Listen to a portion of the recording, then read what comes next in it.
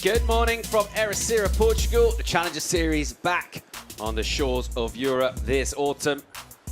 And some very recognisable faces from across the surf world in town. And the order of business is trying to qualify for the 2025 Championship Tour through the Challenger Series. Stop 5 or 6. It's the EDP Ericeira Pro. And we fired up competition yesterday. Ran a few heats in small conditions. We're pretty positive about coming back today and getting underway with a serious, significant improvement in surf game faces on for our competitors.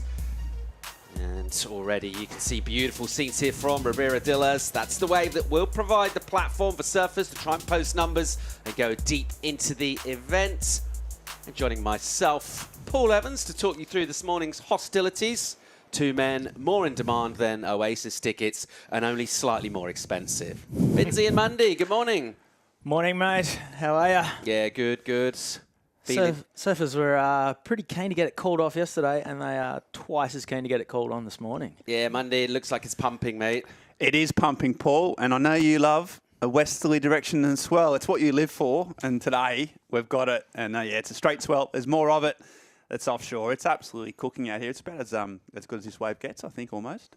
Yeah, so we've been talking, quite a bit about high stakes on the Challenger Series and everything that's available for surfers to go and secure those top spots. But before they do that, they've got to get through the early rounds. And obviously, if you travelled a long way to come here and the waves are small in your heat, it's going to be tough. But today, we feel like much more of a platform for surfers to find some of that energy.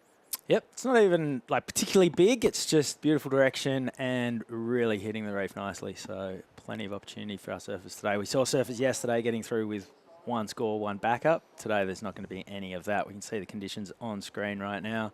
That west swell, perfect kind of tide. And there's two sections. There's the top and further down the line.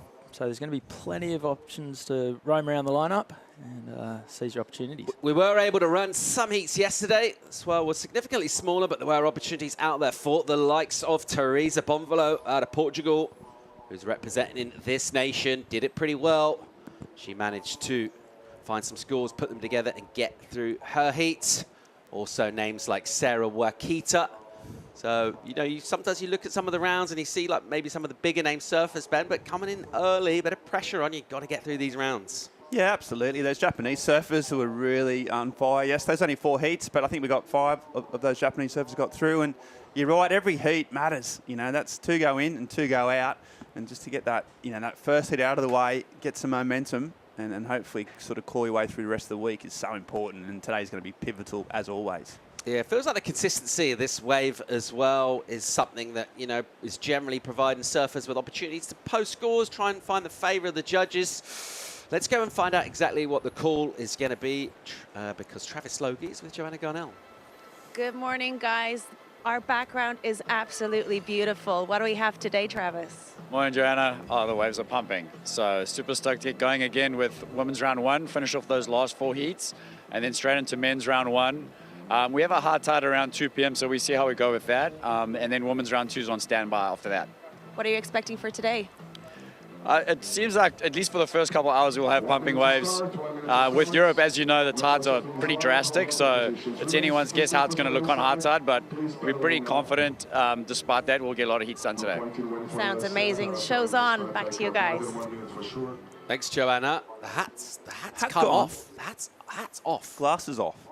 Okay. No, all the hits gone. What does that mean? All the Logie hits. It's not messing around. He's serious. Is he? Well, he's seen the conditions, and he's just kind of, right, we are on. He's back to business, Trav. I like it. All right, well, Sets There's a the lot of tone early. colour going on there. There's some salt, pepper, some blonde, some almost reddish. Yeah. let's get into the rankings here and see exactly where we are on the Challenger Series for the women. Of course, just 5 places available for the Championship Tour in 2025. And that classic blend of experience with the youthquake energy coming through. That's the situation.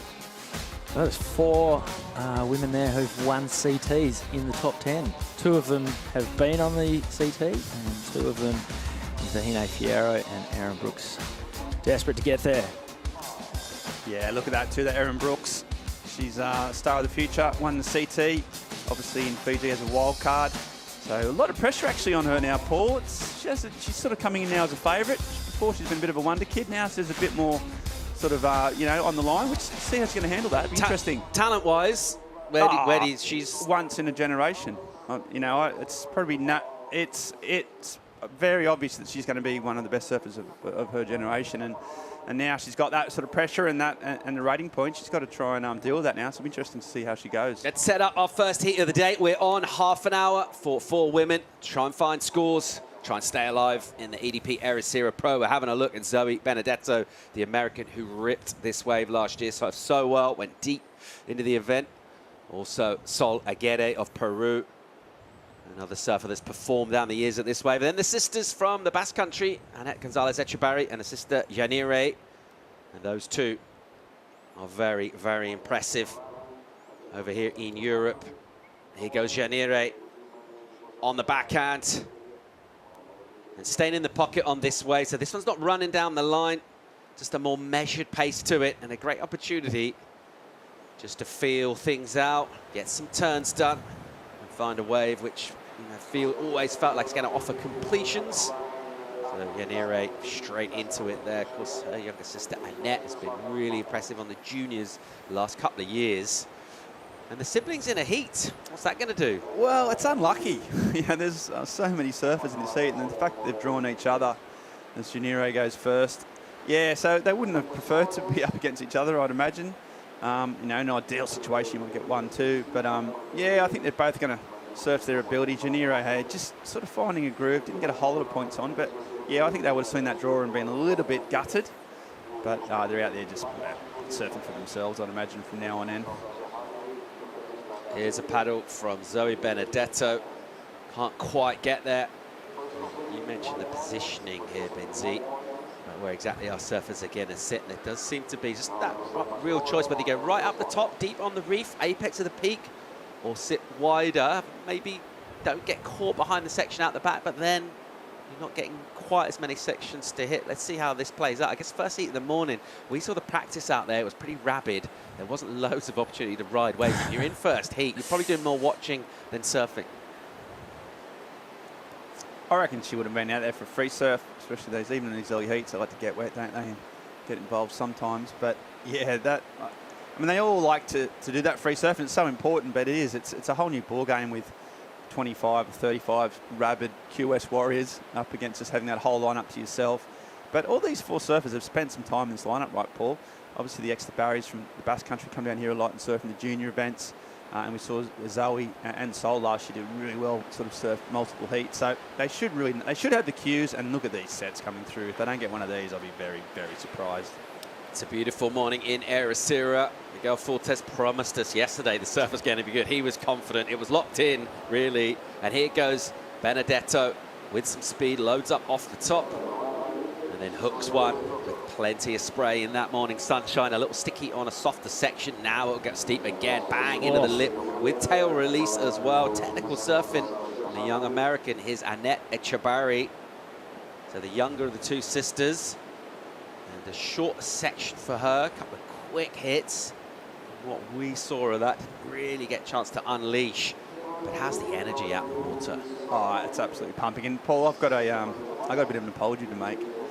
I've been waiting. Oh, this will be good. Yeah. I suppose it's also this wave, and we'll go through it. Annette, nice turn right in the pocket, and this second one just cut short. She didn't get any more sections. Yeah, we heard about Fortes, said it was going to be pumping today, and he was confident. I just checked my forecast, my own little forecast, and went, I don't know if that's right. I thought it to myself, and I went, I thought it. I'm just saying, I'm sorry. In trust in Fortes, it is absolutely pumping as he predicted, and I made a mistake. I feel like I've let you down. I've let him down. You made a thought mistake. Thought, man. Yeah. So you thought it was going to be worse than that, didn't you? Yeah. No, it's absolutely cooking. Early work in their seats is modest numbers in for the elder of the 2 Basque sisters, Yanire, and we went for a number for Zoe Benedetto with particularly that end turn. It was pretty technical. She's pushing water. Got the release of the tail as well. Let's see how the panel reward that. In terms of the judging, early in the first heat, we talk about setting the scale, Chris Spins. What does that mean exactly? Well, they want to get a read on, how the surfers are treating the conditions, what's available. Obviously, you don't want to go too high early on, back yourself into a corner. And, they like to compare for a few of the first waves ridden to see how the surfers are going about it. 5 seems to be a popular score in the first heat, doesn't it? You often see a 5 in the first heat, don't you? The ultimate fence sit. Yeah, not bad, not good. But although 6.33, the result there for Zoe Benedetto, and why not? 2 beautifully planted turns. Really laid some rail into both of those. And pretty happy with that one. She should be too. Yeah, good number for Zoe. And just finding that bit of quality, just showing a bit of difference in the early stages of the heat. Quite often surfers tempted just to find something and get away, and maybe kind of scrapping around a bit, coming away with modest numbers, but a bit of quality, the 6.33, and that set her up. And now, with a little bit of a lull and a bit of patience will come in, we'll lose a bit of time off the clock, and you'd be much happier. That quality number on the board. Sol Aguirre, the Peruvian, her work is still ahead of her. She's went for her first wave. And just a small number in for Annette, to maybe that wave was closing out, but she went a little early with the turn. Just kind of forced it a bit. Yeah, I think she thought there was going to be another section down the line, so she didn't really commit to the turn and sort of got caught in between stations, and just didn't quite finish off. And that's why she got so relatively low score. I think there's probably more points on it. Interesting with the siblings there though, Paul. See a lot of brothers in surfing history that have done very well over the years. I mean, the Hopgoods and the Irons, the McDonalds, so many different brothers. The Hoes. Colapintos, perhaps. Colapintos, obviously on tour now, but not so many of the sisters that have sort of done well. So it could be a new wave of the extra Barrys coming through, the sibling group, but I can't really think of many other surfing sisters out there that have made their mark. The Wrights. Tyler's a world champ. Kirby has been number 1 on the QS. I think she won like a 1,000 to start the year once. Yeah. But yeah, that's about the best we've got. So yeah, we'll see if the extra Barrys can be the first to really make their mark. We've got the Hardys coming from WA, Willow and Olive. They'll be threatening the Challenger Series soon enough. These two girls, Annette and Janire, women, sorry, they were at Cruy last year for the Cruy Pro, which was a co-sanctioned event between Australia and Asia. So they couldn't actually win any points, but they could definitely win prize money, and they sure did. They surfed their way through to the finals. They were both absolutely tearing on their backhand. Big pumping long left point, not too dissimilar from Mundaka in their home Basque lands. And yeah, those two girls really shone at that event. Yeah, I love a bit of power. Obviously, growing up in that region with so many great waves and so many powerful waves. So as soon as the size gets up or there's a bit more juice, they can really shine through. So, So how does Sol Aguirre not have first priority? She must have paddled for one, I'd imagine. Paddled and missed. If you're interested in priority, talk to the right guy. Ben's still working on the book. Yep. Inverting the priority. Inverting the priority. Cure for insomnia, if ever you've heard of one. Oh, I don't know. It's a real page turner, I've Yeah, heard. I wouldn't call it a thriller. Do you turn the pages in order, or do you have to sort of skip around? You can't. It's like a skip choose your own adventure. Yeah. Will you paddle for this wave? If Yeah. so, You turn roll to the page dice. 52. Yeah.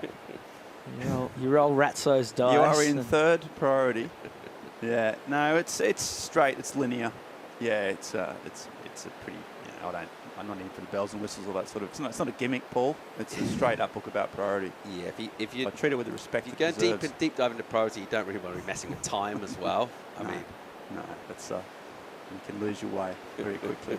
beautiful scenes here this morning at Ribeira Dillas in Ericeira. It's the EDP Ericeira Pro, but another chapter of this historic event being written here, penultimate event on the Challenger Series. Just 5 women will qualify for the Championship Tour. And over the last couple of seasons, we've been sending them into the Championship Tour. Of course, the mid-season cut comes pretty thick and fast.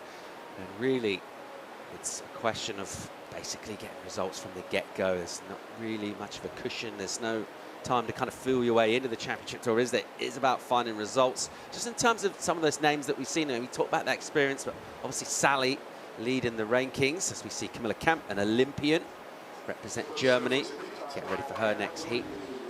It's pretty tough when you get on tour. If you do qualify through the Challenger Series, you've got to go out and basically start going into finals day from the get-go, Ben. Yeah, and you start off with pipe, which is another, if it wasn't hard enough and more difficult enough for these rookies to try and get the speed, they go straight into, one of the world's heaviest waves.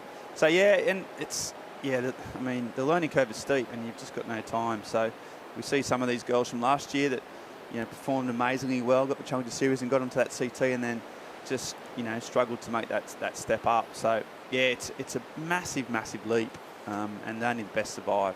Well, even once you are there, it's hard. We saw Isabella Nichols is in the top 5 here. She won Margaret River last year. This year at Margaret River got cut. She's backing her on the Challengers, so it's pretty tough.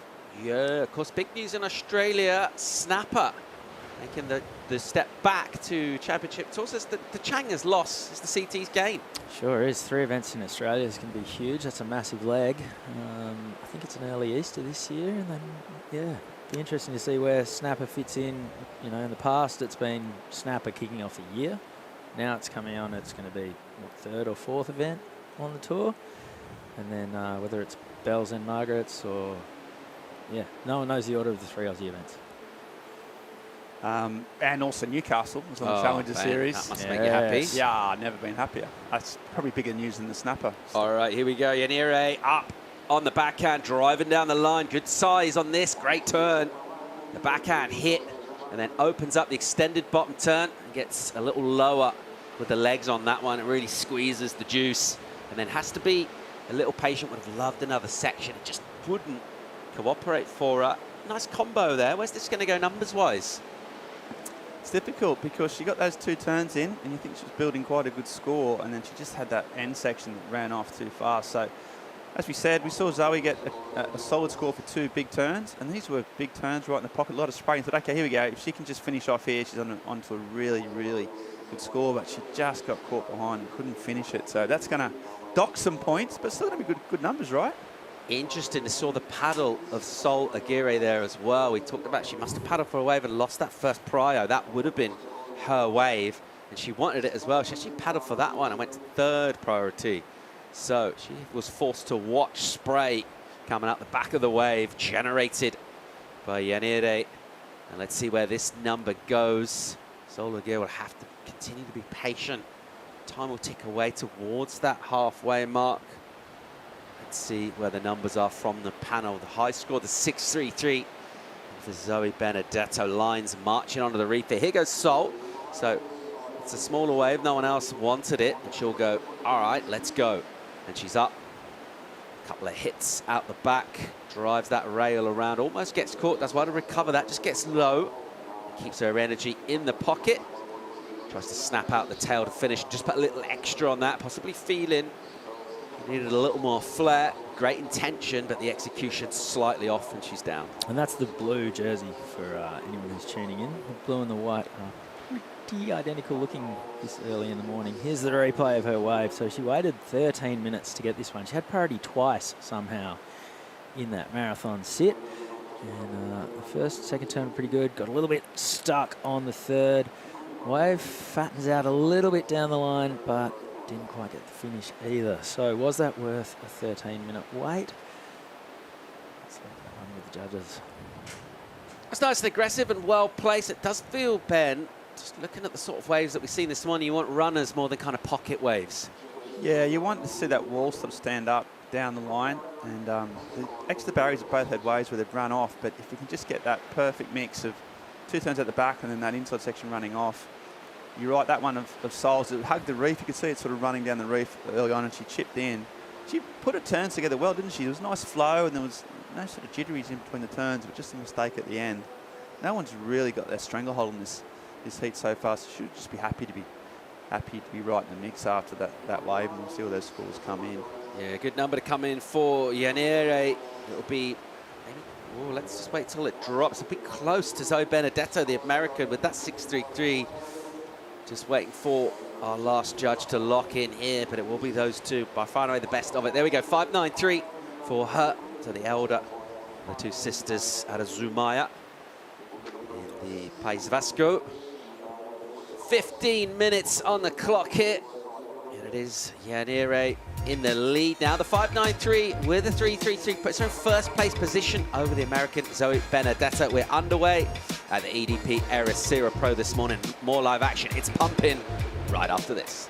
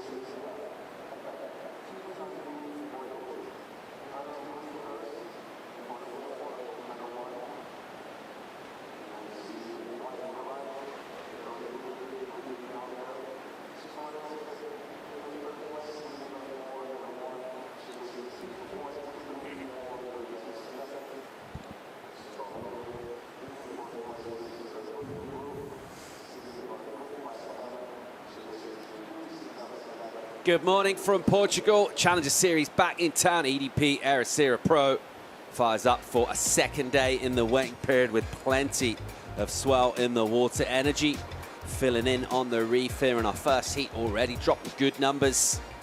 It's one of two best surfers in the water. Yanire Gonzalez Echebarri at the lead at the moment in this heat. Still just under 13 to go.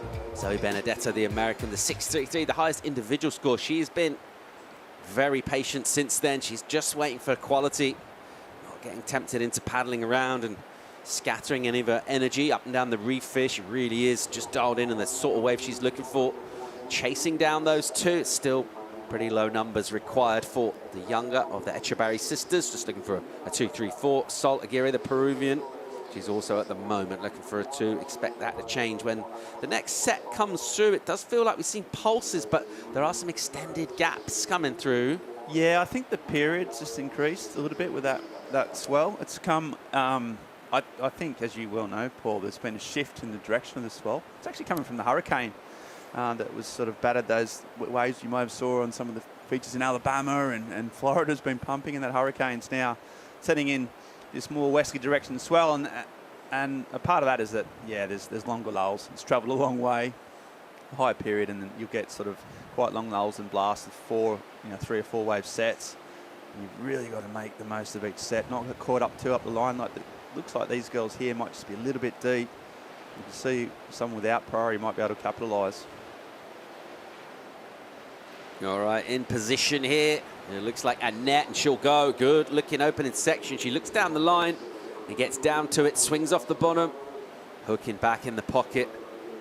And again, just trying to stay in that steep part of the wave.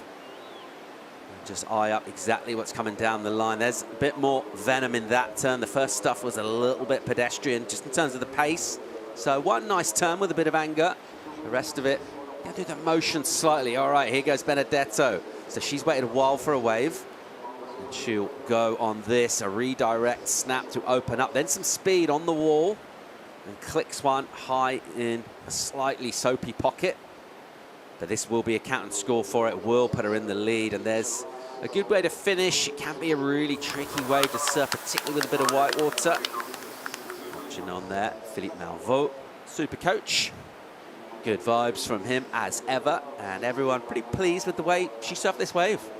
Yeah, I think so. Her second wave, and she hasn't picked a dud yet. A few other surfers in this heat have sat and waited and gone on not much at all, but Zoe Benedetto, her second wave from start to finish, putting in plenty of work, and that will be a solid second score and put her into the lead. Here was Annette Extabari on her wave. She caught this. She had first priority and yet was the furthest down the line. And it's worked out all right for her. This one just keeps running and allows her to flow through the turns from start to finish. And she'll be happy with that one. We're going to see a 3-horse race between Janire, Annette and Zoe, as all these scores are in for the lead. Yeah, I think you said, Paul, she only had one sort of turn with a bit of venom. You said there's a little bit that one there where she threw a bit of wrist and a bit of fins. I think the rest of it, as you said, I think you may have used the word pedestrian, which might have been a bit harsh, but I think she could have just maybe, she's only young, that's part of the experience, but I think she could have pushed that a little harder. Well, her aggression is kind of like key to her surfing. Yeah. She is normally super aggressive. And it's really good to see it getting a chance in the that drone view. Saw the release of the tail, but she's going to need a bit more of that, I reckon, particularly when more sets come through and everyone gets opportunities. Yeah, well, the judges didn't even look at that for too long. I reckon one replay, bang, 3.6 for Annette. And then Zoe Benedetto, her last wave, a 3.8, puts her into the lead. So it's Zoe and Janire at the top of the table. How's your guys' Euskera, your Basque language? Pretty good, or picking up a few words, been on Duolingo? So Eche is home, or Echa, home. Barry refers to the sort of outskirts of town. The Barry. Yeah, so home on the edge of town, I think that means. Right, okay. I could be wrong, but I'm probably not. Yeah, no, it sounds like you've done the etymology.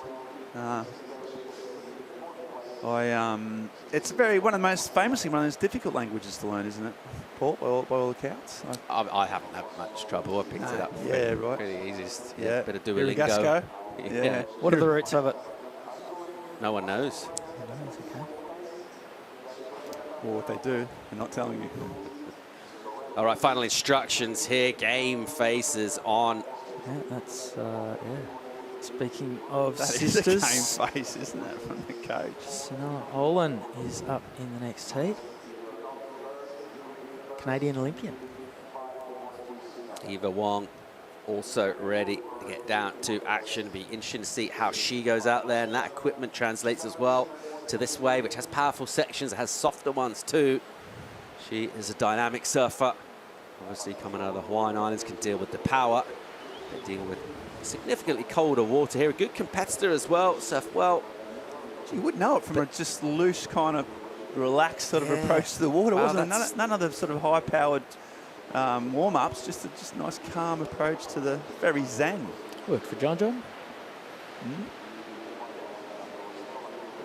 7 on the clock here, and the pack scattering, scrambling. It is the proving with priority, and it will be one of our 2 bass surfers, the sisters in the water. This is Yanire. Gonzalez, Echebarri, bang into the lip and just drove off the bottom and then left herself high and kind of kicked out with that turn. All right, here goes Sol. She needs something here. She's in 4th place. There's a carving snap on a big face, and that's a great combo and goes right over Yanire, who was duck diving. Looked like she got out of the way just in the nick of time, really. And that was a nice combo. That was a great turn, and given there was a severe obstacle in the way, even more impressive. Yeah, first real explosive turn we've seen. We heard the sharp intake of breath from me and Chris, not just because of the person in the way, but the actual turn itself.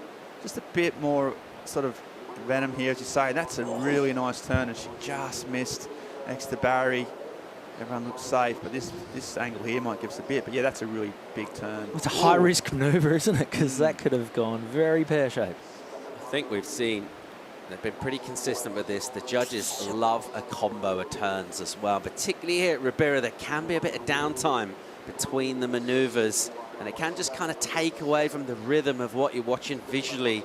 Anytime you can combo the turns straight into the bottom turn, hold one rail and then go back into the lip, generally it does well. Well, and the 2 best waves have been 2-turn combos, as you say, Paul. So yeah, you know, you don't have to get one of those long waves and repeat manoeuvres. If you go big and you do it with, yeah, as you say, quick transitions and a nice smooth style, you're going to get points. And I think, yeah, that wave of Sol needs a 5.7 to get up into 2nd place. So it's getting to that stage where we have to start looking at, you know, the scores needed.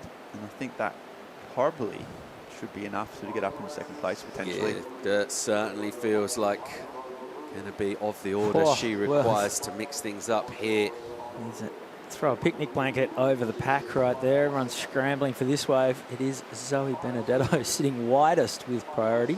So the 3 girls under priority all kind of scrambling around on the inside. A lot easier to just find one big funky section out there than those longer runners that people seem to be focusing on. And this goes Annette Extabari. Oh, that's a strong turn. Engaged plenty of rail, but just the one turn, and she is out of there with 4.5 minutes remaining. Last score comes in for Sol. It's a 5.73. She's not going to hang around here. That read out. She's straight into action once again. Looking lively in the last 5 minutes of this heat. Didn't quite time the last turn, and she is out of there. That won't go into her top 2, but here goes Jeanette Extabari on her backhand, trying to put herself back up into one of the advancing positions. The last turn was big. And can't ride out of it. 4 minutes remaining in our first heat of the day. Yeah, scrambling for numbers there and realising it's time to get going. And being selective throughout the heat, that's gone away now. It really is about requirements right now, and looking at the numbers. With this offshore, they should be well aware of what they need. What do you think of this effort, Ben? Yeah, it's a smaller wave, and I think that was a nice turn. She didn't complete it, so she'd be disappointed. She pulled the trigger. It wasn't a bad decision. Only needed a 3. She would have got it if she made that wave. So yeah, that's just a mistake. The wave selection was okay, and then just see a bit more golf and classy, I think, here. I think Sol's just picking better waves and connecting her turns better. Next to Barry's, she's showing a little bit of inexperience. This is not a very good wave choice. She's zapped it in the pocket, but that's all she got. So, yeah, the sisters, those waves probably aren't going to help. Yeah, I think the 3 that Janira is requiring is going to get blown out once Aguirre's last wave comes in as well. Here goes Annette again. So the Extabari sisters are staying busy in the last few minutes of this heat. This was a smaller wave, but it had some great shape, allowed her to link some turns together. So keeping herself in the picture, under 3 minutes to go. Saka Pires on screen there. And, yep, Tiago Pires coaching Janire Extabare. Yeah, I think it's part of the EDP Surf for Tomorrow team. this Janir. So, and that means Saka, who's very heavily involved in that program where they pick 5 Iberian surfers and help them sort of progress with the aim to get to the CT. Not a bad guy to have in your corner, especially at a place like this. But he'll be nervous. He knows that his charge hasn't got the scores and 2 minutes to go on the clock. Something's got to give here. I don't think it's going to be enough on this wave. Paul, she did show that aggression you were talking about, a bit more sort of flair and a bit more intent, but the wave was not big enough, right? Yeah, sometimes Ribeira, it can be a little awkward. It feels like surfers that want to get on the front foot and attack and be aggressive in the lip and a beach break with an oncoming section. You can always normally find a wave like that, even go a semi-closeout. Here, it does force you to be patient sometimes. You can almost see as she's surfing that wave each time, you can see that sort of impatience kind of swelling in her, waiting for the lip to provide. And as it doesn't, it can be a tricky wave to surf. Here goes Janire off the bottom, bang, into the lip, snaps it and pushes. And just quick release, looking for that 3-7. Still waiting for a number for Sol at the moment. Final 90 seconds. Sol's number's in the 3-9, so not a huge improvement. And that requirement's gone up by about half a point. The elder of the 2 Bass sisters, 3-7 is that number. It's not big, and that's why she's going those insiders. She won't get it there. She'll have about a minute. We have seen surfers pop up kind of midway, paddling back and find little opportunities that miss the main peak happen throughout events here. With this final minute now and priority, Ben, I think everyone's going to be aware. What are you going to do if you got priority here? Zoe Benedetto, who are you covering? Who are you sitting on? Are you just surfing? I think you got to surf and try and improve the score. She's out in the lead, so she doesn't have to worry as much. Here she goes, speaking of. So, yeah, I think she's the one that can just try and get the best wave and try to improve that 3.8. It's probably Sol here, as we see. Next to Barry, she's trying to make something happen. Potentially out of nothing. It's a lovely turn, but it's not going to be the score she needs. So, yeah, it's pretty much all over for the younger of the Exeter Barry. 20 seconds left on the clock for her sisters to try and make something, and here she goes. So you can tell by body language how it looks like those 2 sisters, the Basque, are going to be out of this event early, unfortunately. Yeah, I think if you're Zoe Benedetto, you're steering well clear. Sol Aguirre keeping an eye on the Exeter Barries, home in the suburbs. Zoe Benedetto, just 2 waves ridden. She's done it very nicely. Just conserving that energy. And the squad is stoked too. Getting that 6.33 early on really just set the tone. Built her up with a great platform into double figures on the numbers. Didn't get a massive backup number. Didn't actually have a whole lot of choices to make in terms of waves. She just waited for something to come through that she felt would be a significant number. In a pretty well surfed heat without really having to extend herself. Sol Aguirre, the Peruvian, with that combination that was dramatic. And ultimately, by making that second turn, that's what got her through and kept her alive in the EDP Ericeira Pro for 2024. We're underway here. The waves are pumping. More live action from Portugal on the Challenger Series when we come back from break.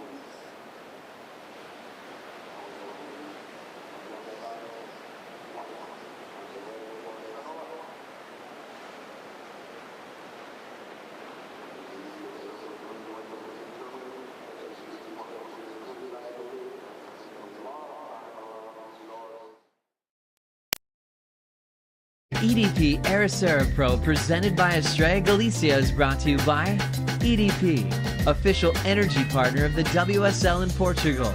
By Millennium Bank, official bank of the WSL in Portugal. By Hertz, official rental car of the WSL in Portugal. By You and the Sea, your hotel in Ericeira by the sea. And by Mayo, official technology partner of the WSL in Portugal.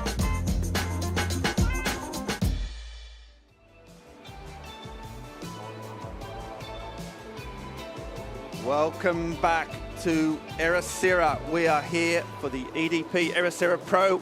We have had the first heat of the day.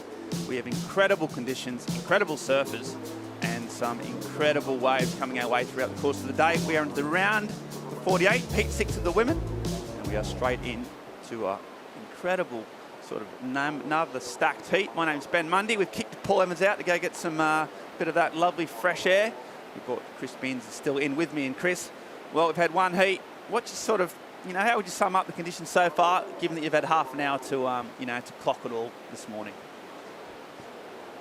Let me just turn my mic on. Oh, Chris, sum up the conditions for me, mate. Yeah. It's funny because, the pre-surf was like popcorn in a microwave out there. It was just waves being caught all over the place, but there's about 50 surfers in the water. And as soon as you drop it down to 4, the split peak definitely comes into vision a little bit more clearly. Lots of surfers getting stuck up the top, not really doing a whole lot. Sanoa Olin has opened her account on her backhand. She's got a 1 and then that score. This is Camilla Kemp in green, doing it on her backhand for Germany. What is this? Is that the blue jersey? Rosie Smart. Yeah, that's Rosie on the backhand. So busy while while we're on that break. Doesn't look like we've got a massive scores to come in. Oh, the sun's out. Sun's out. This will brighten things up, warm things up a degree or two. Not as cold this morning as it was yesterday. The water temperature's still, you're fine in a 3-2 out there. No drama whatsoever. And, there's plenty of waves. We've seen, some surfers sit and maybe overthink priority, wait a little too long. Hasn't necessarily been the longer running waves that have brought the scores. It's the ones with the big sections where you can drop a bit of rail. So, they've got to make a decision, don't they, Chris? Because in the sets, it's probably, there's not going to be 4 waves in the set. So you can either elect to go a mid-range or wait for the next set, which could be potentially a 10-minute wait. So these surfers will have to make up their mind, won't they, if they don't have priority, whether to try and go one of the smaller waves or just wait your turn and wait for the next set. What do you think about that? Well, we've often seen the surfer with priority sitting widest, sitting further down the line. So under priority, snooping around on the inside, seeing what you can come up with. Yeah, that's what Evie Wong has done, and she's up for a first wave. The Hawaiian, nice swallowtail board, looks pretty sharp under her feet. There's a nice another carve, looking sort of a lot of intent, getting moving along, bit of speed, and then a nice finish. So solid start from the Hawaiian. And she'd be happy with that, just to get the nerves out of the way, get your first sort of wave of the event and get a score on the board. It's pretty important. Yep, got the carbon fibre CI underfoot. What we're not seeing on a lot of these tighter shots that you see when you're standing at the beach, some of these waves that look like closeouts are long, fast walls. A lot of the surfers in the free surf just putting their foot down, flying and getting around those sections, and that's exactly what happened here for Eva Wong, and she's capitalised using that extra little bit of speed to blast from section to section, and that's going to be a decent number for the Hawaiian top seed in the red jersey with 24 minutes to run. Sanoa Olin, her last wave was a 3, and Rosie Smart, the best wave of the heat so far, scored a 3.67. That has changed to 4.5, the result for Eva Wong's last wave. Yeah, best wave of the exchange went to Hawaiian with a 4.5. As we said, not a bad little starter to get your waves under your belt, a 4.5. Speaking of someone who managed to get a few good scores, and that is Zoe Benedetto. She's down on the beach with Chico Alves. Yeah, boys, I have with me Zoe. Zoe, what a good way to start the event. Last year you did really well here. You started with the right foot. Talk me through that heat. Yeah, my first heat's always like my most stressful heat, I feel. And I was really nervous. I was supposed to surf yesterday, and then I got called off like right before my heat. So I was just ready to surf, and I just wanted to get out of the way. and it felt good to start strong. So yeah, I'm just taking it slow. And talk me through the 8 because you had the 6 and then it was quite hard to get that back up. Yeah, I didn't really get it back up, to be honest. I kind of got a little bit out of rhythm, but yeah, I just feel like I'm constantly learning here. This wave's super tricky, and I feel like you're always adapting and it's changing all the time. So yeah, just try to take that and put it to our next week. Any extra nerves for being the first heat of the day? I actually enjoy being first heat of the day. I just like no distractions. Like I'm not really like stressing about what everyone else is doing, and you kind of just do it first. So yeah, I enjoy it, and I'm just happy to be here. Great, congrats, and good luck for the next round. Thank you, guys. Thanks. Back to you, boys. Thanks, Chico. Thanks, Zoe. Yeah, pretty calm, composed, Zoe. She's always learning. Had some really good runs of events here over the year, especially last year. She was on fire. So I like the fact that, Chris, that she's saying, you know what, I've just got to learn more, got to, take each heat, try and gain something and put it into place for the next one. I like the fact that she enjoys being first heat of the day, because you hear a lot of surfers, it means you've got to turn up every day, event might be on, event might be off.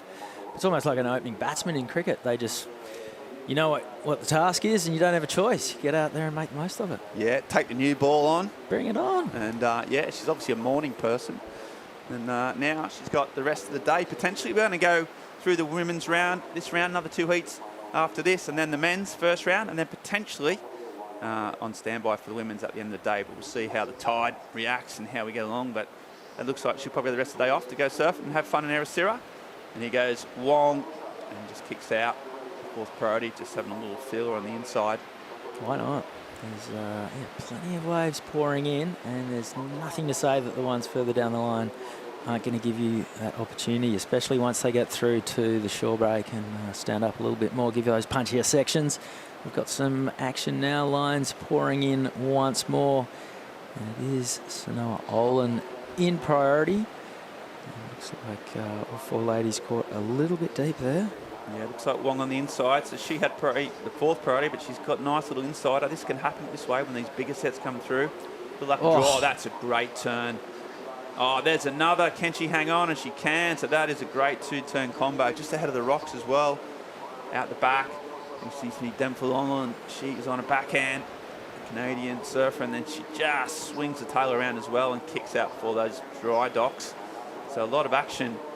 Really, really looking forward to seeing that wave of Wongs again, and Rosie Smart too. So that was a big set, 4-wave set.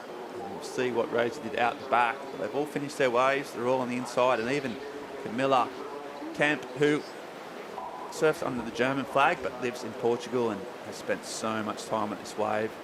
She knows it inside out. She probably didn't quite get the run of that sort of set, but she's back out there, hometown of Gincho, just down the road, probably half an hour down the road towards Cascais. So this is a wave she knows so well.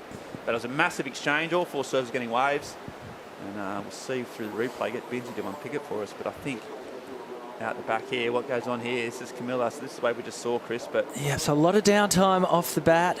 As we've seen, that top section gives you the chip shot to get in, but you're still just standing up, biding your time, waiting for it to stand up on the inside. This was Rosie Smart going to work on her backhand. And again, quite a bit of water in this one until she gets through to the shore break. And catch up on the waves of Sanoa's and Eva as well. But I've got a feeling that it's going to be Evie Wong, who had no form of priority whatsoever and has caught her wave a lot further down the line, who's going to end up getting the best of this. Sanoa having to drive her board through that turn, got a little bit stuck. And, well, she had a good pace from start to finish.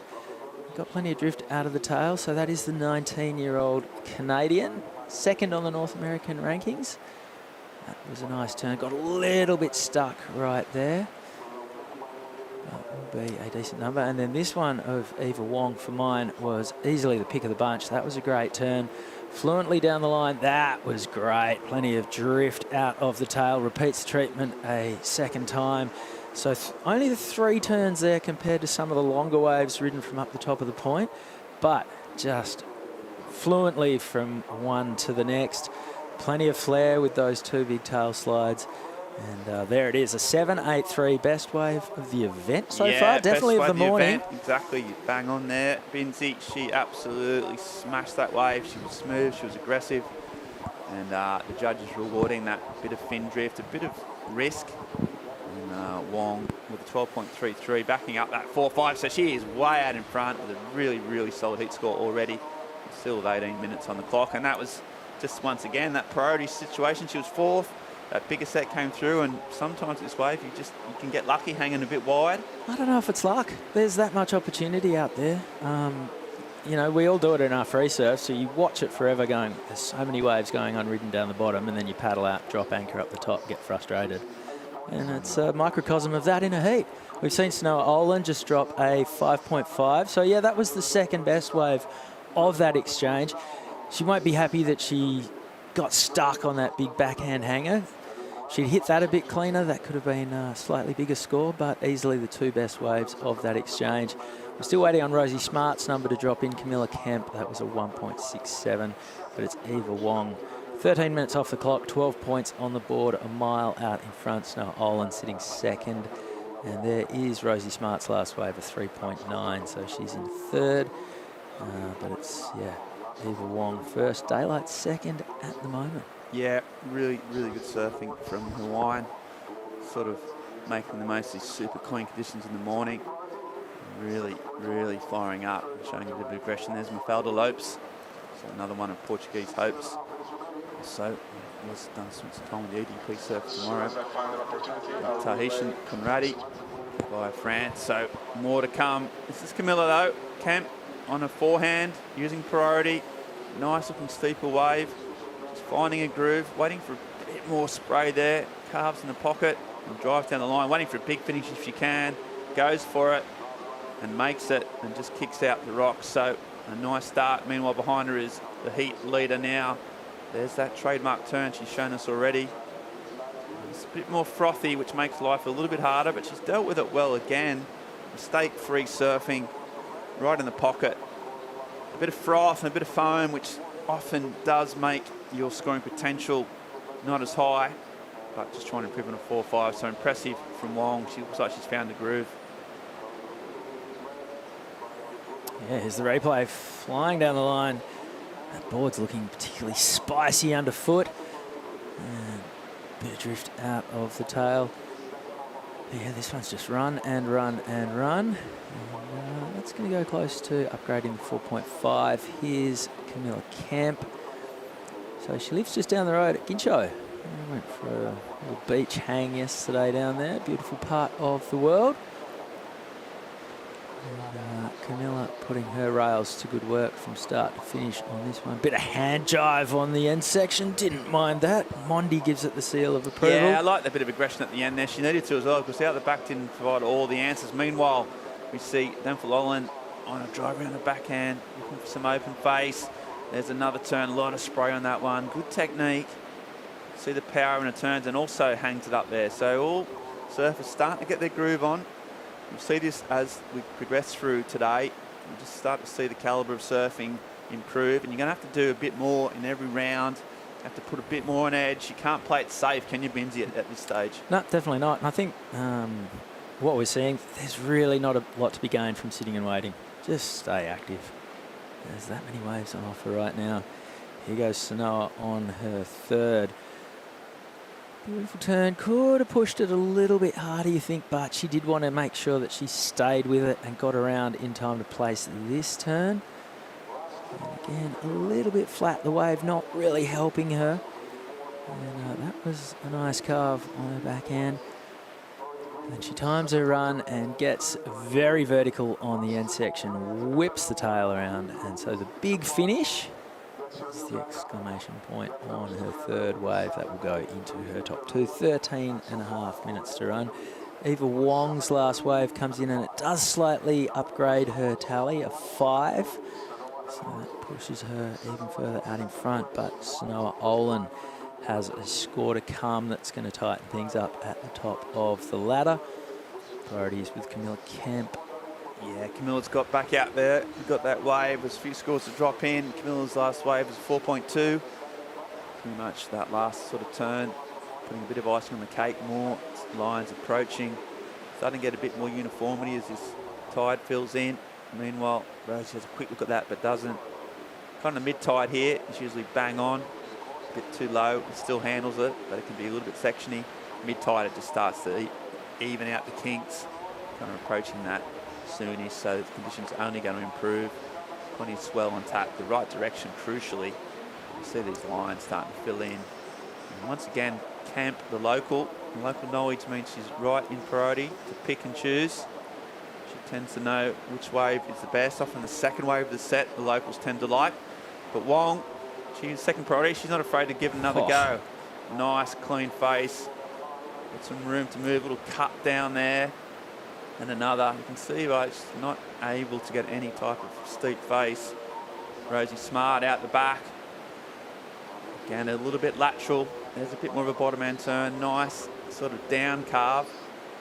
There's not a lot of variety showing just because the wave, and then can she finish it off? A bit stronger finish and hangs on. So Rosie Smart with a couple of threes, trying to get up to that 4 or 5 point range. Last score for Snow Olin was a 5.17, goes into her top two. So we've got the two surfers at the top of the leaderboard in double figures. Rosie Smart, Camilla Kemp trying to get back into the mix. Here is Rosie. Yeah, a little bit flat, not her fault. Didn't quite get the section. That one had a little bit more vert to it. And, 3 of the same turns. I love that she pushed it on the end section because she had to really to break things up. Yeah, it's part of that advantage and disadvantage of being on your backhand, isn't it? You can get vertical. That's one of the advantages at this wave. But sometimes you can get stuck doing the same turns. It's hard to show variety sometimes. And that last bit just had a bit more tail hang, a bit more fins out the back. See slow-mo over here. Chasing a solid score. She's probably not going to get it, but she might make this position a little bit easier. 11 minutes on the clock. And interestingly, Kemp decided to leave that set alone.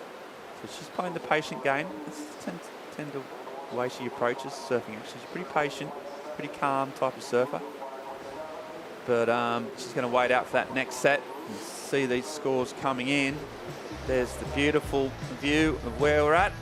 But while we have a little break in proceedings, we're going to have a short commercial break and come back with more live action from the EDP Ericeira Pro right after this.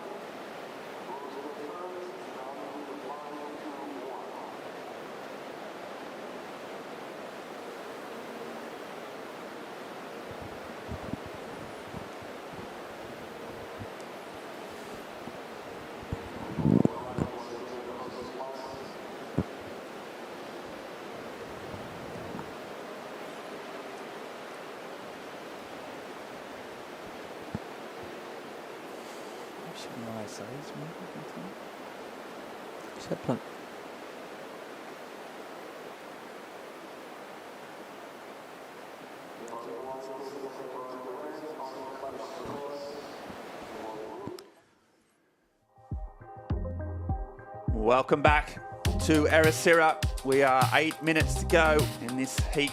We are in the round of 48 of the women's, heat number 6. We've pressed go today. We're going to stack day of action with all the women's.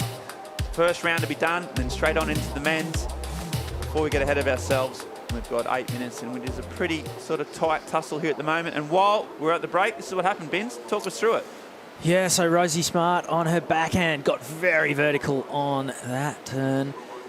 And had to bide her time, worked her way down the line, looking for the big end section blast. The bulk of her points will be for that opening salvo. And then this was Camilla Kemp. Powerful on her forehand. Big sheet of spray, the result of the first turn. A little bit of a layback drop wallet on the second, so some variety. The open face carve. And links this one through to the end section. This is going to be comfortably her best wave. A 6.33, the result. The drone shot looking pretty as a picture.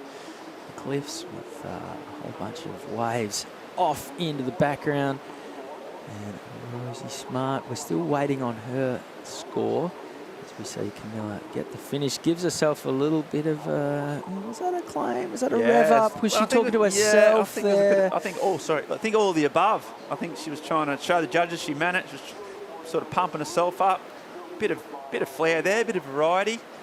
And she waited that wave. She let go the first set when she had priority. So good decision, because it's her best wave. It wasn't enough. A 6.33. Now she needs just a 4.34 with 7 minutes on the go. So she's got herself right back into contention. I'm still waiting that last wave from Rosie Smart. I think she left some points in that last Rosie. She just didn't quite connect with the sections she needed. And she still requiring just a mid-range 5 to get up into the all-important second spot. Meanwhile, Kemp, she's eschewing the sort of patient game now. She's just pulling the trigger. First turn's going to be crucial. Carves the rail. Just can't quite get that one in. Sort of pushing it now. And because she pushed it, she made a mistake. Meanwhile, Rosie's been busy and she goes again. So that's a better first turn. That felt good. And a nice drive off the bottom turn. And that was another good 2-turn combo. So a bit more aggression. And can she finish it? It's a bit of a lazy kind of slow finish. But those first 2 turns felt good, looked good.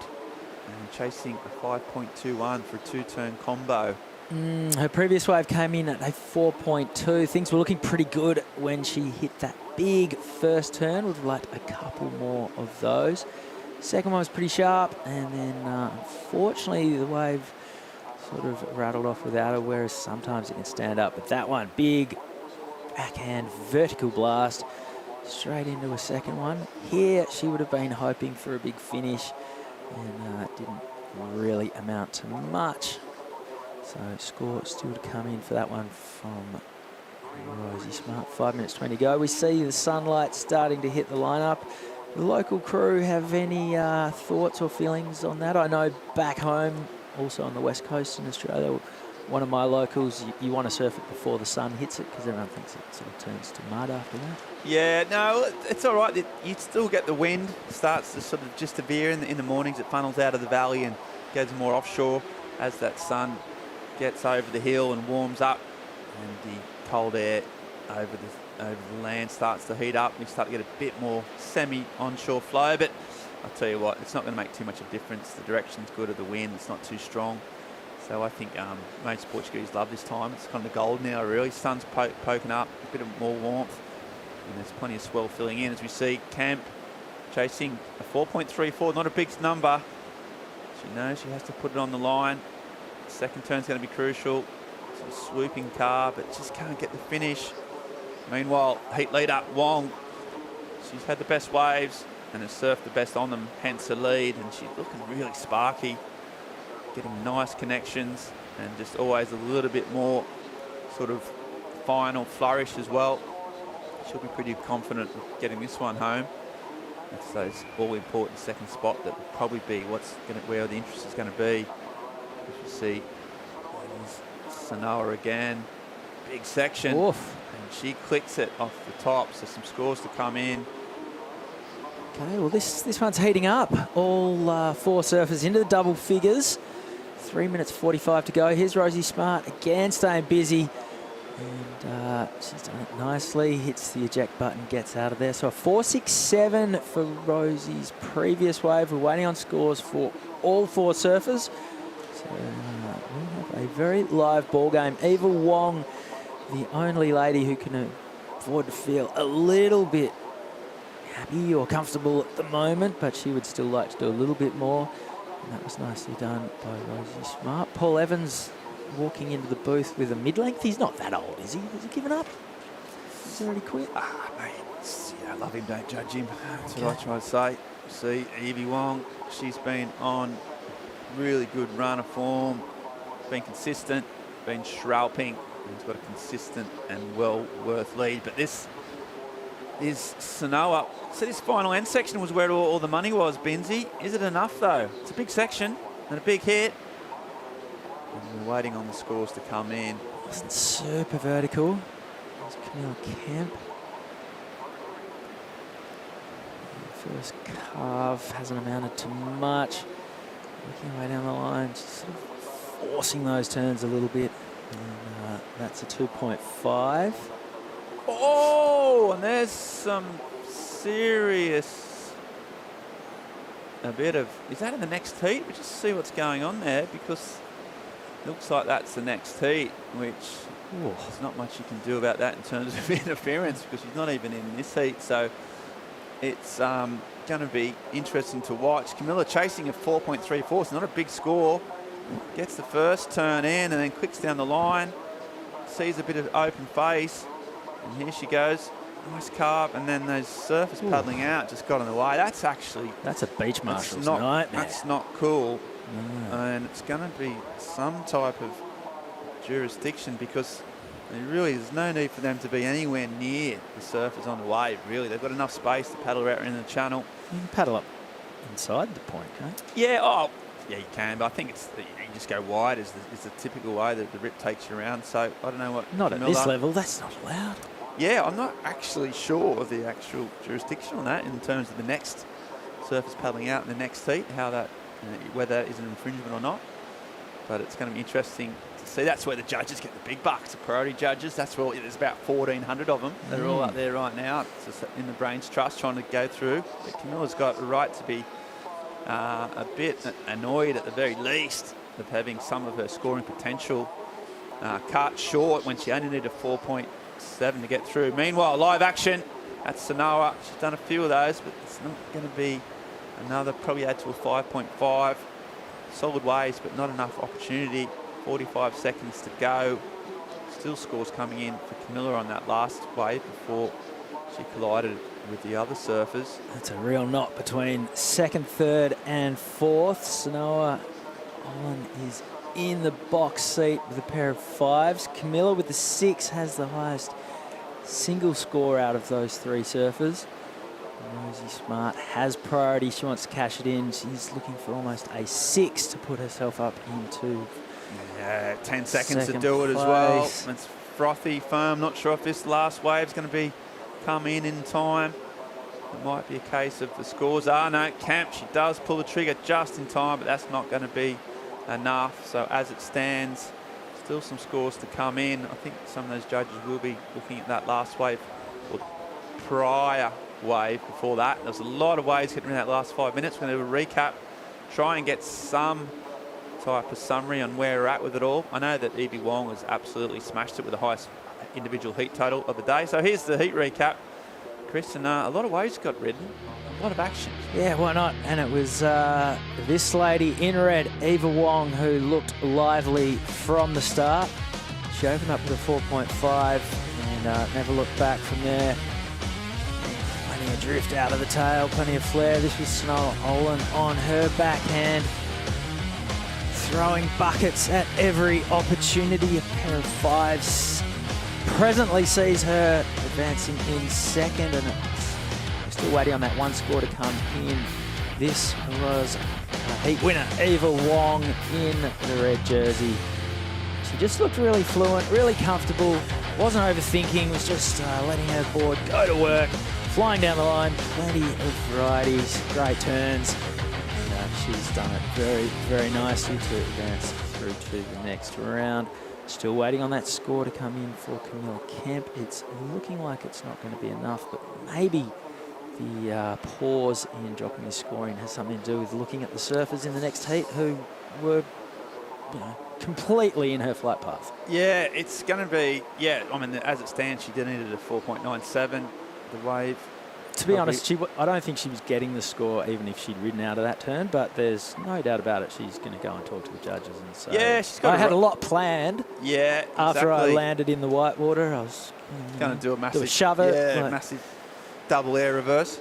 Yeah, well, she'll no doubt have to sort of go and have a chat about that and see where she stands. As it stands right now, the wave doesn't look like it's going to be enough. So we have definitely Wong going through and Sanoa watching her over her back. But while the judges work that out, we're going to go to a short commercial break and come back with more live action right after this.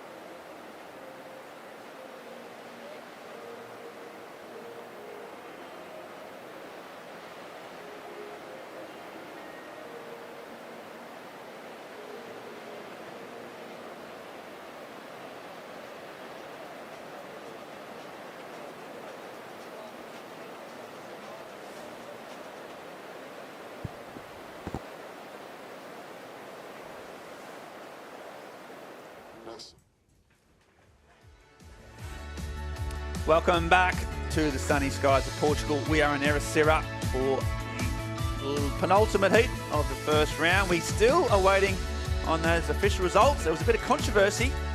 I'm joined in the booth by Paul Evans. Your thoughts on that, Paul? I know you're an experienced commentator. You've seen a lot of heats. Have you seen that position or that situation before? I've seen it in Portugal. And what happened in that precedent? I don't want to throw the wrong people under the bus. Was it Daryl Staples was paddling out? He wasn't in that heat. He was having a free surf down the beach at Carcavelos. I think it was one of the Hopgoods. And they tried to land an air and kind of he was in the way. The awkward thing is, even if you sanction the surfer for doing the wrong thing for paddling out, you can't. That doesn't help the surfer that lost points in the heat. You see what I mean? You can't really compensate them. So you can give someone a slap on the wrist, so to speak, but it doesn't really help the person that might have got through otherwise. It's an awkward one. Tough. Yeah, exactly. It is a tricky one, but that's by the by. The winner of the heat, Evie Wong, she was all over it. She's down there on the beach with Joanna Garnell. Yes, she absolutely was. You were on fire, and your board looks so good under your feet. What are you riding? Oh, thank you. I'm riding an ECT, Channel Island, carbon epoxy. Yeah, it was really fun. How do you feel this wave fits your surfing? I feel like we have pretty similar waves to this at home. I think it's a combination of Makaha and Sunset waves I surf pretty often, so I felt pretty comfortable. Something that isn't similar is the water temperature. How do you deal with the cold? Yeah, it was a wake-up call to get in the water early this morning. Definitely not used to the cold, but yeah, I handled. Well, absolutely amazing. Congratulations, you're in the next round. Back to you guys. Thank you so much. Thanks, Joanna, and thanks, Evie. Yeah, well, we've had a lot of comparisons of this wave over the years, Paul, and I don't think I've ever had the classic Makaha Sunset combo thrown at it before. I like it. I just think our surfing really suits this wave. A lot of times we focus on the actual manoeuvres themselves, don't we? But just the sort of carving, the linkage between the flow down the line, all of that stuff, holding the speed crucially when you come out of turns. I really thought that's what she was able to do in that last heat. Did it really well. An impressive surfer.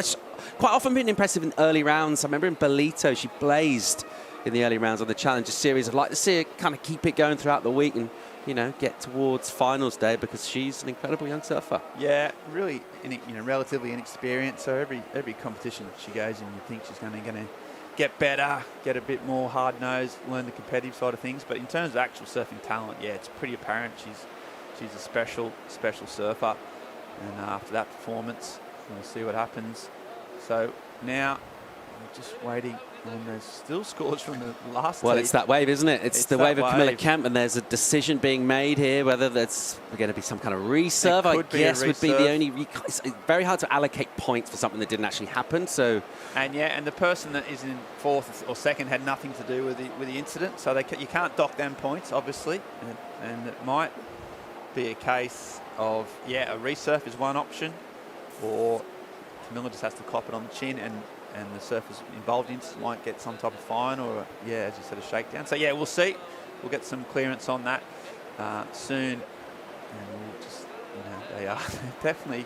That's surfing. It can throw up, can always throw up something, unexpected. Bit of technical side of it, the rule side of it. It's not always in there, but it does, it does pop up. It's a little interesting sideshow about this, about competitive surfing, and we're not quite sure. I know Camilla will be pleading a case. 4 surfer heats. Okay, so you got obviously four people catching waves, 4 paddling out for the next heat. Here's Camilla Kemp on the beach right now. You think there's a lot of acreage here. There's a big wave. There's plenty of room. Generally speaking, you'll make it over the rocks. You kind of punch through and get wide. However, at some point, just depending on exactly where you enter the water on the reef, you will have to get through the breaking part of the wave. And in order to do that, you might end up in a path of someone who is surfing. So this looks like, at the moment, the situation we're dealing with is the judges figuring out exactly what's going on, because that's Camilla Kemp, the person involved. She's still on the sand, so it's not her up there at the moment who's obviously had anything to say to the officials. It's them themselves figuring out how to apply the rules to this situation and making sure it's fair for everybody. High stakes, of course, on the Challenger Series. They're looking to qualify surfers for the Championship Tour, and each heat is crucial, Ben. There's no safety net. If you lose, you get third or fourth, you're gone, you're out. Yeah, but Camilla, who obviously is a local here, lives just down the road, so this is an event that she would have marked as a really important one for her year and her career. So there's so much on it. And as you said about those surfers, they do have to get out to the lineup, that's right. But the general rule of just in surfing in general, if you're potentially going to get in the way, you don't. You either go towards the foam, and that counts for double or triple when you're in an actual surfing event. It's Mafalda Lopes, wasn't it? So a surfer that will know Camilla real well.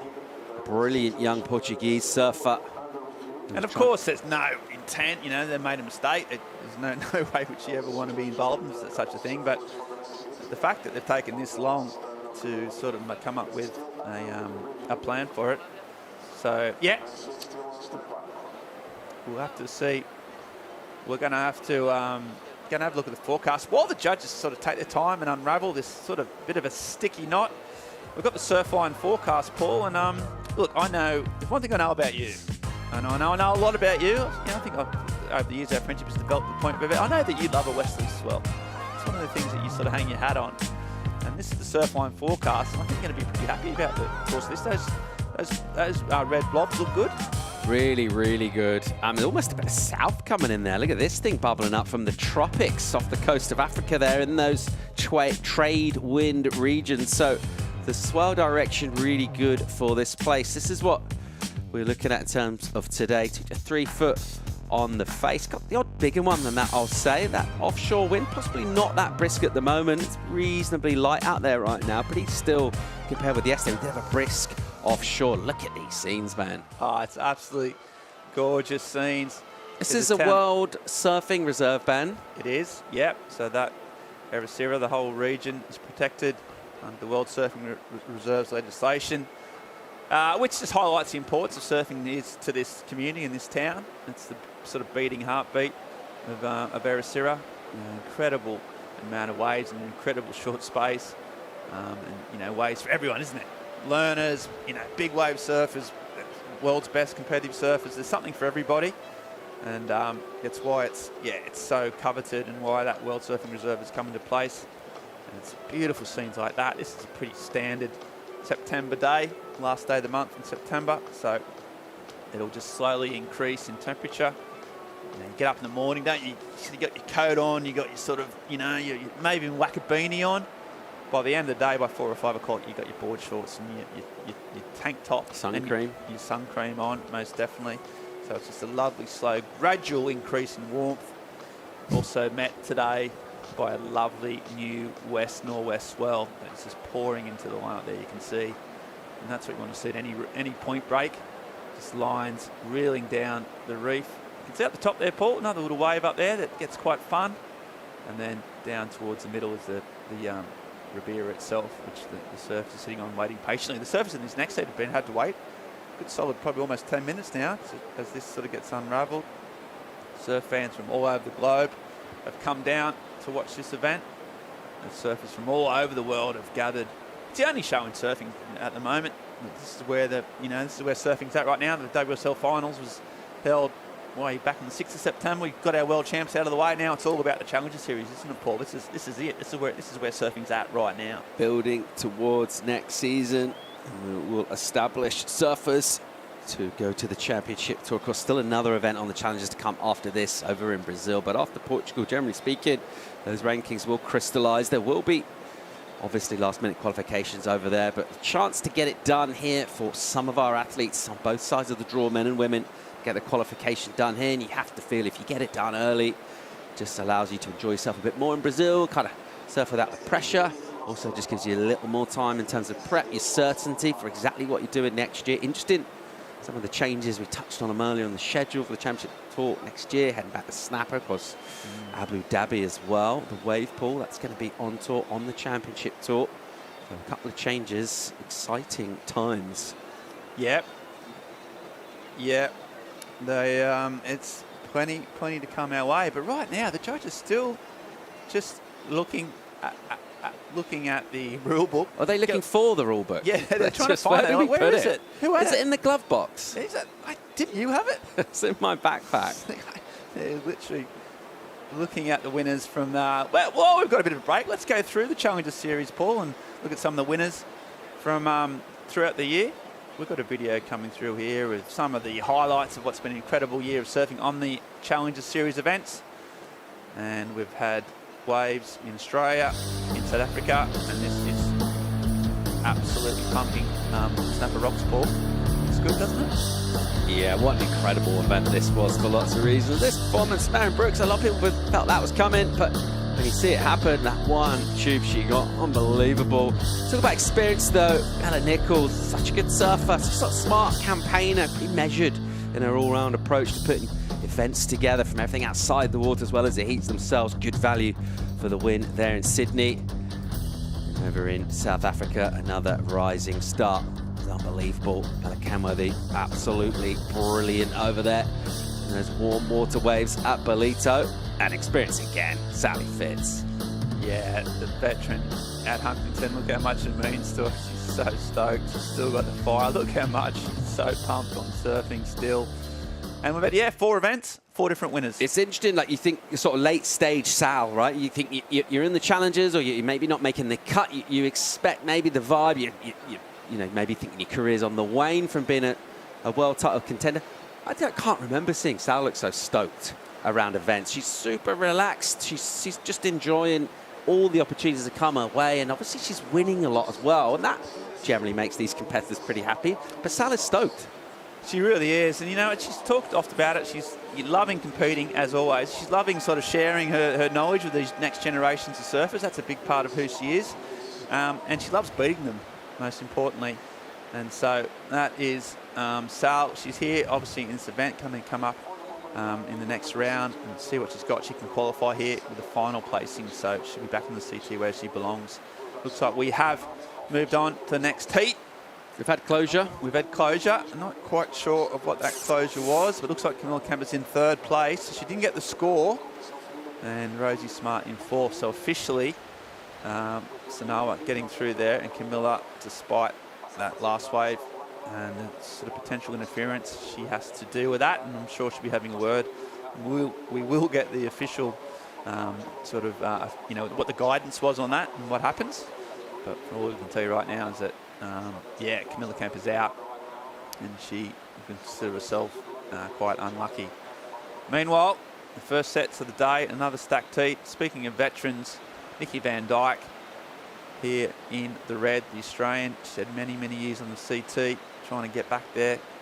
But mixing up her competitive career with lots of other different spots. She's a yoga teacher. She runs lots of yoga retreats all around the world. So she does that, but still keeping an eye on competitive surfing. So fit, so focused. So next around and will be dangerous.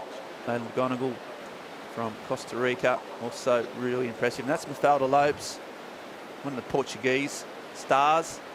She's done very well over here in the years in the Tahitian Hina Marina Conradi. So a bit of a mix there, Paul. Different nations, different styles. One Giffy footer. What can we expect from this heat? What are you looking forward to?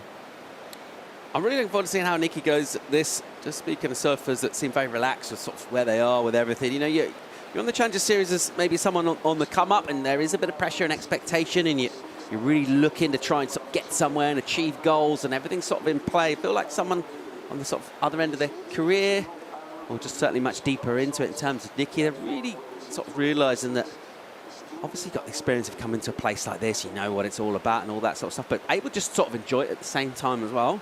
Enjoy the travelling opportunity and the fact that, you know, you don't get, these aren't unlimited amounts of laps you're going to be doing on tour. She just seems really comfortable where she is, in a good place. Obviously pretty zen as well with all the yoga going on, but I just feel like anytime you can kind of like lower that intensity a little bit and keep things relaxed, that is when we see the best surfing. I feel like surfing is at its best. It's quite a kind of relaxed sport. It's not a tense one. It's not fighting. And I do feel like surfers seem to perform at their best when they're loose and they're lined. Yeah, you're right. It's balance is all important, isn't it? I didn't see you on the mat this morning on the yoga mat. I was there doing the primal flow, Ben. You weren't there. I was some more the Priana, just in my bed, just trying to get myself centred and sort of in the zone for the commentary day. Okay. It's more of an internal thing. I don't do it for show. Yeah. Yeah, I'm not one to just sort of get out and make it a performative. Benzie came and sat on the couch and just watched me. Yeah, I didn't want to be that guy either. Here we go. Stand by, live action. You see Layla McGonigal on a backhand, comes around the corner. A lot of spray. Second turn is similar to the first.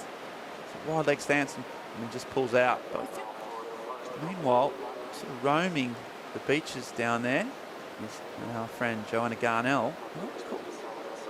Let's see what you got. But after this replay, Paul, 2 turns, but kind of similar.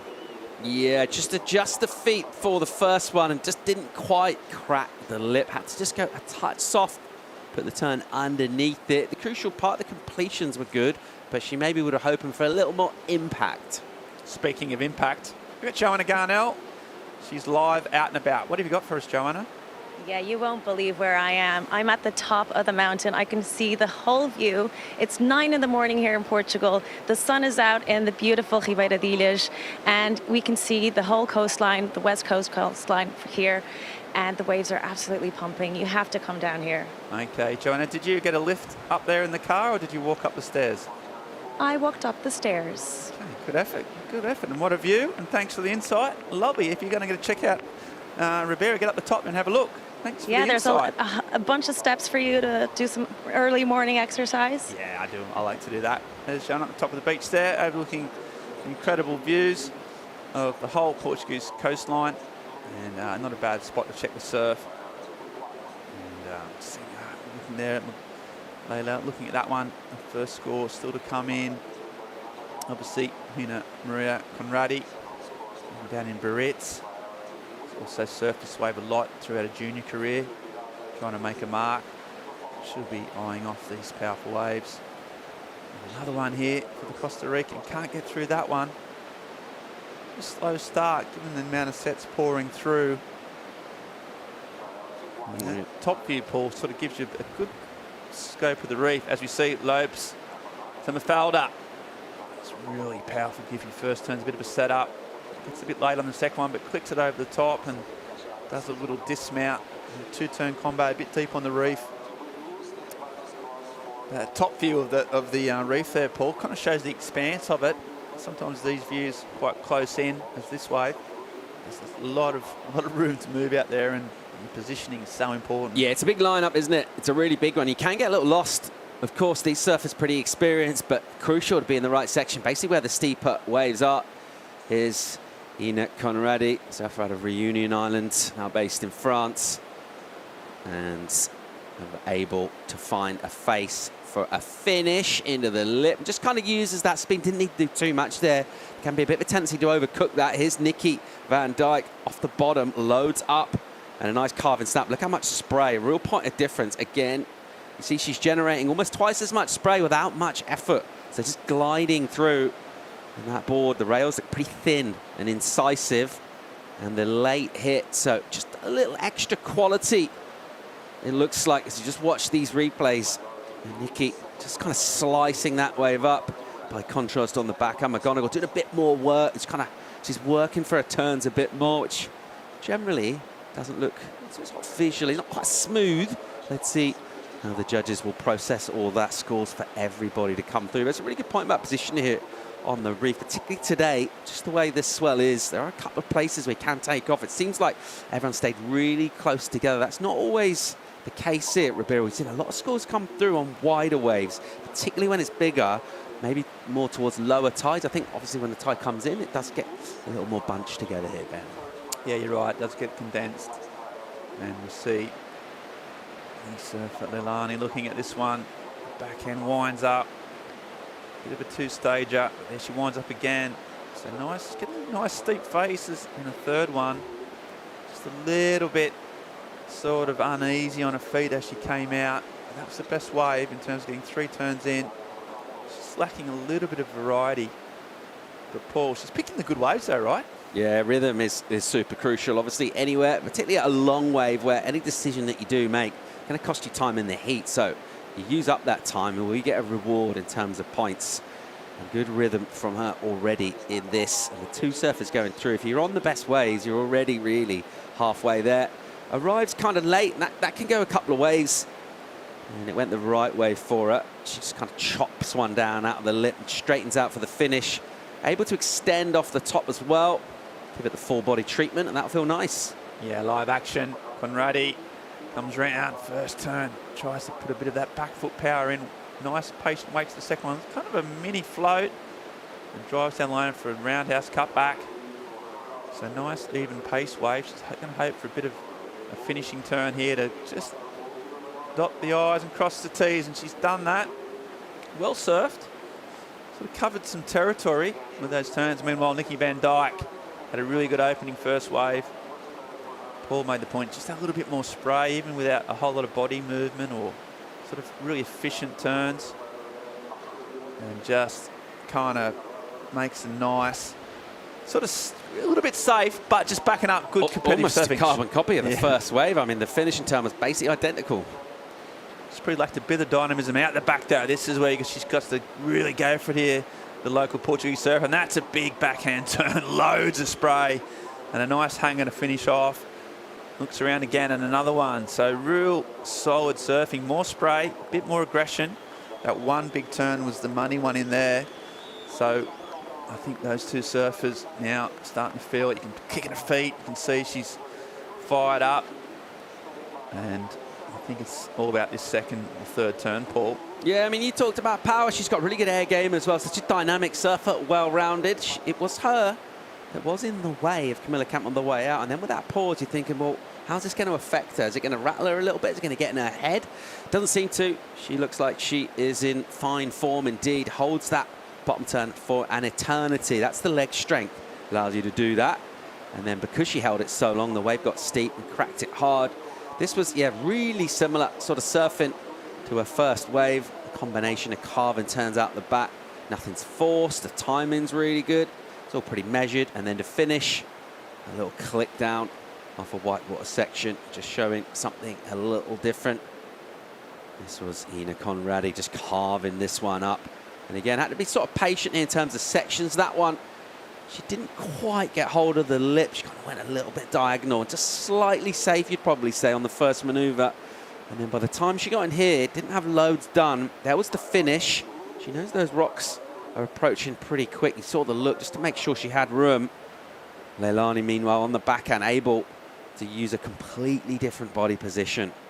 And she can go much more steep in that tighter pocket and put her turn right next to the whitewater there in the pocket. Try and go vertical with the board and then recover out of that turn and go straight into the next bottom turn. So, you know what, a lot of work for the judges. They're earning their money this morning. They've had to figure out like the rule book essentially for a bit of an incident. paddling out prior to this, and now they've got scores coming for everyone with all sorts of turns going down. Yeah, all 4 surfers getting off. There's 2 scores for Nikki to come in. 2 really nice waves. She got it. 6.17 for her first one, and you said that carbon copy might be a little bit just below that, but we'll see. She leaves that one go. So we see live action, and Leilani again. So she's been really, really busy. Just fades back to the foam, and that's a better turn, a bit more pace, a bit more power. But unfortunately, that meant that she couldn't get that next section, so it's just cut short. Interesting to see Nikki Van Dyke, that clean, stickerless board.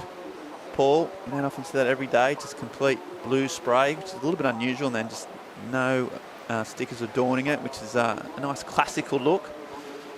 And Nikki just looking really, really calm and composed. And here she goes again.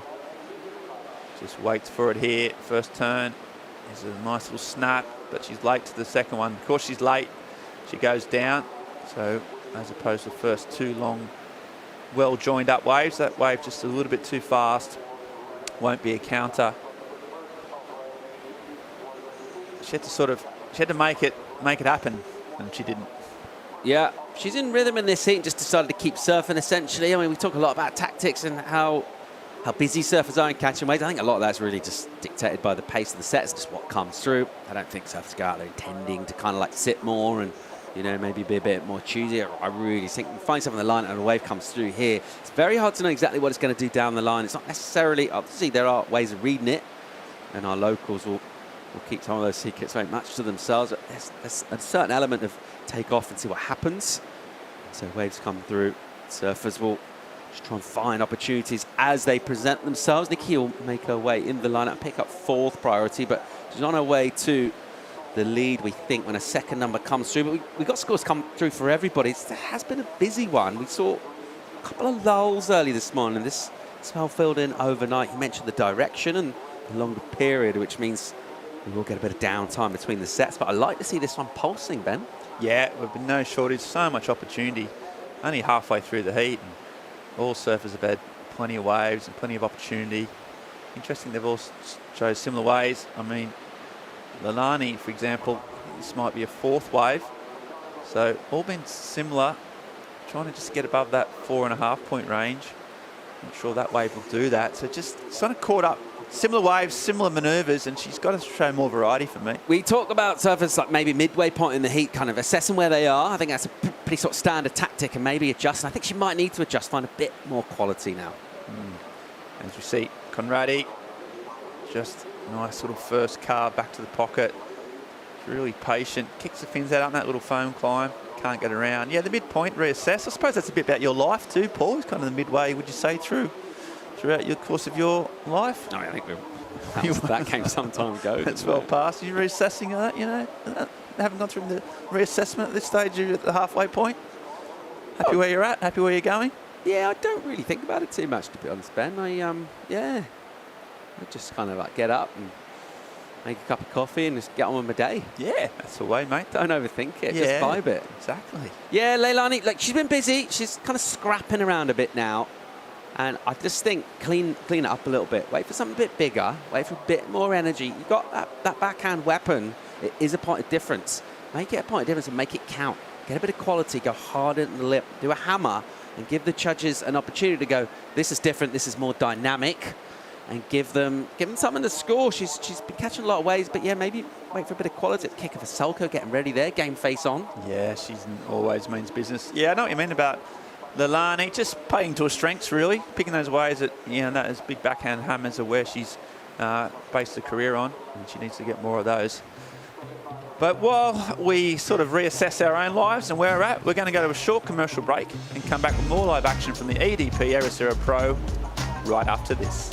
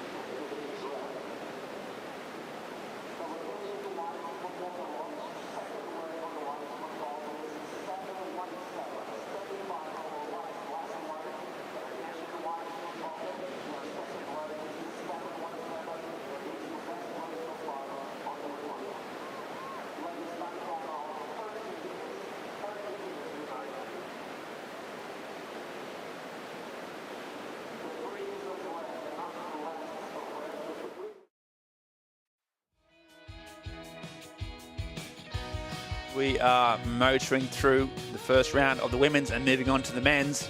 Right now, though, heat 7 of the round of 48. We've got Nikki Van Dijk out in the lead with 6:175.87. There's some big numbers dropped, Paul, while we're having that little short commercial break.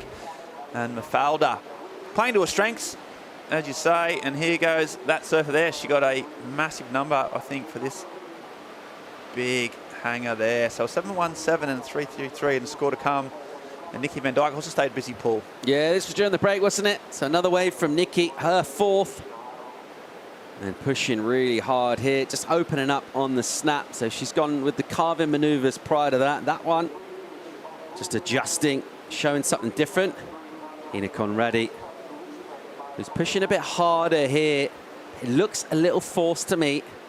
And she got good rhythm with the turns as that wave stood up down the line. But I think a couple of her previous waves maybe just lacked a touch of speed, Ben, which is an important ingredient in your surfing. And then that one there, maybe just forcing it a touch more. So she's still really trying to find her best, I feel. Yeah, lacking the rhythm. We've seen Nikki and Mafalda just sort of quite in tune with the wave, using the speed of the wave to surf to their strengths, whereas you're right there. Ina Maria was just kind of pushing it, trying to get that next lip, try and drive down. And then by virtue of that, the last turn, she has to try and almost manufacture something, and that's when you often can get into a bit of strife in terms of forcing the issue. So hasn't been able to get any of those scores. Still right in the hunt.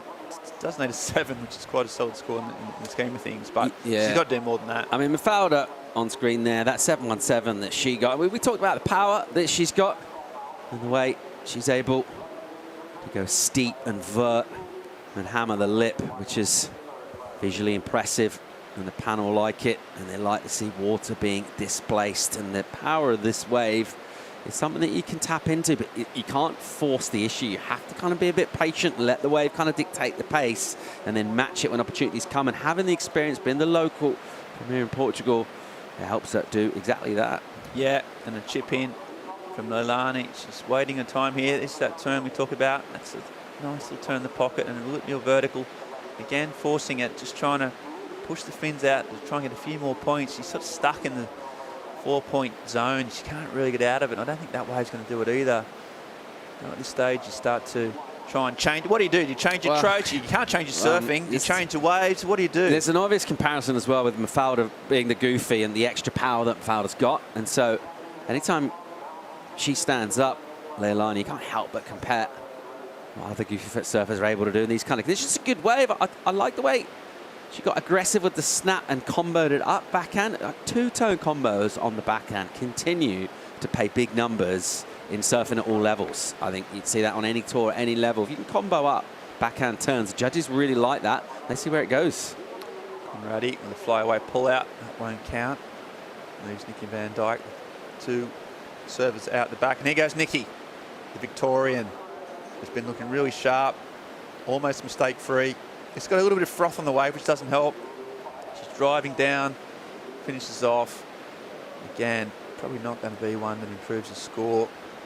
She's getting the feel of the reef, getting the feel of the wave. And it's looking pretty calm and composed. It's that CT experience as it goes a long way now, Lopes. That's where she wants to get on this CT, and she just can't quite get that one out. Oki at bells. The foam climb with the power and the drive, love it. If she got out on the face, she could have been on her way to a great looking wave. Here's Hina. Yeah, Hina.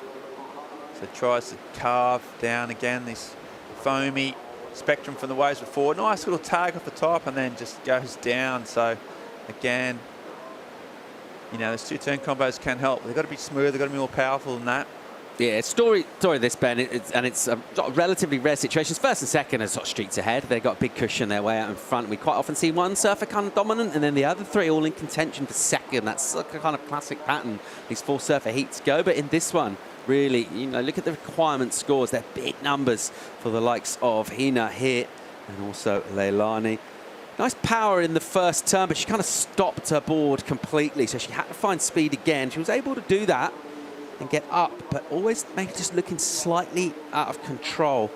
By contrast, I don't know if this is going to be a huge number, but the way the turns are linked together from Nikki Van Dijk here with smoothness and the timing really, really good.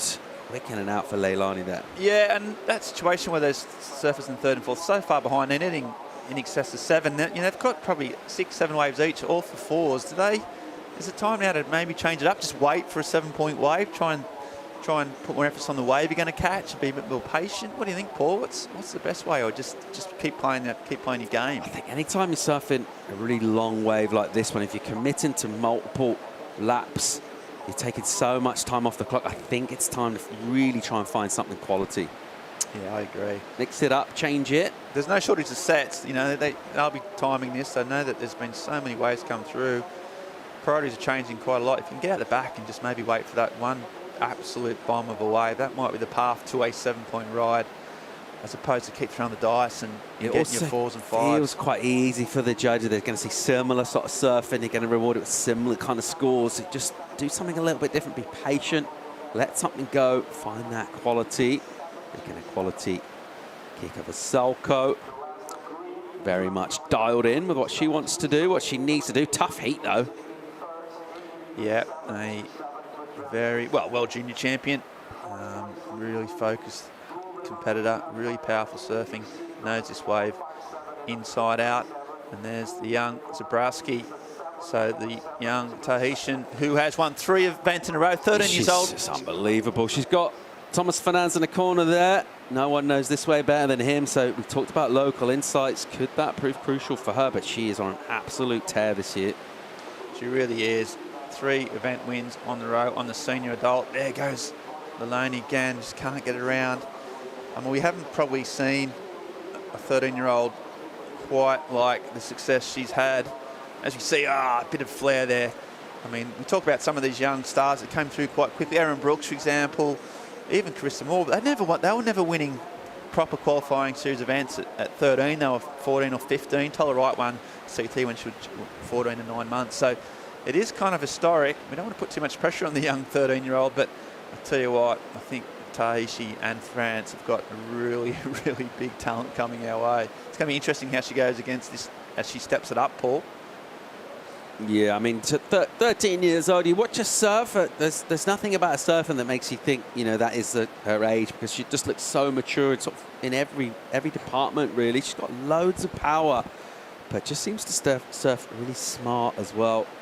Just enjoys competing at the same time. She really does relish the challenges of taking on some of the best surfers. Here's one of them, Nikki Van Dijk. Yeah, Nikki Van Dijk, and I love looking wave. She's waiting for the set, starts to wind up, nice and patient. Looking for something down the line here and doesn't get it. So that's a case where the big set wave just didn't deliver. As you said, sometimes again, when you take off, it looks amazing. You never quite know how it's going to pan out. As we see out the back, Conradi on a bigger wave. Nice bit of a slow first turn, and that kicks out. That's not going to help her. Yeah, but Taya, a really interesting story too. Like, grew up in Tahiti. Her dad was a surfer. Grew up on, not far from Chopu. When he was 12 or 13, went to the Alps where his grandparents were in California. Had his first sort of hit at snowboarding. Loved it. Had a real talent for it. Became an Olympian. Got 6th, I think, in the slope style. It's a Polynesian snowboarding father, and her mum is a French, also pro snowboarder and also surfer. So, yeah, really interesting backstory and a real talent. But this is Nikki, pretty comfortable in 2nd place. And we talked about sort of waiting for those waves, and these two, it's not going to cope, not going to count. She's been busy. She's never given up. I like her attitude. The Costa Rican, she's never really got on the groove, never showed what she's really capable of. I just think Lopez and Dykes, just that experience and that talent, just that little bit above. Yeah, it feels like now in terms of just the rhythm of the waves that are being caught by a surfers chasing down, there's some air of inevitability. They need to try and mix that up now. There is still time with 3.5. Look at the priority situation, particularly Ina with 2nd prio. A chance to do something here. 7.27, she's going to need like a major improvement in what she's had so far. Needs to add on 3 points or so to her best. She's got the surfing to do it. We know that. We've seen it. Just the waves she's caught, and particularly, I just feel like maybe that 2nd wave she got, that was a high score, the 4.77. I just thought that one, she just caught a little, I don't know if she's overthinking it or she just looked a little bit tenser than usual and was never really able to unleash. Yeah, she got that good start, and then I think she's been just caught doing the same things and getting the same results and hasn't found a way to change gears. Whereas Nikki she just started purring. Yeah, flow really for me is what I'm taking away from the get-go in this, and linked it up really well, and it's smooth and controlled and never really forcing it as well. And what that looks like, it makes you look like your rhythm with the wave, you read on the wave is very natural. And when you're surfing like that, judges reward it. The big power from Mafalda Lopes, who absolutely hammered that section there. I mean, that is a massive spray. It gets up with the foam climb, makes it functional as well, because it gets around the section for more work, going on the attack, able to snap in the lip. And the experience really from doing, I don't know how many events she surfed here at Ribeira. She's still young in years, but lots. And that experience paying off. You mix that with the power. Meanwhile, here's a wave for Ina trying to come back. Yeah, pushing it, knowing that she needs big numbers and never giving up. Goes down on the flats down there.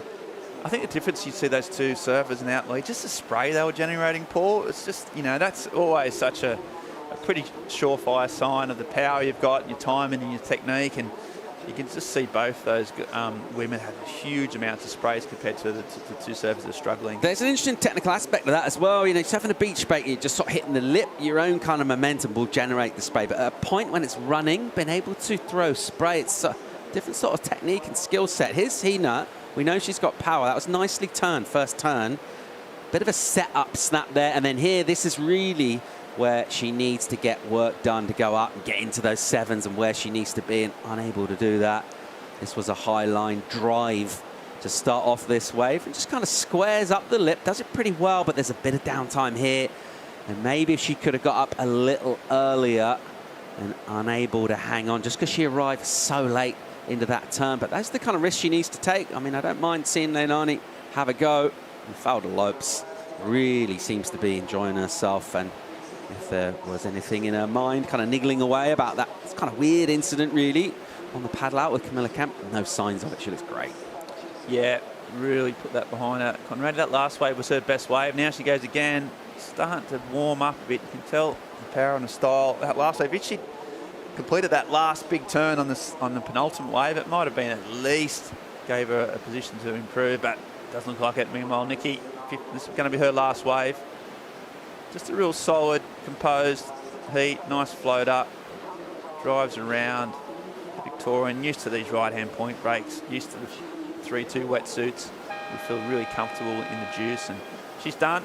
Looks like it's the end of the heat there, and we've still got some scores to come in, but we're going to be pretty safe to say that Mafalda and Nikki have convincingly won that heat with some really good heat scores, some of the best heat totals of the day. The waves are getting bigger. The surfers are getting better, and we're in for an incredible day of surfing. One more heat to go of the women.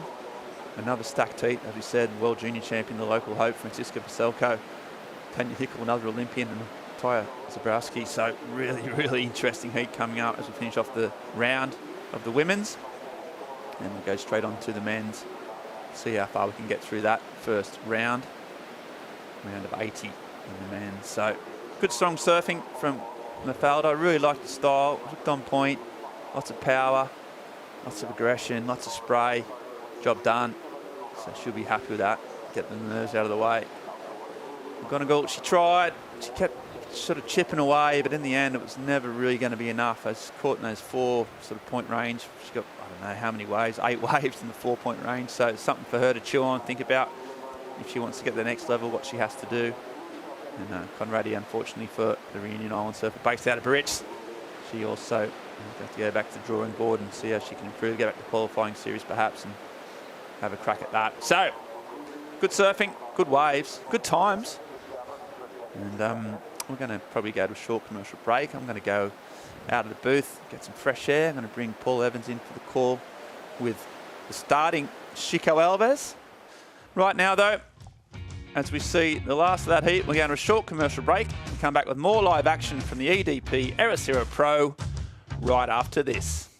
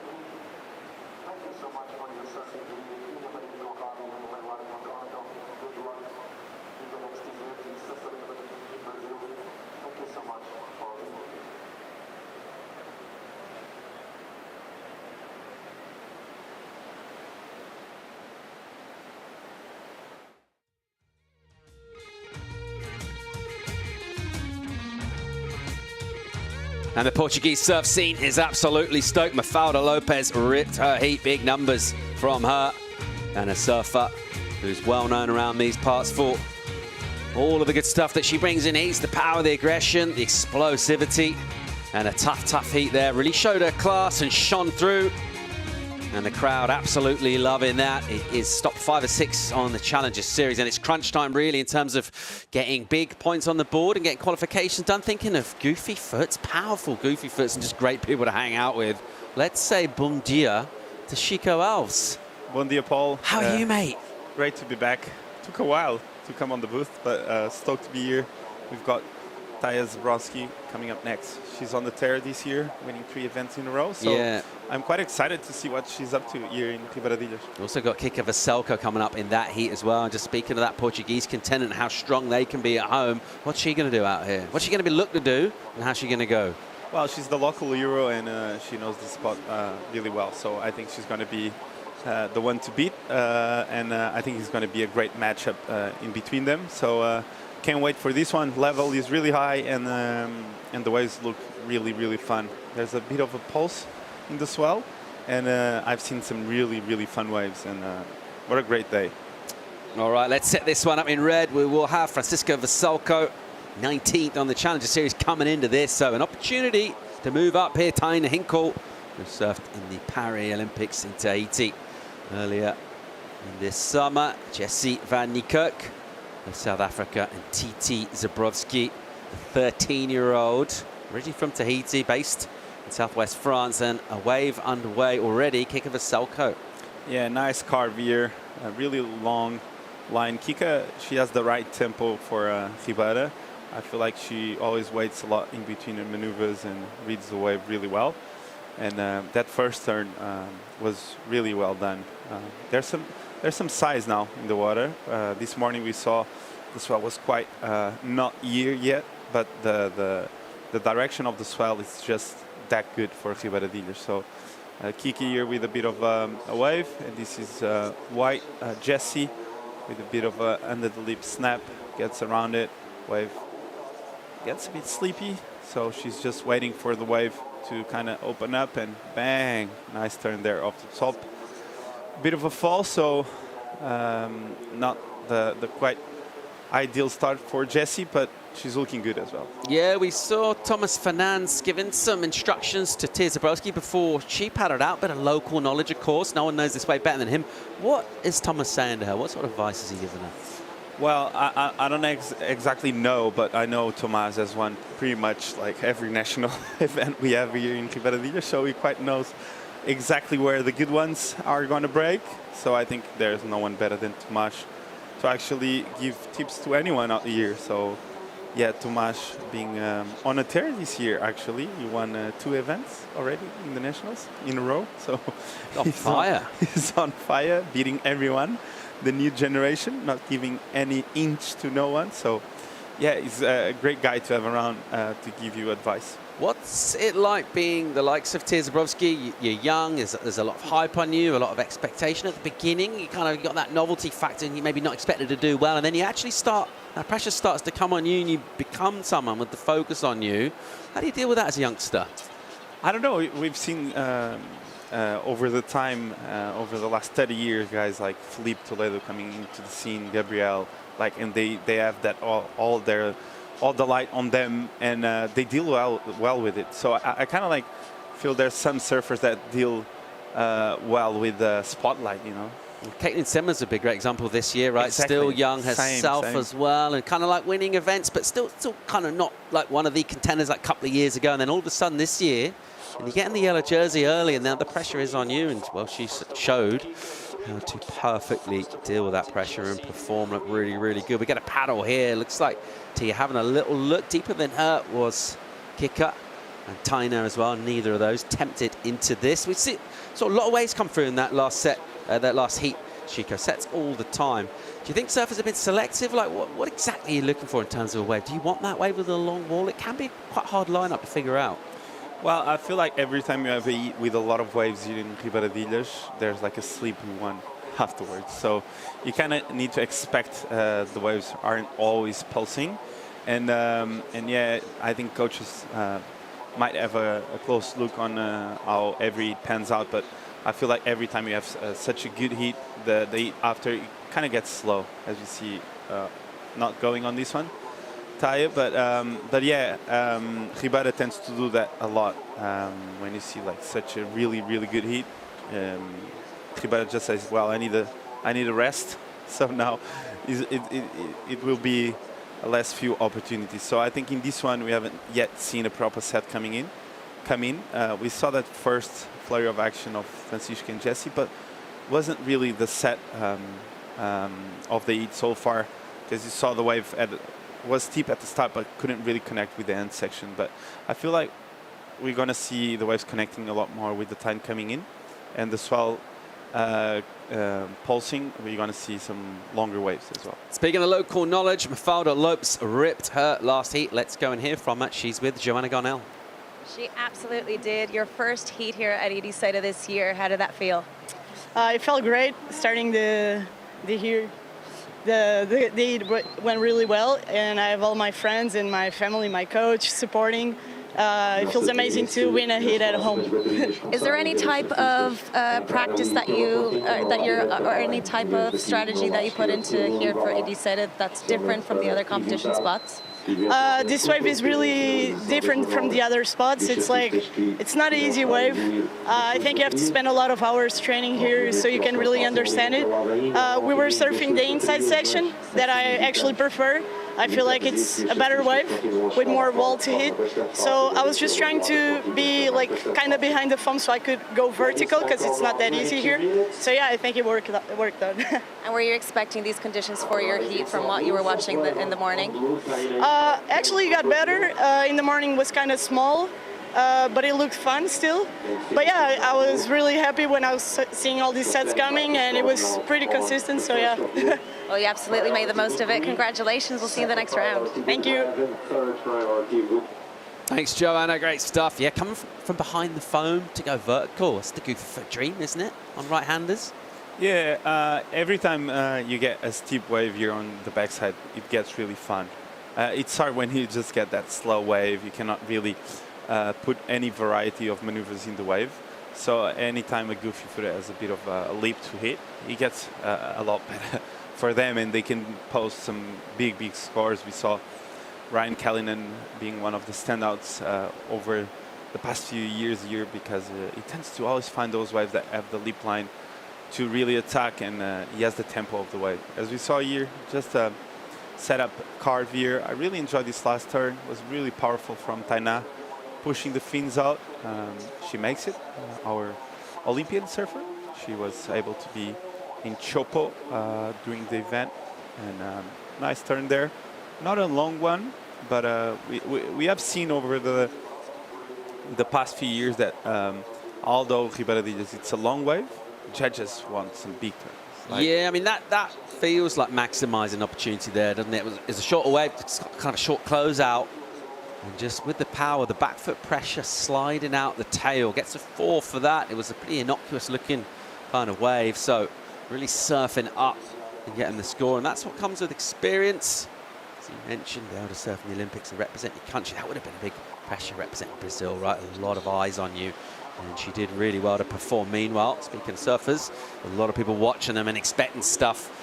It's Tia Zabrowski who makes a bit of a mistake there. Looked like she just lost the fins and span out.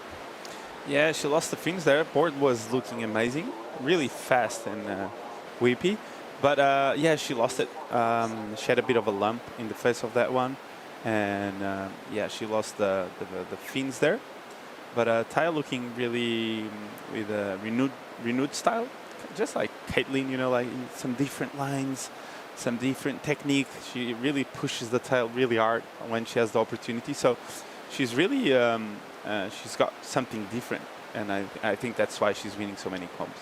Cool. Of course, right now we're here for Challenger Series action, looking to send surfers to the Championship Tour. Oh, look at the lines, Paul. Yeah, we do see lines pulsing through here. So surfers looking to try and basically make dreams happen. And by the time you get to stop 5 of 6 on the season, you're really starting to crystallize where you are in the rankings and kind of trying to really find what you need in terms of where you need to go into the event, but surfers are going to have to basically just put all that out of their mind, really just surf the waves in front of them. It's much easier to do when it's pumping, and here goes a good-looking set for the 2022 World Junior Champ, Kika Veselko, driving down the line and keeps that rail in the water, just buries it, commits hard to the turn. That one snaps out a bit whippy. He does well to control it, and again, really looking for a section to hit hard there. Gives it the treatment to finish on the end. Meanwhile, surfer out of Cape Town, Fanny Kirk, bang. She'll go into a lip and she'll just get bounced off. She didn't quite get the impact on the lip and just got bounced as she came down. Here's some power, some back foot pressure. Hinkle opens up the upper body and just drags that rail through the lip.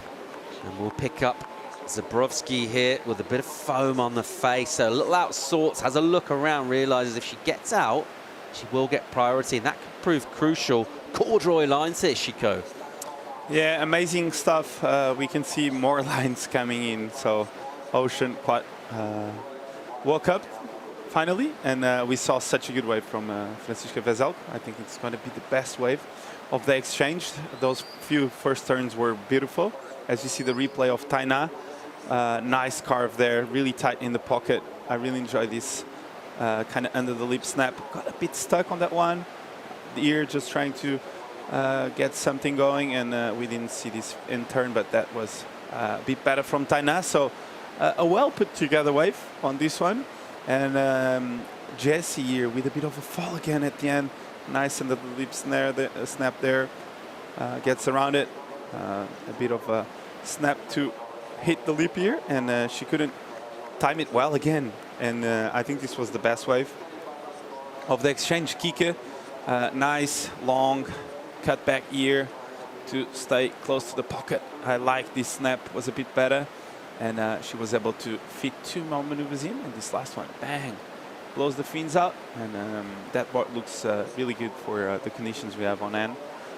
And Taya with a big turn out the back, another one, and yep, and the wave just closes up. So I think this was the last of Taya, actually. She was paddling out and she got this one. So a bit better from Taya. That first turn goes to show why she has won so many comps over the last few months. A lot of whip off the top, and when she has the opportunity, she really unloads. So live action. Fanny Kirk here, this heat's fired up, loads more action. It was a sluggish start, and now we're on.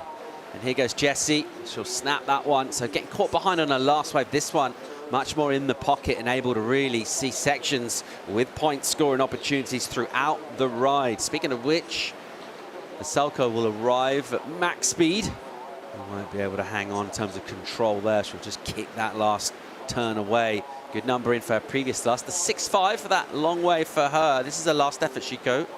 Yeah, nice carving there, down carve, and bang. I really enjoy the intent she had, the aggression, but she kind of got stuck and couldn't really throw the fins to turn the board all the way around. So with a bit of a fall, but this was the best wave of Jessie so far. She didn't fall. She put together a couple of maneuvers in this last one. Was really nice. So I just think it was a bit slow and a lot of white water in the face. I don't think judges will love that, but nonetheless, it's going to help her cause for sure. And yeah, this hit is on fire, Paul. Yeah, real contrast to styles, really. 4 kind of distinctly different approaches to it. Interesting to see where it will go in terms of scores when we're all caught up with numbers. Here's Tia off the bottom. And that carving snap, pretty much textbook, really. And then the layback hacks it and recovers quickly. Oh, if she could have finished there, that combo of those 3 distinct turns, the variety, you can see how disappointed with herself she is. She keeps very high standards for herself, Tia, and she'll have wanted to finish that. But you just see on that, even with the incompletion on the end, the quality she's got. Yeah, the first carve was nice. Really, I love how she really turns all the body around. I like the variation with the layback, kind of drifts the fins there, but she kind of like lost the speed for this maneuver, and that's why she had the fall. Yeah, do you feel like she's having a bit of a pressure moment where she's feeling it? Just because it's the first challenge? Kind of. Yeah, I mean, I just think we're still going to see more great surfing from her throughout this. There's plenty of time yet to come. 13.5 minutes remaining. I feel like she's only really just hitting her strides now. What she was able to do on that last wave, just mix it up with the variety, just shows the sort of confidence that she's got. And if she'll keep catching waves, it looks like we've got plenty of energy pulsing through. I expect her to just keep ripping in here. Scores to come through for their work cut out. Good number in for Hinkle, starting to drop. Doesn't surf with the flow of some of the other surfers in this heat, but what she does have is extra power. She's got loads of it. She's able to just kind of force and impose herself on the wave. 5.33 for the surfer out of Brazil, Hinkle. And a good number again from her. So not smooth in terms of the surfing, but loads of grunt to it. A decent reward. Second at the moment. She's got priority as well. So that's where we are. It's Veselko and Hinkle. We're still waiting for scores to come in. The men will be surfing soon. Olympic gold medalist Cowley Vast. He'll be coming up. More live action from Ericeira real soon.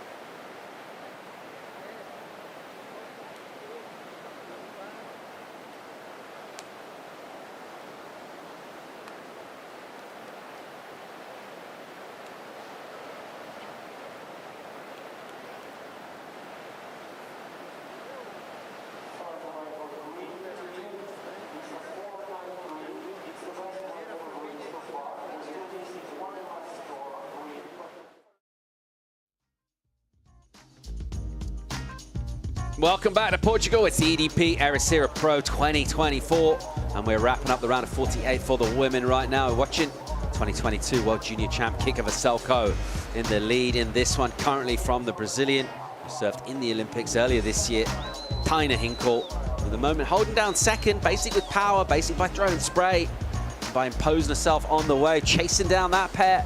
South African out of Cape Town, Jessie van die Kerk, looking for 5.7. Tia Zabrowski has won everything she's entered on the European summer here, on the QS, even specialty events as well, but absolutely ripping.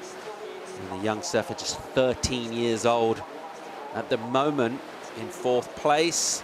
Doesn't need a big number to move up though, just a 4.41 required. Here's the Brazilian Hinkle. A bit of meaty section here, and loads of power driving that rail. And really finding a wave. Oh, explosive into the lip, just the line to get ultra aggressive, and does very well to hang on. So it'll be interesting to see where this one goes. Meanwhile, whoa, that was a whippy quick snap from Veselko. And will carve into a pocket here and look down the line. She's seen something that she likes. She'll get there and go into the lip. Try and get that snap re-entry done. That'll be an incomplete wave for her though. So she would have loved to get that finish there. Well, was some good carving work done prior to that. But Taina Hinkle with that unique approach and so much power, you'd love to see it. Meanwhile, let's get a look at Kika first. Yeah, as you said, really quick ear, really nice snap there, and she drifts the fins there a bit, gets around it, and she's surfing really quick. That board looks really good under her feet, and she was able to finish it off. But she quite didn't want to, just because she was so close to the rocks. But this first carve, look at this, really torques the body. And I like this click off the top there just to get around it. It shows a lot of technique. And this wave, I tell you what, this is going to be the best wave of the heat. That first carve was massive. She gets around it. Big snap, throws loads of spray. And she was able to finish it off. Quite of rhythm on that last one, but you could tell this wave was the one you want to catch in Ribeira. At a really steep section from start to finish, no in between stoppages, and she was able to really put 3 solid turns in a row on that one. And yeah, I think this is going to be the best one of the year. Finding the lip there, crucial. There's not loads of it on this wave. It's not on offer all the time. Sometimes you're dealing with a slopey face and just trying to join up the dots. As soon as that lip presented itself, she absolutely hammered it, gave it extra. You can be, you know, forgiven for maybe going a little safe. She didn't do that. She pushed hard. 6-2-3, the number. She'll get rewarded and get a first place now. The Brazilian Taina Hinkle leading this one, 8 on the clock. Maselko drops to second. We're going to get a number, though, for Kika's last wave. 3-5 is a backup score, so she'll improve that with that carving out the back. I think she will do by maybe a point or so. All right, her number's in. It's a 5, so she'll stay in second, but she'll just put a little cushion there now. And this one will settle down because Zabrowski in third. She's got a requirement of a 6.57. That's the number that she needs. And she'll have to just be a little patient. There's a couple of kind of relative missteps for Tia. Now she needs to find something good. She needs to deliver. Yeah, she needs to deal with pressure. She's a bit behind now, and she needs to get a 6.57. I think she has the talent to just throw excellent scores. So I would like to see her get that opportunity just to see if she can perform under pressure. But yeah, Taina, I feel like maybe the 6.23 got into that range just because of the mistiming last turn. I feel like that last turn, if she had got there in time and maybe just a bit of the fins, was an excellent score. Didn't have a lot of time, did she? Kind of snatched at it a little bit. Yeah, she had to cut the line to make it happen. But yeah, she's looking good, as you said. Really powerful. As we see, White Jessie riding. Fanny cut goes here, but a foam to deal with. Just climbs over that and then down the line looking. Doesn't quite get to the lip there. Just goes over it. We'll keep going here. Gets a bit more board out the top of the wave. Meanwhile, here's Tia. Oh. Great first hit. Such good timing. There's the jam on the rail. Even the setup turns look sparky. She needs a finish here. Wow. And she'll drift out the tail and going past that rocky section, which is coming into play now. And if surfers can see that as they head towards it, what a well-surfed wave there for the youngster. Yeah, that wave was sick. I really enjoyed that first turn. The first turn was massive.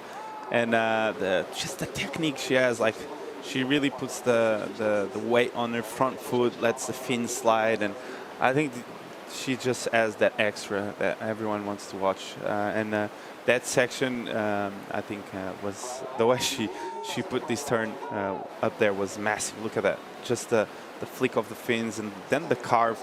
Really smooth in transition, and the last turn was really well done. She almost lost it again, but she was able to put the foot back into place and not get in trouble with those rocks. But I feel like this is going to be just up there with the score she needs, actually. So I think look how close that was. But yeah, Taya there, making sure everything goes right in a wrong position. Incredible dynamic surfing from the 13-year-old. That last section, the drone reveals what this angle doesn't show you, how close she was to the rocks. And she slides out the fins, releases the tail, and then she's basically skidding kind of weightless through the lip. The rock's right underneath her board. She's about a meter away from that big dry rock. And the control on the board, the technical control is so good. She's able to get that done and get a completion, and we reckon a solid number will be coming her way that will really set up a finish here. 6.57 is the requirement. Chico, you're on the spot here. Is she going to get the number to move up? Well, I think so. I feel like compared to this, let's say the 6.23 for Taina will be a good comparison. Was it a little better than that, or considerably better? I think it's better. I just think she had all the flow you need to surf a good wave in Ribeira, and that first turn was massive, and I feel like judges are going to reward just the connection in between maneuvers and just the flow she has on the wave. I feel like it's going to be, I think, in my opinion, the best wave of the year. Yeah, you think about the criteria, we boil it down to speed, power, flow quite a lot, and that's exactly what we saw there. Good chance. Well, all right, the number drops in. She goes excellent, 8.33. So seriously rewarded. And I just felt always throughout this heat, she had that wave that was coming. She just needed to basically get that opportunity. And when it came through, she didn't need asking twice. 8.33. What an incredible story. This young woman's career is already, goes to first place in this heat with that excellent number. Pressure now on Kika Veselka, drops to third. And her requirement's not a big one. She just needs a 5.06. But Tia Zabrowski really, with a bit of extra quality, applying the pressure now to everyone else in the water. Yeah, it's just like 8.33 is well deserved. It's just like the flow she had. Those first two turns were just really committed, and the technique she had on that first turn was next level. So yeah, I feel like, as we said at the start of this one, she has something different when every time she hits the lip, and every time she does a turn, she really does the turn from start to finish. And I feel like, as we spoke at the start of this one, judges really love when you do like a first big turn out the back, and then you kind of like do it with commitment and flow. As we see live action now, Jessie here with a bit of a carve there, a bit of a slow wave. I feel like she hasn't really found that steep wave that allows her to really combine some big turns out the back. But yeah, Jessie here a bit behind the 8 ball and needing a 7.93, so she needs quite a healthy number, Paul. But, yeah, I mean, she second priority, she had to go something. That wave turned out not to be really having anything like the kind of point scoring opportunity she needs to stay alive in this. She'll get back in the lineup though. She'll have a couple of minutes when she does that. She will be last dibs in terms of priority though. Meanwhile, on the peak, it looks like Tia up the top, but it is Hinkle in second with that priority. And she's careful, obviously, not to paddle for that wave. Just looks at it there, the Brazilian. Kika Veselka in second prior. She's got some choices to make here, Chico. We talked about experience and knowledge of the wave, and she'll go this one. So here we go. Veselka looking for a 5.06. Not a big number for her. She's got speed. She'll load up. Throws in a big layback. She'll snap out the board. It's one turn. A 5.06 is the number. Chico Valves. Well, that turn in particular is not a 5.06. The wave was quite small, and she digged the nose a bit, but I feel like if Hika gets any chance to just apply maybe 1 or 2 turns, she gets that 5.06 with ease. It's just a question of will she get the opportunity in time. But yeah, she was caught by surprise just because she was so well on this one, and Tai got that wave and really turned this heat around. So. And yeah, but she served so well on this heat, and the board was looking so good that I feel it's really important if she can get another wave and get that 5.06, because she served so well here in Ribada every time and every year. So quite of a shocker, in my opinion, if she loses in this round. And she's always one of the standouts every year. And Kika Veselka here struggling to make it happen. Final 30 seconds. Judges still deliberating on the number though. We haven't had it in yet, so they're having to think about it. If it was a 2 or a 3, they'll just lock it in straight away. So there is some deliberation in terms of that number, and it might be the last. Let's get another look at it here. 5.06, the number required. Loads up with the speed. It's ultra aggressive and radical. Degree of difficulty, Chico? Yeah, it was good. As we see, she'll get up in time. No, I don't think so. But yeah, nice carve there. Gets a bit of a snap again. But, well, I've seen the replay again. I don't know. I think they might be watching it to see if that's radical. They tend to get better on replays, don't they, when you watch these maneuvers? Particularly when you watch them in slow-mo. Add another couple of points. Yeah, you can add a few points. Yeah. Live impression. She'll paddle in. The judges are still thinking about previous to last. We reckon that last was after the horn. It didn't seem to have loads of maneuvers on anyway. But prior to that, she's got that one layback hammer. Completely buried the board. There's a couple of ways of looking at that. You could say she dug the nose, or you could say it was an ultra technical, difficult turn. Chico, you're not feeling this.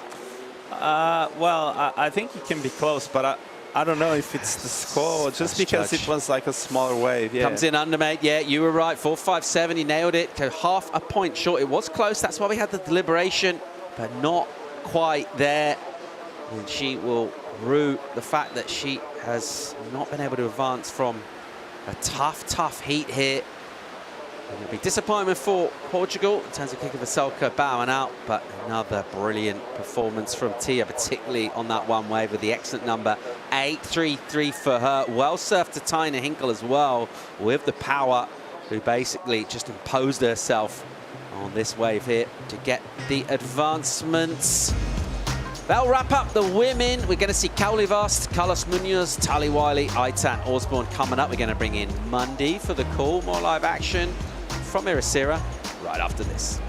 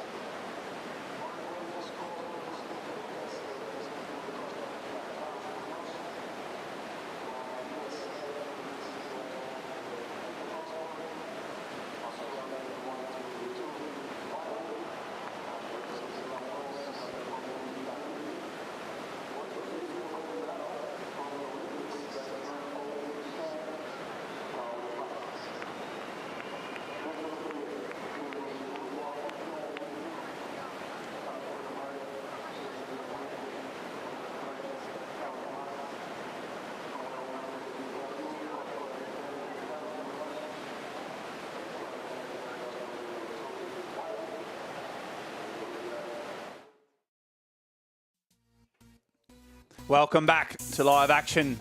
We have sunny skies, pumping waves. My name's Ben Mundy. We've booted Evans out. He's going to go for a little top swim in the tide pool, he tells me. I've got Chico Alves, and we've got the round one, heat one of the men. Chico Alves, and it's already looking amazingly stacked heat. They're all stacked, but look at this one, mate. Ethan Osborne, the gold medalist from the Olympics. Kauli Vast, Carlos Munoz, and this man here, Tali Wiley, the Victorian. So this is the replay, Chico. Wow. Oh. Starting off throwing buckets of water, and a strong surfer from Australia, and is from Bells Beach, so you can tell he's used to surfing long right hand point breaks. And this wave was such a good start for such hard he has on end. Because we have, as you said, Kauli Vast, Olympian champion. Carlos Munoz, really strong surfer, Ian Ribaradilhas, and Tuli years starting off really well. That second turn was massive, Ben. Just what you want to see on the backside here. Yeah, right? Tali Wiley, as we see live replay here as well. So this was Carlos from Costa Rica, a veteran. And goes through a big layback hack. Can't get around it. Yeah, Tali just bursting on the scene, and meanwhile that's your man. That's the gold medalist. As we see Kauli here getting a bit of a slow wave to start. Wow, throws buckets there.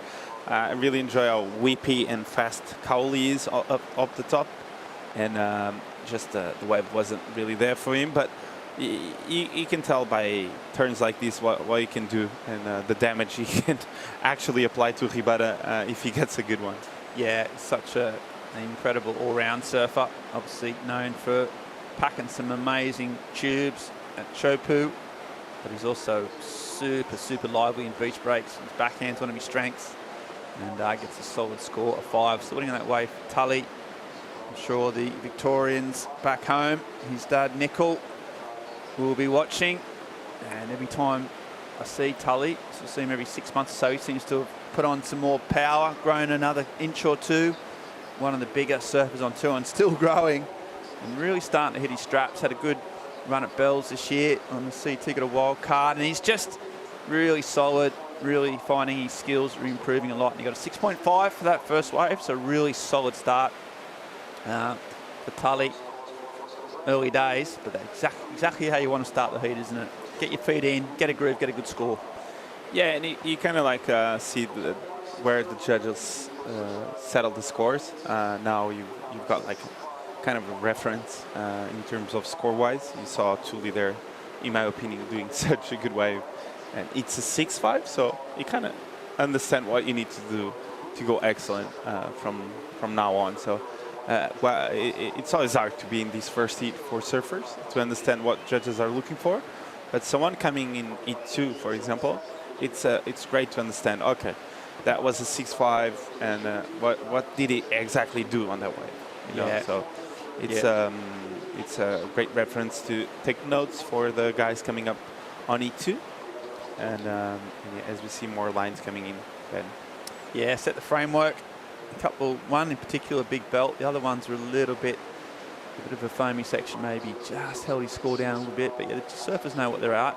As we see, priority, Carlos, one of the happiest sort of guys on tour, have some CT experience, a perennial contender in the Challenger Series. And you look at his style, he's such a good style, low center of gravity. Then he wakes up, big layback snap, right in the pocket, loads of spray, just keeps it low, keeps the speed going, waits for an inside section. Another one, similar-ish, squirts off the corner, so he likes it. He's back in the game. And he's looking at the judges, giving a bit of the old evil eye there, the side eye. Going, well, put that in your pipe and smoke it. And it was a really well-surfed wave, wasn't it, hey? yeah, I really enjoy the tempo he had on this one. I love this long cutback.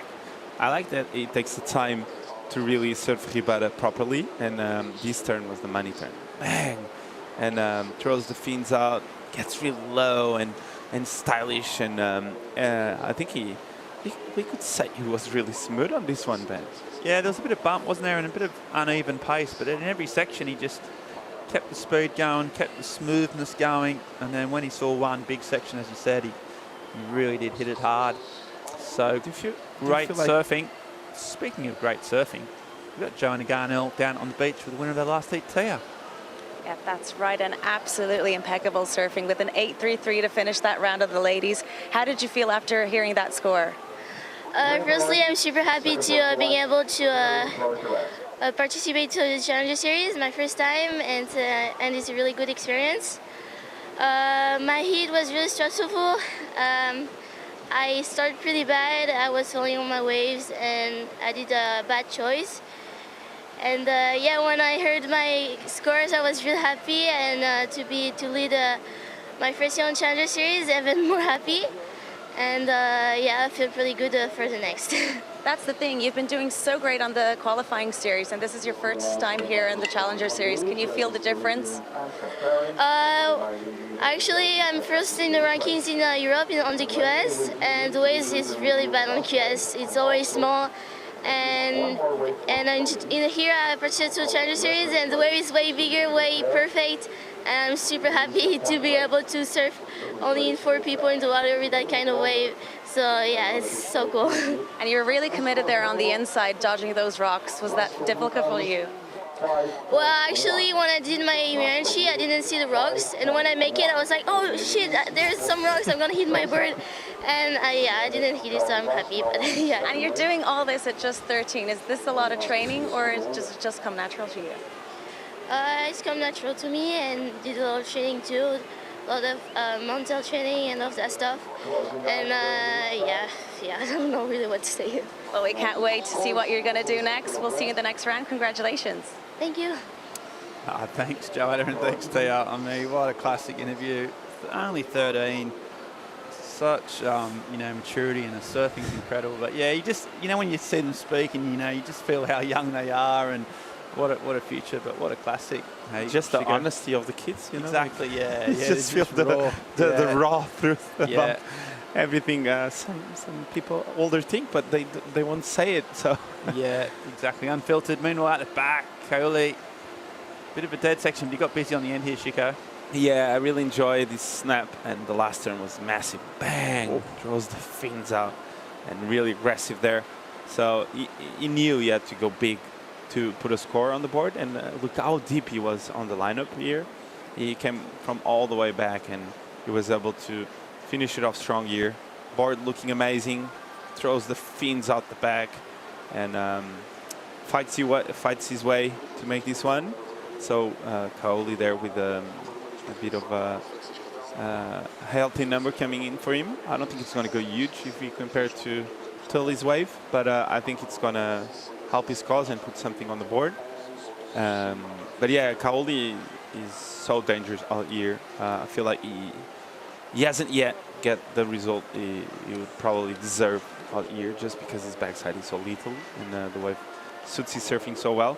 But Ribada can trick you and can get a bit lost in any you go in. So Yeah, he knows this wave pretty well, doesn't he? He always sort of turns up early, trains hard for these events. Spent a lot of time in Europe surfing on the qualifying series as a European, and so yeah, he's got the knowledge, but he hasn't put it all together yet. But you can see by that last wave, which comes in just at a 4.6, pretty much based on that last turn where he had to really juice it. So you're right about the judges. They're sort of sticking to a pretty mean kind of benchmark at the moment. Not giving away any sort of high numbers. Like Tully's wave was a bit higher in my opinion, like just because the way he surfed that wave, that was a set wave. He had 2 massive turns out the back and a big finish, and I feel like he of course he can do a lot better than that if you're doing like a huge air out the back or something like really radical. But in terms of like standard like comp surfing, I feel like that Tully's wave was just a bit under from what we expected. Yeah, and he got a 6.5, and that was sort of right off the bat. He hasn't had a wave since, so a good almost 12 minutes waiting for that all-important second wave. Same with Osborne, very different surfer, much lighter on his feet, like board speed, known for his aerial attack. So really contrasting styles, both being patient. Eton with the priority, Tully in second priority. They're going to wait for those sets. See Cowley heading up the point. Not a bad strategy. You think set a bit deeper when you had done a priority. You happy with that, Chico? Well, I'm happy with his strategy just because he knows Tully is sitting way further to the left. So if there's a wide one, he won't be able to catch it. And what he's trying to do is to catch those in-between waves from the set that really get steep but wide.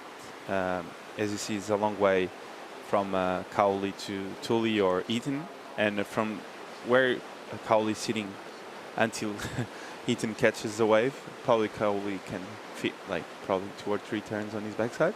And if you can do that on a steep section, that's a healthy number, because you don't need to ride all the way in to get a big number. And we've seen surfers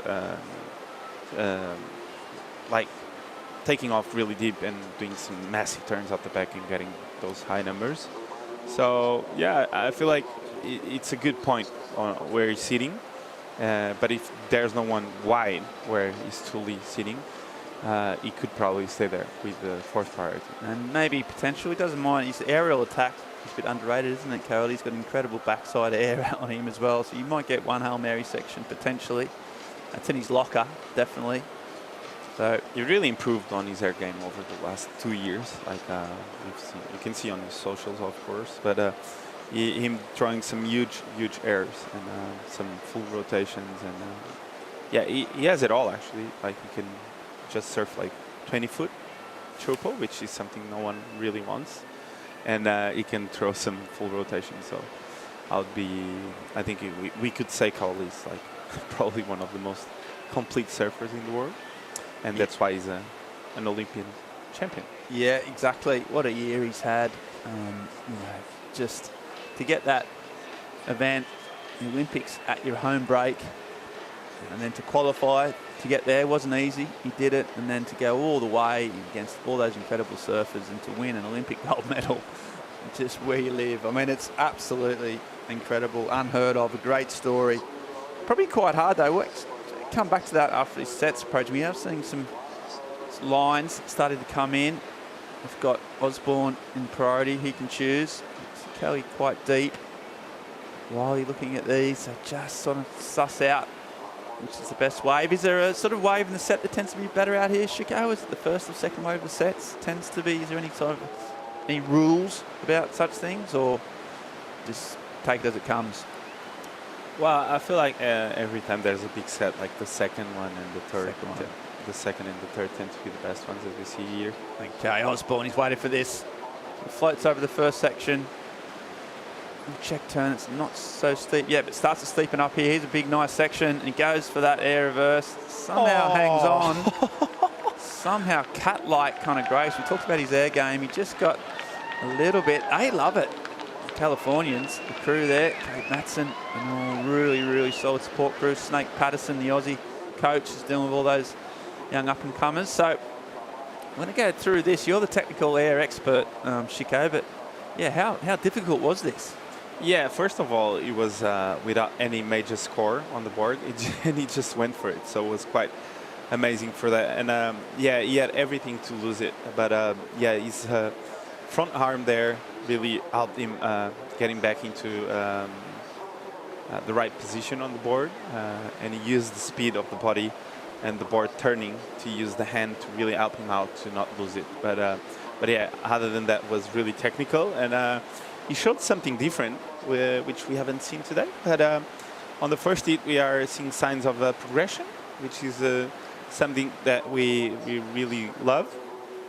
But the actual air itself, it wasn't that big, wasn't it? It wasn't a whole lot of amplitude on the air itself. And yeah, it was more like a nose peak reverse to the flats instead of like in terms of height, really high air. But when you have this wind kind of like coming in, and there's those like side leaps coming on the wave, it gets really good to do these type of turns. And I think Ethan is one of the best in terms of airs. We've seen some crazy stuff from Ethan over the course of the last few years, but yeah, he's really comfortable with throwing everything at turns, and that goes to show he deals well with pressure as well, because with 15 minutes to go, if he had the fall there, he was well and truly behind this heat. Yeah, true. It's a good point. He doesn't mind throwing some risk at manoeuvres. Must be a little bit difficult in terms of coaching, watching it. He does a high-risk approach to a lot of his heats. Sort of tries to surf as naturally as he can, as true to himself as he can. He's had some really good results, not last year, the year before, on the Challenger Series. He had a win and was really close to that CT qualification mark. So he's been there or thereabouts for a while. And the judges just taking the time and give him a 4 for that ride, basically a 4 point for that single manoeuvre. So again, they're not rewarding, they're not giving out big points easily. You've got to earn them. And for that nose pick, just gets a score, gets him back in the mix. Taliwali now, after that really strong start off the heat. So waited 20 minutes now. Chico, he's got priority, so he can afford to be patient. But when you're inexperienced, it must be, so trying to hold your nerves, it's got to be difficult. Yeah, of course. There, Ethan with that 4. Maybe just being a bit biased on that one just because of the landing and the way he recovered, but I felt he showed something. I felt he showed something different, and I really appreciate that. But yeah, they are, as we see, a paddle here on the inside, and Tuli here surfing like the kind of perfect heat in Ribaradilhas. Okay, so we said this wide nose pick while the surfers recalibrate and the judges do as well. We're going to have a short commercial break and come back with the last of this heat of the EDP Ericeira Pro right after this.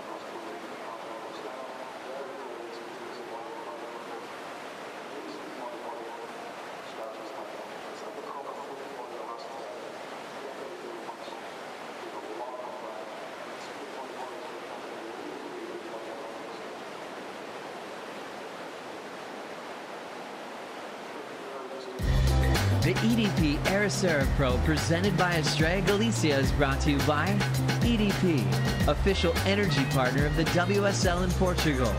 By Millennium Bank, official bank of the WSL in Portugal. By Hertz, official rental car of the WSL in Portugal. By You and the Sea, your hotel in Ericeira by the sea. And by Mayo, official technology partner of the WSL in Portugal. Yeah, big shout out to our sponsors that all make this happen. A lot of people getting behind this event in Portugal, making an incredible event. Such an incredible, iconic location, great support, great event crew, and great waves, and great surfers, and great commentators. I mean, it's all good all round. We've got a lot of hype, a lot of excitement. 9 minutes left on this heat, on that ad break. I'm not sure any waves were ridden, so we're still as it was before that break. Currently have Carlos Munoz out in front with a 10-point ride, only 10-point heat total, so it's really, really bunched. Kaoli Vast with an 8.1, and Tuddy Wiley with a really strong start. He's waited now more than 20 minutes for his second wave. As we see the famous warm-up from Jorgen Kuzenay. Now, he's done this before in all sorts of guises. And he loves to get ready, loves to get fired up, does Kuzenay. He's going to love this wave. He does it very, very well. Meanwhile, the Costa Rican fanging down the line. He's got a lot of room to move. Might go big here. Goes for a big air. Just can't make it. So that would have been a huge score. Meanwhile, Wiley, nice backhand first turn and a vertical one and finishes off. So just consolidating on that 6.5. We might see Haywin out the back and then the Tahitian behind him. Also on his backhand. Nice smooth style. Oh, and a nice combination. The judges love that combination. Really smooth with just a bit of release at the end. So smart surfing and great surfing from the gold medalist.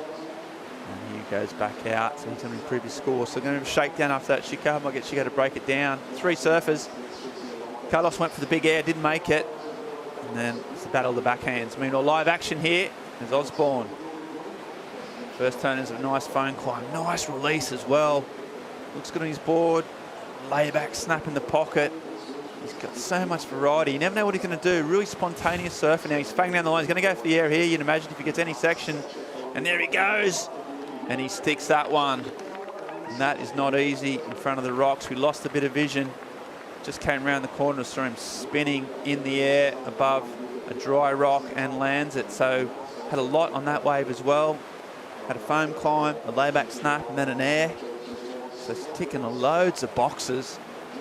Really, really great surfing from Osborne, Chico. As you said, like throwing the fins there, then he gets the layback. And as you said, you could see he was winding up a big air. And yeah, he had the section, and look at this pop. Bango. Nice. Air there. I feel like it's going to be, it was better than his last. So this was Cowley's wave, a snap, he gets the floater and bang, drifts the fins a bit there. A bit late into that last one, but this was Tully's backup wave, gets a snap under the lip as well, winds up again and bang, big turn there. So a 2-turn combo. But yeah, a lot of action. Ben. Yeah, a lot of action. To unpack, sorry. But yeah, a lot of good surfing as well, as we see more lines approaching. So Wiley goes again. So nice little foam climb. Almost loses it. Got a bit of foam to deal with. And that first one was a bit wobbly. And that left man, he was just a bit out of sorts. Meanwhile, Carlos, he can't get around that section. Big set, swinging a bit wide. Sometimes these bigger sets can do that. Just, whoa, he's close to the, oh, that's Ricardo, now Filmer. Hopefully he's all right. Close to the action there, as ever. And Carlos, 2 incompletes. He knows that there's going to be some scores coming in. Again, thought he might be able to get around the section, but just couldn't. Ricardo just popped up like a seal. He's been bottom feeding, wasn't he? He's just hanging on the bottom of the reef, just like... yeah, because you cannot see him when he's taking off. Just did 8 minutes underwater, just holding onto the reef. He just popped up. So, yeah, no score there, and we're getting those scores coming in. So, probably Wiley's Second wave was a 4.93 for that two-turn combo. So you think Kaoli's is going to be a lot better than that as he tries to improve on a 4.6 and 3.5. We can start to talk about scores now. 5 minutes on the clock, so those score requirements are coming into play. Kaoli needing a 5.5 with that last wave he got, which is still to come in. Meanwhile, he's looking at this wave. And he goes again. So the Tahitian swoops. Wow. Nice big spray. Comes around. He's no rough edges. Really calm on his board. Feet planted. A lot of spray. Trying to go for one more big finish. So much whip and smash, and then finished it off in front of the rocks. It just goes down because the rocks are so close. Out the back, it is non-stop at the moment. Carlos, there's a nice big finish from him, and he likes it. Will the judges? So lots of action, lots to catch up on. Kaoli looking strong. Heard you have some intakes, sharp intakes of breath as he did some of those trademark backhand whacks. Also Carlos fanging down the line, different approach, motoring back out. Might just get the replays and sort of see where they all sit. Lots of different styles, lots of different approaches. And the judges just sifting through them at the moment. What are your first thoughts before to the replays, Shiko? Who do you think got the best of those exchanges? Well, Carlos's wave? We didn't saw the start of this wave, but yeah, nice start there. Big flick off the top. Gets a bit late into that one. Gets the cutback and then the big finish here. This turn was massive. Bang! Draws a lot of spray. So that last turn was the money turn, but and this was Kalui's wave. Big gouging carve under the lip there. I was really surprised how much water he threw on the backside carve. Snap, and he gets the vertical approach here. Bang! Throws buckets, and I feel like he needed this last turn, but it was so close to the rocks he couldn't really land that last maneuver. But look how much water he throws on this turn. Like, wow. So really powerful, and as you said, he had the right tempo on the wave, so he was really like settling things down, calm, breathing in between maneuvers, and surfing throughout the rhythm of Ribeira de Ilhas, and that looked really good in terms of someone who's watching, just like us. Yeah, really calm and composed, wasn't he? But then just had that little sort of flurry of power and pace at the end. So the scores to come in. Needs a 5.5 as it stands, but there's lots. All four surfers have all scores coming in. First heat of the Challenger Series in Portugal, and to go home. That's it. You go in. It's so much jeopardy, so much on the line, and they're all so tightly bunched. And scores with 2 minutes to go are going to be really, really important to two surfers, how their rest of their week pans out. And we spent a lot of time and effort and energy getting ready for this event. There's only 2 events left on the Challenger Series, so time is running out in terms of qualification. All these guys need a result to get anywhere up the leaderboard. So we go.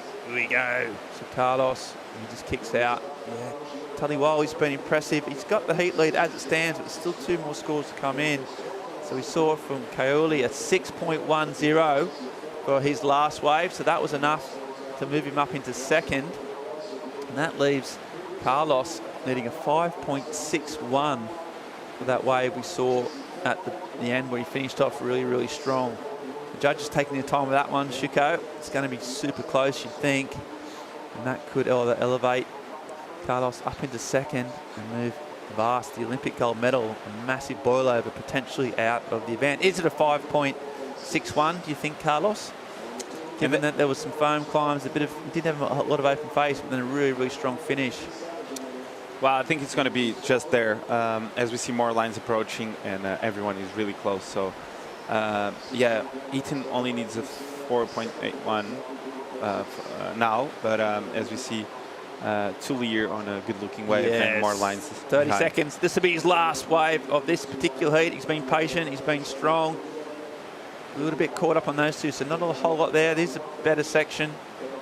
Winds up and finishes off. So whether that's going to improve on a 4.93, we'll see. but he's played a nice heat. He hasn't made any mistakes. He's got 4 waves. And meanwhile, out the back, though, Ethan Osborne needing a score as well, a 4.87. This is his last wave. Got a foamy section. Now he can go big down the end here if he has to, and he's going to try something, you'd imagine, and finishes it off. Right on the rocks as well. So an incredible flurry of activity. Still got that wave of Carlos from probably 3 or 4 minutes ago. Hasn't come in. That's going to probably be the wave that might decide. Ethan Osborne there needing a 4.81 as it stands. So not a huge score either. Tully Wiley also seeing whether he can improve. And Tully's potentially okay. But this is a frothy wave, Chico. And that's what might have held against him. Yeah, just a frothy wave, really frothy wave and really off timing. And yeah, he didn't add a steep face until the end, so I don't think it's going to factor into the situation of the heat. And I think Soulier he improved on that 4.93 for sure. I feel like this turn was really beautiful, and this last one, bang, throws buckets, and he was able to get up there in time for another one. Well, so speaking of improving the score, so that score did come in for Carlos, a 6.77, so he leaps into first. And that means that Kaoli Vast is out of the event as it stands. You can see the disappointment. I mean, he's gold medalist at the Olympics, a lot of height, a lot of pressure. Unfortunately for the Tahitian, he's fallen short, not by much, a very small amount. And Tully Wiley, with sort of more composed surfing, has got into second. And that is a massive ball over, a big surprise. Carlos, he'll be over the moon. He surfed that penultimate wave really, really well. Just coming in through the rocks. So there you go. I'll tell you what, every heat matters. Every heat's got a story. Every heat's got a narrative. In this one, it's that man on your screen who blasts into first. Well deserved, well surfed. While we take a look at that, we're going to go to a short commercial break. Come back with more live action from the EDP Ericeira Pro right after this.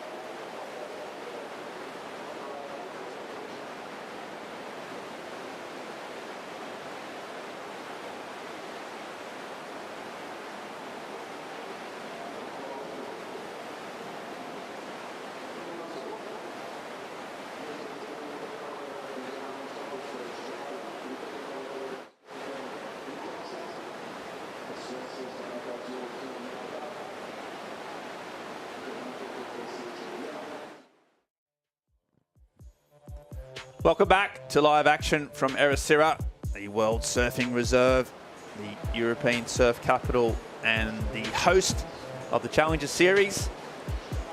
Penultimate event, 5th out of 6 on the Challenger Series events. We are going into round of 80, heat number 2. My name's Ben Mundy. I'm joined by Chris Benz. And as you've heard, Chris, big news in that last heat. Kaoli Vast, the Tahitian, the Olympic gold medalist, is out of the event. What are your thoughts on that? Yeah, I was going to say one of the most famous victories in surfing for the year. Ethan Osborne winning stab high and then knocked out first round here, plus Kaoli Vast, the Olympic gold medalist, done as well. Carlos Munoz with the win, that big score towards the end, taking him from third to first. And Tully Wiley flying the flag for Australia, Torquay board riders, fantasy or die. And he makes his way through to the next round as well. In action right now, this is Luke Thompson, the South African surfer. We've got another Well, very United Nations heat in the water right now. Luke Thompson in red, representing the Rainbow Nation, South Africa. Kian Martin surfs for Sweden in the Asian region because he lives in Bali, grew up there. Jorgen Cousinet is from France. John Mel, we've commentated these events with his dad Pete over the years. He's in the green jersey representing the Stars and the Stripes. Yeah, good mix of surfers, a lot of young talent and a bit of experience with Cousinet. A lot of power in this too. We just saw Luke Thompson, South African, belt a couple. Say Kian Martin, Swedish heritage, but yeah, grew up and learned to surf in Bali. It's the first wave of the heat, and it was from Luke Thompson. Nice smooth style of the Safa, just trying to arc around, waiting for the last big section at the end. See him eyeing it off. He's ready to go here. He knows he has to go big. There's a nice carve, lots of spray. His waves are getting more, and there's another arcing turn. He's not done yet. A third, so this is going to go into the excellent range, you'd imagine. That's the best wave I've seen surfed over the last 2 days. Incredible surfing. Well, here's the drone shot replay. So we can see Jorgen going to business on, getting down to business on the wave in front. Release the tail. That's going to be a decent score as well. And behind him, Luke Thompson. Plenty of meat on the bone from start to finish for both of these guys, but it was Thompson with the bigger finish. This is John Mel on his backhand. I've seen John, he might be in a moon boot. I'm not sure if he's got some kind of strapped ankle going on. He looks pretty rock solid right now. But yeah, I've seen him around the event looking like he's got some strapping on his ankle. He goes, Luke Thompson, was this his score? No, Second wave, I think. Okay, Yeah, we're waiting on a score busy. to drop in for this one. And, well, it's going to be a decent backup. He's already got an 8, the excellent number, and that will consolidate his lead. Okay, live action. Kian Martin from Bali. Blackboard, really smooth, stylish surfer. Minimal body movement, nice spray. Waits for it to stand up. A little sort of funny check turn, just dealt with the bounce, but that means he's late to the last one, but does click it off. So great surfing. And we saw from that drone shot as well, Cousinet on the wave in front of Luke Thompson. Luke got an 8 for that first wave. So we are got some real action. The waves are incredible. It's just kind of the ideal direction and size. And yep, this is really well Kian. surfed, wasn't it, Kian? Yeah, Kian getting down to business. He's got the black Merrick underfoot. Not sure if that's carbon fibre or not. The boys at on board in Bali will be able to tell us all about that one. This turn's where all the points are going to come from for Kian. And he is out of there. Yeah, got out of there. Speaking of some winners or grinners, we've got Carlos down on the beach with Joanna Garnell. Well, what an incredible heat that was. Any one of those surfers could be in the final here at Ribeira de Ilhas. But you, Carlos, you went absolutely amazing. How did that one feel? And you took out a gold medalist. Yes, of course. I was the first here. I was very nervous. I've been surfing here for quite a bit already. I come here many times. And yeah, I mean, it's pretty cold, the water too for me, you know, coming from Costa Rica.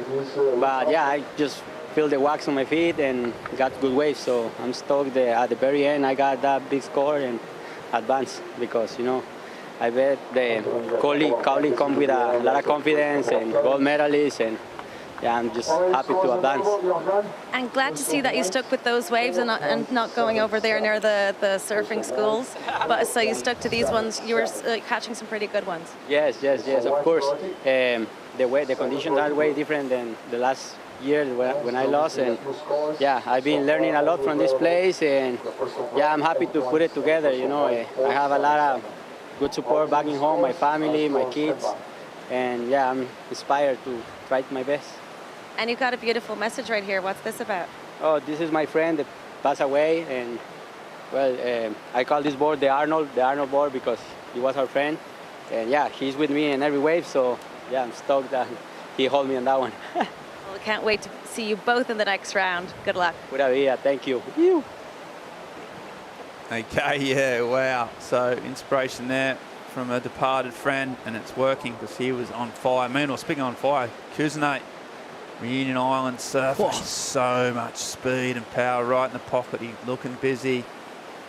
And another one, likes to get that fin release, winding up. Still got that first wave of 4.77. Just kicks out there though. So we'll see where that comes in. Yeah, Carlos just dealing with the cold weather, the cold water, getting his feet in the wax and being really confident and happy. Such a great sparky presence on the circuit. So experienced. And as he said, got rid of the informed and high-profile surfer Kelly Bass. What about this wave, Finzi? Yeah, so Jürgen Kuznets. Kuznets put the foot down. Ton of spray out of the first and the second turns. And a little bit sleepy beyond there. He had a decision to make on the inside. That was a nice turn as well. You're kind of expecting this was the setup, the big finish. And then he's obviously out of the corner of his eye, had a good look at how shallow it was getting in a hurry and decided on preservation of craft and fins and body, and he is out of there. 2 scores in for John Mel, a 3.7 and a 2.93. He's sitting second, but Luke Thompson has a couple of decent numbers to come in. That last wave for Jürgen, as well as Kian Martin's last wave, will be a decent score as well. 21 minutes to go, plenty of action in the opening third. And, yeah, performance levels stepping up today. Yeah, absolutely. Those waves have improved. Swells on the pump. Ex-hurricane swell filling in, adding a bit more direction. The waves sort of coming in more westerly, so more straight on. And the scores showing that accordingly. And Luke Thompson, as you said, got an 8-point ride. And he's backed up with a couple more, so a few more scores to come in. John Mel just consolidating. Saw some clips of John. He's had a good sort of month or 6 weeks in Indo prior to this. So, you know, I know it's a very different vibe and a very different warm water, but in terms of just getting your surfing on point and just surfing every day and getting, you know, surfing up to your standards, 6 weeks in Indo is not a bad way to train, right, Vinzi? Absolutely. I mean, there's plenty of people who think the best training for surfing is surfing. Last score for Kian, speaking of Indonesia, was a 5-point ride. Not quite enough to put him up to second. Luke Thompson's second wave is a 3.87, but he's got another score still to come that I think might supersede that one. And we are waiting on the last number of Jürgen Kuznets as well. So plenty of action in the opening stanza of this heat. Up next, heat 3. Owen Moss, Kai Martin, Guilherme Ribeiro, and Joaquim Chavez. Yep, a couple of Portuguese surfers there, local hopes. Ribeiro and Chavez. And then some other Kai Martin also locally rated, and Owen Moss. So yeah, they just keep coming. We've got potentially trying to get through all 8 heats of this particular round. That's the plan, and then look at the women's for standby. So we'll see how that goes. Kuznets just waiting on his scores. Is he looking towards a coach, or is he looking towards there's no scoreboard? No, I think he's just trying to get his markers. All these surfers will have markers based on where they sit on the cliff. Maybe have a coach on the land. Jürgen pretty much has always run his own race. A lot of things, gets little bits of help here and there, but often just works on his own. He's a real smart competitor, really smart guy actually in general. So he's pretty confident in his own abilities, his own strategy. And he's got some numbers coming in. Yeah, we've also got this score coming in from Luke Thompson, his surfer from South Africa in red. Great to catch up on a replay of this one because it's a significant number. A 7.43 gives Luke a 15.43 total with not even 12 minutes gone in this heat. So he is looking like a man on fire right now. Yeah, it's incredible. Sometimes these surfers come out and just something clicks. You get one on that first good wave, an 8-point ride right off the bat, and then all of a sudden your mojo comes back. You got the rhythm, the priorities working out for you, and so suddenly Luke Thompson's pretty much home and hosed unless something dramatic happens. Well, I don't think this 7.43 was caught with any form of priority. He's just got it on the way back out, which I feel like I've said it a few times already. There's just that many waves on offer, the length of the point, that take your chances when you get them. Yeah, he did. He did those 3 turn a big sort of roof climb to finish off. Backed up that 8-point ride. So great serve from Thompson, leaving the rest of them in shadow.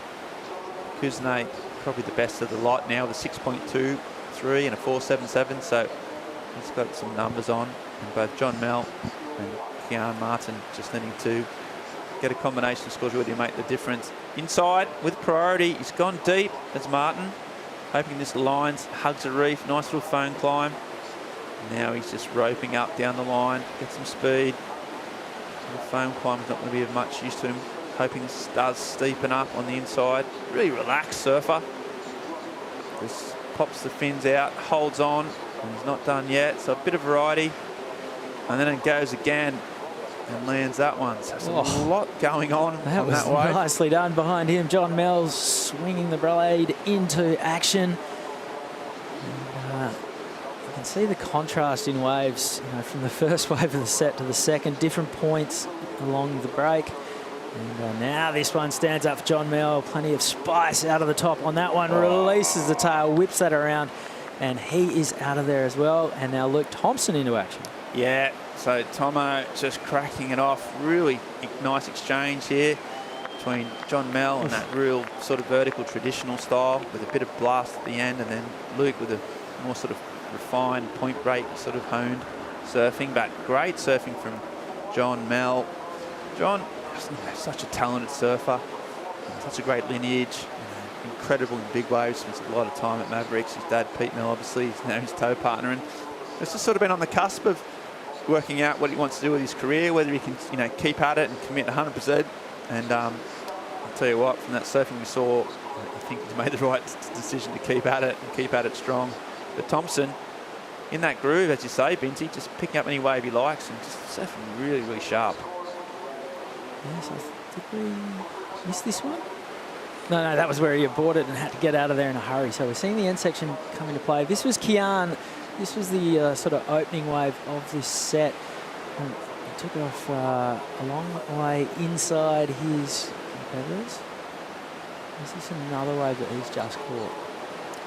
I think this might be the one he's done the two. Yeah, he got a little bit stuck in there. It's all about this last turn. He was late to it. He goes for it again. Yeah, really redeemed himself on the end of that one. So it was a set. It was a long way inside his opponent.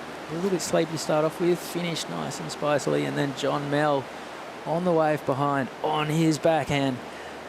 Laying plenty of rail, but waiting for it to stand up, just biding his time.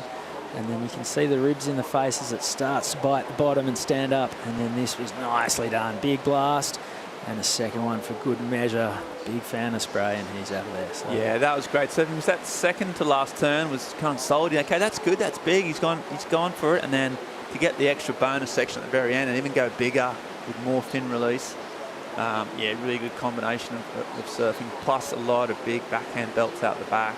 Shades of Wilco on those last two turns. turns. Really, you got that wider stance, hasn't he? And the ability to sort of waft the fins at ease. And just add that sort of point of difference. So John, Mel, Kean Martin as well. So that little wave, that insider, it's a sort of risky strategy. He said that was a smaller wave that hugged the reef, but didn't actually get the opportunity. Got a 4.4 and tried to manufacture as much as he could, but just couldn't quite get into that 5-point range. John Mel, that last two backhand blasts, a 5.7 for that last wave. So we've got a lot of waves on the board. We've got more coming, and it looks like it's going to be a nice shake up. There's the beautiful views where we're at, but while we have a break, we're going to go to a short commercial break, come back with more live action at the EDP Ericeira Pro right after this.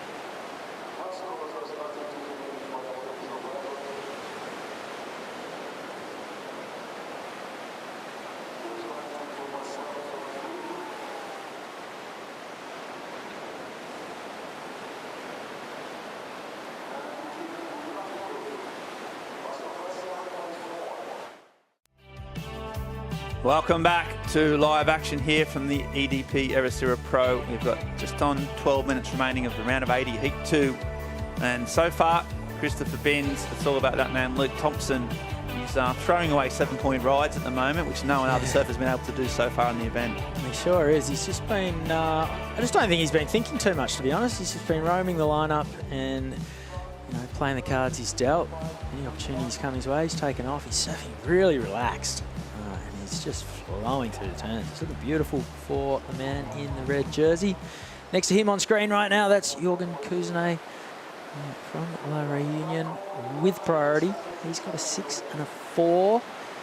John Mel's last wave was his best, a 5.7. So Kian Martin is in 4th. His last wave was a 4.4. He and John are actually tied on a 9.4. John's 3rd on a countback, which if this was the end of the heat, John's 3rd would garner him more points than Kian's 4th, but neither of them are worrying about that with 11 minutes to go.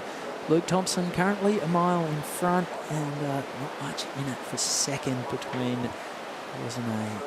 Kuznay, Mel and Martin. Yeah, super close, really tightly bunched between those 3 surfers. There's Thompson and then Daylight and then the 3 remaining surfers. It looks like it's going to be John Mel who has a look at this one, but elects not to take off on it.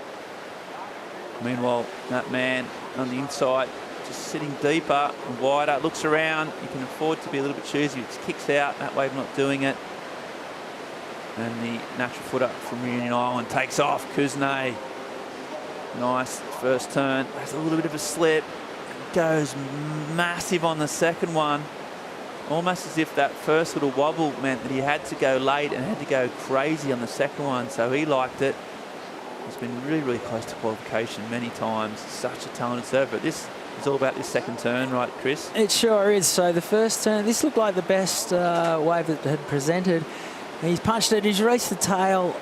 That little fist pump, I don't know if that was a claim or if he's just trying to sort of sell it, throw a bit of mayo on it for the judges. But it's interesting watching Luke and Jorgen are sitting wider. The 2 men who are tied for 3rd, John Mel, Kian Martin, sitting on that deeper peak.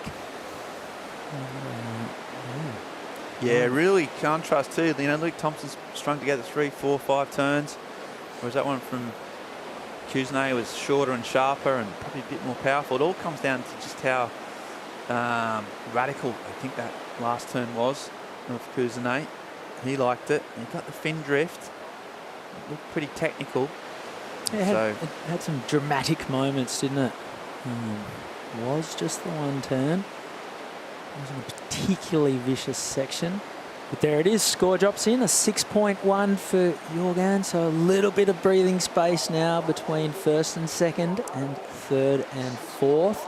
The requirements pump up for John Mel. He now needs a 6.63 to go to 2nd and advance. Kian Martin needs a 7.33. And Kian and John have 1st and 2nd priority. We can see them on top of the screen. And Luke Thompson and Jorgen Kuznay just kind of freewheeling a little bit further down the line. Yeah, and Thompson, less stress in their lives. It kind of shows just how stacked this field is.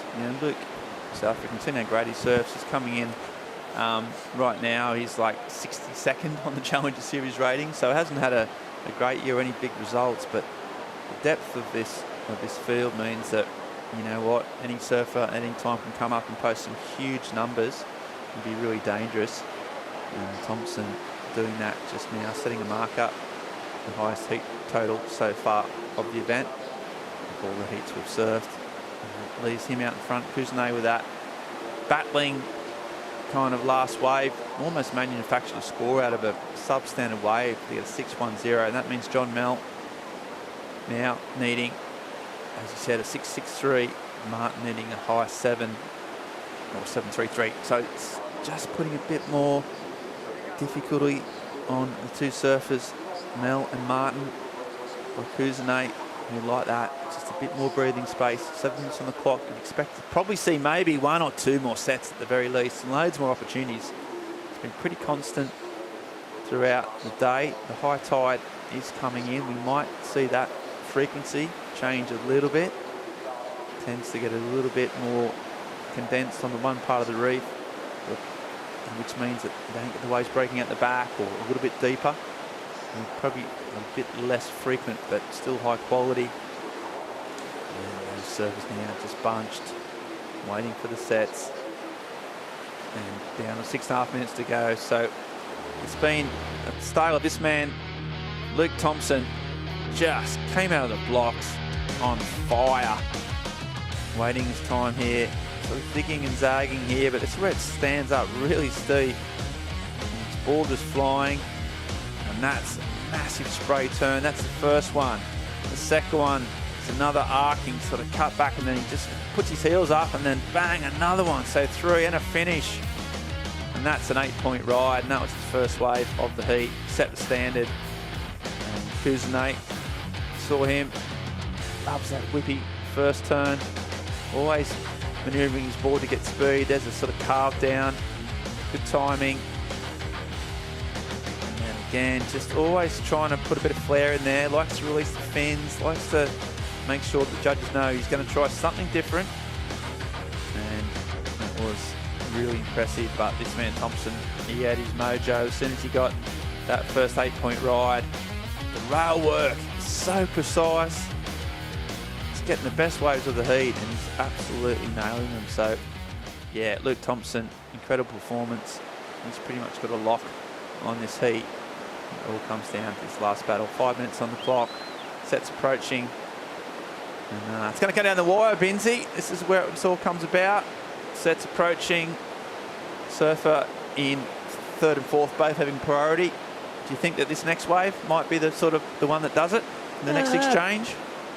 No, I mean, the thing is, no surfer's going to die wondering in this format right now, because there's plenty of waves, there's plenty of opportunity. No one's going to say that they were starved. But how you read this lineup, pretty important. We've seen plenty of waves caught, in 3rd and 4th priority that have ended up as keepers. So, yeah, just don't overthink the priority and just get surfing. Here goes Kian Martin cashing in his priority, and he's not going to want to see a replay of that one. But you never know, that could put him further down the line. That could put him in a sweet spot for something that slides under everyone else. Here goes John Mel on his backhand. Yeah, John Mel. So he waited. A bit of froth from that wave before. 2 big turns out the back though. We like that. And a nice, smoothing, sweeping backhand. And another one. Starting to get the juice. And another one. And that last one was the biggest of all. And he liked that. Of course he did. Dad would have liked that, the Condor. And that was really, really impressive surfing. He had a lot of foam to deal with. And each sort of turn, he just seemed to go up a gear, Chris. He just seemed to find his groove, and a big, strong finish. Yeah, so again, Kian had priority there. He went the first one, and the second one just turned up for John Mel, and he has really grabbed that one by the scruff of the neck. He's only throwing away 3.7. We know that he's well and truly superseded that. Let's have a look at the replay. So the first turn, open face carve, that was setting him up to get up into the foam, drift over that big turn. That was a hard hook as well, and then the wave really starts to stand up. We see some power on John Mel's backhand and a big bucket. Nice fin release, and he stands out. He'll be pretty confident that that's going to go well and truly into his top 2. A 6.63, and Jorgen Kuzanay will start to sweat on his hold on 2nd place with 3 minutes remaining. Yeah. Really, really clutch surfing, as we see Martin there just coming off. That's right down the rocks as well, so he must have done some damage prior to that. Chasing a big number, and here he goes. So Kuzanay has got his eyes on the prize. Nice first turn, but there's just no walls down the line. He kicks out, trying to consolidate, get back out there. He knows John Mel is paddling back out with potential score. Nice first turn, but it just stopped. Looked like he was in 10 and just runs off. So he's done. 2.5 minutes on the clock, and this is away from Martin. Yeah, so this is what we missed. Kian, open face carve to get things going, held the rail for an age. That was nice. Takes to the sky, releases the fins. A bit of flare out of that one, and dealt with the end section. Both feet a long way forward on the board, so he did the best he could and had to hit the eject button before things got mighty shallow. So we're still eyeing off the scoreboard for John Mel's last wave. Needs a 6.63. Early indications are that Jorgen Kuzanay might be okay for now. 2 minutes remaining. It's a 6.03, so John Mel still a half a point shy of what he requires. It's now a 6.3 to get him up to second place, a minute 40 remaining. Yeah, so close, really good surfing, just not enough. Foamy wave probably might have been the difference between that half-point ride, what he needed. So now needing a 6.3, and he's going to go again. Oh, can't get that one, 90 seconds on the clock. He made his requirement smaller, which is something, but now the time is his enemy. He doesn't have priority, and Kuzane now will start to hunt him down. He won't let him out of his sights. He knows he's the worry, the main concern. Still scored to come in for Cayenne as well. 1 minute. Luke Thompson, well, he just needs to stay away from everyone. Last thing he'd want to do now is get some kind of interference, but with priority, he's got no worries there. Just don't drop in on anyone after the siren's gone. He's got to stay well away from everybody. He's got priority. He can't do too much wrong. He's had an absolute barnstorm of heat. Really, really impressive from Thompson. Someone, you know, thrown away. Well, his third high-scoring wave is still better than all his opponents, so that's an indication of what a heat he's had. 30 seconds on the clock. It looks like John Mel's going to run out of time. Ken Martin, that last wave wasn't enough either. So we've still got a few little lumps on the horizon, and you see some manoeuvring about. Kuzne keeping John in his sights. I don't think he's going to need to do too much. I think he's going to run out of time. And really impressed with John's backhand surfing. Gave a really big nose, especially in that last wave. It just didn't quite get the wave he wanted. And that man there on your screen, it's been really, really impressive. One to watch.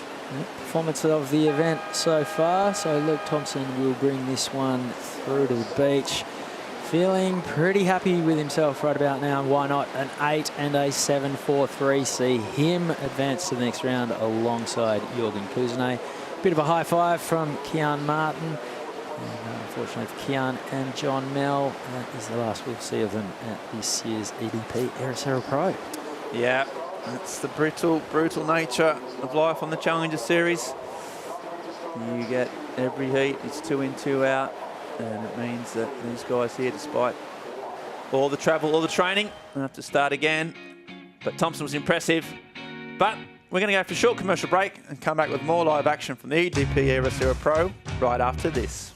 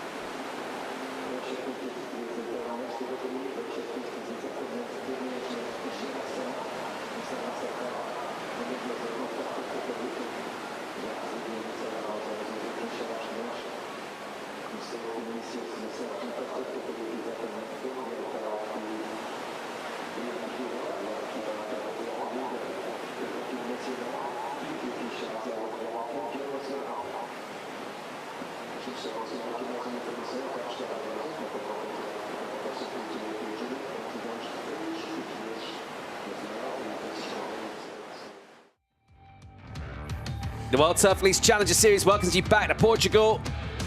And we're up and swinging with the round of 80 for the men. Heat 3 hits the water, featuring the American Owen Moss, Kai Martin of Hawaii, Guilherme Ribeiro of Portugal, Joaquim Chavez. Also Portugal, I'm Paul Evans, joining Chris Biddens for the call. Another exciting quartet, Chris. Yeah, absolutely. We just saw, well, 4 surfers from all different corners of the planet. And now we've got 2 Portuguese guys hosting an American and a Hawaiian. And, can you tell us about the two Portuguese surfers, Paul? Yeah, well, Guilherme Ribeiro's been very hotly touted as kind of like the next big thing out of Portugal. A number of years he's been ripping in a junior career, exciting young surfer. Also, Joaquim Chavez surfed in CT as a wild card up in Peniche in March. And he's a cool character as well. So it'll be interesting to see how these two can deal with that support of the hometown crowd or the expectation and the pressure of representing your home nation on the Challenger Series.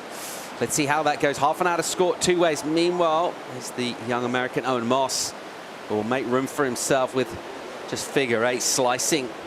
And he'll be patient, wait for this one to stand up and run down the line. When it does that, he goes off the bottom and absolutely smashes a section, does it really well. So very nice indeed for a finishing turn, belted it hard. Here's Guilherme Ribeiro, who goes in and gives it the treatment. And then Kai Martin here, out of Hawaii on the backhand, doing good work to go into the lip, hit it pretty hard. So a decent exchange to kick off, different kind of waves, different rhythm to the surfing. And there's multiple ways of getting scores done. Kai Martin will hope his backhand work will get a bit of favour from the panel. Let's see where that puts him in the early round of the heat. Speaking of people, we found favour from the judging panel and got good scores as well. We're about to be joined by a very special guest here in the studio. Before we do that, Binzi, let's have a look at this replay. Yeah, Kai Martin looking lethal on his backhand. First turn was quick and powerful.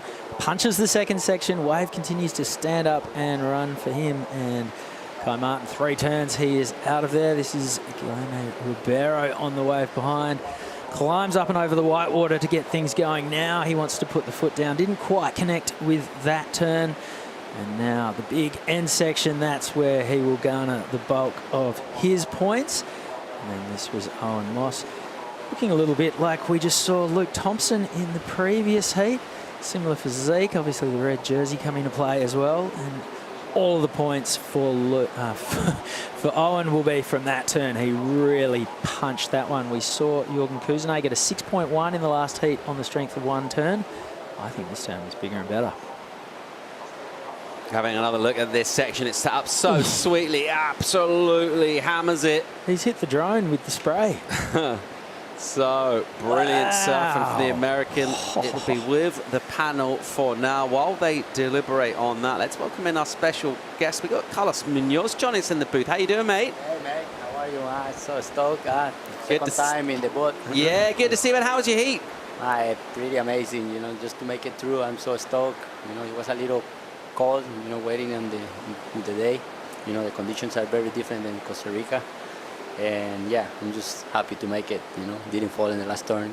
Stoked. Yeah, nice, man. You've been coming to Portugal for a number of years now, right? So you got your rhythm going here. You always seem pretty stoked around Portugal, around the place. See, I think this place look very similar to where I'm from, in Esterillos in Costa Rica. There's like a long reef, you know, so the wave is pretty similar. You have the bubbles and stuff like this. So yeah, I think I have a good connection with these waves. When it's small, it's kind of tricky, more tricky than when it's good waves, but yeah, I'm stoked to make it. It looks like we're getting waves throughout the week, right? We got a reasonable forecast. See, I think tomorrow it's gonna drop a little bit and it's gonna do a big pulse later, so stoked to make it this couple rounds. Hopefully we keep going and just be able to surf, you know, get better conditions. You got that 6.33 at the end to go from third to first. When you kicked out of that one, did you know you had the score? Did you feel like you were through? See, I think I put a lot of effort in the last turn, and I felt like the fins disengaged from the wave. I was like, oh, I made it. Stoked, yeah. A little claim, you know. I don't like to claim too much, but I see that the judges like when you have, you know, you connect with them in the emotions. You know, I see a lot of Brazilians claiming, and I'm trying to learn. Yeah, surfing with the emotions, man. You know what? It's high stakes. It's the Challenger Series, right? It's the second last event of the year. How's the Challenge been for you this season? Man, a lot of learning. I've been feeling that I've been connected with my surfing, but in those 30 minutes, it's hard though. Sometimes, you know, a little mistake, or you know, there's not too much room for mistakes. Everybody just want to do good so bad. So yeah, I think I have good hits, but I haven't been able to win, you know, to make it. So yeah. When you make it to the championship tour and then you come back to the challenges, is that another adjustment you have to make? Is it hard getting back into the rhythm of the 4-man heats? See, I think it was like 1 year that I was very, how to say, like competitive mind strong, and then I got into the city, got injured, and then I have deal with my injury, and the next year they gave me the wild card, but still not quite there, and now back to the challenges, and I'm like, trying to get my mind and my body right at the same time. So it's been a lot of adjustments and learning. So I feel like I'm coming back. You know, my body is more in tune with the surfing and stuff. So doing more airs. I've been surfing good different boards, and yeah, it's been working pretty much. All right, we just saw a 5.83 come in for Owen Moss's massive big one turn. Gives him the lead. Guilherme Ribeiro, a 4.67. Kai Martin, 4.6. Joaquin Chavez yet to open his account. Well, that last turn was very sick from the angle of the back. You can see the rainbow. Yeah. You can see the big rainbow. Wow! I wanted to ask you actually, you know, with the experience of the Championship Tour, what about the level on the Challenger Series? How is everyone surfing, even in the early rounds? It looks like there really isn't a lot of difference in terms of that level from what we can see watching here. What's it like in the water? See, no, everybody just surf very good, you know. So yeah, I think it's sometimes maybe a bit harder, you know, to surf 4 hits, you know, when people that is that hungry. I think city is a bit more, you know, like talent against talent, you know, and over here is less possibilities of catching waves.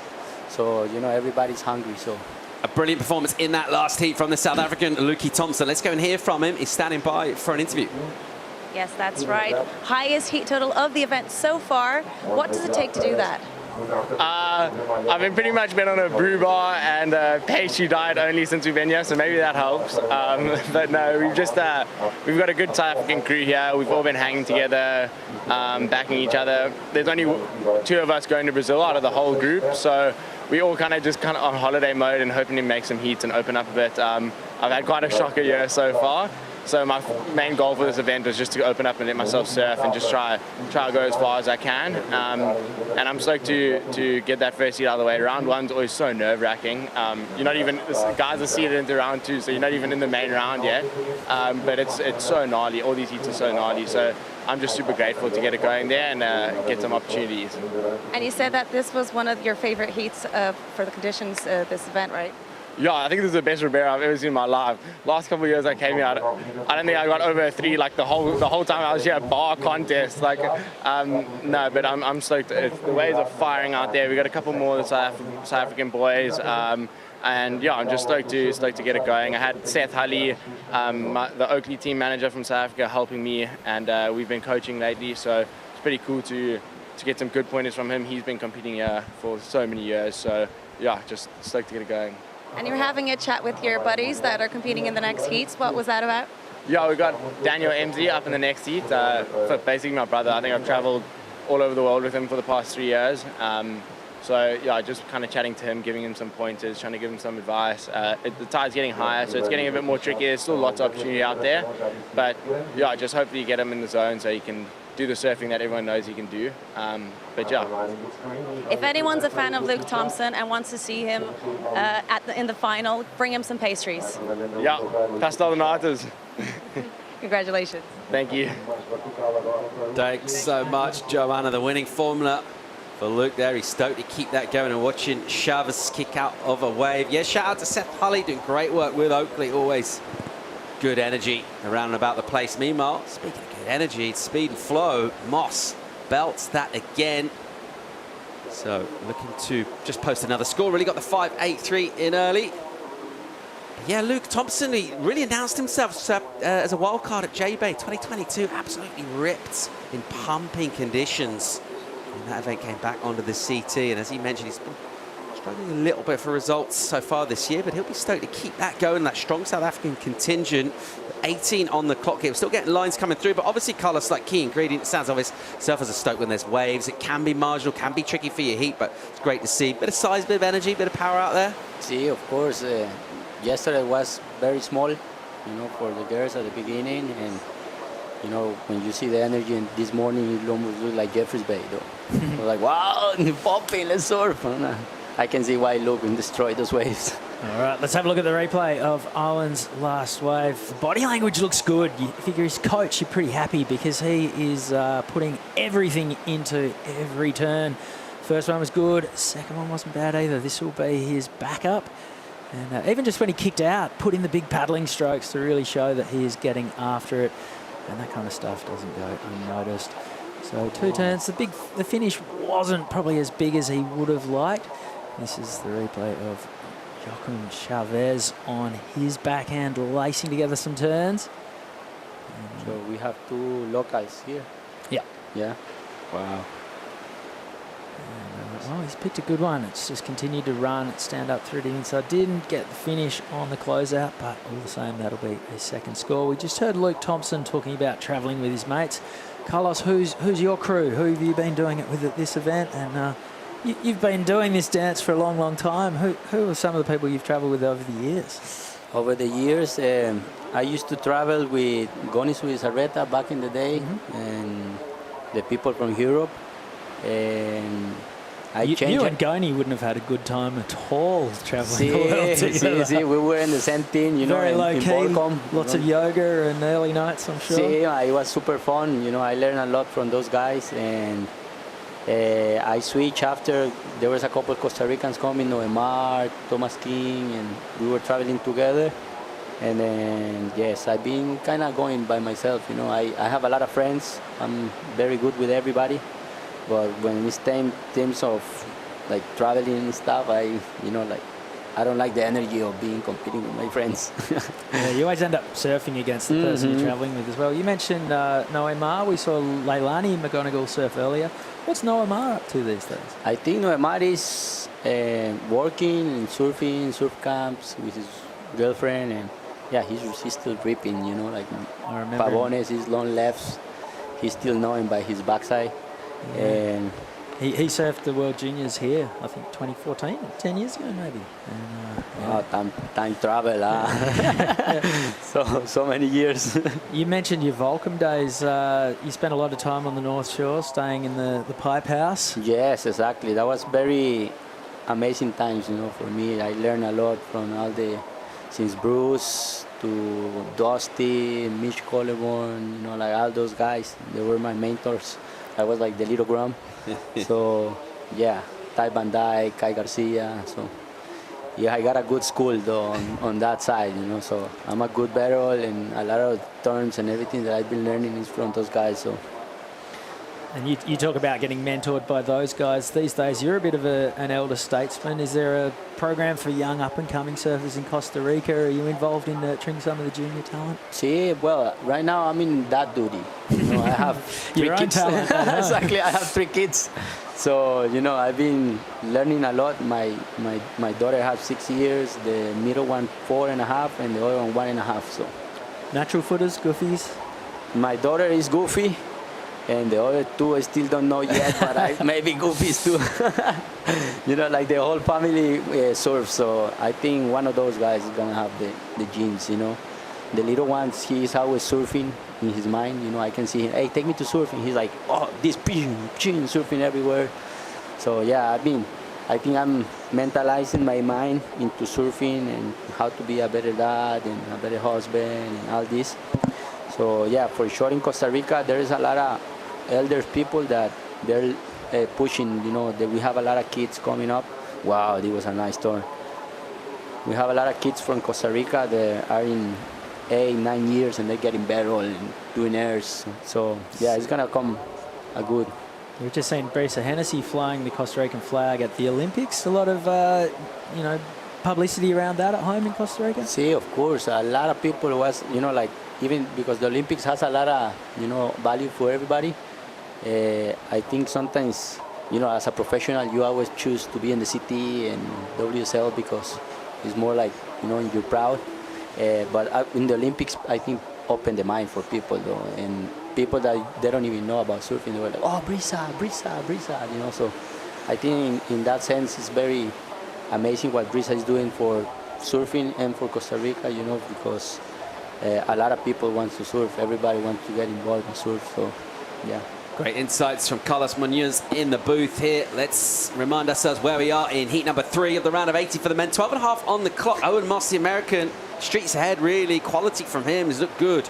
The Chase and Pack have really struggled with their second scores. So beyond the halfway mark, and they're sitting on ones and decimals. So it really is anyone's at this stage. Here goes out of Hawaii, Kai Martin. First turn's nice, super vert, gets the release of the tail. The bottom turn's long and drawn out, and because of that, he arrives at the lip with speed and authority, and then just kind of hooking back, doing some joining up work through this middle part of the wave. Doesn't get finished in section, which he would have liked, but a decent wave, and it will certainly be an improvement. 4.6 the high, 1.67 the low, and he'll look to consolidate in second, maybe even a shot going to first. Oh, he needs a high 6 for that. Probably not quite there, but an important wave for Kai.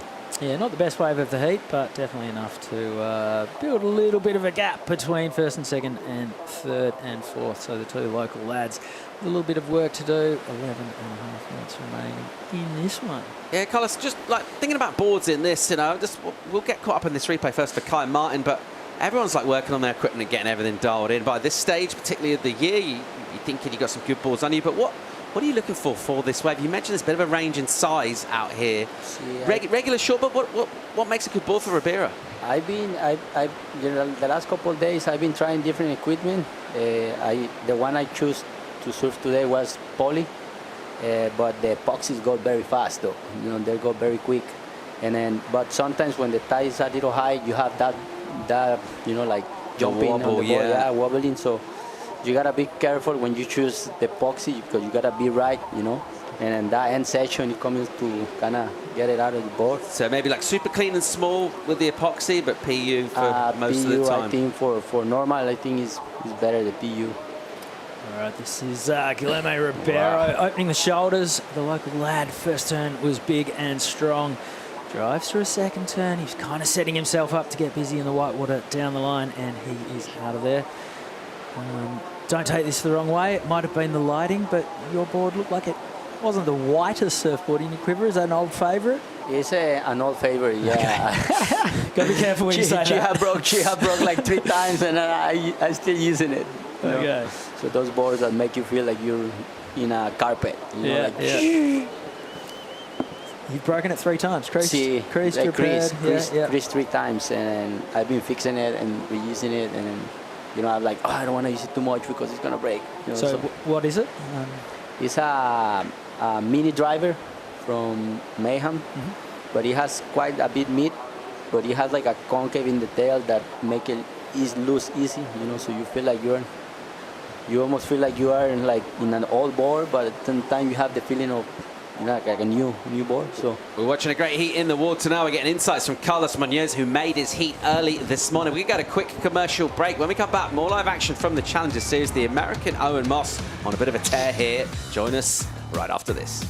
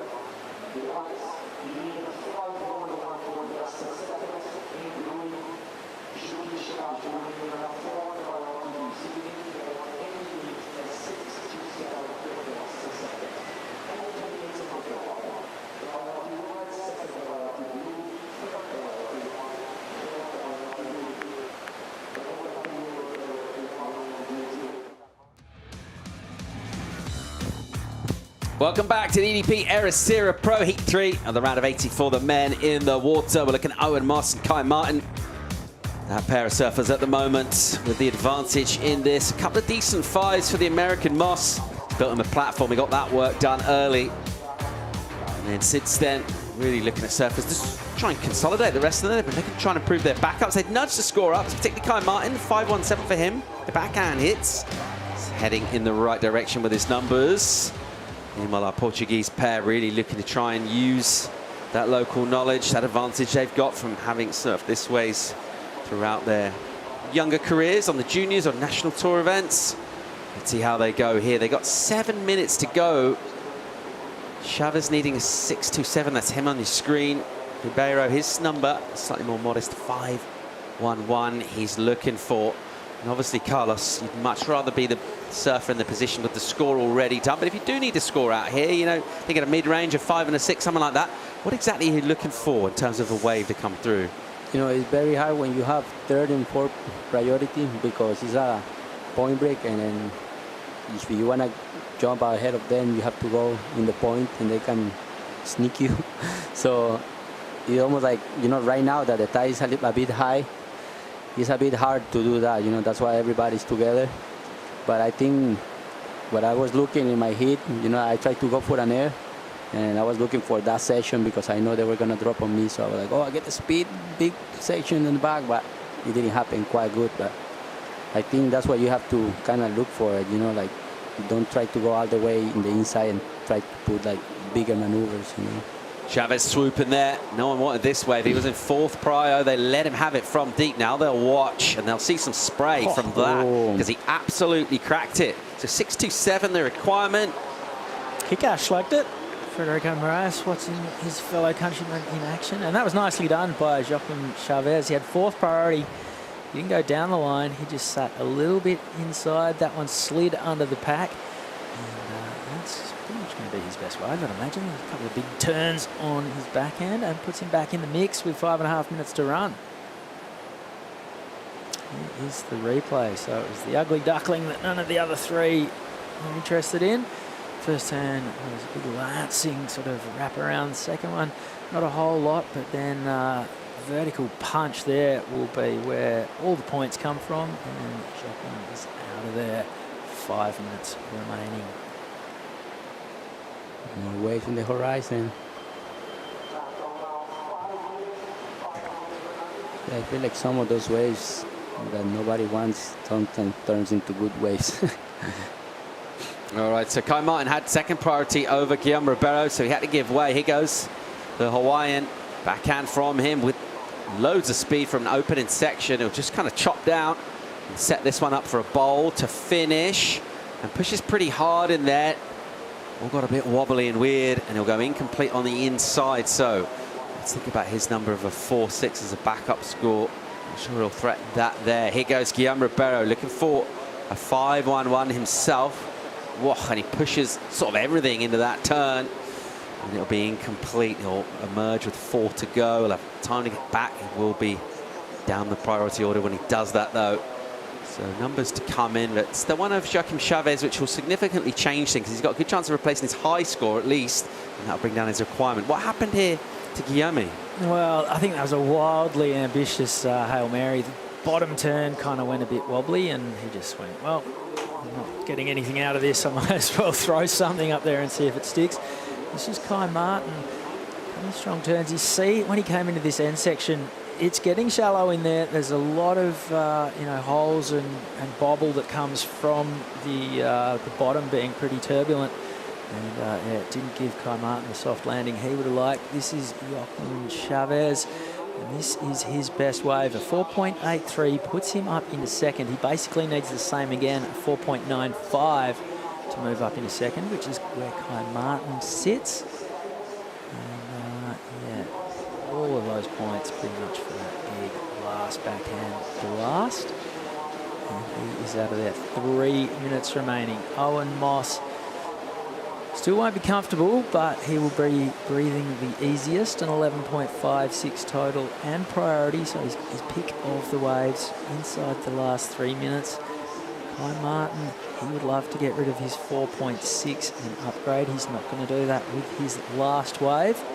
So Joaquin Chavez, the big mover from that last set, the 4.83, putting him back in the mix. And here's what we've seen in this heat. So as Owen Moss, his opening 2 waves are the 2 scores that count. This is one of the biggest waves, biggest turns we've seen. The spray that came from that was enormous. Judges obviously deciding that the wave itself wasn't so big. Perhaps that's why they haven't gone, they've kept it at 5.83. This was Kai Martin. He opened up with a 4.6. He backed it up a little bit later on with a 5.17. Didn't quite clip that ender as he would have liked. 2 minutes to go. This was Owen Moss's second wave and his second score, 5.73. So he could have paddled in after 5 minutes and let the other 3 fight it out, but he's decided to hang around in the water and just keep an eye on his competitors. This was the 5.73. This was Kai Martin's 5.17, his high score.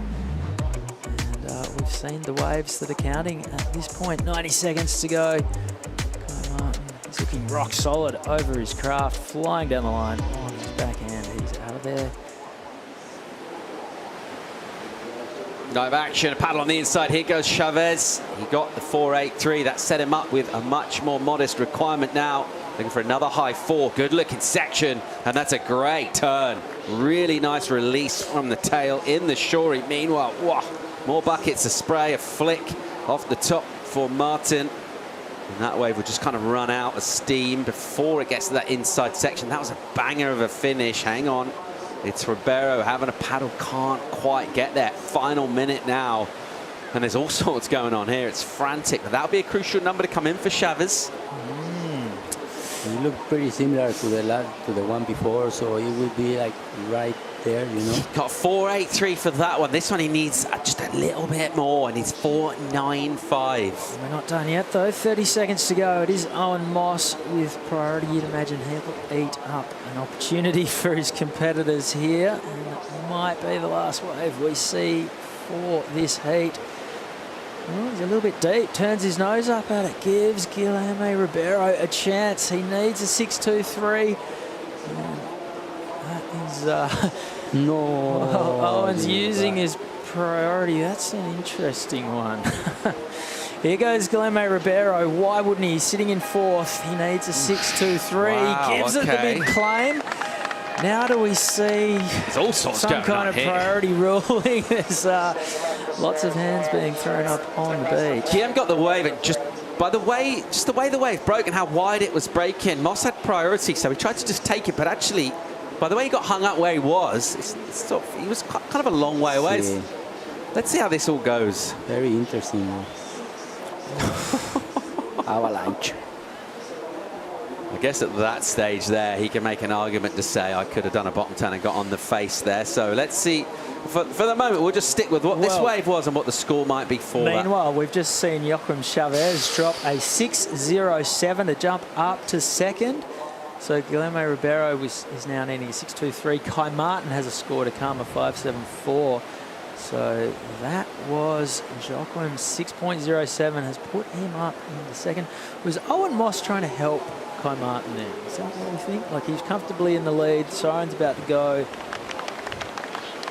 I think Owen, I think I see him, he's a very good competitor. He don't want to give any chance to anyone. Yeah, he's sitting first though, so he's safe, right? Yeah. Like there's kind of... Guillermo Ribeiro had no idea about what was going on behind him anyway, right? Because he wouldn't have seen any of that. Moss was kind of in the white water when he took off. It actually happened behind him, so he wouldn't know. He's really just thinking about his score. And there's the debrief on the inside. We've seen drama already this one. There's all sorts going on. It makes it entertaining viewing. It makes it nervy for surfers and for their squads. Let's have another look and see exactly what happened here. Carlos, obviously 4 surfers in the water. There's a bit of traffic going on. Exactly. Like I was telling you, the priority, you don't know what to do. But, yeah. I mean, you cross over, that's an interference, right? Yeah. But I think he went... He surfed it well anyway, Ribeiro. He hit the end section hard. He went like this in the wave. he didn't quite stand up. I don't know. Yeah, it's a tough one, and you sort of wonder why, because Owen was leading the heat. You just want to stay away from the action, don't you? Yes. Anyway, it was a 5.57 for Guilherme, so didn't put him up into one of those two advancing positions anyway. Another really entertaining heat here at the EDP Ericeira Pro. Will be an interference for Guilherme Ribeiro, but it'll be inconsequential, really. Carlos, mate, it's been really cool having your insights. Thanks for coming in. Pura vida, man. Thank you We very love much. watching you surf this morning, mate. Good luck for the rest of the event. We can't wait to see you Pura go vida, again. man. That'll wrap things up for this heat, and we'll just keep rolling with the round here. Waves are on the cook. The sun's out in Ericeira. More live action from the Challenger Series right after this.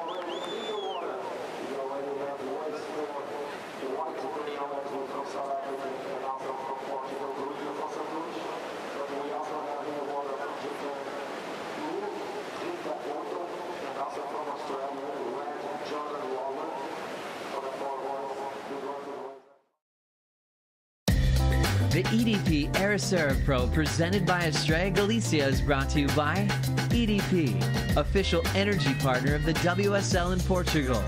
By Millennium Bank, official bank of the WSL in Portugal. By Hertz, official rental car of the WSL in Portugal. By You and the Sea, your hotel in Ericeira by the sea. And by Mayo, official technology partner of the WSL in Portugal.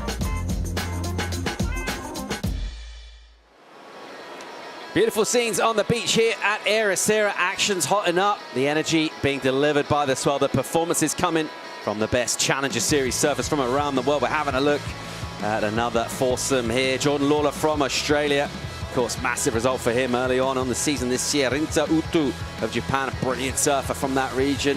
Young Dan Elmsley from South Africa. Afonso Antunes, a reinvigorated Portuguese surfer. Let's go down and hear from Owen Moss, the American winner of the last heat with Joanna Garnell.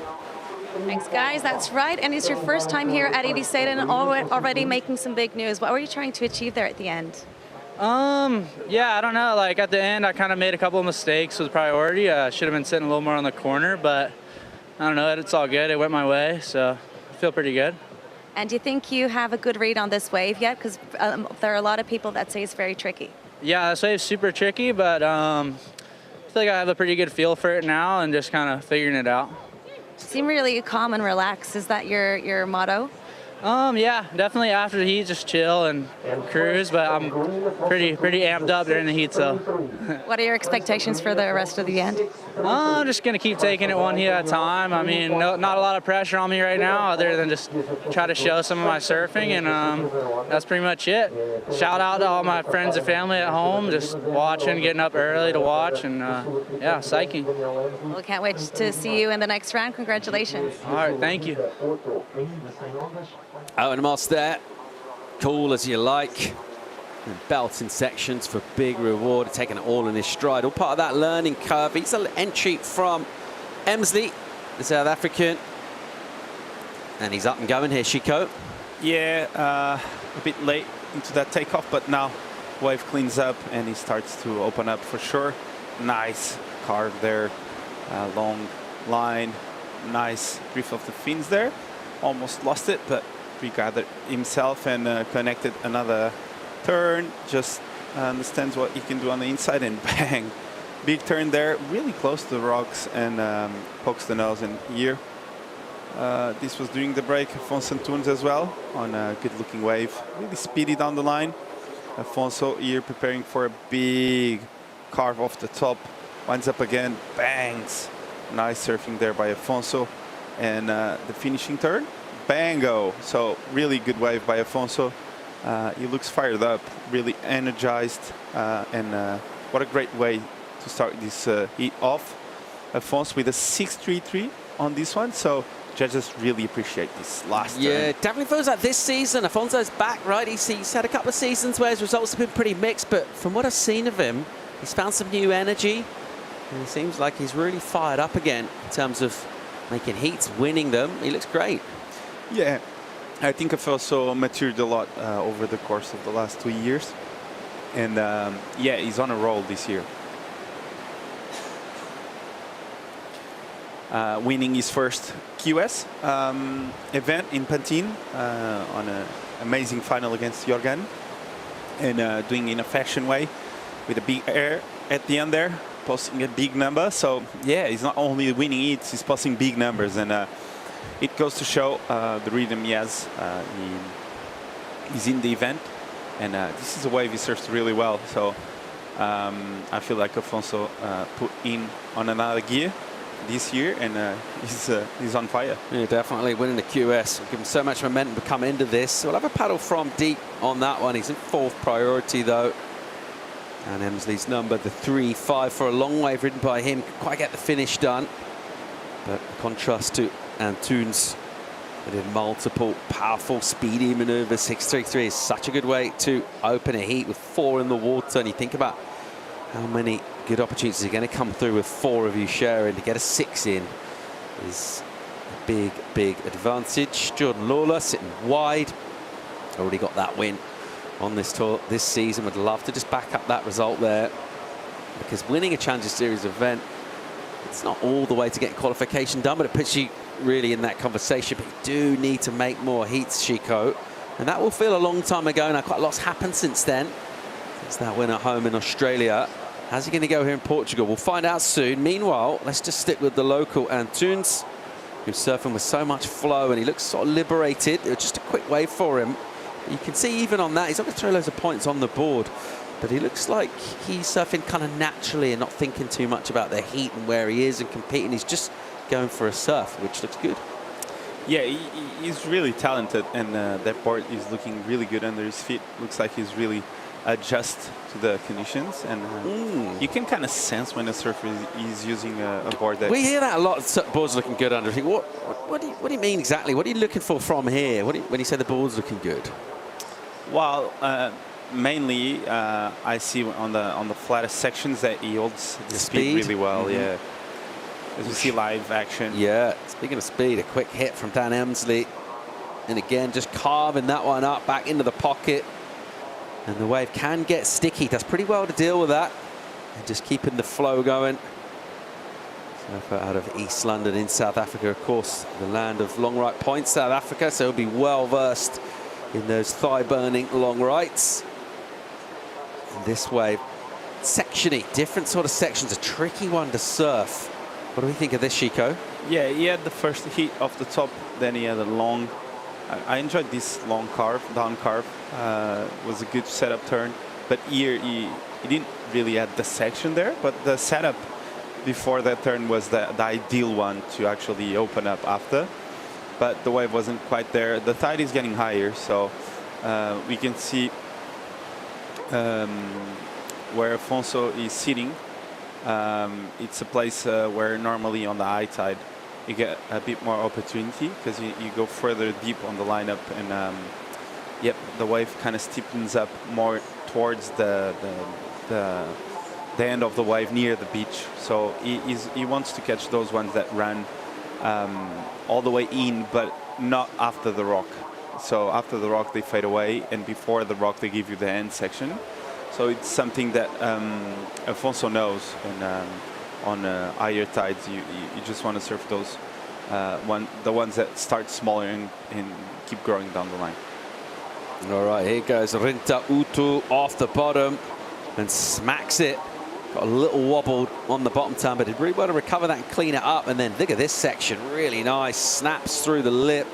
Gets loads of spray and release. So a wave that had a few wobbles too. We talked about the boards. His looks bladey and pretty thin, doesn't it? And with that, some of that deeper water, it looks like it's cutting it pretty good. Yeah, that wave, as I said, had a lot of bumps and lumps in the face because he picked that one a bit more towards the left side and near the rocks, and those ones tend to have a bit of a backwash kind of thing.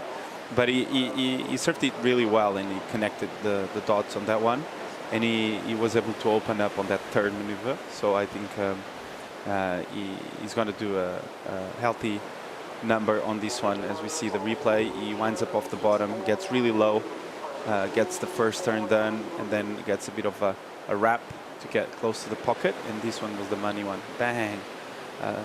Releases the fins there, regathers himself, and makes it. So a 3-turn wave. I don't think it's going to go huge, but yep, 4-3-3 for this last one. So quite a start, but in terms of the level of a competition like a challenger in a wave like Ribeira, you would think you need something at least on the 5-6 range to start off a heat. So he's got some work to do. A little bit of wind blowing onshore, pretty light. It's still clean on the face, slight ruffle through the lip. That lip gets some treatment from Afonso Antunes, as on a slightly more sluggish wave, he keeps that board liberated and loose as he swings around. Figure 8, carving in the pocket for the Portuguese surfer, and then just opens up the bottom turn and make room to go into the lip. And he does seem to be enjoying himself out there. He's having no trouble whatsoever finding speed between the sections. Took the one all the way through to the inside. Let's have another look.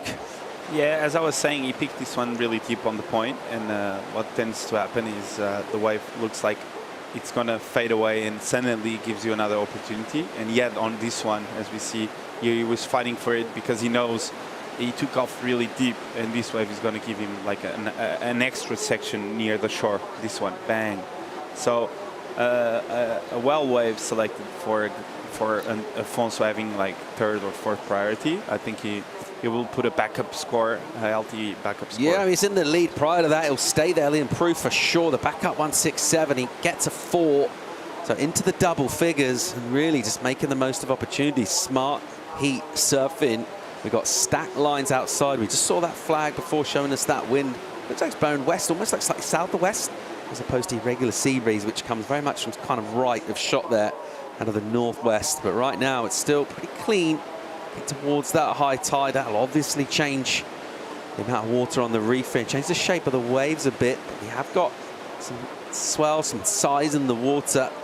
And what we really hope to continue with is just consistency as well, giving everyone a couple of shots. Like to get at least a few set waves for everybody in the heat. Here goes Daniel Elmsley, driving over a lip and then building up the speed and getting in the white water there. He's been stuck in the 3s a little bit, hasn't quite been able to unleash. There's the South African squad there watching on. And he'll have to think on it. Still got plenty of time. There's Emsley in this heat, 17.5-minute bags of time. Doesn't need to panic yet. And that wave selection, as ever, proving vital here at Ribeira in that one. We're going to a bit of a hole, and this tide's still filling in, Chico. We expect some of these waves to maybe not quite connect with the inside, just kind of die out about halfway down the reef. Yeah, I feel like the sets that break a bit wider are going to tend to kind of like get a bit hard to surf in terms of shock and lumps in the wave, and the ones that clean up a bit and go towards the right are going to get a bit cleaner. Okay. So with higher tides here, you want to look to those medium size ones that come alone, like a solo one that comes. So it's kind of like cleaned up the lineup. So yeah, tide shifts a lot here in Ericeira, in Ribeira de Ilhas. Shifts a lot with tides as well, so you kind of need to readjust your mind surfing. Really nice linear position from the squad there as they all sit in the line spread out. Lawler is still waiting for a wave here. The Australian with a win on the Challenger Series this year without a wave ridden so far in 14 minutes in this heat. They'll have to try and get going in the second half of the heat and find some quality. We're going to get a quick commercial break. When we come back, more live action from the Challenger Series. The local Antunes is going well. Stay tuned.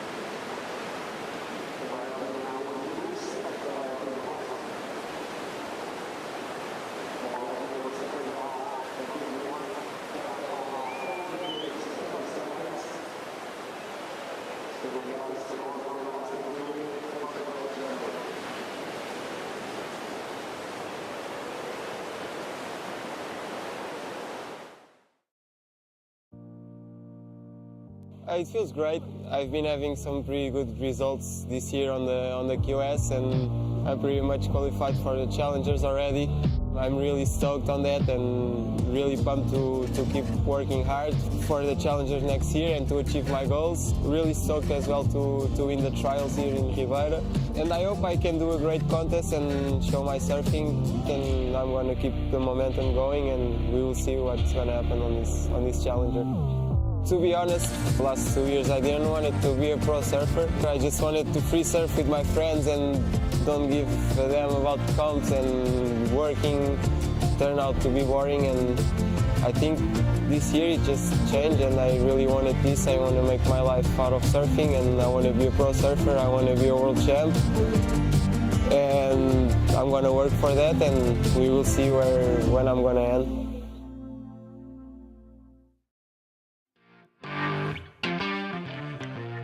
Great insights from the wildcard in the event here on the Challenger Series. He's got work done to qualify for next year's Challengers through the QS. And a reinvigorated Afonso Antunes had a couple of years where he wasn't really feeling it. Chico is absolutely back this year. And sometimes we see that happen with surfers. Maybe it becomes a little bit, feels like more like a job than fun. Doing all the training and competing, maybe not getting results. And then you take that out, you just go surfing with your mates, and all of a sudden, passion's back. Yeah, it's true. And he big statement there. I want to be a world champion. So that looks like he's got his mind clear on the goals he has. So that's always exciting to see someone speaking like that, finding the purpose in life, and doing such a good job on coming back to the spotlight. Yeah, definitely looking really good so far in this. Already in this heat, that 6.33, just the early work. We talk about momentum a lot and different things that can happen. Just by virtue of the fact that getting a good score right in the beginning of the heat gives you a little extra spark already. You're just feeling those positive vibes. You're just kind of willing this energy out of the ocean towards you. 12 on the clock. Elsewhere on the scoreboard, it's a 4.33 for Uta for his work. We're still with Dan Emsley with a 3.5 and a 3.0. And Jordan Lawler will be slightly concerning his squad with the fact that he's only got a 1.87 on the board. He's got fourth priority as well, so he's going to have to continue to be patient. And he's not got his campaign going in this. And right now, he'll also have to just try and basically wait for other surfers to catch waves. Essentially, we had Carlos Munoz explaining that when you're down the priority order at this wave, particularly in these kind of conditions, there's not a lot you can really do about that. It's not like you can go inside, sit on another peak. Just got to kind of wait for your turn to roll back through. Meanwhile, here we go. Antunes on a wave with a bit of white water on it, and he'll hope for this thing to double up. Let's see if it does. It looks like Utu will use the priority just on an inside section, and he'll take it. So Antunes gets out the way and makes room for our Japanese surfer to do this. Into the lips, snaps one on white water. And again, nice little rhythm to the combination. So that will be his second wave. It will count for sure. Here goes the Australian Lawler. The Goofy was also about 2/3 of the way down the reef, maybe halfway, something like that. Found himself an opportunity. We just picked up the finish. He's not got going here. Well, just a quick curiosity about this wave of Afonso. I felt like Rinta took off really late after Afonso took off, and I don't know if the rule says you cannot kind of I wouldn't say block, but looked like to me it was a long time ago Afonso had to take off on that wave. So that was quite interesting, as we see Daniel up riding on this one. Looks like a fun one. Nice carve there. Wave steeping up a bit, and Daniel, bang! Nice float over the section, and lost it there because of the bumps of the white water, but he was looking to bet a 3.4, 3.3 actually, so he was on his way to it. So unfortunately for him, with a bit of a fault. But as he said, that early work from Afonso, getting the job kind of done, because the rest of the pack is quite trying to find their rhythm out there. As we see, this was the wave I was just reflecting on. Nice cutback, another carve, and suddenly there's Blue standing up, and he had to, and he took priority on this one, and he used it well. Just a bit of a wobbly wave overall, but he did the most of it on that one. And here Daniel, just a quick carve there. A bit of a sleepy wave, but this part of the wave looked really good. He had a big hit off the top, a bit more what he was looking for, and trying to get around it, he had the fall, as we see the replay here. Nice float off the top, a bit late into it, and yeah, just a bit of a fumble in the end there, and Jordan Lola having a bit of a shocker, like the typical Ribeira de Ilhas shock, where you just sit there waiting for the perfect one. It doesn't come, and you end up like just trying to find anything you can, and it's just one of those waves that it doesn't really works that way, right? You cannot just like paddle on anything and anything works. Yeah, not got much going so far. The good news for him, second place currently occupied by Rinta Utu of Japan. There aren't massive numbers there, so even though he's in fourth right now, Geordie looking for 5-7. That's not a huge score. Dan Elmsley also looking for 4-7. Of course, Geordie Lawler has the winning feeling already on the Challenger Series this year. Back in Sydney early in the season, he went all the way, the hometown hero. Dominated that event, got the win, and set himself up with an amazing platform to try and qualify for the Championship Tour. Let's have a look at his win. Chico, surfing at home can go a couple of ways. You can have pressure on you and expectation, or you can just step up and represent your hometown. He absolutely ripped it apart, and there's plenty of swell as well. Yeah, he ripped it, and it's the second event he actually wins in home soil. He won in Manly a couple of years back. His first win was there, so yeah, he feels really comfortable at home. And look at that turn. He was on a roll, and he was able to beat Alejo Muniz in the final, which is doing a really good year as well. But Jordan Lola took the win there, and with surfing like that, I'm not really surprised, as we see the stoked Aussie there getting carried up the beach. It's going to feel like a while ago at the moment, because he is scanning around and looking for ways, looking for opportunity, looking just to try and turn this heat around. He's had a nightmare so far. He's not done a lot. No mistakes gone down in terms of his surfing. Just hasn't had waves come through. Hasn't had that energy. Right now he's in fourth position, but also fourth priority. So he's going to have to again afford to He's just going to have to be patient here and wait for something to come through and see what happens. We're going to get a number of his last wave there. It was the combination, so this will certainly improve things for him. In fact, you know what? The requirement from his 4.7, he gets a 4.6 and he jumps up to third. So in terms of the work that he needs to do, he's halfway there with that score in. Because there's 6 minutes on the clock here. He now only needs a 3.6. This one's tight. He's on the inside having a look. Meanwhile, out the back, top of the peak, it is our heat leader from Portugal, Afonso Antunes, doing work on a soft section here. He's trying to keep that board alive. He does that pretty well, but there's not a lot of push in this wave at the moment. He's having to do flicky kind of turns. Meanwhile, Emsley uses his priority this time. So he can take the wave, and he's got some speed here. He'll load up, he'll give it a crack, and then he'll go and drift the fins out. So all sorts going on. Dynamic surfing. Just slightly overdoes it on that last turn. He would have loved to finish there, but he's asked a question, and he also doesn't need a huge number. It's a 4.7, the requirement, Chico. Yeah, he only needed a 4.7, and yeah, Afonso took off really deep again. Nice float there. Foam's a bit of a foam climb, nice cut back, and he was able. He had to kick off because Daniel had priority. Nice float here over the foam ball, and this was a bit of a late hit, but this one, bang, drifts the fins out. That turn was really spectacular, but the last one, he couldn't make it, and he needed that turn. He knew he needed that last maneuver for that 4.7 he needed, but that turn alone was the best turn of the wave by far. Yeah, really dynamic. A lot of speed to his surfing. There's a lot of energy, quite a lot of movement as he makes his way down the wave. A little too much in terms of that last turn as he tried to get there really late. I tell you what, he's put everything into this, but the judges will reward that previous to last turn. It was dynamic with release from the tail, and the good news for the South African crew, a 5-point ride, jumps back to second place, 4 minutes on the clock, and some drama here in this one as we see multiple situation changes as we get down towards 4 minutes to go here, Chico. And he's put everything into this heat. A great decision to take that wave. He did have the priority. He could afford to burn Afonso, and he turns it into a score. Yeah, I think most of the score came from that big turn he had. That turn was really, really dynamic.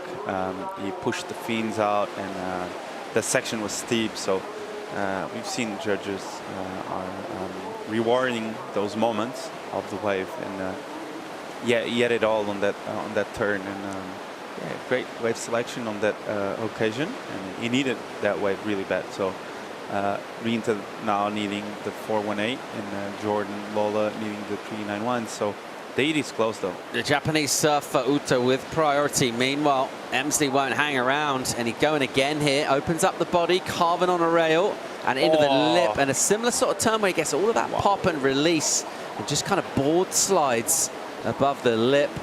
The South African squad would have been willing him to make that. It will be an incompletion. It won't help him. But the under 3 to go. Here's Jordy Lawler on a bit of deep water, and it's sluggish from him. He'll just stay with it though and keep the board alive. His requirement's not massive. 3.91's all he needs. Here we go. Steep section here. Pushes out with that back foot. Gets some release from the tail, and again and drifts the fins out. It goes down on and inside. Emsley's watching that as he prowls his way back out. A couple of questions here. Is Lawler going to have time to get back out the back with 2.5 on the clock? Yeah, he will. With the eye tight, the paddle back out gets a bit shorter, so he will get there in like probably 30 to 40 seconds. That was my first question. We'll look at the heat recap and remind ourselves of the early work done by Antunes, who just came out flying. Yeah, Fon started off flying, as he said, with big turns like this. This carve looked amazing. I really liked the amplitude he put on that one. Then he backed it up with a couple of big hits off the top. So quite connected on this wave, and putting together a beautiful combo there. So started off with a 6.33, and he backed it up with a 4 on this one. A bit harder wave. Just the pace of this wave was slower, so he had to readjust, but he was able to finish it off on this one near the rocks, and yep, he's in the lead now. So he's doing such a good job putting this heat together overall. So Afonso Antunes showing us why he's on the roll this year. And Daniel Emsley here, this was the comeback wave with a bit of a float there. Gets a bit late on this one, but the money turn, it's this one. Bang! Fins out, 5-point right, and he's back on this one and jumps into second and really close to the rocks there. That bit of a fall there with Ed first was quite sketchy. Yeah, well, it's just under a minute here, and my question was going to be to you, if you're 0-2 and you need just a 4-1-8, what surfing are you going to try and do? You're going to surf to the score, you're just going to surf the wave, but I think with under a minute to go, it's pretty safe to say he's just going to try and get that 4-1-8, not take too many risks, but in order to do that, he will need a wave. We've got some purposeful paddling from everybody, really close together. Almost looks like they're in a paddle race as they make their way to the top of the peaks. Remind ourselves of the priority order. It's Utu, surfer in blue, who will have first dibs here, but he does need a score at the moment. He is being eliminated in third place, as is Geordie Lawler, who looks in trouble here in fourth priority and needing a number. Will we get a breaking wave to the peak here? There's a bomb out the back. Is this going to get here in time, Chico? Well, I don't think so. I think it's cutting down now, so no one is going to get a wave in time. All right, Uta will desperately try and scratch onto this. There is a wave out the back, but the heat is over and it won't get there. And you have to say well done to Afonso Antunes, whose brilliant season continues on the Challenger Series. Also well done to Dan Emsley, who rallied, used priority, got himself a score with some dynamic surfing. That one turn in particular got him the number he needed. And those two youngsters will be absolutely delighted to make it through a tough heat in terms of the competition in the water, featuring someone who's already won on this tour, but also difficult just in terms of the waves on offer as well, and some lulls, some softer waves with the high tide. An interesting heat going down. Two surfers, only two can make it through to the next round. It's disappointment for Jordan Lawler, who struggled really to recapture that form he found on home soil. He'll have another chance in Brazil. Meanwhile, Afonso Antunes has lit up this Portuguese crowd here. They're absolutely stoked. More quality coming at you in the next heat. We'll bring Mundy back in for the call as well. More live action right after this.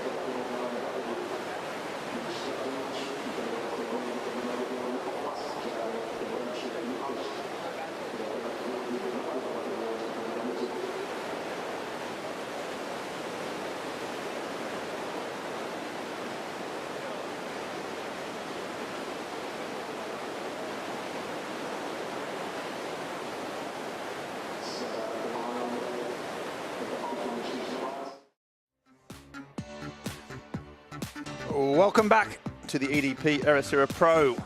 We are rifling through round of 80, heat number 5 here of the men's division. We started off 4 heats of the women, clocked off that round, and now we are marching through. We've got Dylan Moffat, Robert Grillo, Ryan Huckabee, and Hans Odrizola from the Basque Country. My name's Ben Mundy.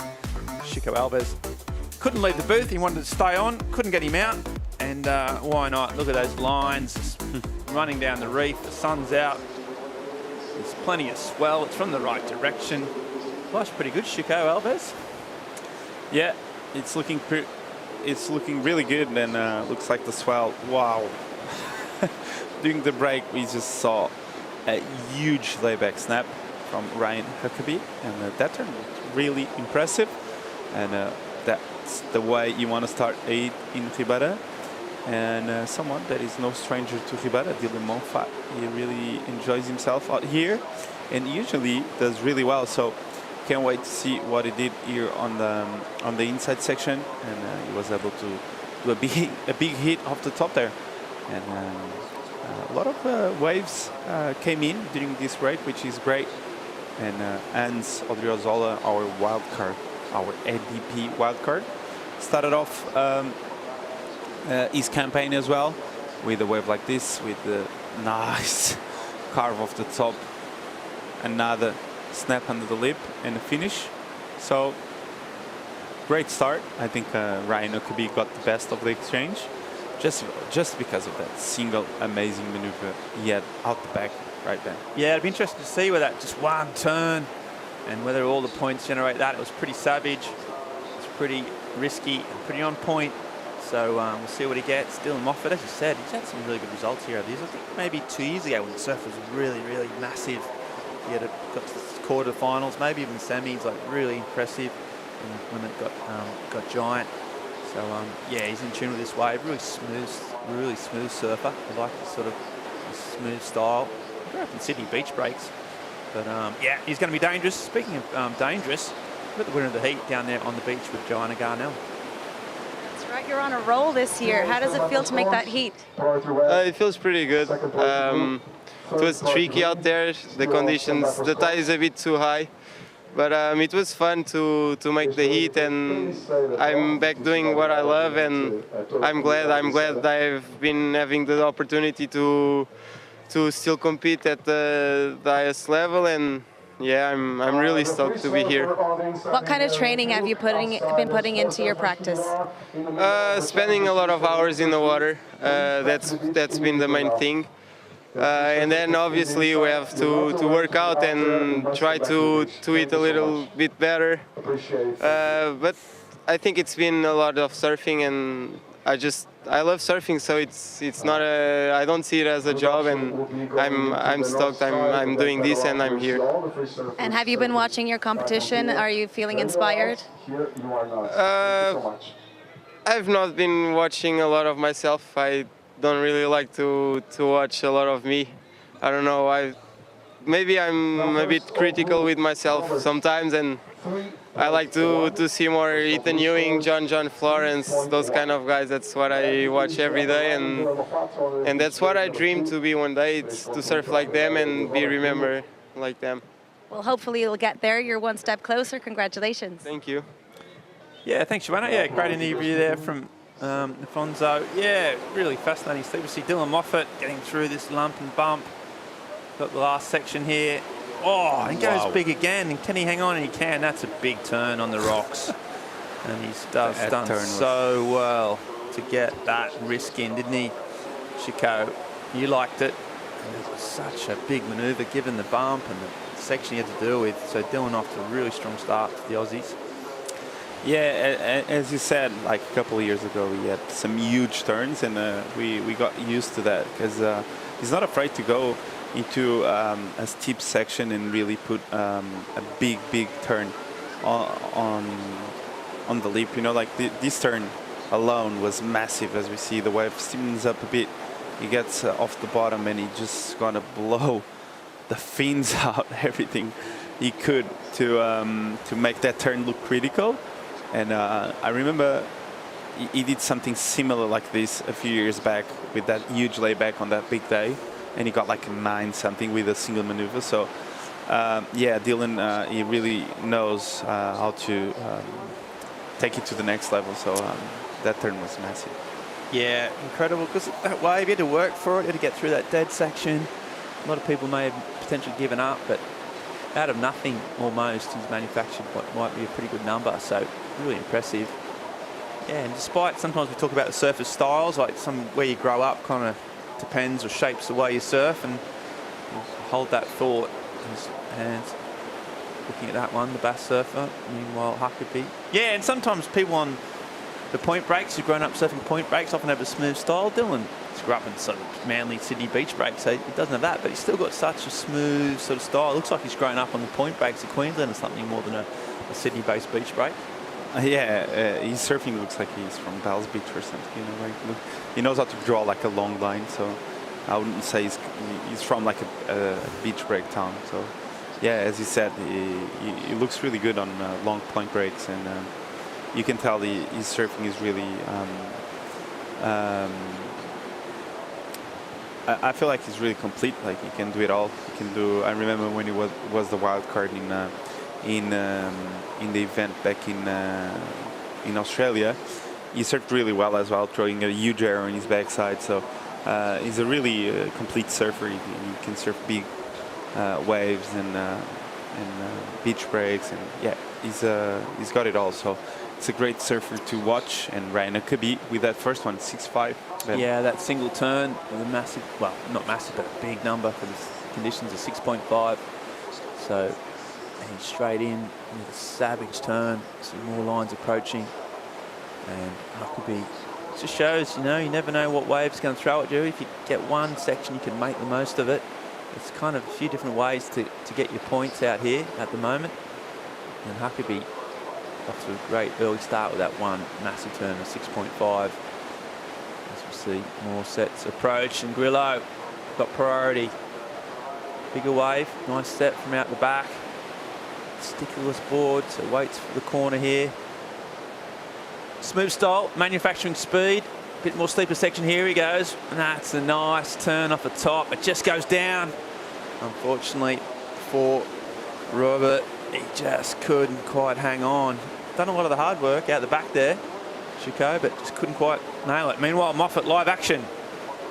So Dylan coming around the corner, and there's he goes for a big flyaway. Couldn't quite hang on to that one. So we've got a 4.3 for that last wave. We talked about that last big turn, and he got a 4.3, so we probably slightly over-egged it in the booth. But he may have got a little bit more than that. It was only that one turn on the end, and he's got a couple of fours. Nowhere near the judges up to the scale of that single turn of Ryan. So Moffat go back out, a couple of fours for Moff, regroup. Grillo be upset that he got that nice big set wave out the back. Had priority, came off. I'm going to leave Hands out there waiting. Only a young guy, but really, he's been sort of competing since he was about 1. It feels like, doesn't he, Hands? Like he's so yeah. He's he's been part of the EDP Surf for Tomorrow team. He's had some incredible coaching. His parents, people invented the wave garden, so he's always had a wave garden in his backyard, effectively, so he surfs there. So been around a long time, but just coming into age, still really young, still got so much surfing ahead of him. Do you reckon they asked a lot their father to just open up the pool? Yeah, imagine. Dad, 3 o'clock, like, the left, please. It's like if your dad had a 10-pin bowling alley or a diving pool or something. You'd be like, come on, give us the keys. Just give me 3 o'clock. Or when they go away for the weekend, you're like, just get the keys, spark her up. Come over, boys, it's on. That's what I'd be doing. Now at the back, live action. And it's that man we've just been talking about. And wow, nice swooping first turn. And now it's this dead section. Just wipes the sweat from his brow and refocuses. Not a lot of steep face. This is a bit more critical. Nice hook in the pocket, and then he's going for the finish and he can't get it. So these waves, even though the swell's there, the tide just starting to fill in pretty quick. High tide around 2:30, and they're quite big tides at the moment over here in Portugal. So you can see that even though that's a solid wave, it never stood up for him. He surfed it really well, didn't he, Chico? Yeah, you can tell he held his speed throughout the whole wave really well, and the wave was really hard to surf. But yeah, I think he's going to get a backup number here. Yeah, the first snap was the best one, so he did really well on this one. He's only needing 4.23 on this one, so I think he's going to be right there with the number, as you see the drone shot of the amazing curves he's doing on this one. He's so busy with the S's, and shows you the technique, and how he absolutely milked everything he could. Really technically sound. That turn there, well, he got a bit stuck there, but it's just because of the tide, like the wave is. This angle would be goes to show how flat the wave he is right now. And he's doing so well at producing longer lines and getting a bit of amplitude on those maneuvers. So that wave wasn't really, really good. So yeah, Anne's doing a good job to make that wave look really good. Yeah, he worked hard for it, didn't he? Like you in that last sentence. Yeah, he gets some points. He's just trying to improve on a 4.5. I think the judges will know that some of these scores will just get compressed a little bit. You probably won't be needing the massive numbers to get through. So we'll see how that pegs in out the back. Now with his Huckabee, that solid start with 6.5. Now he's got priority and it's still pouring in. No shortage of swell. If anything, the swell's hanging around or getting bigger. And we see paddling desperately his Huckabee. What's he got? He had one turn in his last wave. It's a more open face wave. Nice little slice off the top. As these S turns. Even this section's just a bit steeper than Hans had, and he finished it off well. A lot of spray as well, so good consolidation, really. Smart surfing. Had a score on the board with a single turn, and then just started to unwind on that section there, and got a pretty big finish. What did you like about this? What did you like? I just like the power he puts into those maneuvers. This one, look, wow, like a lot of spray. Here he just waits for it, and he was able to finish it off really well. Look at this turn, bango. Like, it was right on the sweet spot of the wave. A lot of spray was thrown. So yeah, I feel like he's a powerful surfer. He's a big frame, and look at this, bang. So yeah, he's gonna get a big backup number, I feel like. And this was one of the best waves of the heat by far. So yeah, really great surfing. Just because it was not like a solo maneuver, it was a combined 3-turn maneuver and well put together. So I feel like he's gonna get that lead a bit more. Yeah, the Floridian. Yeah, he's on good form. 2 waves, really sort of contrasting styles, both with big finishes. And Huckabee from the East Coast. And you get a whole lot of long right-hand points over that part of the world. And Huckabee is just finding his groove here. And by virtue, we're in the round of 80, so all these guys in this particular round haven't had incredible years in the Challenger Series. They're sort of way down in the ratings, so even a couple of heats will dramatically improve their scores or improve their position. And getting down to that sort of round 16 or even round 32 would be solid. And right away, Huckabee with a 6.5 for his first wave, and then backs it up with a 5.57. So solid points already with just on the halfway mark gone. You can see that tide filling in over the reef now. Surfers sort of move in a bit. Still plenty of opportunity, still plenty of waves. But it's just going to be a bit tricky to navigate. Yeah, 13 minutes to go now, and Hans needing only a 4.23 and Grillo needing 5.7. So quite a close one yet for that second spot. So nervous moments there for Dylan. And Robert Grillo was looking really good on that first one. He had the fall at the end, unfortunately, but yeah, the surfing he was doing, just the S's, like on the wave, you could tell he was on point. He was feeling it. So unfortunately there, the fall, but now he's sitting with priority, so he can kind of come back wave. Yeah, you're right. He had board speed, didn't he? And he looked light on his feet, but unfortunately just couldn't finish it off. So right now, he's just got priority, which is a positive. But he needs a couple of scores. He needs 2 waves effectively if he wants to challenge for this. But as we see, a nice little replay here. We're going to go to a short commercial break and come back with more live action right after this.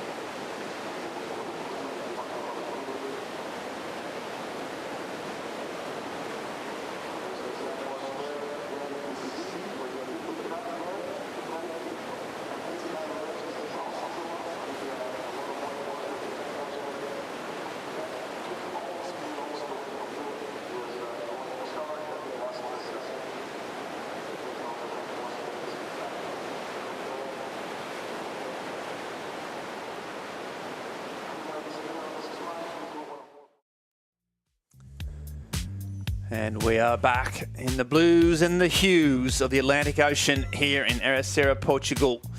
We are back for the Challenger Series number 5 of 6 on the stops. And then it's getting down to crunch time. All surfers needing to get through and getting a result to progress to the CT. That's where it all happens. That's what all these surfers are dreaming of. We saw Alfonso Antunes in his interview going, I watched John and I watched Ethan Ewing. That's where I want to be. You know, all these guys have got dreams of, getting to the top of the title and being remembered. Is Dylan Moffat going to be remembered for this, Shuko? You tell me. Yeah, I think so. He surfs that good. So Dylan putting together a beautiful wave here. I like that high line there, holding the rail, waits for it, and gets another cutback and kind of lost it there. This time the cutback itself. So I don't think he will improve on that one, as we see. I think Robert Grillo might add a mistake with the priority as well, because he was on first priority and now he's on third priority. And Ans on a really good position to overcome Dylan on this one, only needing a 4.23. That last one we just saw from above that looked really good was a 4.07. So Ans needs a 4.33 now, and he's in a good position to make it happen. Yeah, his brother Kai also in the event, as we see inside here, and that's Hans. First turn's pretty nice. Got a lip to hit and he hits it all right, tags it well, and another one, so good combo. Can't get any more wall, but that won't matter because that was a 3-turn combo. It was fast, it was smooth, really good through the transitions, and needing a 4.23. He'll be happy about that. Huckabee putting in the big yards, and that was priorities, just lost it. So that's the type of mistake you don't really want to be doing as a leader. And he suddenly goes from from first priority down to fourth. But this combination, you see Grillo out the back in the replay.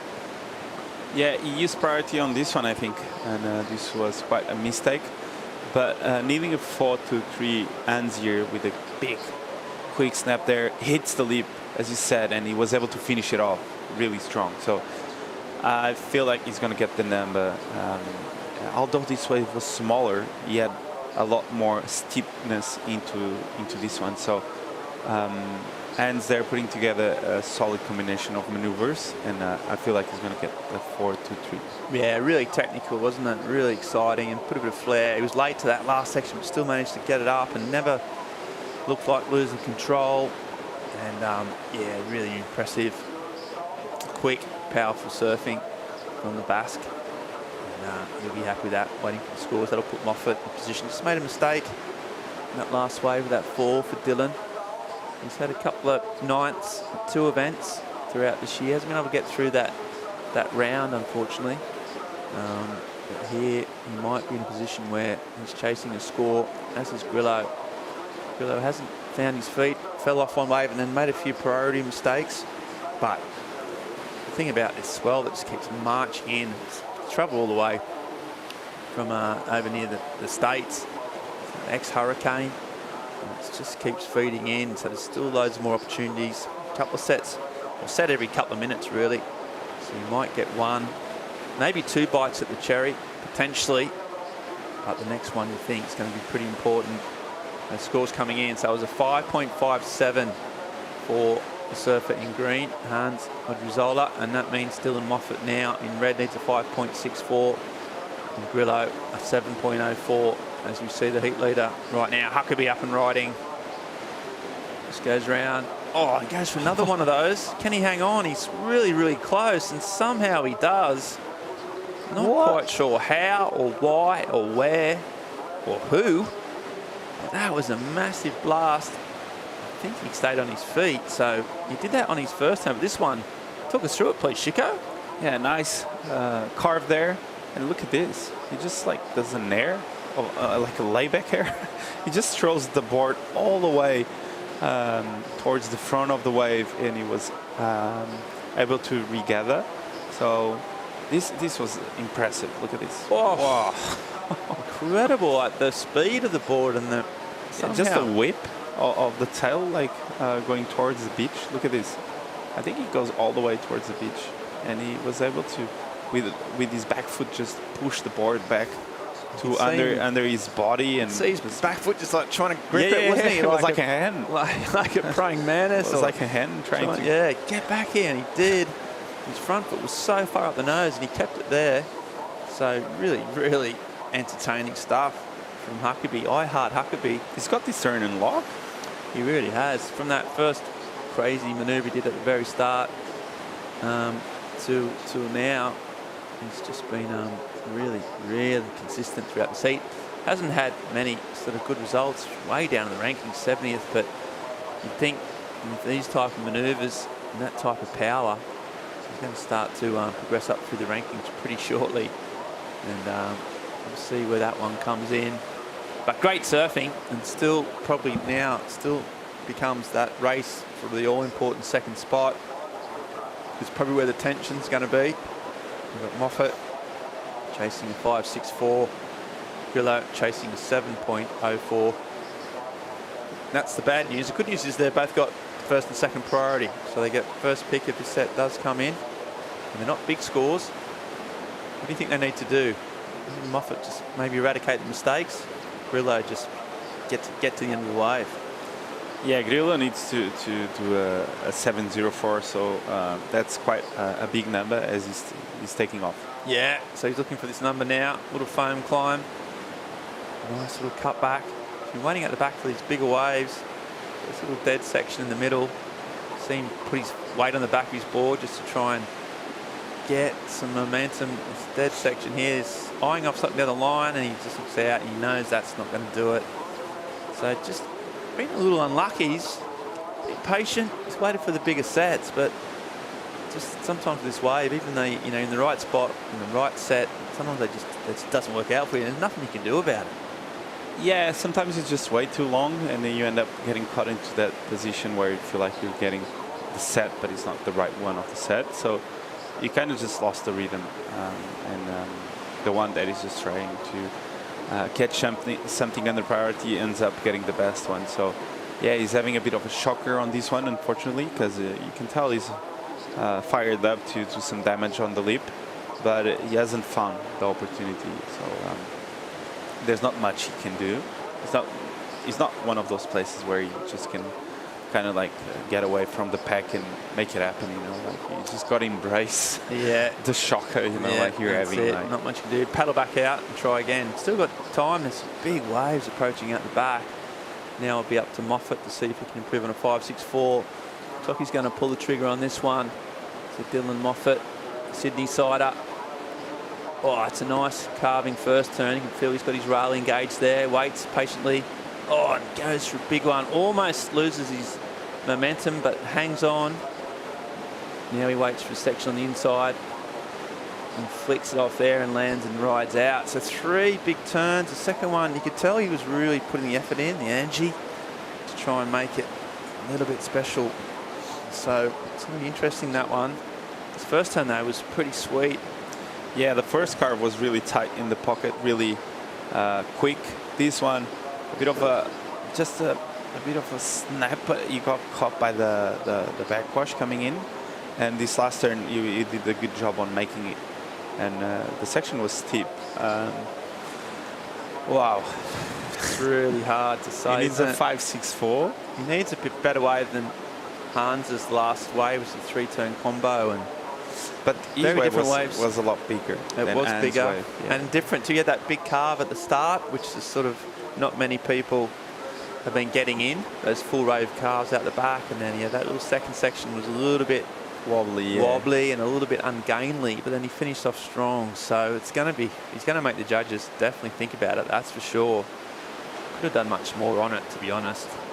But whether it's that 5.64 is going to be, well, we're about to find out. We've got a minute to go, so the judges looking at it pretty closely as well. And we'll just see where he gets to. More waves approaching. There might be another opportunity for Grillo as well, sitting down there in third place, or Hans to improve his score. But still waiting on that score from Moffat. That's where probably he won't be able to get back at the back. heat is done, and maybe his event is done. We'll see. It's going to be close. Meanwhile, some big sets marching throughout the back. That one breaks a bit off the reef. With 19 seconds to go, it looks like Hans is going, you know what? I'm going to have a crack at this. I've got nothing to lose. Trying to stick with that foam. Somehow bouncing through a non-existent section, but he's winding up. I'm going to buckle that board.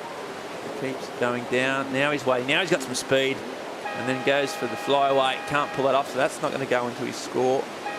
So he's just going to have to wait for the score like Dylan. Equally interested in this score, these two. Both of them, you know, it means so much to these guys. Just get through this one, get on some momentum, get a couple of heats under their belt. Anything's possible, but only one of these two surfers can go through. And waiting on Moffat, needing a 5.64 to see whether he can do it. This wave is after the Hooter, so that won't be of any interest. Grillo is unfortunately out in Hawaiian. Bumps and lumps. Moffat there, you can see the interest. He's just waiting. Dill, you know, he didn't make it. He's not one for big claims and grandstanding. He didn't pump his fist or go crazy to the judges. I don't know if that's any indication.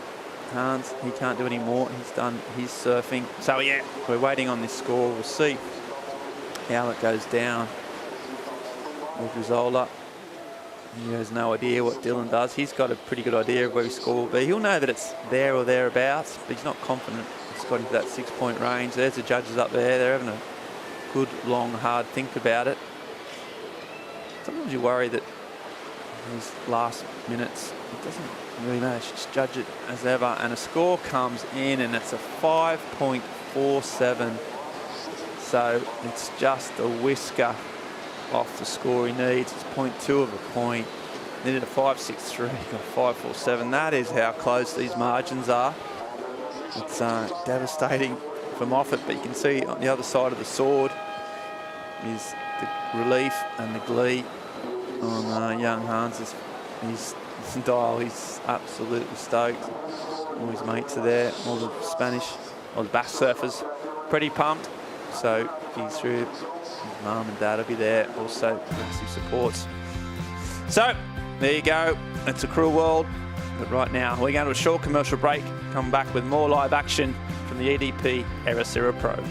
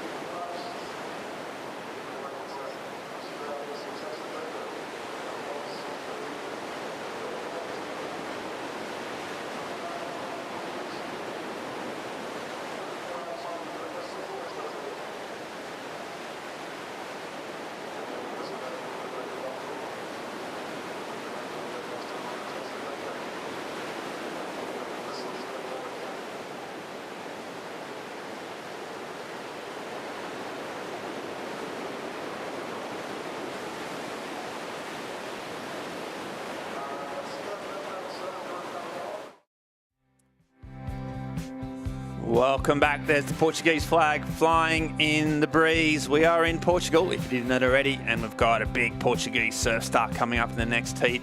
It's an absolutely cracker of a heat, actually. Frederico Moraes, Prince of Portugal, CT star, and legend of the area, is up against Jackson Baker from Australia, Luel Felipe, originally from Brazil, but also spends a lot of time over here in Portugal, and Leo Paul Etienne. I'm joined in the booth by Chris Binns. It's a pretty stacked heat, Binnsy.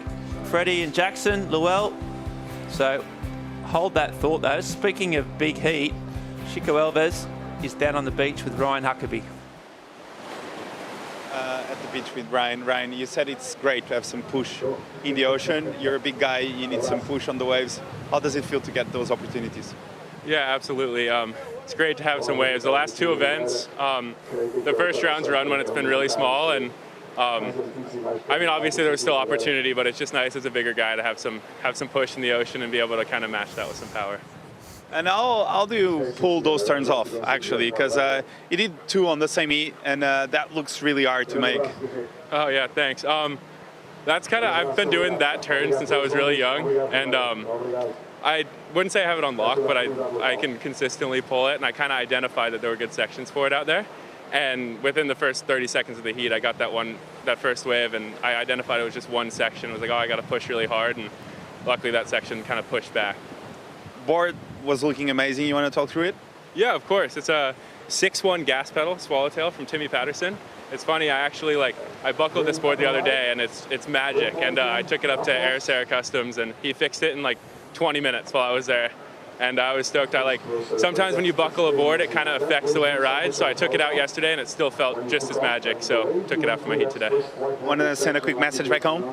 Yeah, of course. I know my family's up. It's early back home, but love you guys. Glad you guys are watching, and stoked to make heat.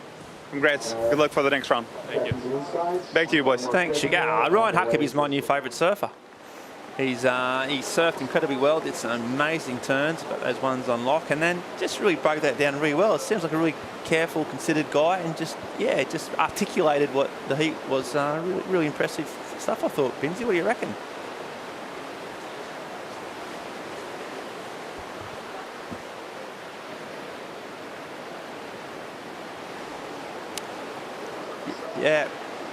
Yeah, I know, he buckled it, but he's come good.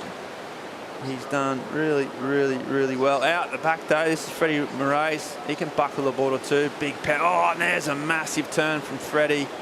He'll like that. And you see out the back, so plenty of action in the world. Philippe. So, Brazilian born, spends a lot of time over in this part of the world. Knows this way really well. Just on the QS over here, driving down the line. He won a big finish as well. Spent a long time waiting for it, and eventually just gets belted in the face by the lip. Yeah, speaking of big units, Ryan Huckabee in the last heat talking to Chico Alves, and then look at these guys. This is a heavyweight bout. Jackson Baker, Federico Moraes, Luis Felipe, and Etienne, all hefty humans in their own right. Yeah, incredible power. Jackson Baker from Merewether, just coming back from a pretty substantial knee injury. Spent pretty much the whole first half of the year overcoming that. It was pretty substantial. So he's back. This is his first, I think, event post-injury. So he's just fired up. He's just taken in the water. And Leo Paul as well. Really strong start here, Chris. Yeah, big tall fella using those long levers to get himself around. Style not too dissimilar from the man in blue jersey, Federico Moraes. And Fred from just down the road in Cascais. No stranger to these waves. Leo Etienne getting it done. Not done yet either. This one continuing to run and push, so overcoming the incoming tide. Yeah, and then this one from Freddie. So really driving down the line. And that was a strong first clip of the lip, wasn't it? And he knows this wave. He picks the best waves all the time. And then a big finish. That'll give him so much confidence. He's had, by his own admittance, he's had an absolute shocker of a year. He's hardly failed to win a heat on the Challenger Series. And coming off just being on the CT last year, still so much talent, so much drive, but just couldn't get it, couldn't buy a heat. He was in Australia for 2 months and, he didn't win a heat. Hardly got any good waves. And then same happened in Bolito. Just one of those years where couldn't get through the first round effectively, and that's why he's way down in this round of 80. It's not where he belongs. I mean, you can tell by his surfing, he's still CT, caliber, and still wants to be back there. So just hope that a couple of heats at home might get the ball rolling again. Yeah, we had Carlos Munoz in earlier joining us for a heat to talk about that, and he himself coming back from the championship tour. And it's not just adjusting to a 4-man heat, it's the tactics that come with it, it's the different waves. You know, it's the different conditions, a lot more waiting for the conditions to be perfect on the championship tour, whereas on the challenges, you often just have to, you know, suck it up and get out there and deal with it. And yeah, it's a big adjustment, especially a guy like Fred. He, you know, a long run on the championship tour, so it's a real adjustment of mindset, strategy, and technique when you come back to challenges. Yeah, that's right. He's there with his you just saw his coach on the beach there, Richard Dog Marsh, who has been working with Freddie since Freddie was 14 or 15, so at least 15 years together, that duo. Kalu Vast, who was knocked out, has also been working with Rich, and he didn't seem too unhappy about his predicament, sort of washing off that loss this morning, which was a blow, but regathering and supporting each other.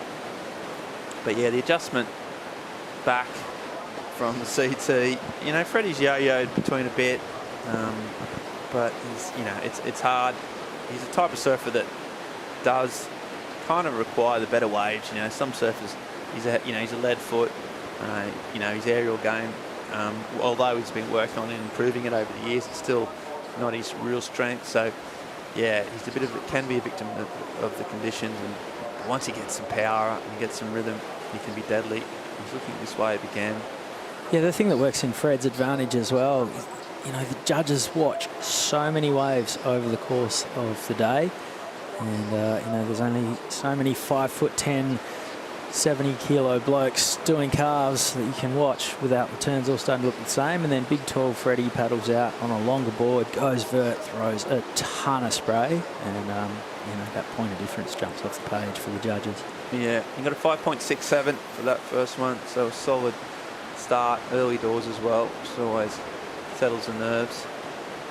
Jackson Baker out there, the Aussie. He got to the final of this event 2 years ago, so that was part of his real incredible run up to the CT, and it was sort of came from the blue really. He was way down the rankings and came to the final, and you know what, if it wasn't for one mistake, would have won it. That was the springboard he got onto the CT. He had a good year on the CT, didn't make it, and then injury cut him out this year. So he's coming back. He's had a taste of CT once more.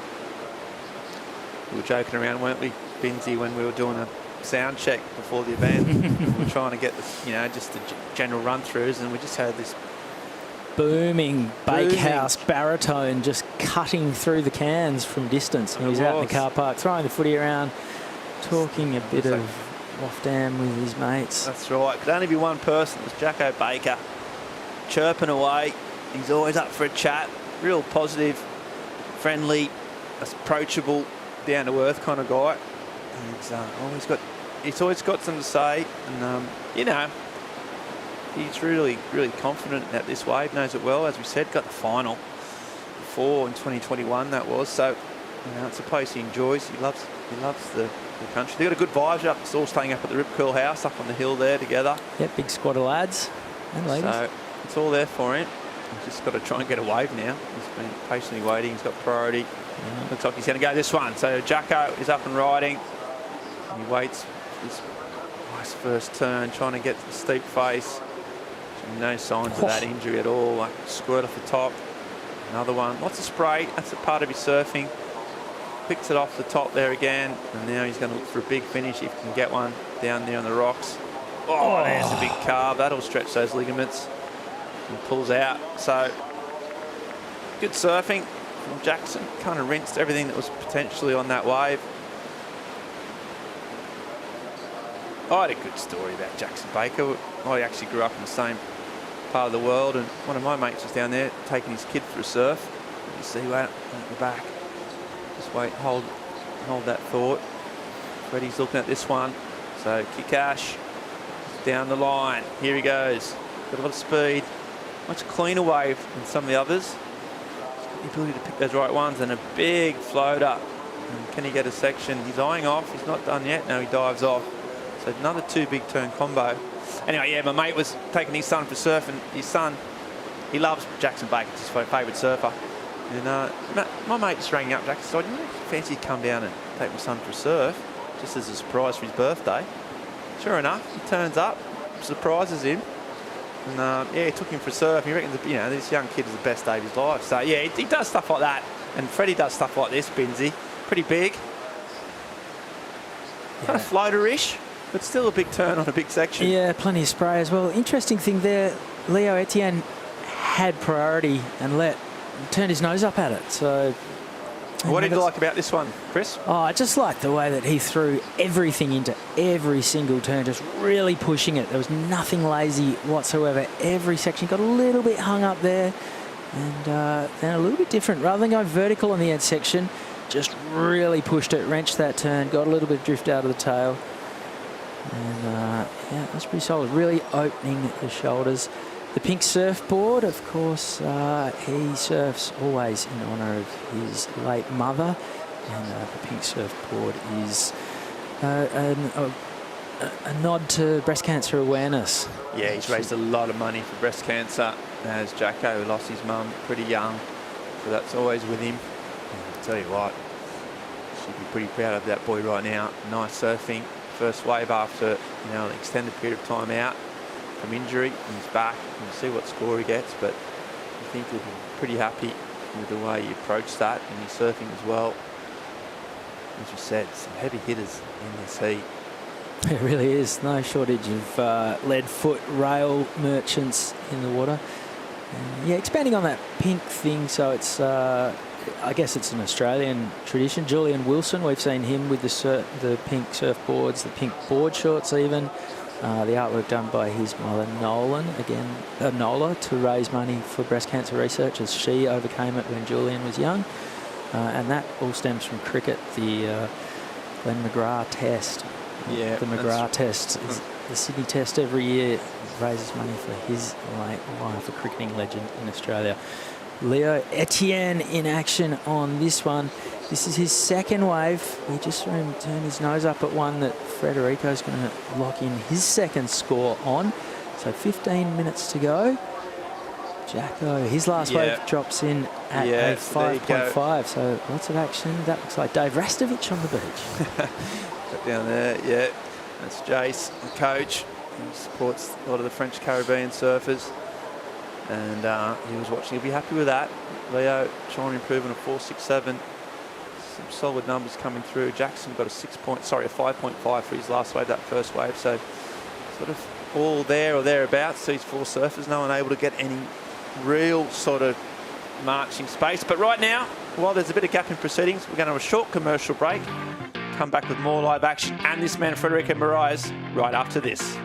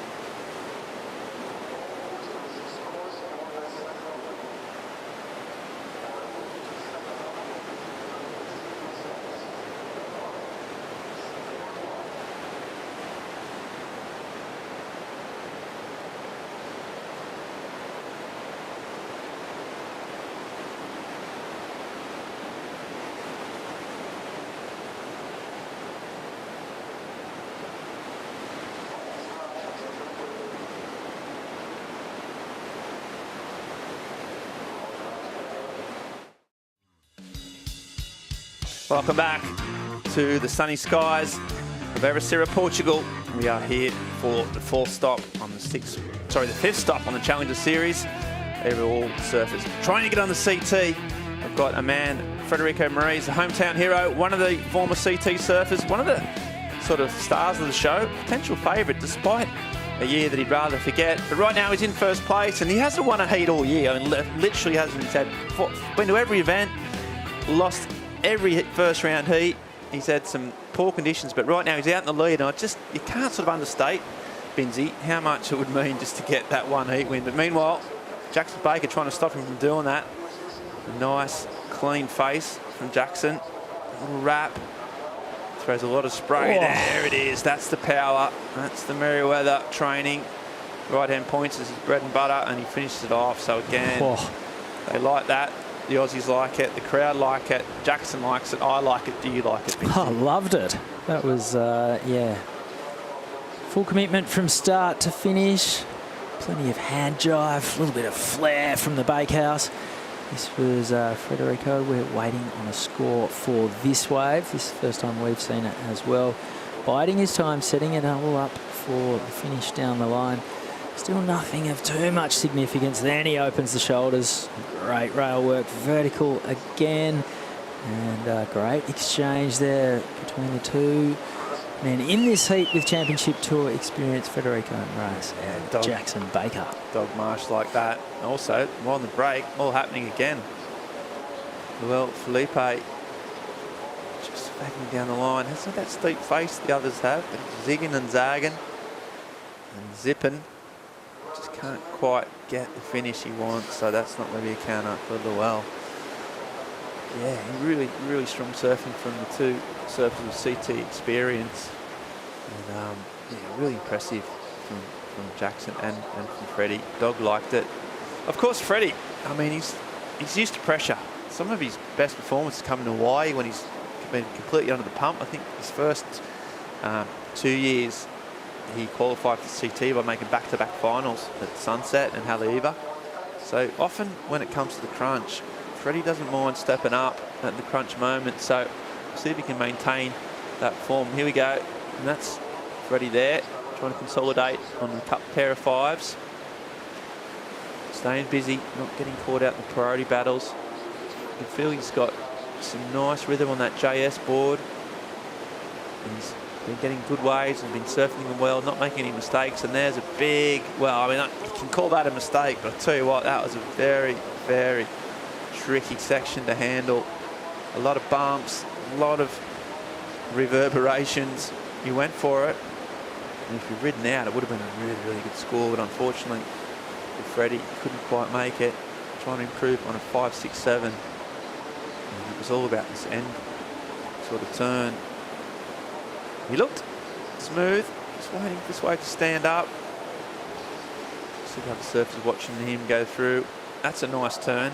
Just finished off here. You think he's going to be onto a probably potential improving his score. There he goes. That is a big turn. It's just that ricochet off the foam that got him. There's rocks down there. He just pops up and does say he's okay. You mentioned earlier Fred hasn't won a heat on the Challengers this year. He has won a WSL event, however, the J-Bay Classic. I think he made the final of that. I think got runner-up. Who won it? He beat John Florence. No, the J-Bay Classic. Oh, the J-Bay Classic event this year. Sorry. Yeah, he made the final. He made the final of the J-Bay Classic back in the day. Yeah, so good point. Sorry, Chris, I do stand corrected. This is back in 2017 at the actual CT event on his rookie year. And on the way to this final, he beat Gabriel Medina, John Florence, and Mick Fanning. So that's not a bad sort of 3-turn combo. Wow. Got a few 10s, and really just proved for surfing well that Portugal had a new surfing star. Turned up on the CT in his first ever year, and this was a breakthrough performance. I think he got a 10 to beat John. Yeah, I think you're right. I think he got a few. I think he had a heat score of 19.9 or something crazy, and he really, really performed. But yeah, you're right. At the Invitational this year, he won it again. Yeah, WSL specialty event. So, yes. yep, showing his Ribera de las breeding at the right point. We've got some scores in. Jackson Baker's last was a 6.9. He's now trying to get rid of his 5.5 backup. He's in the lead. Fred second with a 5.67 and a 5.8. And here goes Jacko. Not the steepest wave, nothing too critical so far. This one's going to stand up. Still just the carve work. Will he go vert? Not going to be. So that 5.5 probably still safe, but it is Jackson and Freddie who are separating themselves from Leo and Luell in third and fourth. Yeah, this wave just didn't quite have the opportunity. The last two did. That big number there for his last wave. This wave, he surfed it well again. Couldn't make it. Jackson just came around the corner. Had a really good start in his career after that CT start. A couple of big results. One in Sydney from memory. So he's tasted the highest echelons of surfing. He really wants to get back. It might be a bit of a stretch this year, given the injuries, but he wants to be primed and all set up for next year. Of course, if you make the top 10 in the Challenger Series, you go on to make the CT for next year. But if you're in the top 20, you also qualify for next year's Challenger Series directly. You don't have to worry about qualifying on your local qualifying series. So if the top 10 is obviously the most important, the top 20 finish can also make a big difference to your career for next year. So that's another eye on the prize. Or that's getting a little bit ahead of ourselves. Jackson and probably Freddie just concentrating on trying to just get through this heat at the moment. Getting psyched. Speaking of getting psyched, the next heat, it's Gabriel Klausner. I don't know what he's listening to there. What are you thinking? What's on his iPod there, Vinci? Oh, iPod? Yeah. He had an iPod. Showing your age there. Yeah, he had an iPod. Do you reckon it was a Nano or a Shuffle? I think it was a Nano. Yeah, he's old school. Well, maybe it was one of those ones that came with the U2 album preloaded on it. That's it. The only way you'd listen to it. I'm going with some trap. Right. That's what the classic Klausner. Yeah. Okay, so here's Felipe looking at this wave. He's been unlucky with his wave choice. You can see the body language isn't good. Couldn't get any sort of mileage out of that one. Quite happy to see that. As your opponent paddling back out. Your surface going dead in the flats. So I said earlier that Jackson Baker's 5.5 was safe, but I was wrong. His last wave was a 5.57, so just nudges that to incrementally extend his lead. Yeah, up front, 5 minutes to go, so we can start to look at those requirements. Pretty solid numbers needed from Paul Etienne with the 6.80 needed, and then a big number needed for Luell, probably effectively needing 2 scores at this stage. And we've got priority out there with Leo Paul, so, 6.8, well within his reach, given his talent. In fact, he's got priority. And this next wave is going to be pretty crucial, you'd imagine, in that exchange. Just goes over that, leaves that one behind. The nerves will be sitting there.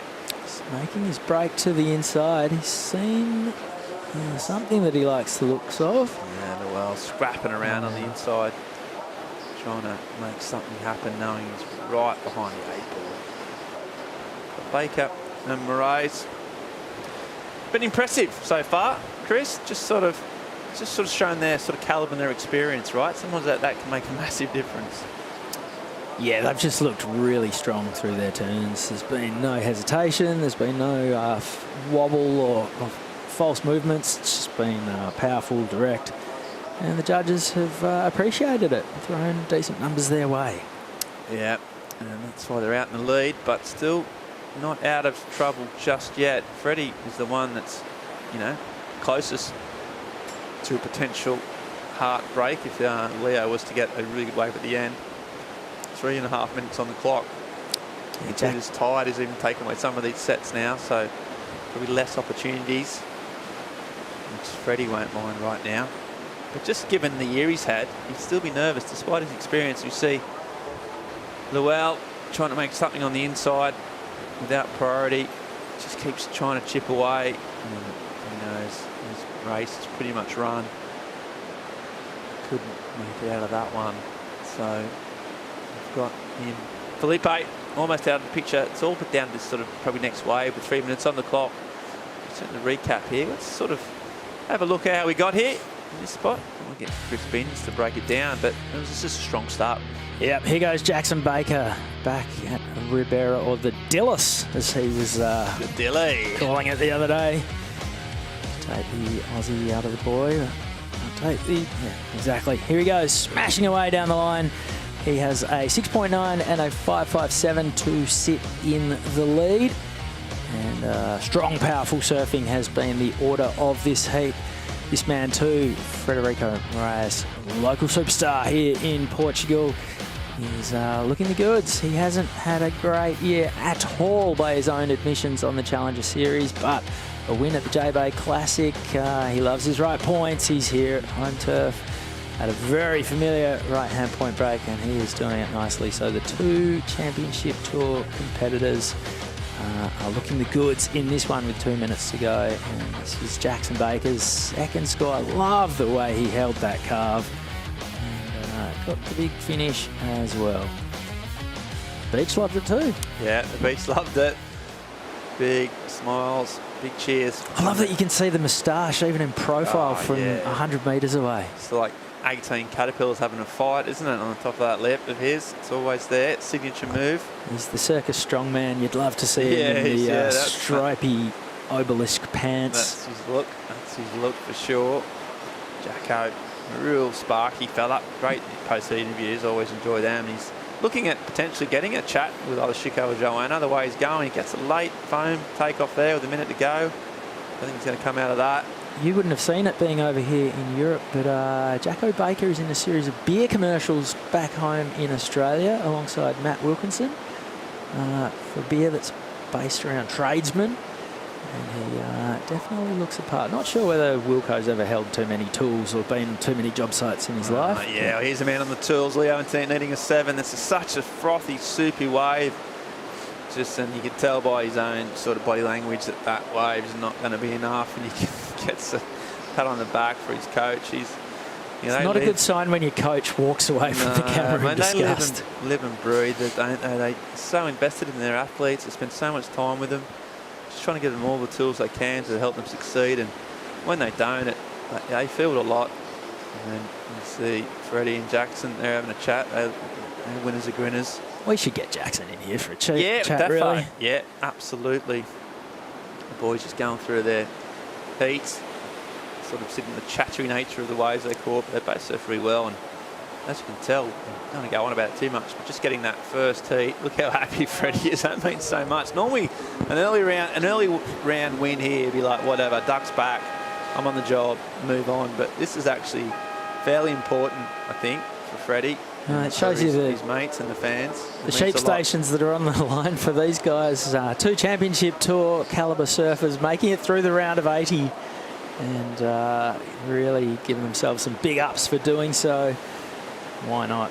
Yeah, a couple of heavy hitters, and they're in the lower seeds, you know, so they'll start to come up now against the higher seeds. So they may even stick together. So they're going to be super dangerous given their talent and their low seeds. So they're straight through, and they're pretty happy about it. Still got 2 more heats to go, though.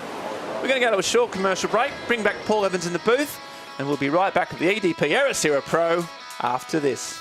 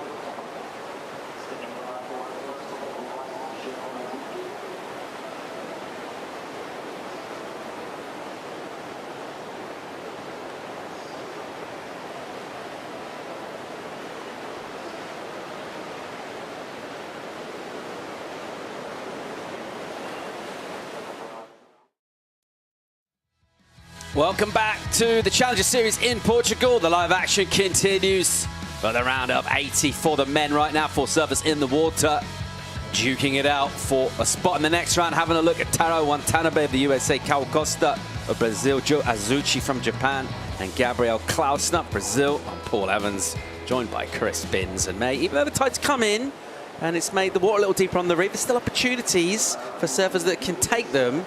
But it will be a case of, I think, if you do get yourself a good wave, you're going to have to maximise that opportunity, right? Yeah, absolutely. Jackson Baker and Federico Moraes showed their class in the last heat. You'd never have known that it was slowing down a little bit. Here goes Gabriel Klausner, the Brazilian, kicking off proceedings with not much. That's a 1.43.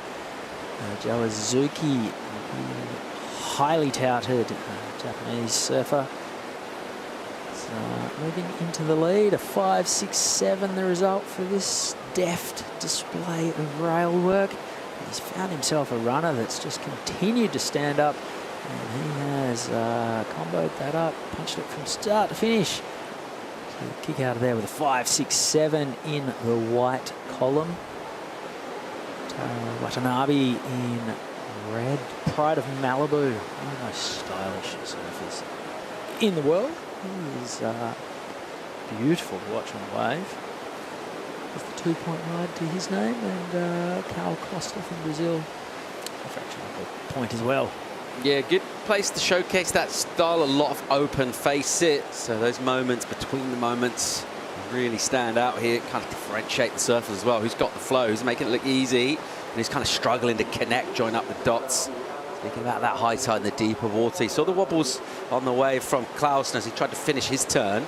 Got the better of him. Just by contrast on that replay, Azuki got his body stacked above the board. He just bends the knees, get real low, and the control's really good. It's crisp surfing. And that's a decent number to kick things off in bright sunshine. Chris, it's been a while since you were back in Portugal, mate. I know it was pulling on your heartstrings. You were yearning to come back. So far, has it lived up to your expectations? Oh, absolutely. It's a cracking day here, and it's been a fantastic week so far. Plenty of swell. The water's still very, very manageable. It is chilly, brisk in the mornings, and then that sun sizzles its way through the clouds. It is hot down there right now. You and I both just had a little plunge in the that was refreshing. It's brisk. It's Monday, which is for some people traditionally that's a work day. I guess the digital nomad vibe's pretty strong around here. Maybe these guys are just going to go to a cafe, fire off some emails. I'm not going to lie, 5 years since I've been to Ericeira, and there's a lot of coincidences or similarities with, say, Bali from a few years ago. There's a lot of the same cafes are opening up, a lot of the same people.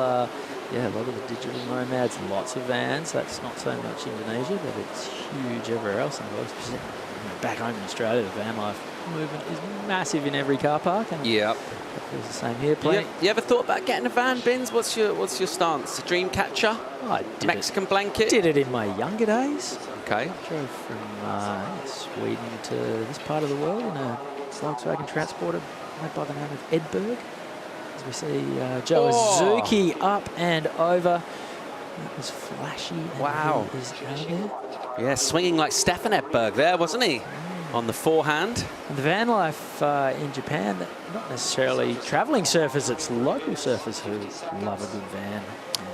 Yeah, anyway. Another global traveller. He goes by the name of Jacko Baker. He won the last heat. Let's go and have a chat with him.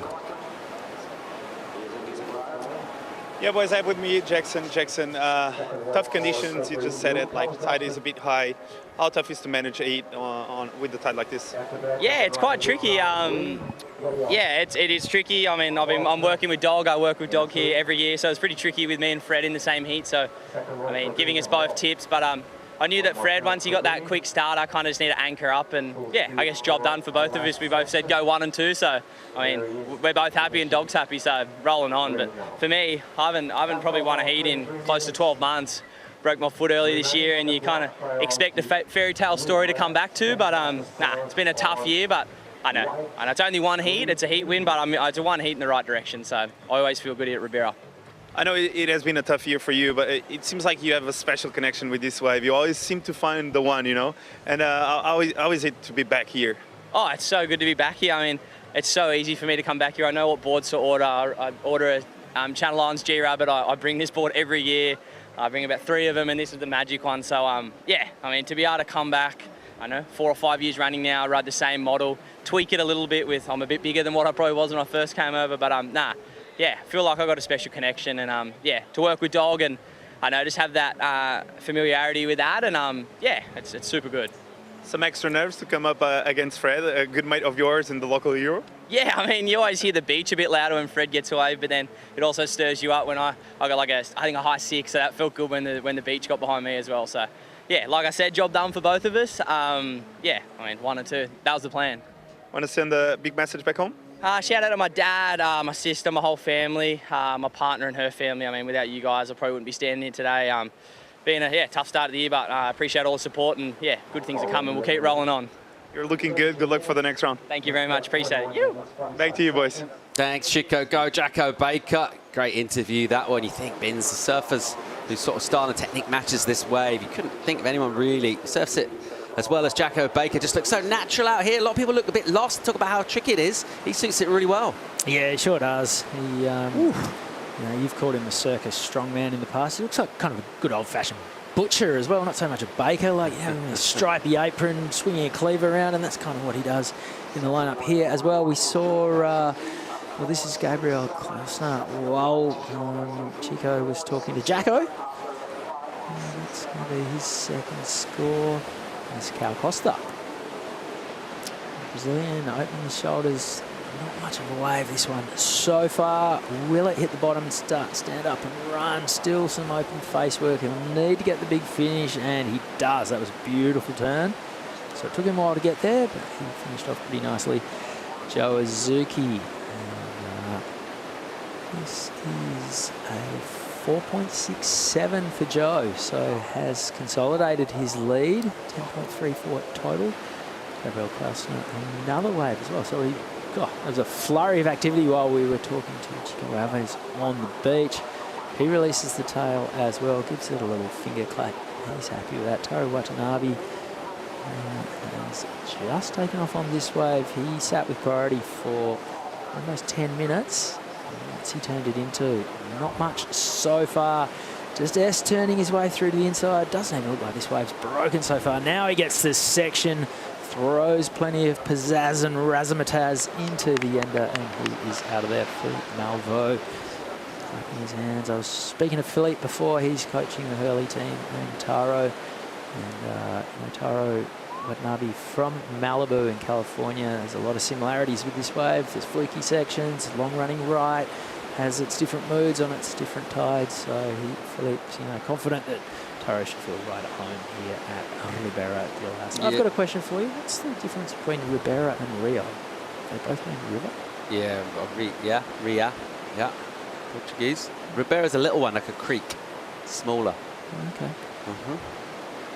I was just seeing that yesterday, driving around, crossing, various Rias and Riberas. Hey, if you've got any other questions, just hit me anytime. It could be while we're broadcasting to the surf world, or in our own private time. Up to you, mate. I'm available always. Okay, well, I'll just note them down and probably fire through a bunch at the end of the day. Wake up to insights from Evans. Similar finishes on those heavy oncoming inside sections. Let's see where the panel reward. All right, Costa's number. It's good. 717. Really nice amplitude to his surfing. He was able to kind of front up the body and go square into the lip, and then a lot of setup from Taro, which looked not great actually. The wave looked really flabby and awkward and choppy out the back. You think, where's he going with this? And the answer was, well, a really dynamic, strong finishing turn. So a 7 for a similar sort of thing for Cal Costa. I wonder how Taro's is going to go in comparison with that 7, Chris. Yeah, well, the other surfers will be taking note, because that 7 of Cal Costa, that was all for the end section. It was not a whole lot on the board before he got there, so the judges are signalling that they will reward that one big turn.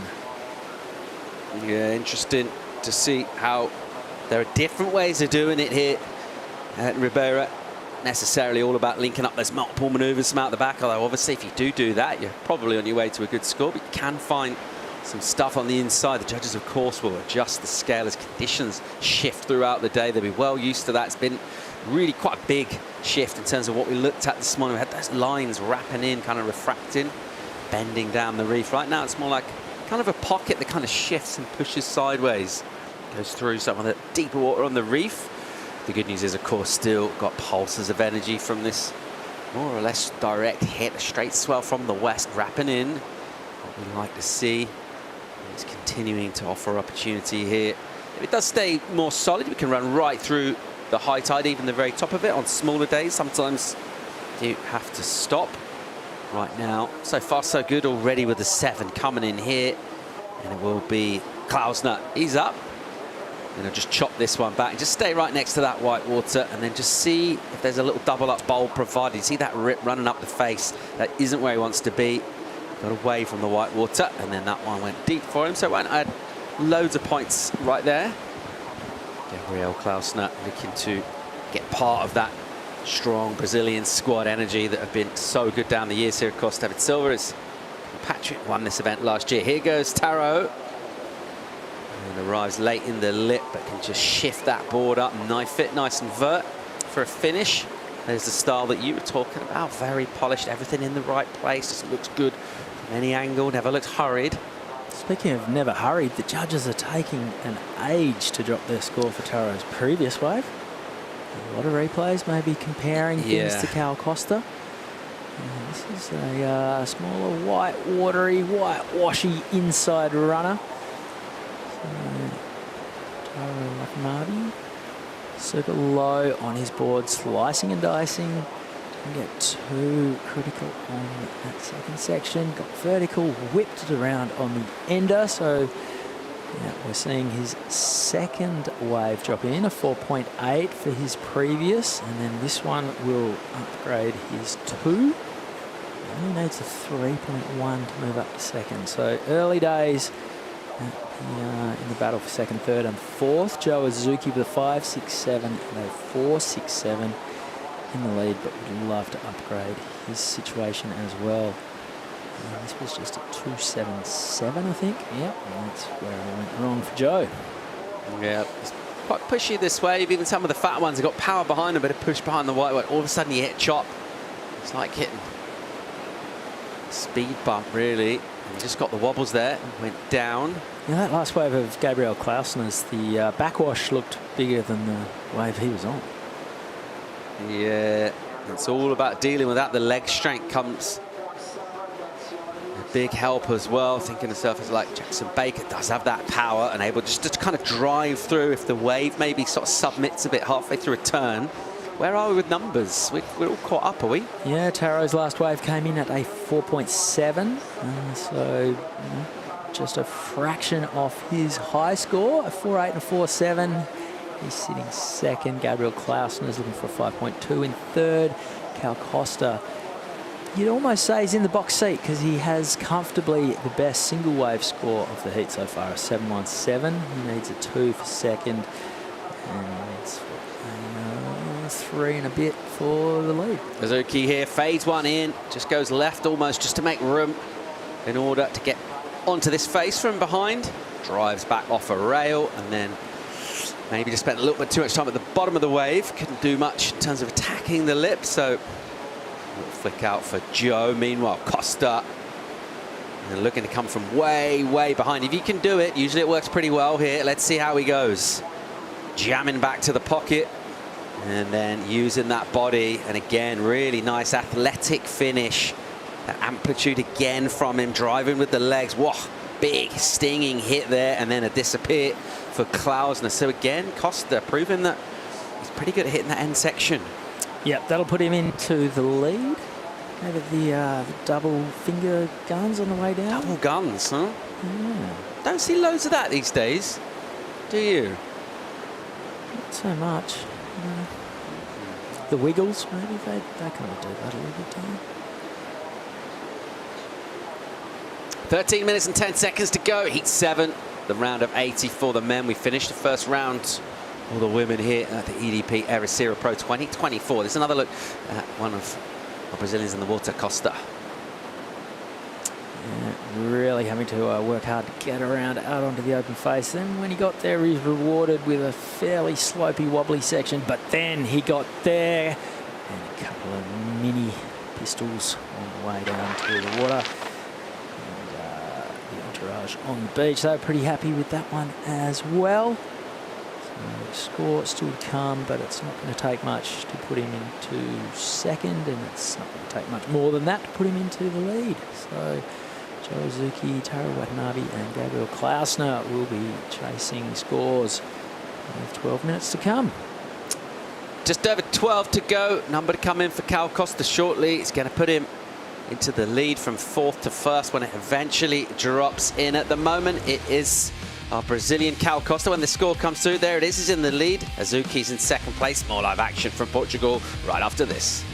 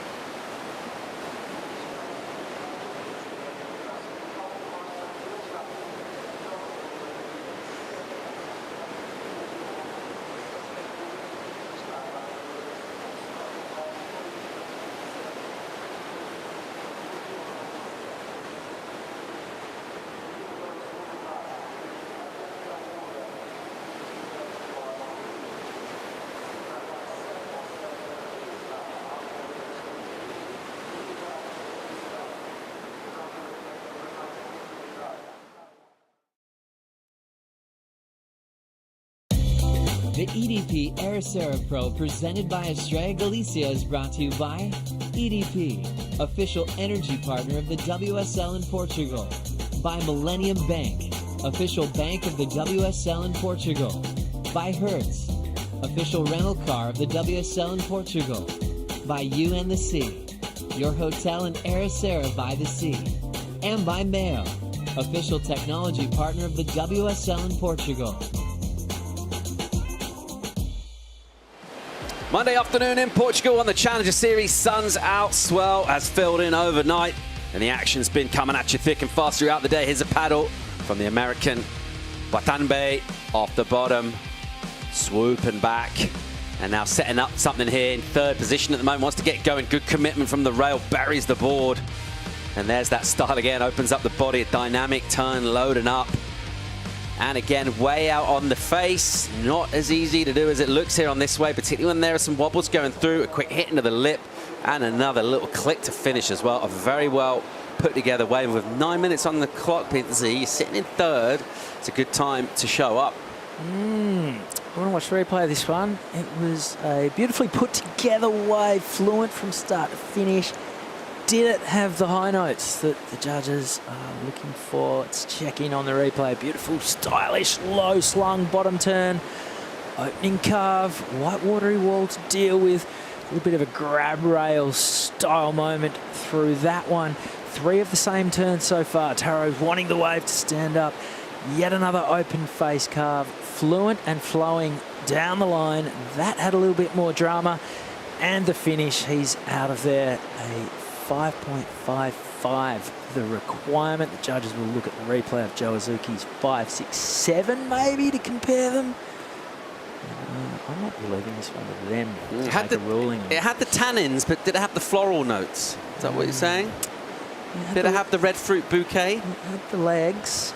Did it have the gunpowder notes?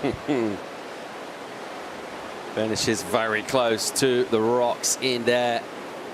And our panel will deliberate and make an important decision to get that score right with 8 on the clock.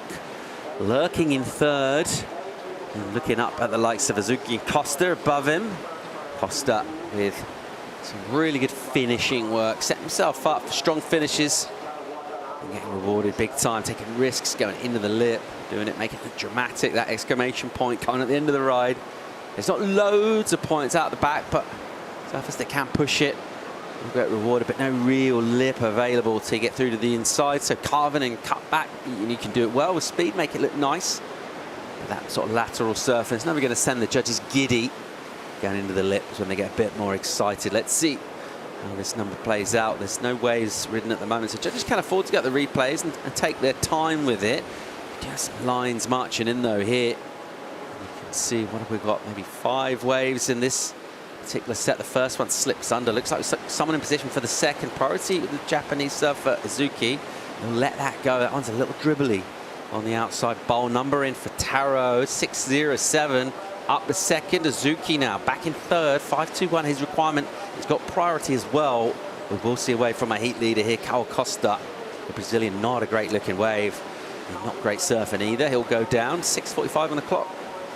Yeah, so big exchange. The judges giving the nod to Taro, a 6.07, so half a point to the good for Taro. He's now chasing a 7.2 to get up first. Joe Izuki's requirement for second, a 5.2. So basically the midway range between his 4.67 and his 5.67 he's holding on to at the moment. He also has priority. Gabriel Klausner, he needs a 6.57 to try and progress. Taro would love to get rid of his 4.8 and really make life tougher for Joe. And Gabriel, 6 minutes on the clock. We can see some sets pouring in down the point. There'll be some soft tops getting abandoned up at the top shop. Surf School Corner is in full effect right now. And Cal Costa, why not? Swinging on the inside, under priority. We see a lot of points get corralled down on the end section. And 5 minutes 40 to go. It's not going to help him too much. Here goes Gabriel Klausner. Yeah, couldn't find the inside there. Just trying to really get his campaign going and fired up because he surfed. Well, he's been the busy over our surfers. What was that wave? Number 6 or 7 for him, but he hasn't got higher than a 4.3. And he really does need to fire up now. That scoreline kind of crystallising with Taro's wave, putting him firmly into double figures. And Gabby Klausner now with a bit to do. 5 minutes on the clock. Let's check the replay of this one. And this was Costa using that board just to explore different parts of the wave. And yeah, it's quite a nice exploration, Chris, but it was the finish that we really got excited about. Yeah, it was all the finish. There it is. Plenty of drift out of the tail. Plenty of spray released, and the judges love that. It's a pretty obvious visual clue as to where the points should go. And, drone angle. So this was Cal's 6.1. He gave it the finger pistols as he moved into the lead. Taro Watanabe, this was a 6.07. 1.5 minutes to go. It's a battle for second place at the moment. Taro Watanabe and Joe Izuki are locked neck and neck, and they have first and second priority as well. Taro was really biding his time, waiting for the wave to stand up so he could get a little bit more critical. Even there, that was a bit of a setup. Finish, got out of there. 4 minutes to go. It just really needs Joe or Taro to just make this one theirs. Yeah, well, Joe's got priority, which is going to prove crucial, isn't it, really? He needs to make good decisions here. He's had, 26 minutes or so to go in this, and just kind of check out exactly where the scores are coming, what sort of waves he wants in this lineup with this tide at the moment, and he needs to use that intel now and make a decision. Looks like something's tickling his fancy here. He'll go a little wide into position, and he's up. So Izuki here looking for not a huge number, 5.21. The first section's slopey though and sluggish, and it's sticky, and he's having to do some wiggling just to keep that board liberated and moving down the line with purpose. Still kind of having a look around, looking to try and find speed, and a clip into a crumbly lip. Another one's awkward. It will need a big finish. There's not a lot of work done out the back in terms of a 5-point ride. We haven't seen that yet. What's he got here for a finish? Late hit and almost, whoa, you saw how close he was there, and he goes down. That won't be it for him. Under 3 minutes, second place surfer Taro. Bang, up again. You see how tricky it is to get that lip. See the wobble as you get up there, the backwash hitting it as well. And also what you can't see from that angle is just how close these surfers are to dry rocks on the inside. Here's another look, Taro. Yeah, so this is Taro up the top. And we saw Joe on the wave in front. His wave might have just smoothed things out a little bit, but it also will have filled the bay with a little bit more water. And that end section, as you mentioned, there's boils, there is turbulence, there is backwash, and it was the undoing for both Joe and Taro. Joe, I like the fact that he went on that wave. He didn't want to just sit with priority. It can be a bit of a poison chalice in these situations. You overthink it too much. But this wave just did not cooperate with him from start to finish. He had to work, as you said before, he had to explore the wave, get around the place. Right about now, he would have been hoping for it to stand up and give him a section, anything. Even here, he's still just stalling. Then we see a rib through the face, another carve, another setup turn, and then when it got critical, the backwash came into play. And he's gone down with 1:40 to go. Look how close he is to the rocks. He's a long way to the south of the beach. And the result of that exchange was a 3-1-3 for Joe Azuki, a 4.7 for Taro Watanabe. Doesn't go into their top two. Slightly leaves the door open for Gabriel Klausner. He's got priority. He's looking for a 6.57, 1:20 on the clock. That is him in fourth, but with first priority sitting next to Cal Costa, who's in the lead, has second priority. Cal would be feeling comfortable at this stage. I don't think Joe or Taro will make it back to the lineup. You know, they could catch something halfway back. Yeah, absolutely. It does feel like, particularly at this stage of the tide, maybe taking off halfway back out, it's not necessarily going to cost too much in terms of points, because it is all coming down on a lot of these ways to the finish, or certainly in the early part of this heat. It almost feels like we've seen that tide change throughout this heat, because that end section has not been available on the last couple of turns. They've been dry rocks, and surfers have had to pull out, basically, and go incomplete on purpose on the inside. Here's a swing from Costa. There's light on his feet. And he's looking pretty happy with the way his early arvo's going as he jams on a rail, uses a lot of it all the way back into the pocket. And again, very nicely done. Good control from him until the point where he loses it and he'll go down. He won't be overly perturbed by that. He's got good numbers on the board. 13.27 is total. All right, this is the wave. Klausner needs the 6.57. Engaging the rail, but it's lateral stuff on the face at the moment. Nothing to get overly excited about. What's he going to do here? He'll snap out the tail again. Not loads of purpose in that turn. This is really set up stuff. He will need a banger of a finish. Here he goes. That's the horn. What's he got for a last maneuver? He's on the rocks and he cannot hit that section. I don't feel that that'll be the number he needs. Joe Azuki halfway back up out of the point. Needed a 5-2-1. Knew that he had to go full commitment if he was a chance of getting that score. And it's not looking like that's the case. So Cal Costa, he's, well, we're still waiting on a score for him to determine how much he has won by. Looking like Taro Watanabe will hold on to second. Speaking of guys who've won heats today, Jackson Baker coming in to have a chat with you next, Paul. That's exciting. Yeah, absolutely. I want to drill into some intel from him about how to serve this wave properly, because he's got a very good read on it once again. It'll be really interesting to get some insights on a place that a lot of people struggle with.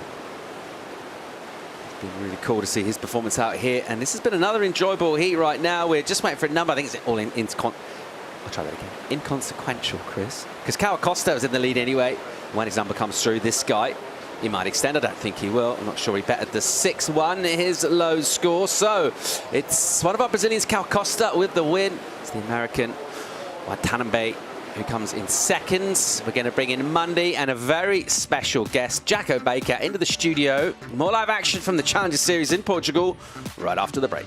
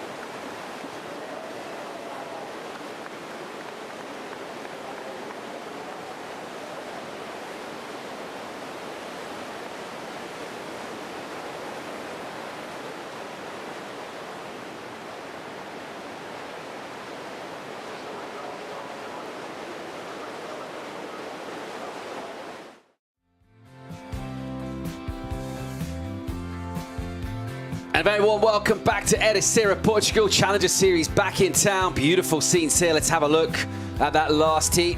Official results, Cal Costa, Brazil. Good numbers from him, up in the 13s, decent. And of course the American, Taro Watanabe, just getting into double figures. And getting a narrow margin, really, of Joe Azuki, who'll be a little disappointed. Gabriel Klausner never really fired up and got going. Sometimes that's the way it goes down here. Have a look at the next heat. Mimana Bray out of France, Tahiti, Cody Young from Hawaii, Tidley Island from South Africa, Luc Lebrun also from South Africa. And speaking of people who figured out the lineup and made it look good, Jacko Baker. How are we, mate? I'm good. Thanks for having me. It's nice. I was just saying before, it's the first heat I've won in probably close to 12 months. So, it's good to be back. I love this place. How good is that feeling, like that winning feeling? It's almost like winning a comp. Like, that's how long it's felt like. I mean, you kind of come back from injury, you're like, oh, I'm going to have this fairy tale story, and I'm just getting smoked. So. And Freddie was the same, right? He hasn't won a heat all year. No, we were well, just joking. We had a hug like we just shared a final. Like, but it was round 1, around to 80. But, it's just, I don't know, you got to start somewhere, and you feel like it's going to come easy. Fred's had a tough year, same with myself, with different circumstances. So for us both to, get through, Dog was pumped. Yeah, would you say it's Dog's fault that both of you two had crap years? Nah, just kidding, of course. But it would have been one of our fault if one of us didn't make it. But it's good to. I've come back here. I don't even know how many years now, but I've been working with Dog probably the past 4. So it's good to keep that juju rolling. And it's only round 1, but board feels good, rig feels good, so that's all that matters. What about the knee, mate? You had the injury. Was a major? It was a foot. Broke my foot, so I broke 3 toes in my left foot, and I ruptured the Liz Frank, which, if you go, 10 years ago in footy and stuff, they'd call it a career-ending injury before they, did all surgeries and stuff. Luckily, I steered clear of surgery and, sat out for 4 months in a moon boon crutches, just waiting for it to heal. So miss snapper, miss narrow. But that's life. You roll on. Were you watching the broadcast and kind of swearing at the telly? Or were you just not want to see that and kind of go somewhere else? The only one I watched was Snapper for Mikey. Good little friend of mine. And when he won, I was pumped. I was like, when your mates win, you win, kind of. So I was bummed that I wasn't there to support him, but felt like for finals day I clicked that on. And a lot of the others I didn't click into. It's hard when you're injured. Bit of a mental challenge, but a bit of time out of the water makes you mature in different ways and makes you put your time into other things. So. I'm not complaining. And back in Portugal, obviously, vibes are good here. Everyone's pretty stoked to be back. So it's you're sampling the culture and you're over in Portugal, talking about how great it is. Everyone loves going to eat here. But also, it's work, right? It's business. And there's only 2 events left to go. It's an important one. Yeah, I think a lot of other years, probably last year I come here and it was so work-related. I'd probably come in at, 8th, 7th or something like that on the ranking. So it was very, very work-related, which I'm still taking that work approach. But I think with the way my year's gone and where I'm at on the rankings, I'm just here to enjoy myself and enjoy that competing side again. And first job's been a tick. I've won a heat, so that's the first one in a while. But it's good to be back here. We love Portugal, the people, the food, this wave. People can say this wave's quite tricky, but when you've kind of got a little connection with it, like myself, I love coming back.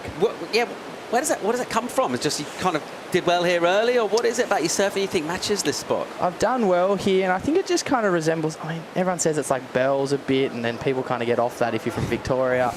But I feel like there's some similarities with Merewether on a big, on South Swell. Like, Merewether on its day, I shouldn't say it, the Portuguese are going to kill me, but it's probably better. But when it's like this and very sectiony, on a fresh South Swell and very fresh South winds, it has that same really broken up feel. You'll get your major sections, but they're never in line. You never get I find with this wave, it's like there's 2 major parts of it. It's out the back and on the inside. Earlier it was tricky. It was all on the inside. But it's just, finding those moments and not rushing it, I find is a massive thing with this wave. Probably just gave away a massive tip there. So. Yeah, keep that on your wraps, buddy. Nah, it's fun. You got to, you still got to be on the right wave. So yeah, I'm not telling everyone where the right ones are. But, I was lucky earlier. It was quite tricky when it was on the shore. I've never seen it break like that. In probably the 5 years I've come here, I don't think we've ever competed that far in. So I'm glad it kind of moved out to a bit more of an adult spot. Let's check out the first exchange here. The South African, the goofy Luc Lebrun.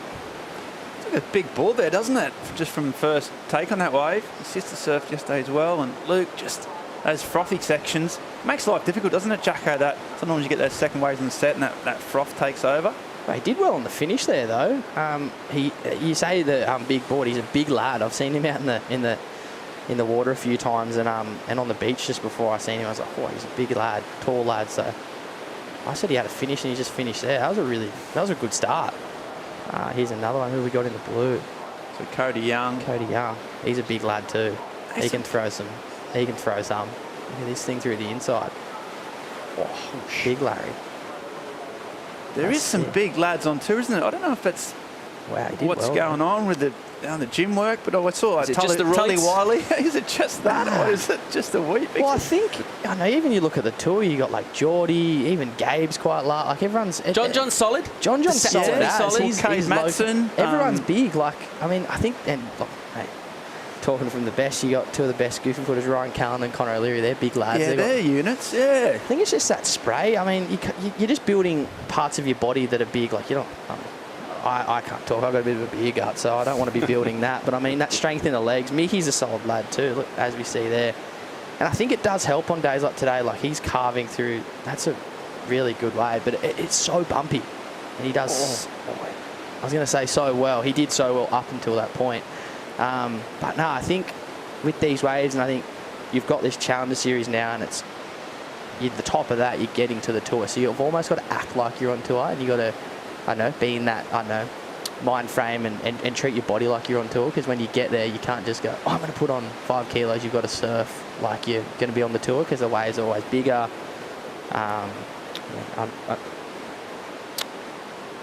Speaking of units. Yeah, just under 22 minutes to go in this. Speaking of units, let's go down here from Chico Alves. He's standing by, winner of the last heat, Kawa Costa. Yeah, boys, I'm down here with Kawan Costa. Kawan, you haven't found your rhythm this year. It has been a tough year for you on the Challengers, but you surfed really well. Talk me through that heat. So I'm very happy to advance my heat. That out there have good waves, big waves, and yeah, I really like that conditions. And I want to say thanks to my sponsor, my family, and my girlfriend, my friends. Everybody watch me, and that's it. You feel like this is a wave that suits your surfing? You said you're a big guy. It felt like you felt just at home because you're a powerful surfer, and this wave really suits your surfing. Yeah, I really like the power surf, the big waves, and my hometown, Rio de Janeiro, have their conditions. So I'm really like that, and I'm enjoying. You want to send a quick message back to Brazil in Portuguese? Muito obrigado, minha família, meus amigos, minha namorada, família da minha namorada que está me assistindo. E é isso, amarradão, vamos para a próxima, tamo junto. Obrigadão por assistirem. Parabéns e boa sorte para a próxima ronda. Back to you, boys. Yeah, thanks, Chico. Picking up live here, Luke Lepront, the South African, trying to use that powerful frame. And he'll be patient here, just kind of stand on the tail and wait for this. Things a few wobbles, he deals with them pretty well until the lip gets slightly awkward from him. 20 on the clock. I think we're just waiting really for that last number. Here's live action from Mimana Bray. It'll be a quick in and out for him, so plenty of time has yet to go in this. Just still talking about the rigs here. What about Medina's got quite big guns, right? He's got the big biceps. That doesn't feel like a surf muscle, but it looks cool in a t-shirt. Nah, you can paddle fast, and I know chicks dig it.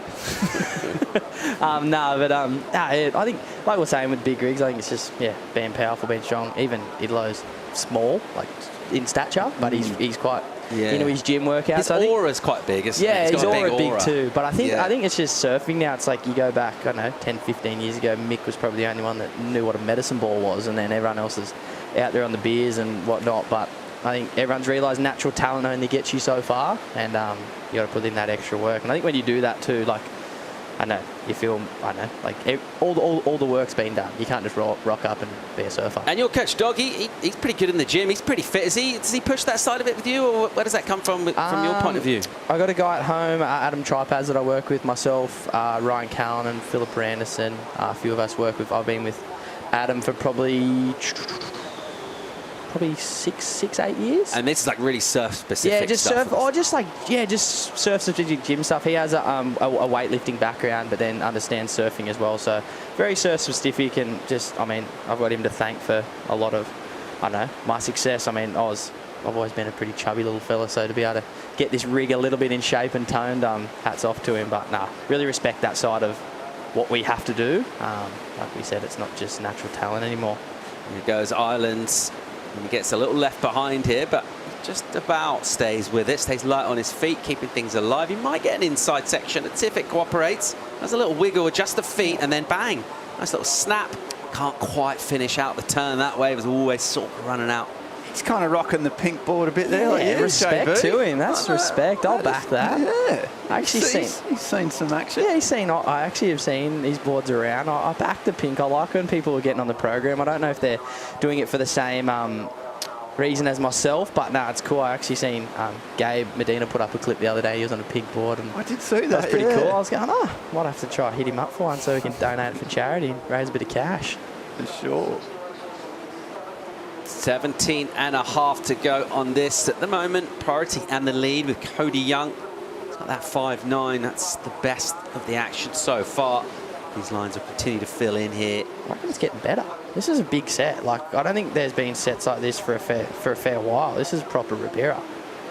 I think, are we going in, are they We're girls definitely round? going on In the girls round. Yeah, Wow, we are going on. Tide's going to bottom out. It's going to get that fun. Yeah, we've got weights all week by looks of it. Speaking of Fortege then, he says today's good. Tomorrow drops down a bit, but then Wednesday is similar to I days. swear there's always waves here. Like, even last year's moments on those smaller days, like, but I mean, I think we're down to the 2-man heats then, so like you can kind of sit around and wait, and that's sweet. I think we're very blessed. I'd say, I know I didn't do snapping, but that was pretty cooking. But this is the best waves I've seen of the year Yeah, so they had a far. bit of a dud run, haven't they? They've been unlucky. And also, what about good news next year? Speaking of the Challenger and back at Newcastle, back on your home break God's there. country. Everyone can come hang out. But it's we're exciting. stoked. I got wind of it a few months ago and took a while to get it over the line, and then finally we did the press release and saw Starkey, and it sounds like we could have it for years to come, fingers crossed. So yeah, it's good to, I mean, we're lucky enough to have the regional 5-star there, but to go, I know, international again. Now we've got the Challenger there. It's going to be massive. So be able to start the year off next year. I mean, if I somehow miracle qualify now, I'll still do it. But I mean, to start my year off next year at home in my own bed with family and friends around will be pretty special. Yeah, what about having those 3 CT events in Australia? That's a big leg, right? That's really significant with Snapper going back to the CT. Is that going to be a big advantage for the Australians, you think, on CT? I think it is, yeah. Like, if you're just staying in the country for those first few events and like staying at home around family, like, we're so lucky to do what we do, and you're never going to complain, but it does get tough being away from family, friends, I don't know, partners. A lot of the guys on their CT got kids. Like, not everyone's able to take everyone with them. So it does get tricky, but I mean, yeah, that's when you bring it back to you getting paid to, I don't know, be a professional surfer. Essentially, you're living the dream, so you just got to, I know, roll with it and appreciate the time you get at home. But I know, to go, Snapper, Bells, Margies, thanks for coming. That's a dream. I'll try to get me way into a wild card or something, hopefully. I've missed out on one this year, so hopefully I'm due for one. But that'd be nice to be a part of those. So come and get me plea there from Baker. Wild card, yeah. Oh, I can still qualify. I need a career run, but it's possible. You go win-win and really throw a cat amongst the pigeons. Take 20,000 points. Everyone will be tripping, but nah.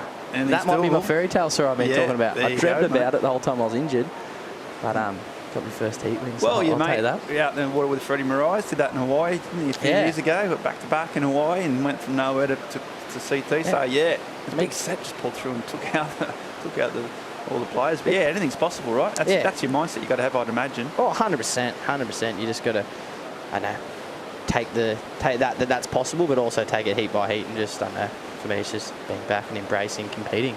I've got a good story. I heard about you. You can probably tell if it's true or not. But a mate of mine. Careful, Ben. How bad is it? No, it's good. Careful, Ben. No, it's so good. That's why I'm worried. Mics are open. Mics are open. Now, a mate of mine, Boyd Conrick from Newcastle, said you surprised his son and took him for a surf down at Redhead Beach. And he just thought you turned up and a bit of a plan. And young Marvin's you're his favourite surfer, and he couldn't believe you were just next to him getting changed. Said, you want to take for a surf? Is that a true story? Yeah, it's a true story. It was really cool. Kind of through a few friends at home, and I think it was his birthday. And yeah, it was pretty cool that we just kind of played it off real chill and just acted like, because I do surf down Redhead Way a little bit, so it was cool to just be down there. And then it wasn't till like a little bit through the surf, he kind of went, and I think I said happy birthday, and he just goes, how do you know it's my birthday? I was like, that's why I'm here. And he was kind of tripping out. It was really cool though. Cool. Made his year for sure. He was so stoked. For sure. But I mean, people have done that for me, and I know it's all about just returning the favour. I mean, we're all, I know, athletes, but it's cool to be able to return the favour, and we don't see ourselves any different. So. Just over 13 minutes to go in this. It's still the American Cody Young with the lead. The South African Luke Lepront at the moment with second. Not a high-scoring affair thus far. Let's see if it fires up. We'll bring in the women again real soon. More live action with Jackson Baker in the studio right after this.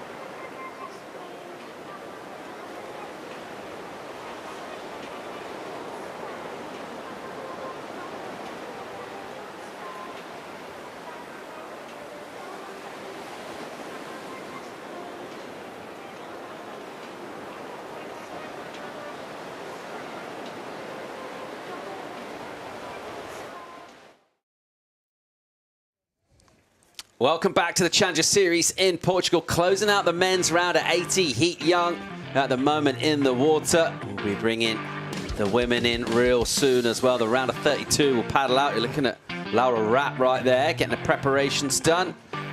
In the studio, it's Evans, Mundy and Baker right now, breaking it all down. Just enjoying ourselves, really enjoying the show. Here's a look at a replay of Ireland, one of the South Africans. Bit of a bigger wave, this one. Yeah, solid. With just this swell, just non-stop. It's really pushing in. Probably the biggest we've seen all day, to be honest. Still pretty wobbly through this inside section, but Ireland's trying to line up a big section here. What's he got? Nice little swoop and carve. You can see by his body language, it just gets too wobbly. Not much on offer. A few waves coming through here. Cody Young, smooth surfer, isn't he, Jackson? Got that Maui kind of style on him. Yeah, he's been around. He's been around for a while. I've kind of grown up with Cody, stuff, kind of traveling the juniors into the challenges. Oh, like the QSs, that was a big turn. That's kind of his forte. But no, he really suits this wave. You can kind of, I know, look at people's body type or the way they surf, and you can kind of suit this wave, especially on the high tide. It's a really tricky high tide wave. You've really got to balance those. I mean, always as the day goes on, you never really get a day here where it's offshore all day. Well, I haven't seen. So always as that higher tide comes, the wind kind of comes up and it has that extra chop. So to have that, I don't know, bit extra weight on your front foot to be able to push through. Yeah, as we've seen there with him, and he still was able to release out of the top. So that's the dream. When it is blowing a bit of a sea breeze, do you have much trouble hearing the beach announcers with the score situations, all that stuff? Are you getting all that info all good? Yeah, all good. I mean, I think we're lucky now. We've got the Apple Watches as well. So shout out to them. That's massive. I mean, I remember the first year we had them, it's a game changer. I mean, to be able to be paddling back out and kind of, I don't know, have a look down, and your score might actually already be on there than when the beach commentary. So, yeah, that's technology's crazy to be able to have. So, what do you get? What info do you get? You get the time and your scores? Time, scores. I think your first score is like your best score, and then the second score is the one you're bettering, and then it'll either say below it, because it's such a small screen, I think it just says you're winning by if you're ahead. And then if you're in second, third or fourth, it'll tell you what you're needing. Right. And then I think down the bottom it has your priority, like a little circle. So if you're white, it'll be white with a 3 or a 1 or whatever priority you are. So yeah, it's I don't know, pretty nifty little gadget. Any chance of running off with it? No, they're pretty hot with that, pretty tight with it. I was lucky enough the first year on tour they kind of butted us up with one each, so I don't think anyone was running off with these Apple Watches. But no, it's I don't know, pretty cool that there's a collaboration with Apple, and yeah, get to come to the Challenger and chuck a bit of technology on your wrist. Like to see it. Here we go. Here's Luke Lepront. What's he got? Smaller wave for him. He's in second place position. 8.5 on the clock. just trying to really flick that backhand and throw some spray. Arriving at the lip, just kind of going over that section and still jamming here, still swinging. They've been pretty patient, and he will get a finish. So he kind of hung on and just stuck with that, kind of backed himself to finish strong, which he did. Around about that 8-minute mark, the beach is filling up. There's a lot of people out on the beach, and the big Portuguese support. We just saw a glimpse then of Teresa Bombolo, big fan favourite round here. We saw Fred Murray surf earlier in Jacko's heat. And the crowd been really behind their surface here, but I think it's fair to say they get behind everyone, right? They're just into it. Oh, they get behind everyone. I was lucky to, I don't know, get a couple good waves with Fred, but you definitely know when Fred's out there, you kind of don't know if it's a good wave or not because they're always loud. Yeah, so you can't trust them. If you've got Fred in the heat, they're definitely. But it's so cool when you got local crowd. That, like, I mean, does it influence the judges? We'll never know. But I mean, when there's a bit of shouting and that, it's a good feeling. I got a little hoot or holler from a few Portuguese, even though I had Fred in my heat. So yeah, you did. I nice. commentated your heat, Jackson. One of those, that big turn, all the crowd I got the turn on the inside crazy. and and I was like, sweet. I don't know. They might love me over here. Yeah, they got a soft Not as spot much for as you. Freddie, but no. But mate, you made the final. They know who you are, don't you? So they've seen you surf. Been around the block. Yeah, it's that guy with the pink board. The guy with the pink board, the like silly him. mustache and the bald head. But And Sally Fitzgibbon also coming out next. So you were sort of doing a little juggling exercise there at the routine. Who's the best juggler on tour, do you think, Paul, that you've seen in your time? Depends what you're juggling. Okay. Who's the best juggler of balls that you've seen? Sal. Yeah, right. Well, I've seen a few. There's a few things like that. Like, I think it switches on you. I don't know. Now I'm going to sound stupid. Something cognitive in your brain or something. So just to let everyone know, I did finish school, but I don't know how. But I'm not that smart. So, but the juggling, I don't personally juggle. Me and Mana working this one over, dealing with some wobbly stuff. Steep section here, and a finish as well with a release on the tail. Now, don't worry about the explanation, mate, because yesterday Monday was explaining the green flash after a sunset, and he said to an impressionable child... Have you seen one? He said it's the scientific effect in the sky. That was his explanation. And I reckon it's also like, if you're saying, I reckon if I've said it, I've seen it, and everyone's like, no, you didn't. But like, if you say it, you see it. It's like one of those things. Yeah, well, it is a scientific effect. Do you know anyone that's ever seen one? I've seen one. I reckon I've seen one, but it might have been after a few tins and a bit. I don't know. You kind of you might see a few things. I've seen more than one. Yeah. How many tins has you had? Look, if you're at the sunset, few non-alcs down the front. Yeah, same. And in Portugal, you don't get them in Portugal, but yeah, I've seen a couple in my time. I like to think I have. It's a scientific effect, Paul. As I said, mate, Bray's got some science on him, throwing some spray. His own little green flash. That's definitely what the doctor ordered. He's kind of been sitting. What have we got? 5.5 on the clock. He'd had a 5.5 pretty early for that one that he got a lot of work done on. So I dare say, what's he need, a 4 or 3-1? I don't have a house, but I'd put it on that he gets it. I dare say that's come in clutch. One of those guys that's just always right on the money. Is he right on the bubble? So have had the odd result, still sticking at it. Such a talented surfer. Obviously, he had a really good run at the CT as a wildcard, didn't he? Yeah. A couple of years ago, but just never been able to get that next stage. It's such a step up, isn't it, from this? I think he might have got second in Brazil last year in the last event of the year, and I think like super outside shot. I think he might have needed to.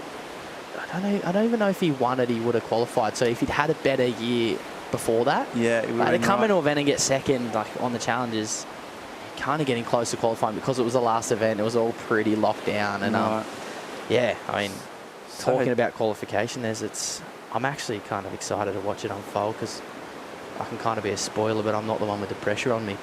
Yeah, it must. I mean, I obviously want to be in that position, but yeah, just to go and surf without that. Just surf and just enjoy it. And watch a few of the boys. Like you got Mikey, you got George, in very good positions on the Aussie side. I mean, I do look at the whole rankings, but I mean, you kind of personalise it to the Aussie boys. That's where the bit of morale is. Mimana Bray goes second with that wave, an important one for him, the 4.8, crucial number. He put himself in this heat now. He's in an advancing position. There's not been a lot of action in it. It's been a really fun one to call, but there hasn't been loads of quality. Been a little slow. The scoring's been modest. 3:45 on the clock remaining. Here's the recap. This was Cody Young, really, with a big wall to work with, Ben. Yeah, to be honest, I think they've said he's got in the way of the chatting, to be honest. But, yeah, Cody, just that layback snap Jackson talked about, he's got a style that really suits this wave. And he's got that hammer. And this one was a really strong finish. So, Cody out in front with a couple of high fives. looking pretty calm, dealing with that soup really well, and just getting the end points as well, which is really important this wave. And at the moment, looking good out in front. That's a really nice turn. I think even 5.9. Judges have been pretty mean, I thought, today. I think they've kept the scale pretty low, just in terms of you have to go to get excellent, you've got to really, really impress. So, and then as we saw Bray, just in the last kind of minutes or two, getting back in the heat, being patient. His backhand is a strength. And he's doing his lumps and bumps and high tide. He's stuck with it. So he fought this, like riding a fucking Bronco. But then when it stood up, he just made sure of it. Just sort of, not particularly risky, but really smart, competitive sort of thing. And that's where we're at. You're chasing a 3 and you get a 4.8, job done. So, yeah, this heat's had that, like, you know, we were commenting just earlier about those bigger sets we've seen from above, and then you've got these mid-sized ones. There's actually a really big difference in the two waves at the moment. And do you sort of, before you go out, say I want to get the big ones or going to get the inside ones, or you just try and, do you have a plan for that, or you just... Well, you definitely have a wave that you know is a good one, and you can know the kind of shape of it, but I don't know. Before the heat that I just had then, I was actually kind of like, what do I take? Like, because the few heats before, there was the really, really inside section, which is probably hard to kind of see, I know, on the webcast, but when you're watching it on the beach, it was very defined how far you were in, probably like through heat 2 to 4 maybe. And then it slowly shuffled out like it is now. Those boys are way further out than earlier. It seems like there's a bit of an arvo swell. So yeah, I mean, for me, I was just kind of, I don't know, just going with it. It is a lot of feel as well. You kind of, and it depends what prior you're in. Like, clearly, if a bomb comes, you're prior 1, you're going to go. So yeah. If you're in prior 4, you're kind of hoping that someone lets one go. Mimane, here he goes. He'll stand up on this inside bowl right now. This wave just a little foamy around him and soft went real. Basically, as soon as he stood up, that thing's backed off, completely died underneath him. So a minute on the clock, he's in second. The threat comes in the form of 2 South Africans, LePront and Ireland. 5s, they need high 5s. Here goes Ireland right now. Good looking wave. Huge bang. Buddy. So covered loads of ground there, didn't he?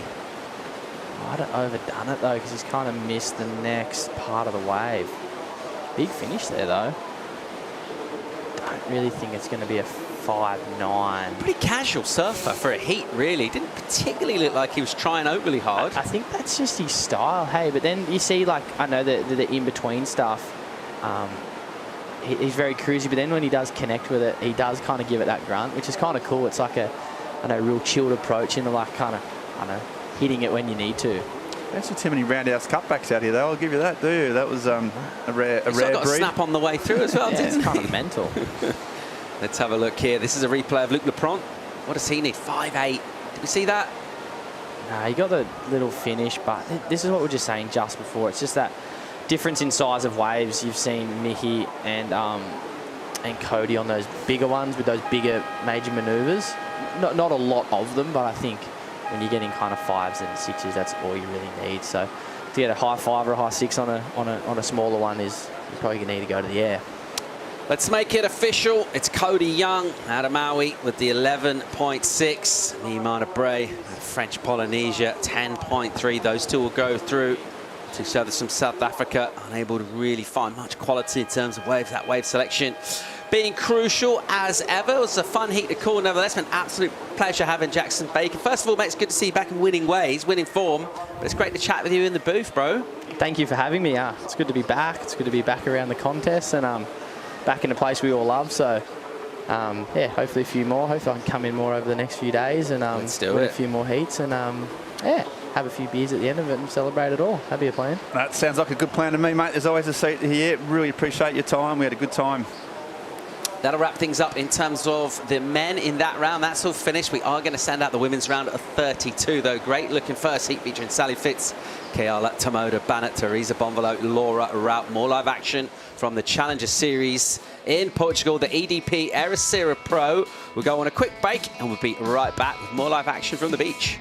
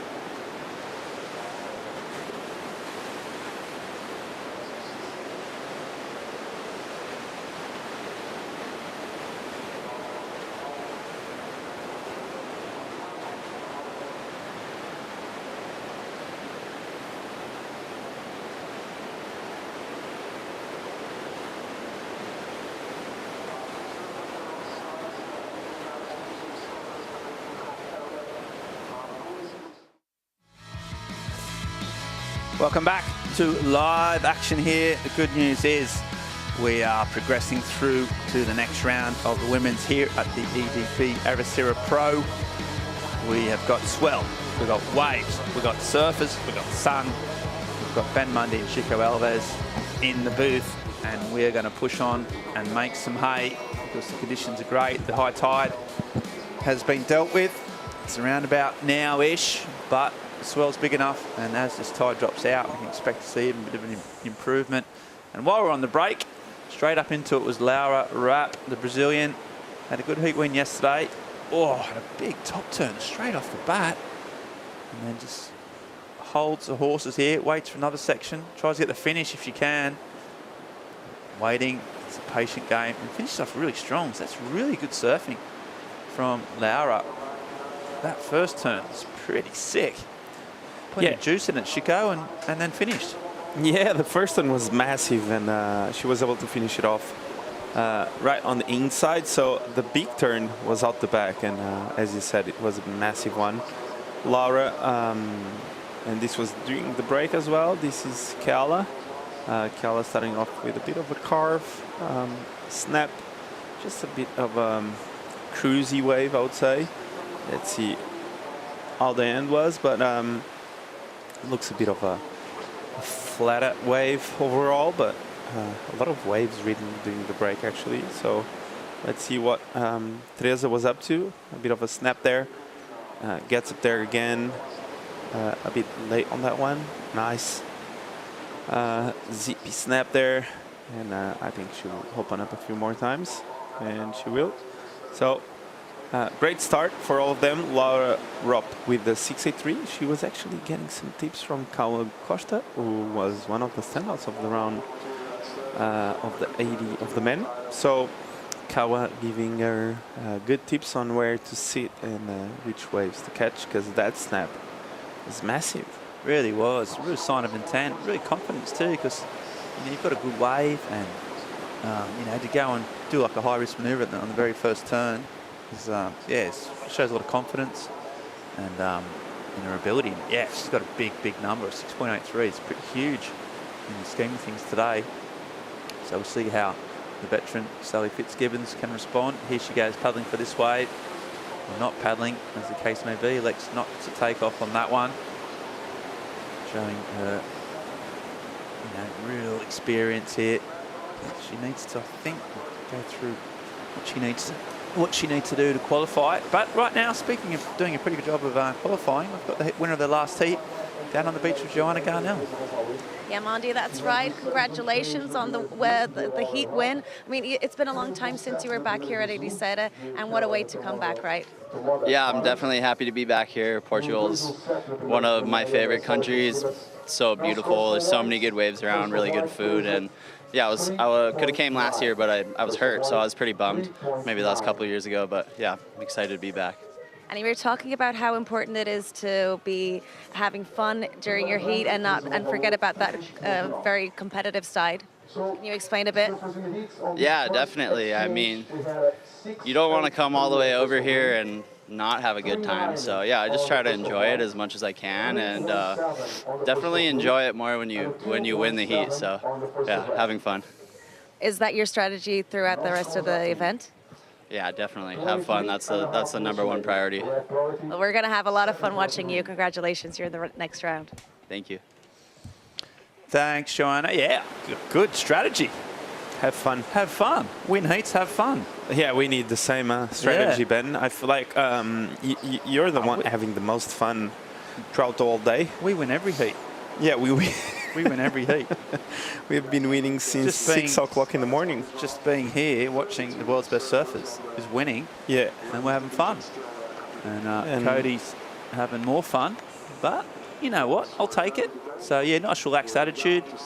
Trying to get that balance between visiting this great country of yours, Chico, and enjoying himself and enjoying all the fun bits, and also knuckling down and trying to get some big scores, which so far he's done both. As we see Sally Fitzgibbons, the Aussie veterans, 4 times runner-up on the CT, and now trying to get back on that CT where she's been on for more than a decade, 13 years on tour, and Surfing Wow. like that, she hasn't lost any of her drive or ability. She just needs to make a final today. Oh, not today, but make a final at this event. Today. And she's qualified without Brazil, so she's really close to getting onto that all-important 16 back where she belongs. She's going to have a fight on her hands with that Laura up, already getting a strong number. The local hope, Teresa Bombolo, will be super dangerous. So it's not going to be easy. And especially in the round of 32 as these spirits, the best surfers start to show up. Every heat's going to be stacked. And it's kind of incredible to think about Sally's career, isn't it, Chico, in terms of what she's done over all that time. It's been such a force, positive force for surfing for so long. Yeah, I go back to like 2011, 2012, 2009. I was back in Australia and she was already winning events. And I look back and it was so long ago. And I look back and she was already that star of an athlete, you know, like just a person to look for and just a huge influence in Australian surfing. And she didn't hold back all these years. She's been so professional and so passionate about what she's doing, which is really important as we see the replay of her wave. Nice cut back there, and I really enjoy the setup here. And bang, she blows the fins out and she makes it. So a well-surfed wave by Sally, 5.67, and well-deserved score. This last turn was well-timed. She got up there right on the right moment for that section, and in such a stylish way. She's really good to watch. Yeah, trademark Fitzgibbons there. That turn we've seen so many times, so effective. Mino Kiala just trying to get some speed here. Bit of a soupy section. Does it quite well. Trying to get it hit the lip, but can't. Knocks out. So fella Tamara Barnett is not going to get a massive number, but in the game. So 5.67 from Sally and 6.83 from Laura. So solid starts from those two. And still plenty of time on the clock. 20 minutes left to go. I feel like we are having a bit of a deja vu from the conditions last year. The tide and just the weather and the waves. Looks similar. It looks just like the day we saw Lisa Spencer just doing huge numbers, Juana Silva. Yeah, it looks like the same day. I was speaking to Matt Myers, who is coaching Alyssa, and he also had the same hat with him. Right. And I was like, wow. Deja vu, yeah. You thought you didn't know what year it was. Yeah, I was like, was that last year or? But yeah, it's really similar conditions, wasn't it? Yeah, this same sort of west swell, optimum size. As we see, Laura Rapp looking at this one out the back. First wave is really solid, not quite as dynamic on this one, and she's biding her time, waiting for something to happen. And she just gets her first real turn in anger on the inside. And a lot of effort and energy went into that sort of smaller turn, so backs up a score, but she's going to be wanting to do better than that. Yeah, you try and, well, we're lucky enough to come here every year, and sometimes they do meld into one, don't they? But yeah, that last year's final day, David Silva, what he was doing, Alyssa Spencer, the two standouts of the event and the two winners, really was incredible what they got up to, and Rivera just delivered. But this wave didn't, did it, Chico? yeah, it was a bit off all the time, but the last turn was great though. Laura has been always one of the standouts in Brazil events, and just proving she's one of the better up-and-coming girls from Brazil, and she's that good, just the way she surfs feels really different. I feel like you can tell she has a lot of talent, of course, but yeah, she has something else, and we see live action now. Sally going up the top again, nice snap there. Let's see what she can do at the end section. Just a beautiful roundhouse cut back and a bit of a fault, but nonetheless another wave as we see. So Dad looking on, or Dad, yeah, and she's like, I think she kicked out then just because probably there was some rocks traveling at a fast pace towards her, but still really good style. Big wave, one of the bigger waves we've seen in the afternoon, and Sal absolutely shredding it. And yeah, she's just always been one of the, we were actually talking to Jackson about the changing nature of fitness and surfing and how all these young guys now, they're so ripped and they do so much gym work and so much training. And you look back at Sally, she was like doing that, 10 years ago. Probably, the only person on tour really with that commitment, her and Mick, maybe I would say. And there's a reason why she's still going so strong. She's got so much energy and effort into staying so healthy and so fit and strong. And yeah, it's paying off. She's been a teetotaler all her life. Hasn't drunk. Is really hot on the nutrition. Loves to cook. And just trains so hard. And I've got something going on down there. That doesn't look like a good sign. Is that Laura? I think just trying to get back on board. Doesn't look like she's looking too strong. She's paddling now. I might have to have a look at that to see what went wrong. So she definitely looks like she's taking a few deep breaths, trying to regather. But now she's starting to paddle again. So she's obviously sucked in some oxygen, trying to shake off if there was a potential injury. Not sure. But we'll see her this wave. It's a big wave, wasn't it, Chico?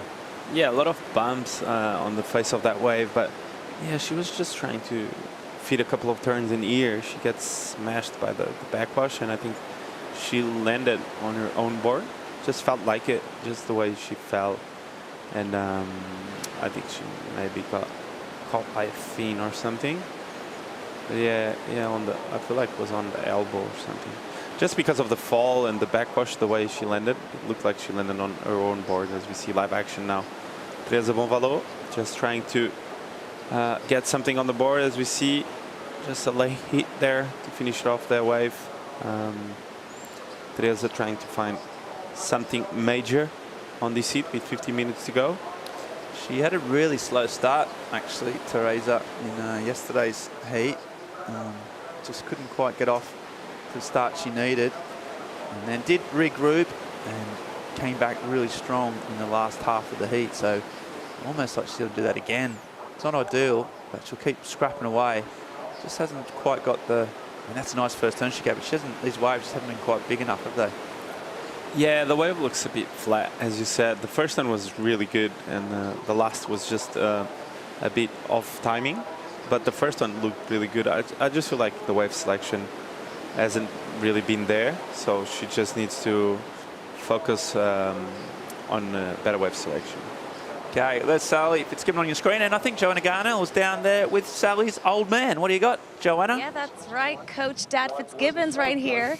Are you obviously supporting your daughter? And she's in a pretty same situation as last year, because this place is very special for you. We were talking about that. Do you want to explain? Well, it feels a bit deja vu, where you and I were talking last year. She needs a result. She's in a good position. We're halfway through the heat. She's got a pair of fives, but it's such a big playing field, you really only get a couple of opportunities. So we'll see how it goes.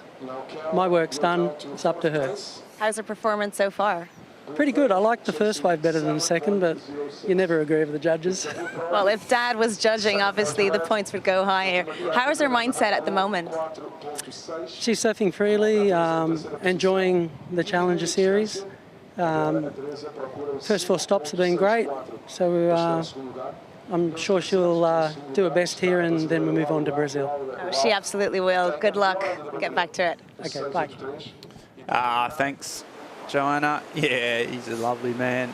And such a great bond. Real special thing to be able to travel with your daughter, isn't it? And and support, and they're obviously father and daughter. They're almost best mates as well. They spend so much time on the road. It's rare that you get to spend that much time as an adult with your parents. So yeah, lovely thing they do together. And he's been such a good supporter. Been there since the very start. Early on, when Sally was really into running and soccer and hockey and netball, and she was doing it all. Cross country and swimming. Yeah, she represented Australia in a couple of different sports. So always been there. And yeah, and you can tell he's pretty relaxed. He's got confidence in a daughter.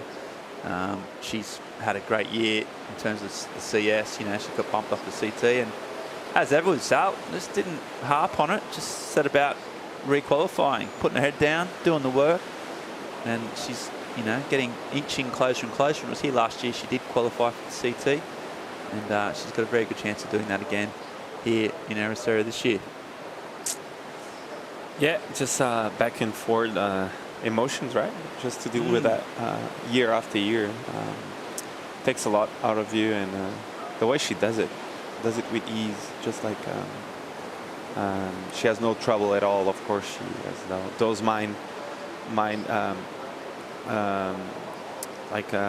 games for herself, like kind of just like trying to dodge those bullets. But yeah, of course, she had a long career until now, and she went through a lot, like in terms of being on the spotlight or not. Yeah, exactly. And here she goes. And that's Sal just driving and cut back there against the foam and it kicks out. Well, she also had a lot of, you know, she had one single ambition, you know, to be a world champion. That's what she set her life up for. That's what all she wanted to be. And 4 times, you know, she came second. And you couldn't get any closer up against some of the best surfers in the world. Steph Gilmore, Carissa Moore came along. And so, yeah, just to come that close and, you know, not let it eat you up. And she says that. She said, look, I was disappointed, but I was also proud of the work she'd done herself. So, yeah, really impressive that she's maintained such a positive attitude and and didn't let those disappointments and that, you know, that potential and chance to get it down. She just stayed positive, kept surfing and kept enjoying her life. And also being a role model, she really takes that seriously. So, yeah, it's great she's here. These young girls, I mean, imagine get the chance to Laura Rapp and Kiala, just getting a chance to surf for them must be incredible. And here we go. So they want to beat her though, don't worry about that. Teresa Bonvalo doesn't care who she's up against. She just wants to win. And this is a big section. If she can get around, it's taking some time. There's the first turn. Nice bit of spray. Bit of airdrop as she comes down, but it's still so bumpy. She might get a big section on the inside. There's another one. And she drops out there. She knows how gnarly those rocks can be. She had a pretty gnarly run-in with them quite a few years ago. So the Bonvalos watching closely. She just ejected at first turn. Fair bit of spray, needing a 5.64. Had to take a time there, didn't she, Chico? Yeah, she was just a bit behind on this one, but the first turn was massive. She winds up off the bottom, throws buckets of water, and yeah, she was on her way to such a good score. I feel like she needed that last big section, and I don't know if maybe to go for that turn was the best option, and just to go for a big float might be the best option otherwise. But yeah, as we see, Kiala on a wave. This was the replay of Kiala's wave. Nice, beautiful carve there. Winds up again. A bit of a layback snap under the lip, and the wave just fattens up, and she has to kick out. But we were speaking about Sally before, and what really makes me think, and what makes Sally so special is how humble she is in defeat as well. Like to come so close to be world champion, and just to be that humble to come back on always on the challenges and really embrace it on a positive way, as you said, Ben. It's just incredible. I think younger generations need, of course, to take notes of her career. Yeah, they do as well. You're right. She's maintained a really positive outlook and incredible surfing, but she's not done yet. She's out in the lead. We've got live action here. Laura Rupp had a really solid start. She's trying to improve on that high 6. Nice green face she's got. And there's 2 calves. Goes back to the source. Steeper section here. A little bit wobbly, but still getting that spray. And there's a 4th turn. So this is a great wave. The wave selection's been really, really good. Lacking a bit of variety, but if she can finish off strong, wow, and airdrops down, and she likes it. So do the Raps. Super pumped on that. And she fell out of the sky. Almost surprised herself, I think, Chico, didn't she? So some really big turns out the back. Weren't particularly strung together incredibly well, but still managed to get loads of turns and then a big finish. So look forward to the breakdown of this one. But she's pumped. She's got a really high score already, and this is the wave, Chico. Yeah, such a good wave she picked up. Nice snap there, just set up snap. I like this down carve, really stylish, really torques the upper body. And again, this was a bit of a, she didn't really push that hard because you know she's on her way to do like a good backup, and she did such a good job in this last section just to make it. So yeah, Laura up. I think she's going to take the lead with this one. Yeah, she's on fire. And while the judges have a little think about that, we're going to go to a short commercial break and come back with more live action from the EDP Ericeira Pro right after this.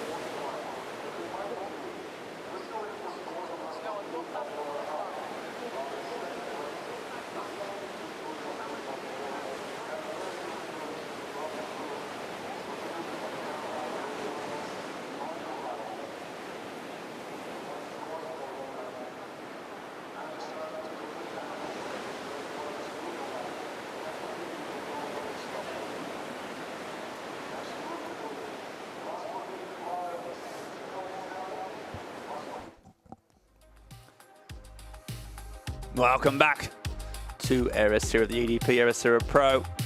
We are live in Portugal as the sun starts to sink into the Atlantic Ocean. And the big news here in this heat is Laura Rapp, absolutely on fire, backing up a 6.70 with a 6.83. So massive numbers from the young Brazilian. And she is edged ahead of Sally Fitzgibbon, as we see. Bombolo, the Portuguese hope, trying to get through. Portuguese haven't had a bad day. We saw Kikash get through. See Afonso Atunez did well. Mafalda Lopes was on fire. And now Teresa Bombolo is now trying to get up there as well. So we saw a wave came through as well for Sally Fitzgibbon while we're on the break. And you might have a look at that because that's got some big numbers appeared on your top left of your screen there. So we can tell you that she's surfed away pretty well. Get a big number. It's going to make Teresa's job even harder. Some big numbers from both surfers in red and green. And Teresa now needing something pretty special to get up to that all-important second spot. And paddling back out. The waves are pumping. We're progressing through to the round at 32 of the women, trying to get through as many heats as we can while the surf is pumping. So here's a wave by Sally Fitzgibbon. Chico Alves, talk us through it, please. Excellent number. So this was during the break. Sally here, just a bit of a frothy wave, but we know these ones open up really well. Nice carve there. Winds up again, and a big wall in front of her, and she does a bit of a float off the top, and she makes it. So judges love that one. Biggest wave of the day by a mile. And judges rewarded the fact that not only was the biggest wave of the day, but she surfed it well. Those first two turns, I just thought that last turn, I thought there might be something pretty spectacular, just because it was such a big number. But she still managed to hang on. There was a bit of an air drop, a fin dropping out. But I think the big points were done. Well, I'll ask you, where did she get the big points from, Chico? You're the expert, not me. You tell me where that big 8 came from. Well, I think it was just the size of the wave. The size of it was one of the biggest waves we saw all day, and the way she surfed through those through that face of the wave was amazing. So judges really appreciate the way she dealt with that last section, and she got an excellent number. So yeah, excited moment for Sally as we see the recap. This was Laura up started off quick with turns like that, big layback under the lip for Laura, and she was able to finish it off with a 6.83 on this one. So she started off really well, and yeah, she started off quick, and this was Sally answering back. Sally came back quick, and she was just nice. A smaller wave, but really nice green face. And there's a trademark turn that we've seen over the years, done to perfection. And then a big one, Chico. Yeah, excellent number. A big wave. One of the biggest waves we saw all day, and Sally just goes to show her technique. Huge carve there. Winds up again, waits for it. I like the pace she puts on this wave, and then the end maneuver. Almost lost the fins there, and she was able to regather and make it. So 8-point right there for Sally, and what a great hit on our ends, man. Yeah, incredible surfing from those two, and put so much daylight between themselves and second and third and fourth place. Unfortunately for the Teresa, Bombolo, the local hope, and Kiala, promoted Barnett, really under the pump, needed massive numbers. Good to see the Brazilian surfers, young Brazilian women coming up. Obviously the field is absolutely packed on the men's side with Brazilian talent, and they're really high in the ratings. But on the women's, just a bit of a lag. Got Sofia Medina coming up. She's in the hunt for qualification. That would be huge for Brazilian surfing if she can make the CT. But Laura Rapp as well, showing that, you know, there is a real sort of solid wedge of talent coming out from that country, and Laura has really proved the medal. There's a replay here. Someone going left. That's Teresa by the looks of things. Always know you're up against a little bit when you're going left out here, unless she does a big aerial or a Hail Mary. You never know. This is Kiala splitting the peak. The last throw of the dice, needing a super 9, so she's not going to get it on that. So Kiala is out. Meanwhile, on the left-hander. Yeah, Teresa, wow. Really great surfing. Really good surfing, but needing that massive number, an 8.43. Don't mind seeing a left at Ribera. I like it a lot, actually. Yeah, as a fellow friend of yours, Goofy. Yeah. It feels great to see someone kick. So refreshing. Really refreshing, like to just go left. Just to have a really nice left-hander. And but unfortunately for Teresa, solid score, 5.1, her best wave, but nowhere near the score she needed. So unfortunately for Bombolo, her sort of chances of doing something really special at home is gone, and she's going to have to do that. Sally Fitzgibbons and that surfer there, Laura up. They're just going through it now. That's the type of stuff that Sally does, talking through it, giving her some advice, and that's so good for Laura just to have that sort of, you know, great words. Right now, though, while they're having a chat, we're going to have a little break and come back with more live action with Paul Evans in the booth right after this.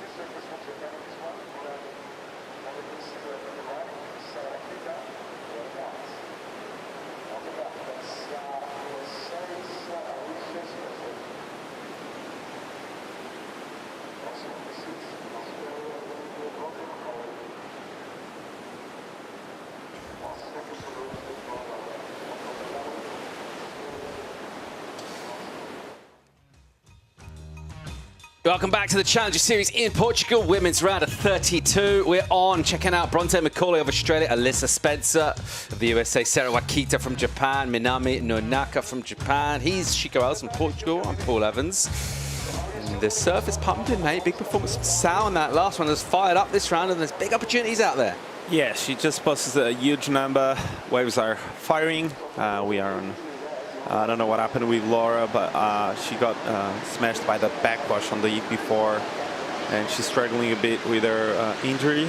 So she did actually a good job to keep going on the heat, but she's having a bit of trouble to walk. So hopefully it's not something really bad for her, because she was surfing so good throughout the whole heat. And what an athlete we have. Like Sally posts excellent scores, helps her fellow competitor to come up the beach after an injury. Like, what a role model we have. Yeah, I think anyone would do that there, mate, wouldn't you? Help another surfer out. It's all part of the camaraderie. It's really cool to see. There's obviously we talk about rivalries a lot on tour as well, but there's also a lot of really cool friendships going down. But you know, Sally's the one. You know, like she would do that 100 out of 100. You know, like, not just because she's competing. Yeah. She's good. She's good, yeah. And what a heat now. Nonaka, McCauley, Spencer, Wakita. Spencer won last year. We have a bit of a deja vu in terms of conditions. We can expect big things. Yeah, it's really similar sort of stuff, and it's interesting to see how many surfers talk about sort of carrying over the rhythm from previous events, even from a couple of years ago. You know, you make some heats, find a relationship with the wave, and you can kind of just fire that back up, because obviously this wave doesn't really change. It's not sandbar. So the characteristics of the wave remain, they endure. And if you can find something from back in your career, just drill into that, plug back in, and fire up. Here's a look at Nonaka. Yeah, Nonaka started off with a 2.5, so this was during the break. And Nonaka here just trying to find a bit of a face to open up, and she couldn't find it. And this was Alyssa. Is she using the same board? Would be nice to ask. Big snap there under the lip. Winds up again, and a huge turn off the top again for 717. So Alyssa Spencer starting off where she left last year. Hammer time, Chico. I mean, off that bottom turn, she has that neutral stance, and you're not really sure what's coming. She gets to the top of the wave, just obliterates. So that technique is so dialed in on the backhand for Alyssa Spencer. That's how she got to the championship tour last year. She wants to get back there on that backhand weaponry. A winner here last year. And she'll want to go deep into the event again. Just those 5 positions available for the women. We just saw the ratings leader, Sally Fitz, in that last heat. Just dominant, really. Excellent scores. Sally looking very, very good to be back in the championship tour once again. Names like Alyssa Spencer be on the other end of the career. Certainly looking towards the future as well. Gaining experience, but it's tough to stay on that tour. So do get to the CT for the women. That cut looming with fewer places available. It's pretty brutal, it's pretty cutthroat. It is some solid swell come through. That high tide's really allowed this west swell to fill in. It's kind of doubled in size pretty much. There's a little bit of fluff on it, a little bit of wind, but not much. There's big sections, mate. Yeah, there is. And if we compare the size we had this morning to now, is just like such a huge difference. If you see the footage, you'd say, oh, this is another day for sure. So great, we have swell on tap, and it's great to see them all having opportunities to really showcase their ability, because many times we see surfers struggling for opportunities in events, and in this case we are watching amazing surfing, just like Wakita is performing right now. 2 big carves out the back, waits for it, and bang! Oh, gets stuck on the top of that one, and she just lost an opportunity there, I feel like, because that wave was looking really, really good to her, and she has been one of the standouts last year as well here. Yeah, and last year the early round as well. We ran a little bit of that yesterday. She ripped in that. It was smaller conditions, very different. What happened here? She had the long lines. I love these first few carves. She was waiting for the wave to build up, and here she just waits for it. And I think she got up there a bit early, and she didn't really use the projection of the leap to make the turn happen. So unfortunately for her, because she was on her way to probably a really good number if she had landed this last minute. Let's get down to the excellent Sally Fitz. She's standing by with Joanna Garnell.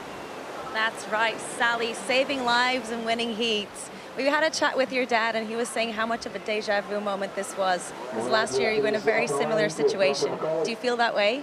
I guess I'm pretty good at resetting these days. Like I come in and I just love that energy around like a new event, like you're opening up like this event here in Portugal, and you're trying to treat it like your first event of the year, and bringing the same kind of themes as well. Like I want to be attacking in my surfing and draw big lines, and yeah, it was sort of like a bit chaotic there on the high tide at the end because you can't tell like where the rocks are, but you want to hit the last section and all the reverberation off the cliff. So it's quite a wild ride, and I heard the screams of Laura. She's a great friend, and I was like, oh my gosh, that sounds real bad. She made her way like through the heat, and then yeah, just helping her up the sand is something you just don't want to see ever, like for your competitors or yourself. And you had a chat with her in the water too. Was she already complaining about her knee? Yeah, we're just checking out if she could like bend it at all, like working out like when we got to the beach if she'd be able to walk or not. So yeah, so it was good that she could get out of the water, and the high tide, there's like a big shore break as well. So there was a lot of hurdles in the heat and then some hurdles after the heat, but my energy and adrenaline's pumping, and that's like what we love about putting on the jersey, and it's pretty cool after all these years. I can still feel the exact same way as when I started. And you're #1 on the leaderboard. Is there still some pressure on you, or can you feel a bit more free?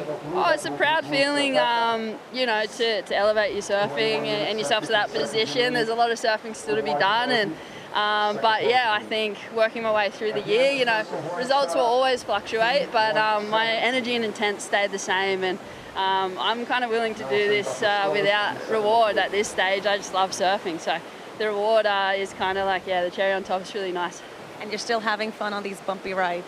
Oh yeah, it's a bumpy ride, like emotionally and physically and in your surfing. So you got to enjoy it all, embrace it all, and just see you know, what the day holds for yourself, and then cheer on your friends, your competitors, and at the end of the day, surfing wins.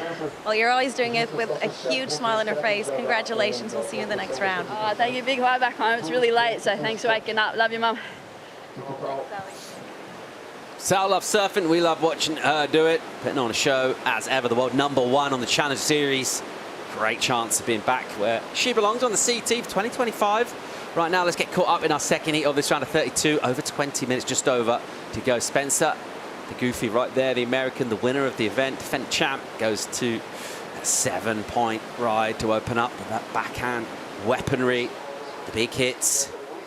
And that sets her up. This was another wave from her, and this was decent as well here. Wow. That first turn there from Melissa looked really, really good. I like the drift of the fins, was something different we haven't seen yet.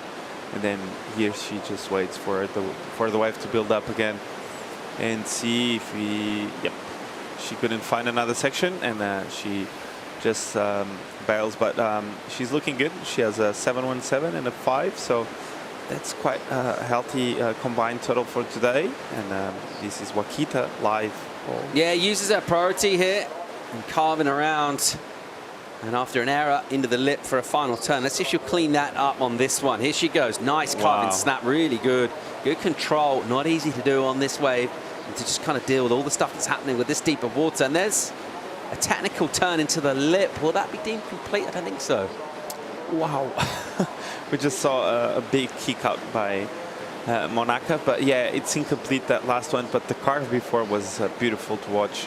Wakita has such a nice style, really, really technical surfing by Wakita, and I can't wait to see the replay on that one, because that turn alone was really beautiful. And Wakita, we were saying, she has been one of the standouts always in the Quebradillas. I feel like her surfing suits this wave really well, as we see the replay of Minami. Just a bit of a carve, a couple of stages there. This one was better. Really enjoyed this one, and yep, just a bit of a kick out. Was that a missed opportunity there for a big turn at the end? It's like a scorpion kick out is what it was. She was flying. And this was Joaquita's wave. I really enjoy this turn. She really sets it up well. The timing was perfect. Beautiful carve under the lip there. And here she just got off balance and off timing. She lost all her speed and was really wobbly to make that last turn. So unfortunately for her, the fall at the end, but yeah, she's improving. I feel like she will improve on that 317. And yeah, she's in second for now, but a long time to go. So she needs to put in some more work. 17.5, plenty of time to go in this. Priorities with Bronte McCauley. Haven't seen a lot of her so far. She won't use it on this wave. She'll just let that slip under. A good call. That one goes soft. She recognised that immediately. Bronte, the surfer with experience on that championship tour, experience of winning on the Challenger Series. She got that done last year in South Africa. Belito, one of those talents that you just kind of, name just kind of stands out on the draw, doesn't it, when you see her there? Thinking about the very kind of elite surfers, the top quality.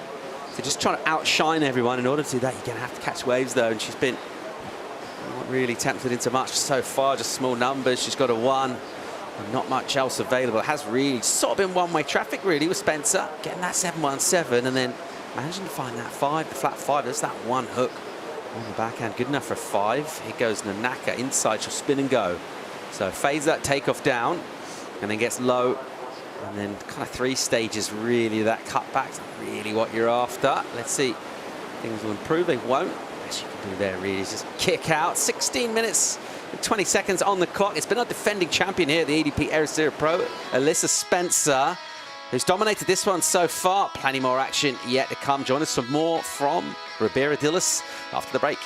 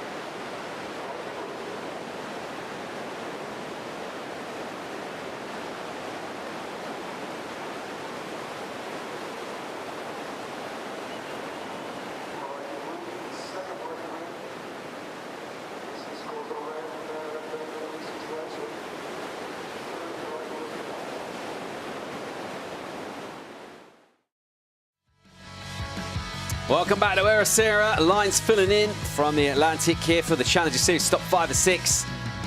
We're looking to send surfers back to the CT for 2025.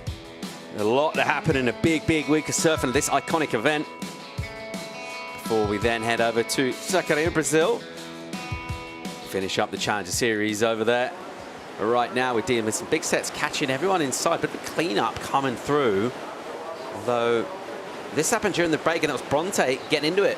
Yeah, Bronte here, big snap there, just a bit of a cutback, setting it up this one. Just another snap, just trying to get a rhythm to get into the inside and do like a big turn. And there she comes, big snap on the lip there. And well done by Bronte. She was leading this wave, so 6.33 on this one, Paul. And well surfed by Bronte. I feel like this last turn was where the points came from for sure. Yeah, didn't get much convincing done out the back. The wave was just weird, and then this really good intentions from her, great execution as well. So look how patient she is there, Chico. Is that key to getting that timing right, just waiting at the bottom, not rushing, arriving early? Yeah, I feel like that last section can get so wobbly that you really need to pace your tempo to attack that last section. You need kind of like to wait the backwash to pass by, and then you can go. So she did just that, and that's why that turn was so good. So 6:33 for Bronte, and I really felt the pace wasn't there at the start, but the first turn though was great. So I feel like they matched the first and the last. And Nice symmetry to it, yeah. Okay, I like where you're going with that. It's where the score came from. So great job there by Bronte. 12.5 to go. Spencer leads Wakita at the moment. Bronte, Macaulay's in the conversation. Had a 6.33. That's decent. Second highest score of the heat. So her backup's just a 1.5. She'll improve that by 100th of a point. She'll get second. Not what she'll be trying to do though. Meanwhile, let's check out Spencer, defending champ. And this is why she's a champ, because she takes on the lip and smacks it. So a section, kind of a tricky one, a shorter wave really, but finding room to swing, gives it a crack. She can improve on 5. She'll make things even more difficult for everyone else. But right now with a combined total of 12.17, it's pretty healthy numbers. And yeah, it feels like there are some bombs out there, but they're not coming all the time. And to have your work done, obviously, it's great to have those points on the board already. Yeah, it's always great to surf your heat with freedom, and Alyssa did that with ease. She did really well to get those scores early on the heat, and now she kind of like can surf without pressure. And I feel like that's when you see the excellent numbers come in from any surfer. It's when they have those 2 scores, and well, there are surfers that deal well with the pressure, and they just let that pressure to really unload some big numbers, but I feel like it's like 5%, which are the world champions. Yeah. So 11 minutes to go, and a bit of a paddle there. Can't make it on that one, can catch. And 11 minutes to go, a bit of a lull in the action, and Alyssa Spencer running away with this one. Wakita though in second, and Brock Macaulay really close, as we see Yolanda Hawkins. Olympic surfer from Portugal with a coach, John. Final instructions been taken on board. Such an intense competitor, Nadia Ericeira, 5th place on the Challenger Series at the moment. If she stays where she is, she's going to the Championship Tour. She'll be heading to Pipeline at the end of January. Of course, we have all of this week to unfold in another event in Brazil, so she'll want to just keep winning heats here.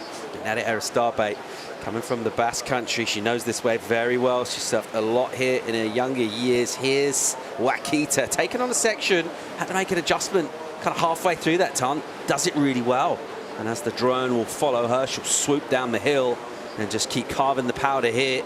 Wakita will look to go through to an inside, kind of brings that one all the way back, stays close to the pocket here, and she'll look to try and set up. You can feel all that energy heading in.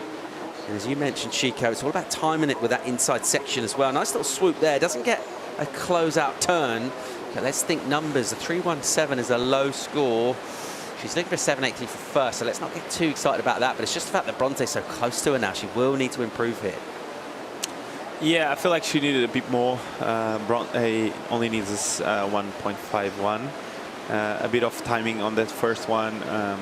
Beautiful surfing, though. I'm not saying it's not good, but the wave was perfectly surfed, but the potential wasn't really there. So I think she needs something better to kind of run a bit more from Bronte. And Bronte, with the experience she has, she will for sure do a 1.51. And with 9 minutes to go, which is quite a long time still, we see more lines approaching. So let's see what happens. Sets on the outside here.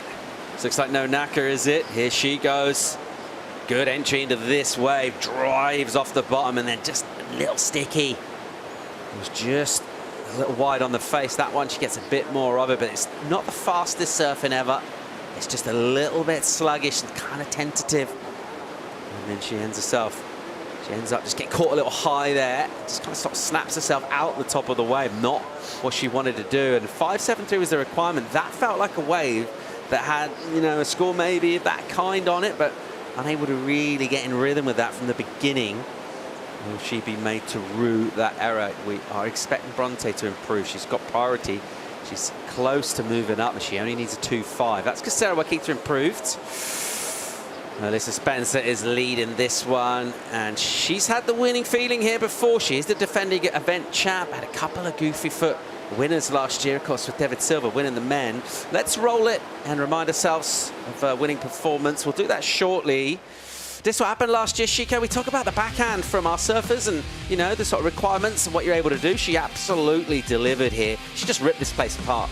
Yeah, she was really in rhythm with the ocean. She was getting all the good ones that were coming in. And, yeah, Lisa, well-deserved champ last year. And she was just in tune with the ocean the whole time. And, yeah, well-deserved win by Alyssa and a true champion.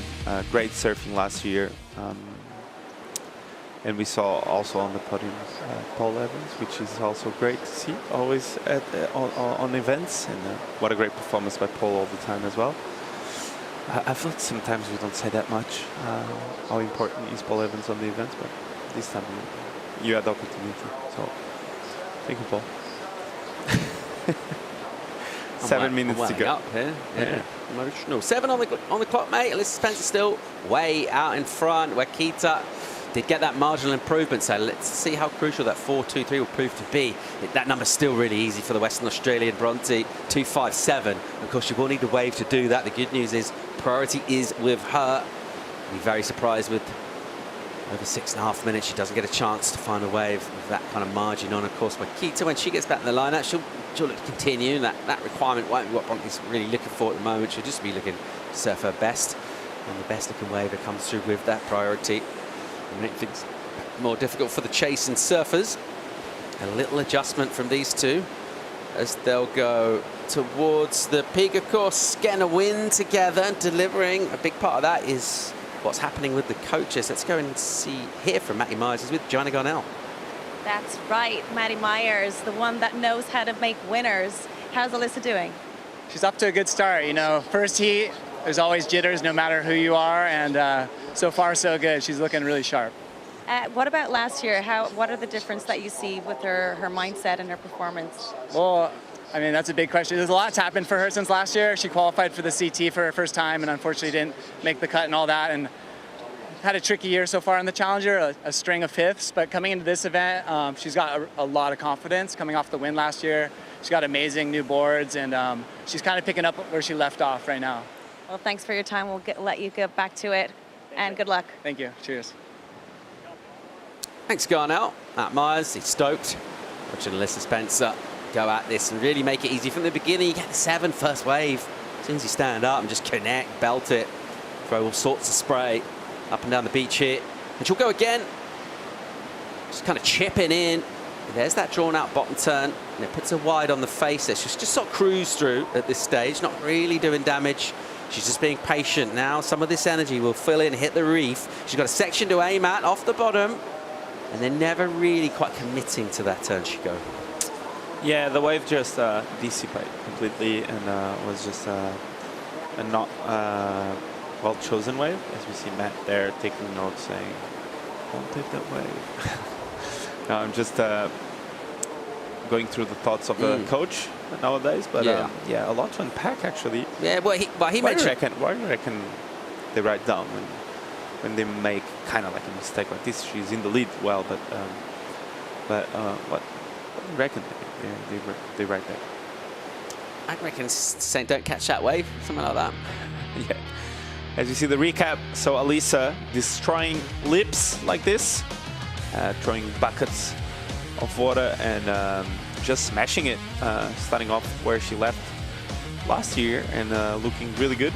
I'm wondering if she's using the same board because it looks exactly the same painting and looks really, really good under her feet. So Alyssa with a 7.17 and a backup of a 5.33 on this one, and well put together heat by Alyssa so far, right, Paul? Yeah, absolutely. Just looking really relaxed and confident. Interesting that Maya said she's not had a great year. She's getting a lot of fifths. I mean, you think fifth's pretty decent, but obviously just 5 spots available. So in terms of getting into that top 5, you're going to need to go better. Wakita, she's sliced in this. She surfed pretty well, like that turn in particular. but she's not been able to unlock and go up through the scale, and that's why at the moment she's super vulnerable in second. Yes, it's true. She hasn't really found that big section, although Bronte, she was a bit behind on this one, and she came back with this wave. So she was one of the standouts last year as well here in Ribada. I think her surfing suits really well Ribada d'Ilhas wave. So yeah, she was able to do a massive turn here at the end. Bang! And post that 633. So she needs to only 257. So shit, not too much. She only needs a 257. But I tell you what 7 minutes have gone while she's been needing that score. She's moved down priority. So a little bit of a stutter. Just the fact she's got second priority now, and she's given it to Sarah Wakita, who's in second position. So 2 minutes and 20 seconds, a long period swell, pretty high tide, some lulls coming through. Bronte McCauley did have first priority. She's paddled for a wave. She's turned it into a 0.8, so nothing at all. And Sarah Wakita now can control the lineup in this one. From the point of view of, well, obviously one wave come through, multiple waves on the set, then that'll change things. What happened here, Chico? Yeah, she tried to catch this one, and yeah, she was just a bit behind on this one. She tried to hit the lip on that one, but just got caught by the white water there. I mean, what's going through her mind right now? She's needed a 2 for a long time. We know she's experienced, but Wakita, well, okay, she's got away from Sarah here, has she? So just try and go this. So here we go. McCauley up, 90 on the clock. This is a softer wave. She only needs a 2.5. She's trying desperately to connect in here. It's pretty wobbly. She will get a section, and she will get a turn done. It's pretty desperate stuff, but she does not need a big number. Yeah, she needs a 3, basically. So do you reckon that's 257? Wow. I think it was just a really slow start, and then the last section wasn't really steep. I don't know, actually. It was a complete, mate, it was a complete turn, a backhand hit into the lip. I mean, she needs 257. Yeah, I think she's going to get it. She got a bit of 2 snaps, and the turn at the end, so nervous moments for her with 40 seconds to go. She really needs to. Let's see what happens here. I mean, if she is going to get the score, Sarah Wakita got to ask questions of how did she let Bronte get away from her there. She just paddled away from her inside towards a wave. And Wakita, we saw her kind of calling for situation, so maybe not used to the watch technology, or maybe unaware, but she just let Bronte get that wave. Let's see if she's made to pay. There wasn't a lot on the outside. There was no real quality at all in terms of the maneuvers to set up. But the finish, I mean, it was for a surfer of her quality. It was a pretty standard sort of turn, but it was a complete turn. And she looks like she's going to get the number here. She does. She gets a 3. So McCauley jumps up to second place. And I tell you what, it doesn't matter how you do it. She will advance alongside Alyssa Spencer here. Bronte McCauley will be absolutely delighted. And she's dodged a serious bullet here. Sarah Wakita, when she does the post-mortem on that heat, I think she might ask a few questions of how she let McCauley get that wave. She'll bring this one in. Bit of a bomb to come in, but she'll be devoed. Yeah, of course, a bit of a priority mistake there. Of course, she needed to be a bit closer to Bronte. But for Bronte, well done. Great job there at the end. Defending event champ here in Ericeira stays alive. Alyssa Spencer. The backhand attack still looks razor sharp, and she belted the lip here. She'll come back in the next round, as will Bronte McCauley. We're going to get a quick commercial break. When we come back, we'll have number 5 on the Challenger Series, Ericeira. We'll bring in Binzi for the call. Stay tuned.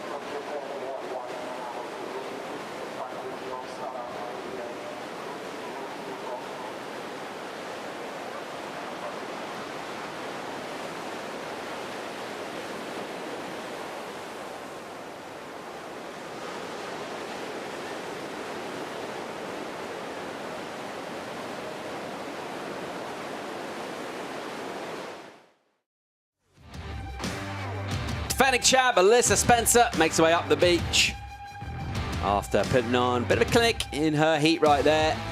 And the weaponry is still good. Her coach Matt Myers said she got some good boards. That's a key ingredient too. She made it look good. Contrasting story.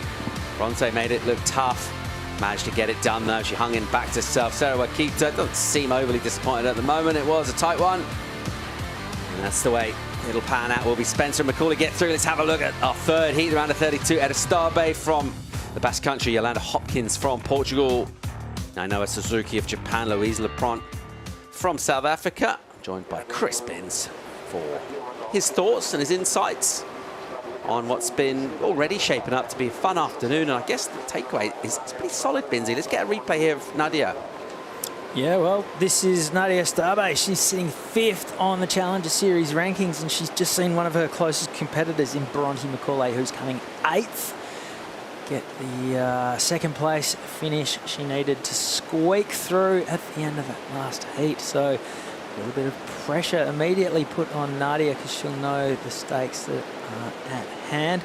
Behind her, this was Yolanda Hopkins in the blue jersey opening her account. So the 2 top seeds with scores to their names. And this will end up a 2.83 for Yolanda. Would have been significantly greater if she'd ridden out of that closing clout. Yeah, that's the kind of turn that Yolanda's really made a career out of, getting into the lip, giving it the welly. Unable to do it there. Hopkins from Villamora down south of Lisbon. Couldn't quite Yolanda that last manoeuvre. That's good. That's nice. Well done. Hopkins, of course, representing Portugal in the Olympics in Tahiti earlier this summer. And back representing the country here at Ribeira Dillas. We talk about experience, stuff from Portugal. A bit of a mixed bag, really, I'll say, so far with the Portuguese crew. Let's see how this afternoon goes. Notably, Hopkins' campaign stay alive on the Challenger Series, looking for results here. It's a little further down the rankings. She's not a million miles away, but she's not in the position that Nadia Ericeira is in. Who'll look to just try and defend that 5th, possibly try and move up. Meanwhile, Suzuki, here she goes. It's an inside wave. It's not a very good one. She'll get out. Louise Lepront, South African, will have priority in the pick of the lineup here with some big waves on offer. They're not all the same. I think that's one of our takeaways. There's some waves that kind of drain quite nicely, stay steep, reasonably steep throughout, and there's some burgery ones. Meanwhile, Hopkins, she'll go. Here she goes, Yolanda. And the rail work, just using that, just kind of push herself back towards the pocket, and then commits a bit more to that turn, really just kind of setting up. Let's see if she can find section to offer her something a bit more vertical to get excited by. She can't. All right, here goes Lepront of South Africa, and the head snap on the backhand there from her. She'll wait for this one, just kind of joining up using both rails and then staying in that neutral stance, looking for a steep part of the wave, but that wave is finishing, and if they don't break the 4, they get right on that inside. They basically go dry and just kind of gargle. From Skopje on the south coast of Natal, wave blessed region. Louise Lepront over here representing that strong South African contingent. What do you think of this, Binsy? Yeah, pretty good from Louise Lepront. A lot of white, watery sort of muck to get through, but then onto the inside, stood up and allowed her to open the shoulders and blast away. We have got past the peak of the high tide. And there was talk earlier on in the day that the high tide might slow things down, but this swell has just pushed well and truly through it. And you can imagine the rest of the afternoon is just going to get better and better as that tide runs out. There's a lot of swell in the water right now. This is Yolanda Hopkins. She's still waiting on the score to come in for this. Her second wave, she got a 2.83 for her first. Nadia Ericeira got a 5.83 for hers to move it into the lead. A 3 here for Yolanda would put her in the lead. And she might just do that. Yeah, there it is, a 3.67. And 3 from the sky. I just went for a walk around that headland up the top, and looking back, well, there's some guys enjoying that corner. The top corner right is in full effect, and there's just a ton of swell pushing into the Ribeira Creek mouth. Pontinha, that wave's called, up top. Good high tide spot. Bunch of waves on offer here in Ericeira.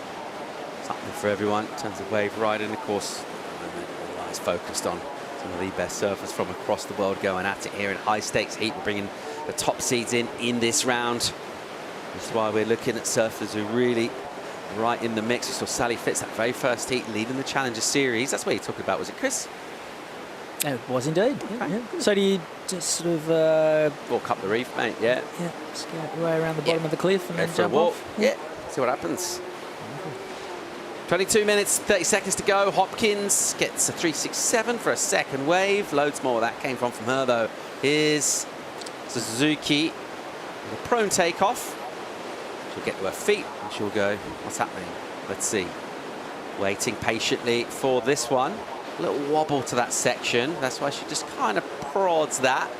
Doesn't really give it too much. And then that's a really nice finishing turn. The board gets away from her a touch, does well to control it.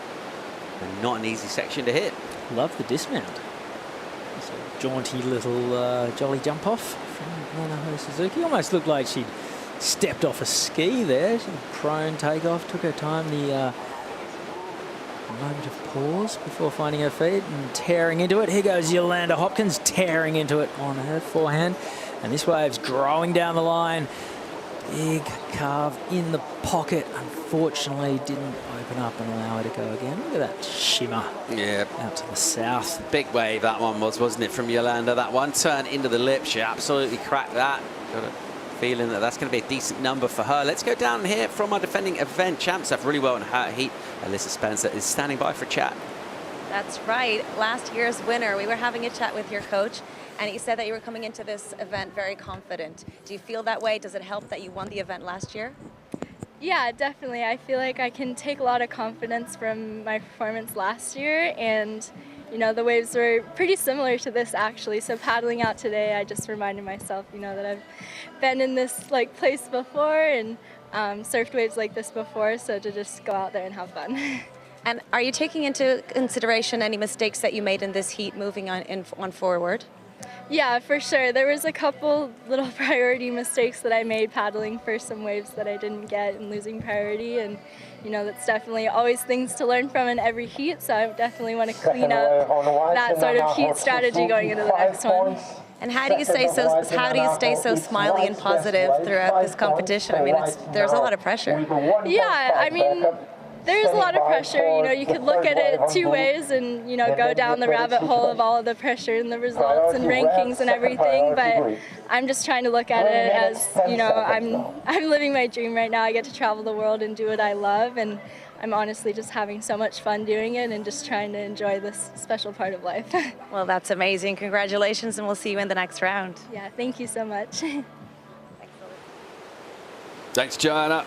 Spencer wants to get back to the CT. She's not thinking about that for the moment, though.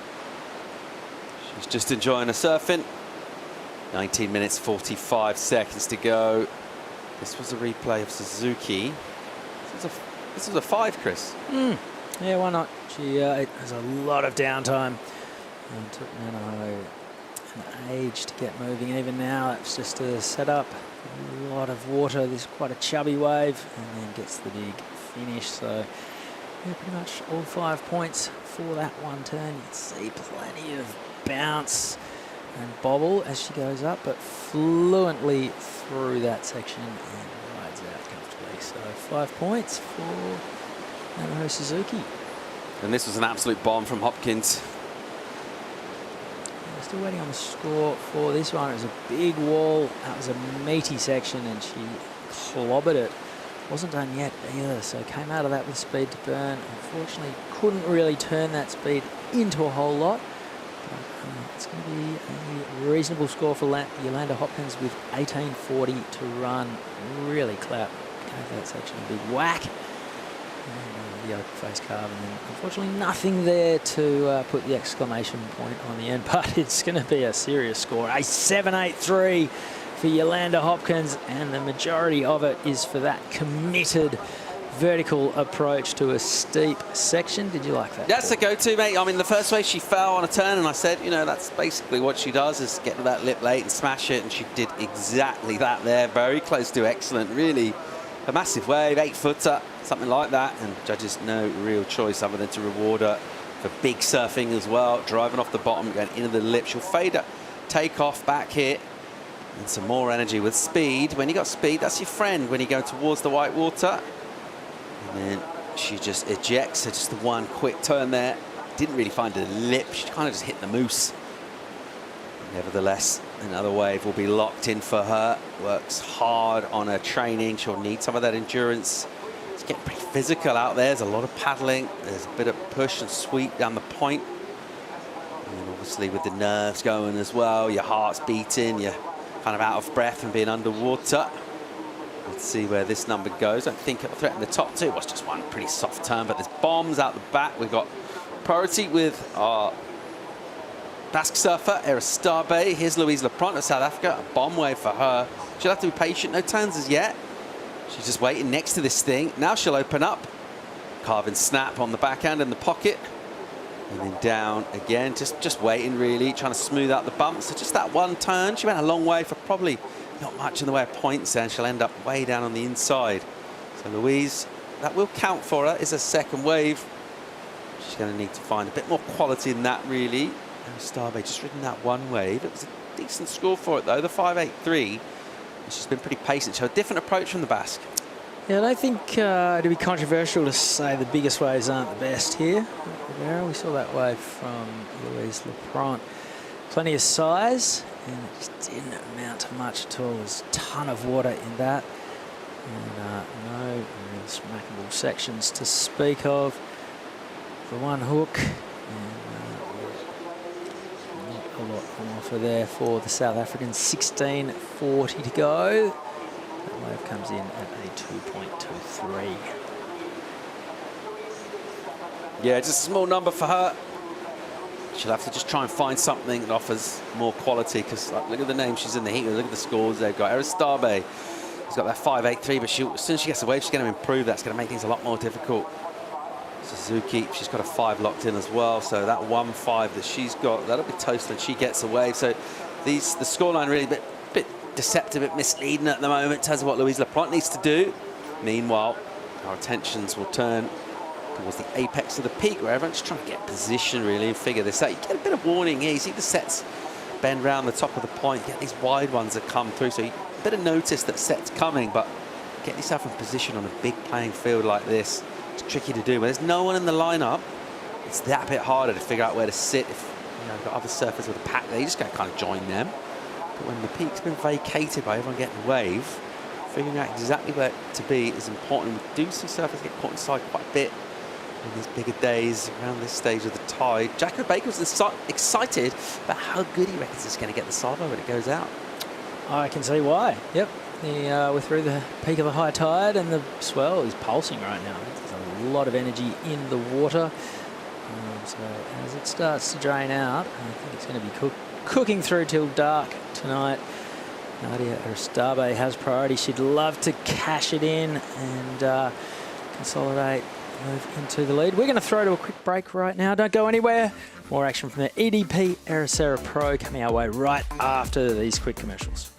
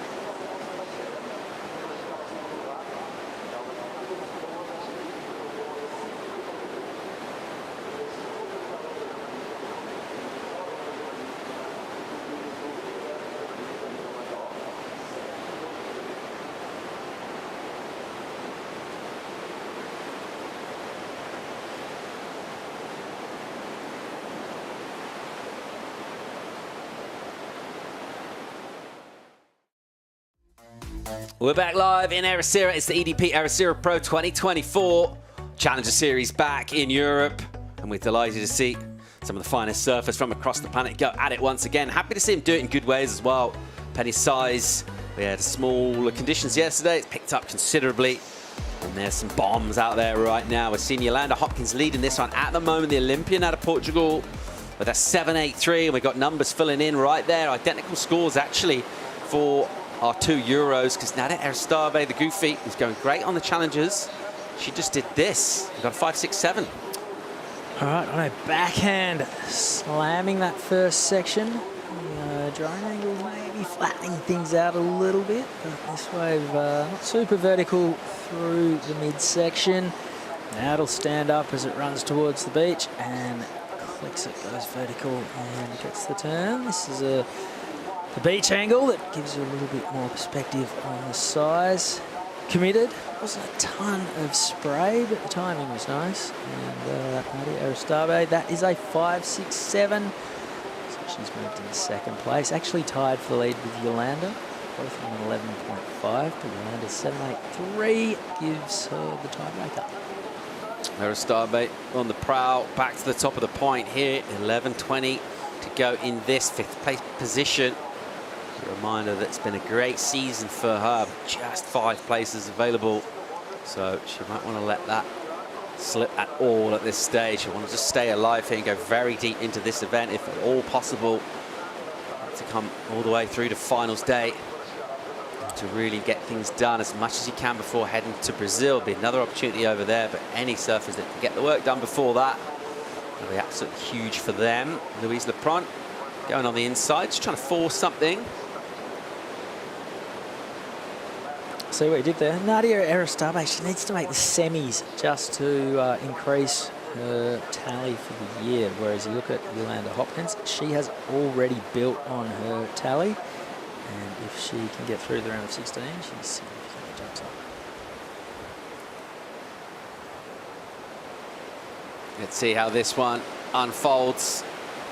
It's the chasing pack with work to do in the form of Suzuki and Lepront. And they've got their work ahead of them at the moment. The requirement 6.5. The Japanese surfer, South African, needs to go excellent right now. 8.17 is what she needs. Hopkins, second prio, top of the point. She thought about that. She thought, yeah, this is me. And then went, nah, you know what? It isn't. And that one just kind of capped and then backed off, didn't it? So good call not to go. And Yolanda. And Suzuki with the priority. She's going to need to use it here. Let's see what she does.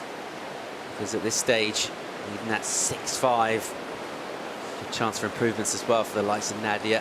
Expect her to probably add to those totals. That's what she's been doing this season, surfing so well. So she needs to go all the way to the semis to improve. Is that right, Nadia? It is. Is that what you're telling me? Yep.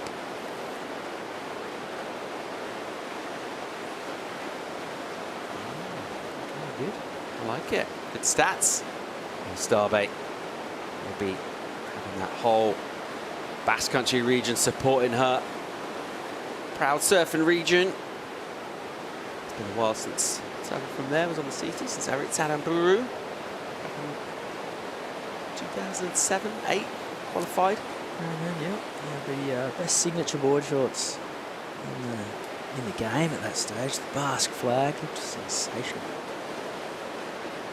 He's down here in a coaching role, working with Yolanda, so just basically passing on that knowledge about getting the qualification season done and how to deal with everything. Obviously what's going on in the water, but just deal with everything, kind of making sure all departments are taken care of, with everything about what you're doing with your travelling, the way you're preparing yourself, the way you're dealing with plenty of downtime. 6 events across the season really to get the qualification done, so a lot of time between.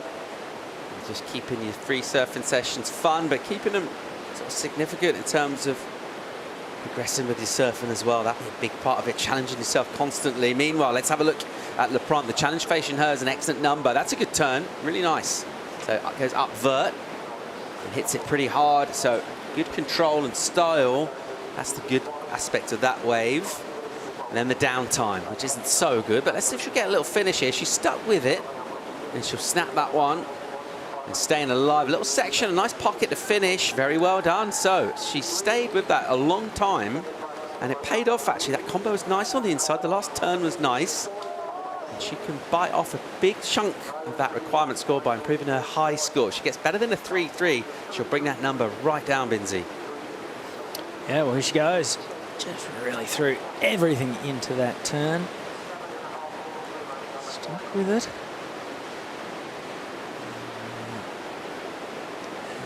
A little bit of love right down on the beach. Bulk of the points will have been garnered out back for the big schwack. Drama, she is out of it. Very technical surfing. Into that lip. Delicate balance with that power coming from this wave. The deeper water. Some wobbly stuff as well. She did really well. Just to make sure that board position was super precise. Right on the lip line, wasn't it? And then the legs kind of straightened. The ball got away and she recovered that. So great balance and poise and athleticism. It's going to be a decent number for her. And this will change the heat, actually, because it's going to improve considerably and bring her requirement down by a couple of points. So she's basically going to get something in the mid-range. There we go, 5-2-3 in, and now that means she's a 6-2-7, so a much different situation facing her. Priority is with Suzuki, who's looking for that 6-5, so similar requirements to third and fourth. Yep. And Louise Leprant, the 5-2-3. She needs the 6-2-7. She knows, you know, she's got something to gauge that number by after having seen what a 5 requires. That first turn was huge. You wonder how much she gained by the sort of 50 metres of hopping and downtime and adding the little garnish right at the end. Yeah, well and truly back in the mix with 6 minutes remaining. Yolanda Hopkins very keen to get rid of her 3-6-7 and just put a stranglehold on this one. Nadia Ericeira, a pair of 5s. Not a great hand in poker. It's okay at this point of this heat, but she'd love to get a 7 or an 8 and really separate herself from the pack as well. Louise Leprant is in touch. Naomi Suzuki is in touch. But yeah, a 7 or an 8 for any surfer in this heat, break it open right now. Nadia with a mistake there, pushing hard. It was a soft wave, so she thought she'd have to give it a bit extra, too much. She'll go down that wave off, then nothing down the line. She has a quick look and realises there wasn't a lot going there, so she might as well have swung for it. But she'll go to back of the queue in terms of prio. With 5 on the clock, she is in a position at the moment to advance. Chasing down surfers require 6s at the moment. Let's have a look at the recap. We got under that 5-minute mark. This is heat number 3 of the round of 32 for the women. Conditions still offering plenty of energy. And it was Nadia Ericeira that opened up really in the beginning. With that first turn, you think this isn't a very good wave. And then another one, you're like, okay, this is just a way to feed it out. And then she does this, she uses that control. She can kind of do that in her sleep, just kind of clicks it. He gets a decent mid-range 5, sets up a platform, but this was an absolute bomb for Hopkins. Was this right? No, or was this 7? She's just biding her time down the line, linking the S-turns together. And Hopkins through to the inside. So that was her 3-6-7. And the bomb was the 7-8-3. That's this one. Now she gets the big section, cracks it, and when you hit it, the big ones hit back. And she didn't let that trouble her one bit. Seamlessly out of that turn into another big carve, and that was a 7-8-3, best wave of the heat. That's her in the box seat. It's still anyone's ball game with 3:45 to run. Moho Suzuki has priority. She's looking to cash that in and grab a 6.5 to put herself. I mean, that would put her into second technically. 6.51 would put her in the lead. 3.5 to go in this heat. Right now it's Hopkins, Ericeira, identical numbers.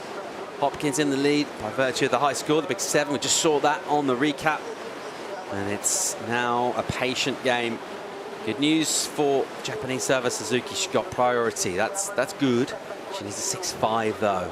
A bigger requirement of the surfers chasing. Second priority with Ericeira. How will she go about trying to use that with 3 minutes on the clock? Essentially, is she going to try and defend something here? Is she going to try and find a way to improve and get better than a 5 8-3 or a 5-6-7. Let's see. A little tentative paddle, but nothing in earnest that would get our priority judge to twitch and get excited about that kind of paddling. So we'll remain as we were in the priority order, 2.5 minutes. The waves will just sort of slip under here. You mentioned those bigger ones aren't necessarily the waves you want, Lindsay. It's very much been the case. Those medium-sized waves in the right part of the reef. The big ones can break wide, can't they? And you're always kind of sort of chasing yourself, heading back the wrong way. But right now, it's as we were for a while. This is our live rankings on the Challenger Series. So Sally Fitz, she's just surfed. We've seen that happen already. Now it is Ericeira in 5th. She's in the water right now. Yep. And Bronte McCauley just sneaking through in the last heat. She's currently sitting in 9th. So things are shaking up a little bit. Melissa Spencer's actually leapfrogged Bronte on the rankings, even though they're both through to the next round.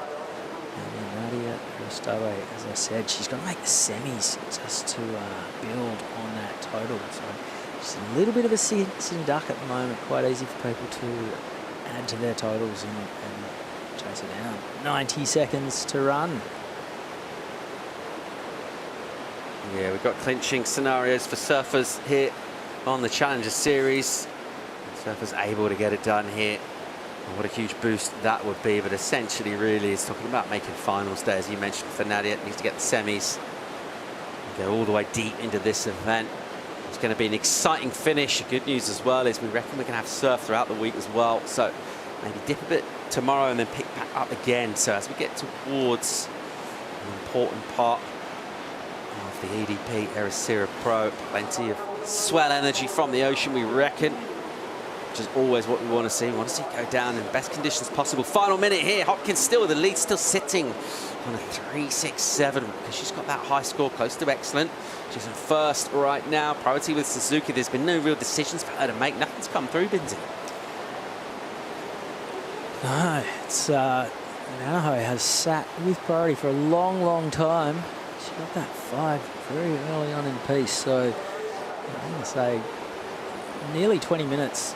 She sat and waited for a second score, or a second opportunity, and just hasn't seen anything she's liked so far. She's going to have to get busy now, though. 20 seconds to go. Is this one last roll of the dice for Nanaho Suzuki? Talk us through it, Paul. Yeah, needs a 6.5. Here she goes, cracks the lip, and then that one will run away from her. So she'll get caught behind the white water. The wave will fizzle out. That's not a 6.5 yet. She used her priority needed to find that 6.5. She'll get a finish on the end as well. The chop up. There you go. Hopkins, meanwhile, look at the speed she's got. By contrast, just the energy of the wave, even the glimpse of that. So Yolanda Hopkins unlocking some juice there. Might be after the horn. It's not going to make any difference to anything at all. Anyway, it'll be a small number in for Suzuki, and it'll be as we were. So there we go. We're all tied for the lead. Hopkins takes it by virtue of having the high individual wave score. So our Olympian from Portugal in blue on your screen will be absolutely delighted to be making it through to the next round, as will Nadia Ericeira. Reminder again, 5th in the rankings. Great looking heats coming up. Coming up next, Erin Brooks, winner on Australia's Gold Coast to kick off the Challenger Series season. Unbelievable heat. It's also going to feature Ellie Harrison and Mauro Suzuki and Noah Clapp. It's going to feature Ben Mundy as well. He's coming back in. We'll be right back.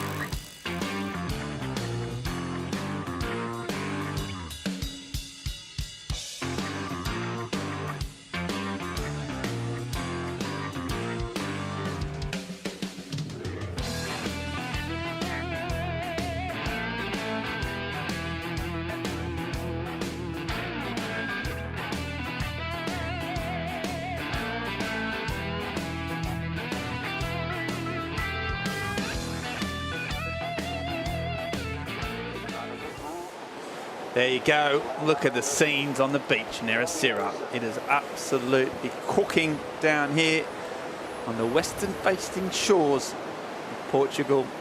There's incredible waves. This is a Monday. The crowds are out in force. There's some pumping waves. We'll kick Evans out. He's going around the beach and have a close look himself. We've got a big heat. There's Ben Mundy, Chris Bin staying on for the call, and Aaron Brooks, Ellie Harrison, another Aaron Brooks, and Amuro Suzuki. There's Trav down there. Look at the Brains Trust. Really working super hard. So gunning Fortege. I mean, the amount of brains just working overtime there, Binzi. It was like some type of hive mind. Looking at that. Yeah, the war room. Wasn't it? It was just like the generals of the Western Front. It literally could have been solving the Middle East crisis for all we know. Just all their collective brain power into trying to work out where they're going to run the next 2 heats. We're going to find out about that. Big news here, though. Aaron Brooks, future star of surfing. Let's be honest. Present star. Present She's star. just won Fiji on the CT as a wild card. Bona fide star. We've elevated the star. Yeah, she won a CT. She's won everything, basically. And she's won here on the CT already. But this is Noah Clapp's going to have something to say about that. She's going to stand on ceremony. It's the replay. Give your foot up. Oh, and a big hit and makes it. It's good surfing. Noah, huge number, 7.67. So there you go. Erin is not going to have it all her own way. And that's a really, really strong start from the surfer from Germany. Right now, though, we've got Joanna Garnell with Yolanda Hopkins down on the beach. That's right, our Olympian right next to me. You had the same score as second place, but you got a really good score. Your high score is 7.33. What happened? How did you not get it back up? I mean, it was pretty consistent in the beginning. There was some big sets, and then it just went flat. I mean, I was grateful that I already had my big score, but yeah, I don't know if it's the tide or something. The way the ocean kind of just took a breath, and yeah, my good score. I was really happy that I managed to land that big turn, because I saw from the heat before that's where the big scores were. So I was really, really happy about that. And how are you staying in shape? Because I remember that you like to run early in the morning. I still same routines. I mean, I believe me and my coach build up this routine, and I really believe in it. I haven't reached my potential yet, but I'm keeping the routines. What is your potential? My potential, world champ. There you go, that's some confidence. We want to see the rest of that throughout the event. Yeah, I will try to show up. I mean, I'm home, I can't ask for anything else. I mean, just going into the ocean, I get greeted by all the Portuguese fans, so it's incredible. I just want to keep it going and just keep a good attitude, and hopefully all the way to the end. Well, there you go, guys. Don't forget to come down to the beach and root for Yolanda. Cheers, guys. She's got my vote. Vote for Yo. Yeah, Yolanda Hopkins, one of the great stories of surfing. She's really battled away for a long time and reached the pinnacle of the sport, made the Olympics, made the quarterfinals in Tokyo, turned up against Chopu. And in the face of all sorts of, sort of obstacles, she's always overcome them with hard work and a smile. You can't ask for much more than that. She loves the big stuff. I'll tell you what, Bindy, if the surf stays solid, Yo's chances of making a big impact will definitely improve. Great interview. That wasn't the purest Portuguese-English accent I've ever heard. Was there an undercurrent of something else, twang? Yeah, she's got a Portuguese father who unfortunately passed away, and an English mum, and she's grown up down on the south coast on the Algarve in southern Portugal. So yeah, she's got that classic sort of English, but grew up in Portugal. And there's a swooping turn from Harrison. So Ellie, rangy, always engages the rail at any opportunity, and then clicks it off the top, really vertical. And then now just trying to stick with it, see if she can get a finish. Really positive start from all these surfers, actually. And then a big whack, and can she hang on? And she does. Oh, that was sensational from Ellie Harrison, hanging on to that one.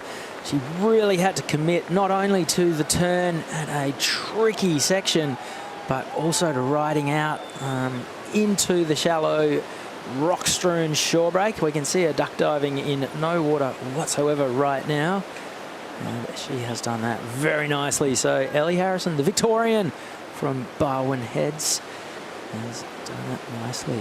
There's a lot on this wave, wasn't there, Chris? She just kind of got every turn in the book and then finished so strong. A little bit of downtime through the middle, but the opening carve was strong on rail, held it fluently, timed that nicely with the backwash. Again, this was a little setup, but never mind. Plenty of fluency through to the inside. Skating now, speed to burn. Big section, released the tail, and then the backwash bounce was dramatic, and she stomped it. Stood tall out of that one on the bolts, and that's going to be a good number for the surfer in blue. Yeah, you'd think so. Really, really solid surfing. Really ranged. That turn was really, really good. It was vertical, it had some flair, and all she needed to do was finish it. And she did more than that because this was a heavy section. She didn't hold back. It wasn't a safety turn. You can see the fins click out right in front of those rocks and rides out. Great surfing from the young Aussie. And that's going to be another great score. You see these lines just keep marching in. I mean, the swell is picking up. It's perfect direction for this wave. Just as the size gets bigger, you can see getting a little bit out of position. That's what happens when six footers start to roll through. But here's Clapp again. So he's already had a 7.67 in a good position. I like the sort of nice, calm approach between turns. Just looks relaxed. And here she goes. Starts to get a bit more there. That's a big bit of spray on her backhand. Driving around, and this is right in front of the rocks now, and she just got the wobble. Just as I was saying, she was set on her feet and really stable. Big bit of chop just came up and undid her. Ellie Harrison getting 7.43 for her wave. So an 8-point ride. One of the judges went as high as 7.0 for low one. You think that, by your body language there, Chris, you seem to be questioning that score. You think that could have been a bit higher or lower? What's you thinking on that? Well, I was looking at Noah Clapp's 7.67 for her opening score, and then I thought that Ellie's had a little bit more drama. The big finish. Noah's had the strong start, and then she sort of worked it through to the inside. Yeah, I would have just given the points to Ellie, but you know. Yep. Both surfers will be happy with their 7s. Noah Clapp is about to back hers up. Aaron Brooks playing the waiting game. A third of the way through this heat, 10 minutes off the clock. She's yet to pull the trigger. She adds to her rankings tally just by coming third in this heat, so she doesn't even need to advance to build on her total. Yeah, true, but she doesn't want a third though, does she? She actually came here last year with less height, but still plenty of it. It's just because she's had such a stellar junior career and is clearly so talented, and she had a really early round loss. So now she'll be wary of that. 10 minutes to go, and two of her opponents have logged some really big high numbers, almost in the excellent range.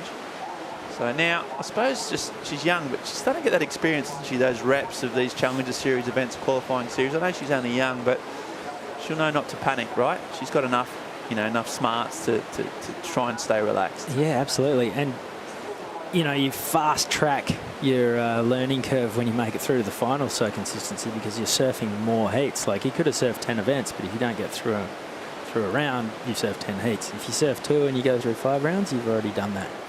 Yeah, exactly. And she did that. She started off the year so strong.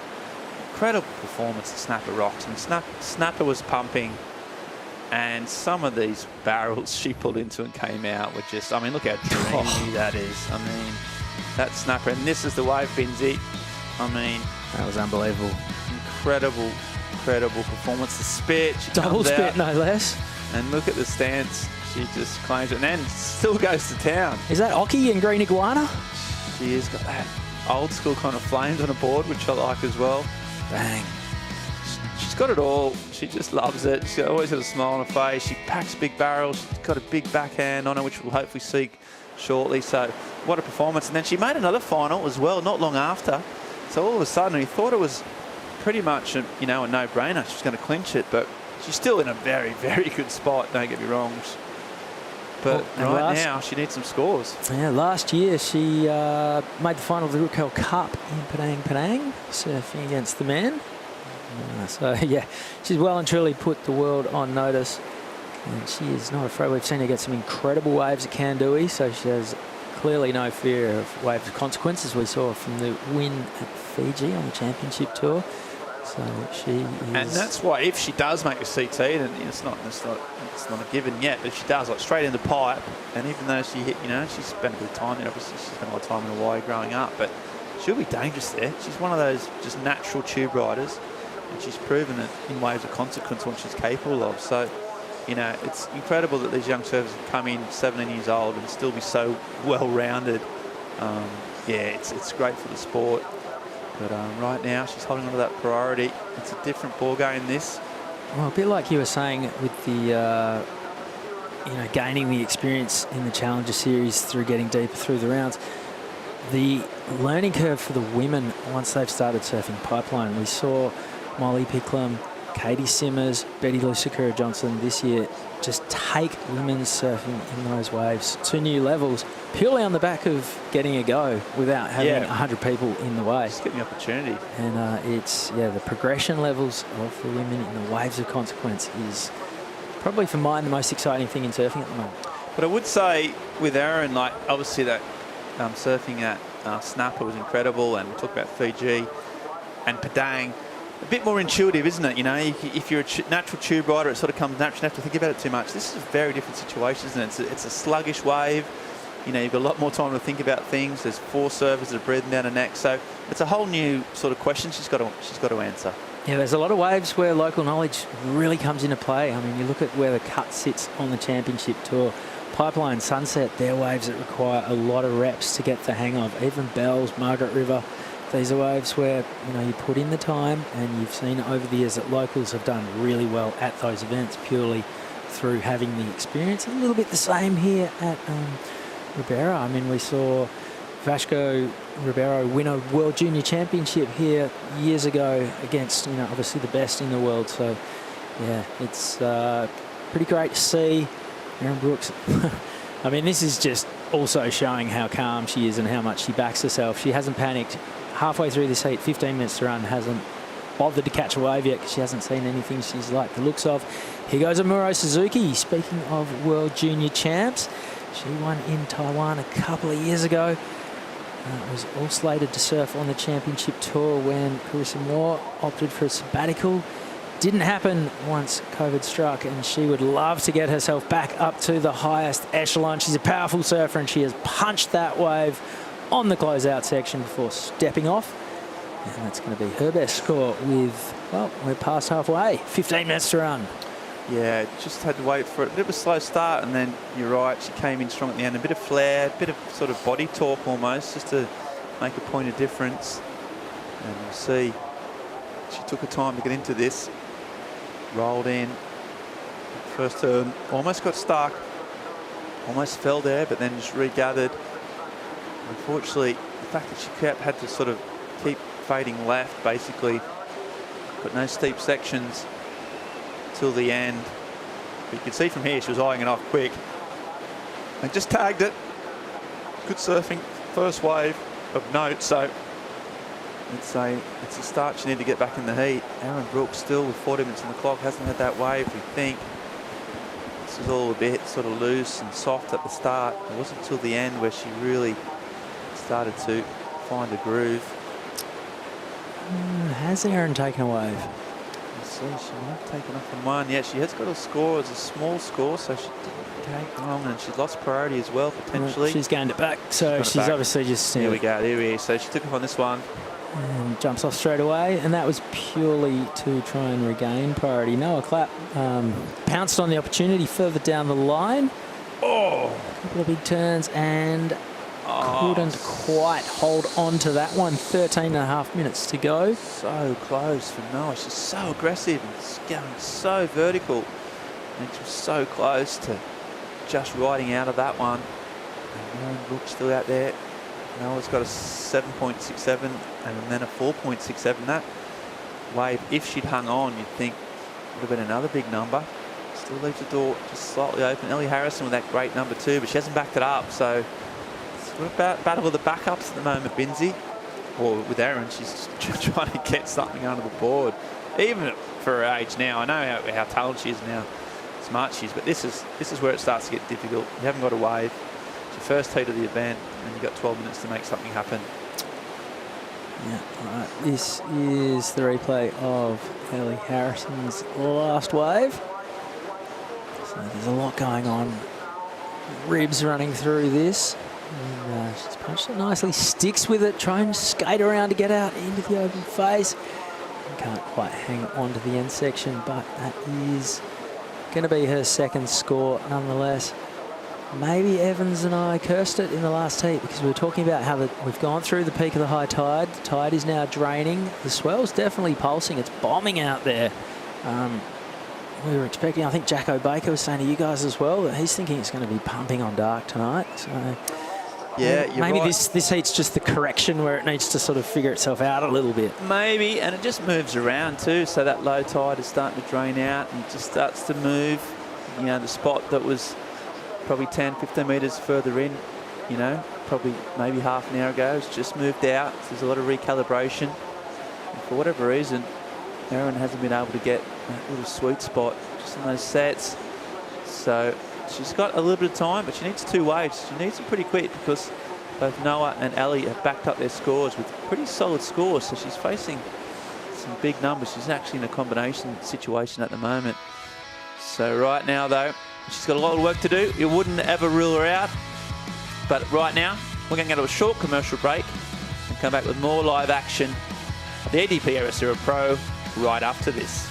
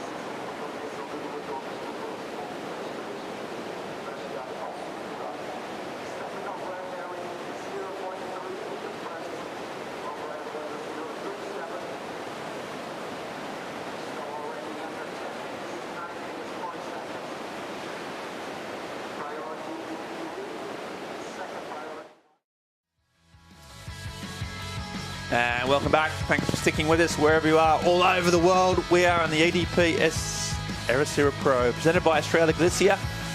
We've had an incredible day of waves, and it's not done yet. Heat 4 of the women's round, round of 32. The big seeds are in, and one of those seeds is Erin Brooks. She elects not to go that wave. As you see, Clapp had priority again. She's been such in rhythm on this heat. Started off with a massive 7, and then it's just gone in, and there's another big sort of down carve, and she's not done yet, or is she? She's hanging on. She's got such an impressive approach where she's going for it, and then, well, just I say that, she elects to actually play the right move and get out before those rocks came her way. So maybe not so much important in terms of getting the wave, but in terms of blocking her opponent, Chris. Well, we've seen Erin Brooks catch another not much wave. A 0.3 lodges into her system and she loses priority once again. She's back sitting in second priority now. So 8.5 minutes to go. Erin Brooks needs to get moving. Noah Clapp is the pace setter in this heat. She's already got a 7.67. That was a business decision to get out of there on that last wave before the end section. Got a little bit too much of a clamp and she is done. So 8 minutes remaining. Score to come in for Noah Clapp. Anything over 4.67 will extend her lead. Ellie Harrison is breathing down her neck in second. Both of those ladies just really looking to extend the gap from the danger woman in Erin Brooks. The highly fancied Canadian is sitting in fourth. Here she goes. This is her first wave of any significance. Still struggling to find the open face. Is this going to cooperate? A lot of downtime. Now it runs through to the inside. One turn. Wave wins that one squarely. Dad is looking on. Thiago Perez didn't seem thrilled with that one either. So Erin is chasing a combination of 2 waves to get up to second place with 7 minutes 15 remaining. Yeah, she's in a world of pain right now, and you can see Saka Perez has just been brought in to help her at this event, you know, on a wave he knows so well. And they would have had a carefully played plan, and nothing has worked out. That wave, she was late to the party, she couldn't get around the section, and then when she finally had one section, she made a mistake and fell off. So yeah, she is really up against it, needing 2 scores, 12.33 combination total, 6 minutes to go, and she's lost priority. Suzuki also needing a high 7.6. So it's been Noah Clapp and Ellie Harrison just been really, really solid from the start. Started off strong, got it back up, and it doesn't matter about the hype. We've seen some upsets today. Ben, you saw Vast, Kelly, the gold medalist, quite a lot of hype and, you know, a lot of interest in him. Erin Brooks, understandably, people just are really keen to know about this potential future star of the sport. But tell you what, you need 2 waves. You need 2 good waves at Ribeira to get through, because the depths are so strong. Yep, don't sleep on Amuro Suzuki sitting in 3rd either. She has priority. She needs a 7.5, 7.6, and she is more than capable of that. Just needs to pick the right wave. So there's plenty of storylines yet to be written in this Heat 4 round of 32. Already getting down to the business end of the women's side of the 12 round of 16 after this. And it's finals time. So yeah, looking at the forecast, everyone's talking up Wednesday as being one of the days of the window. So we've got a lot of surfing to get us to there. Wednesday looks like today, basically, and maybe even a bit bigger. So tomorrow there's waves. We've got waves all week, but yeah, these 2 are the days with a new sort of west pulse. It's been really consistent all day. Actually surfed through the tide today, and another massive score coming in for Noah Clapp at 8.0. So she's got a 7.6, 7 and 8. She's way out in front.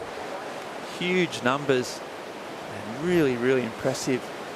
Come through, surfed around of 80 this morning, and now she's come back again. She surfed strong. Meanwhile, there's Suzuki, the Japanese surfer. Long drawn out turn. Just trying to find some energy here on the inside. Bit steeper section here. She waits for it, and then she hits it. It's a nice turn. Nice bit of float. Really well connected in terms of technique. Yeah, keen to see whether she did anything before we caught up with her. She was sort of skating through her competitors. Might have fired off a turn before she got to that point, so we'll need to catch up with that one on the replay. Ellie Harrison has priority. She really will want to get rid of her 4.9. Here's the replay of Amuro's last wave. So it was an open face carve, and yeah, a little bit of downtime there. So all the points will be coming for this full-blooded blast on the end section for Amuro Suzuki. That'll definitely go into her top 2. She needs a 7.5 to move into second. 4 minutes remaining. We just saw Erin Brooks flying out of the screen and out of a wave, so we'll need to catch up on a replay to see what she got up to. Again, it's Ellie Harrison with priority, 3:45 on the clock. She wants to get rid of that 4.9. Noah Clapp, an 8 and a 7.67, doing it nicely.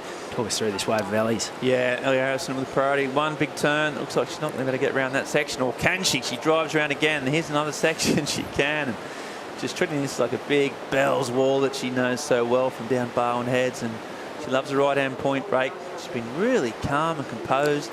And then when it's mattered, she's shown some real flair as well. So young Aussie, and she's going to try and finish it here in front of the rocks if she can. We lose footage as she goes down. The drone picks her up, and she sort of kicks out before there's any type of real danger down there. But she's done a lot of the work. That's probably a good 250-yard wave she's ridden from start to finish.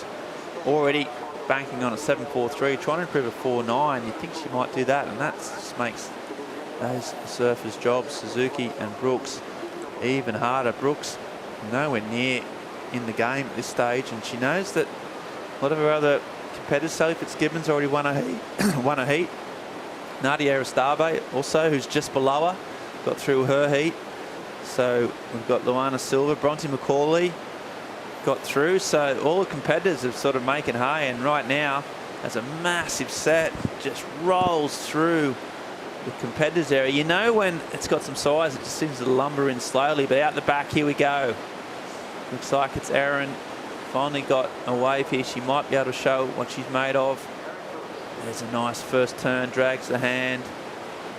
Just into the bump in there. No sweet face. She might got to go big here, and she does. So it's a nice turn. It's not purely explosive, and that just means that she's not going to get back out in time. You can tell. She's out of the combination, I guess.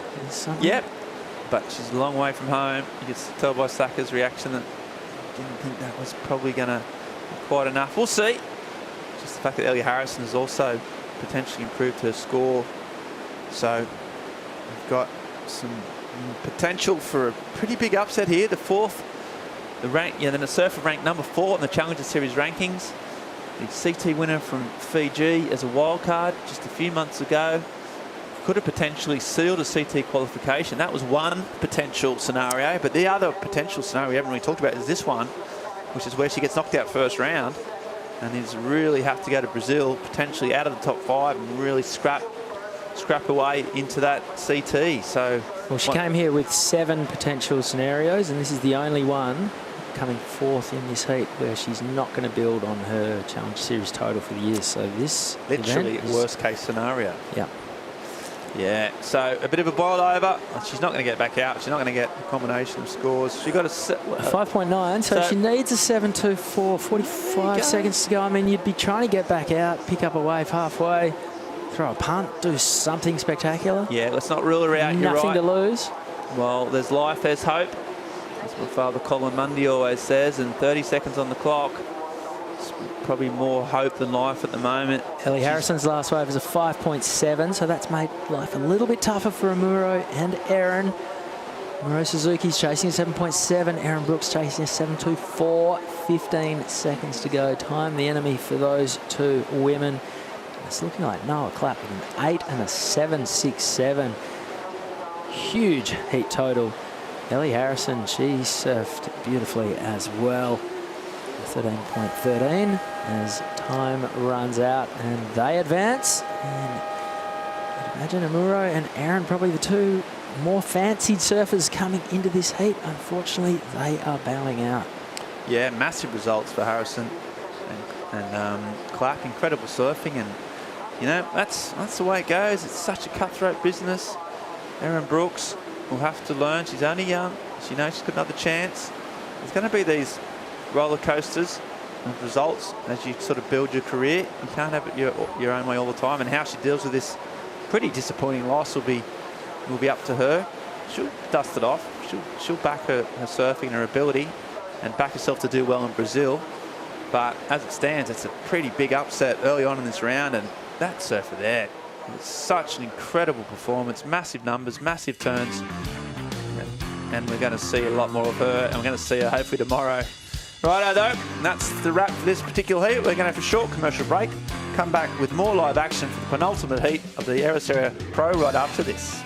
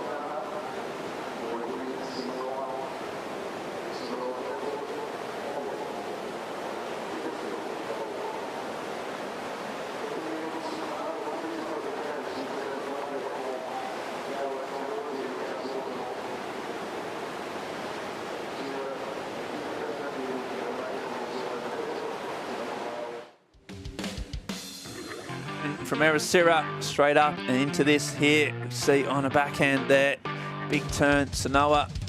Oh, and you can see some fins in the distance.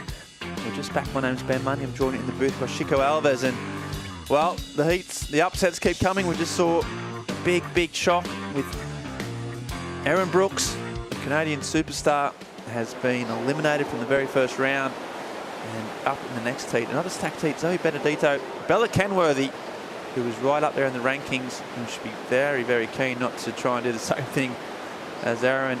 As we see Bella here, the current number 2 on the rankings, and she's just wrapping herself around. Really smooth, powerful carving technique from Bella.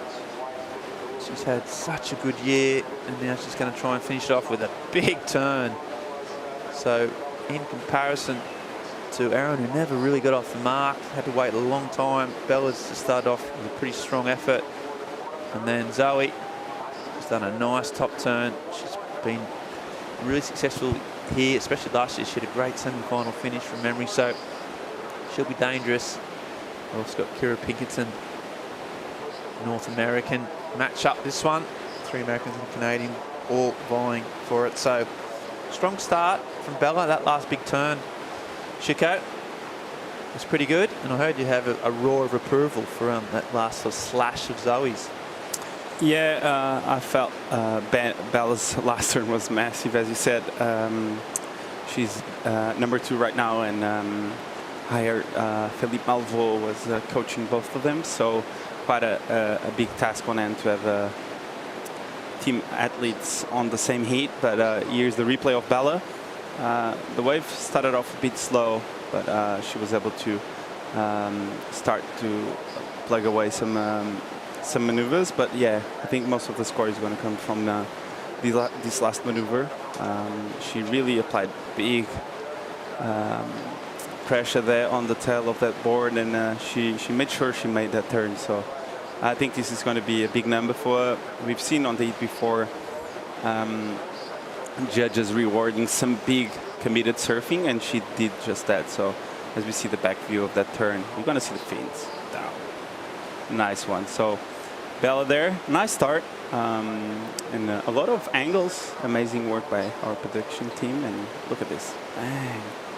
I love when surfers just like slide on the lip of the wave. On the coping, yeah. Gives you some extra when you're watching. And this was Zoe's wave, Ben. Yeah, you liked one of these turns, didn't you, down the end bit? Talk me through why you liked it so much. What was impressive? I just think Zoe has a lot of good timing and flow with this wave, and every time she knows it's the moment, she applies the right pressure, and it always looks really good. So, and her technique surfing, it's amazing. So, yeah, on that turn in particular, she just applied the right pressure and looked really good. So, yeah. And there's Kira Pinkerton trying to do a late takeoff and goes down the hole. Right now, though, the woman of the hour, some big numbers from Noah Clark, and she's down on the beach from Joanna Garnell. Yeah, Monty, that's right. Big numbers and a big win. That was the highest heat total of the event so far. Do you feel like this wave kind of fits your surfing? Yeah, absolutely. I learned how to surf in a right-hand point break, so I think my backside is definitely my strong side. And this is probably the best waves I've ever surfed for a competition, so I'm just happy to actually show my surfing. How do you organize your thoughts in such a messy scenario? Honestly, out there, like, I have nothing to lose this event. I didn't qualify for the Challenger, so I'm just here to have fun and show that I can surf and hopefully, I don't know, get a sponsor's attention or something. I'm just here trying to do my best, so I was just like trying to get on the right waves and just do what I do. And really eager too, because you've been here since the break of dawn. Yeah, no, I've been here all day, but it's fun. It's fun to watch the surfs, watch some heats. I was here supporting my boyfriend, and everything's good. Well, great. We can't wait to watch you in the next round. Congratulations. Thank you so much. And I just want to say thank you to my family for always supporting me and believing in me. Os quiero muchísimo si me están mirando desde casa. Y nada, saludos. Thank you.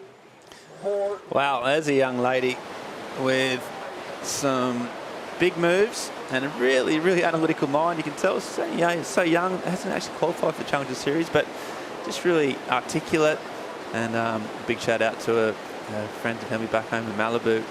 But yeah, she's got such a future. Also looking for a sponsor. And I'll tell you what, it's not a bad way to go about it, is it, Chico? Yeah, she's get her 17 points against Erin Brooks, one of the the up and coming stars. So yeah, if people hadn't caught notice, they will be now. Yeah, of course. And I was amazed. She's German, living in Malibu and speaking Spanish. Yeah, exactly. Yeah, she got German heritage. She treated me well when she sent that message back home. Yeah, exactly. Yeah, she's. What did she say? You speak Spanish? She said, "I love you all. Thank you so much for the support always. Big hug and kiss back home." Cool. Noah Clapp. Yeah, she's making a mark, and then those couple of big smacks there too from Sanoa Temple Olin. Look at that. Just gets caught up in lip, drives out of it, and then no sort of transition turn into the second one. So really clean. They love a combo, these judges. And really, really strong surfing. Bella Kenworthy's first wave is 5.83. Now she only needs to make the semi-finals to qualify for the CT. Is that something that you think should be weighing up in her mind, Chico? She would know that, wouldn't she? But how much does those type of scenarios go through your mind, do you think? Well, I think, of course, it goes through your mind when you look at the rankings and you see yourself up there. There's a lot of hard work that goes into you being there. So it's quite like the reflection of your work on a ranking. Not sometimes. Sometimes you have a shock of a year and you worked so hard. But yeah, it's. I think it reflects the hard work you've been putting in, and also just the momentum you're going through, and that should give you a lot of confidence, of course.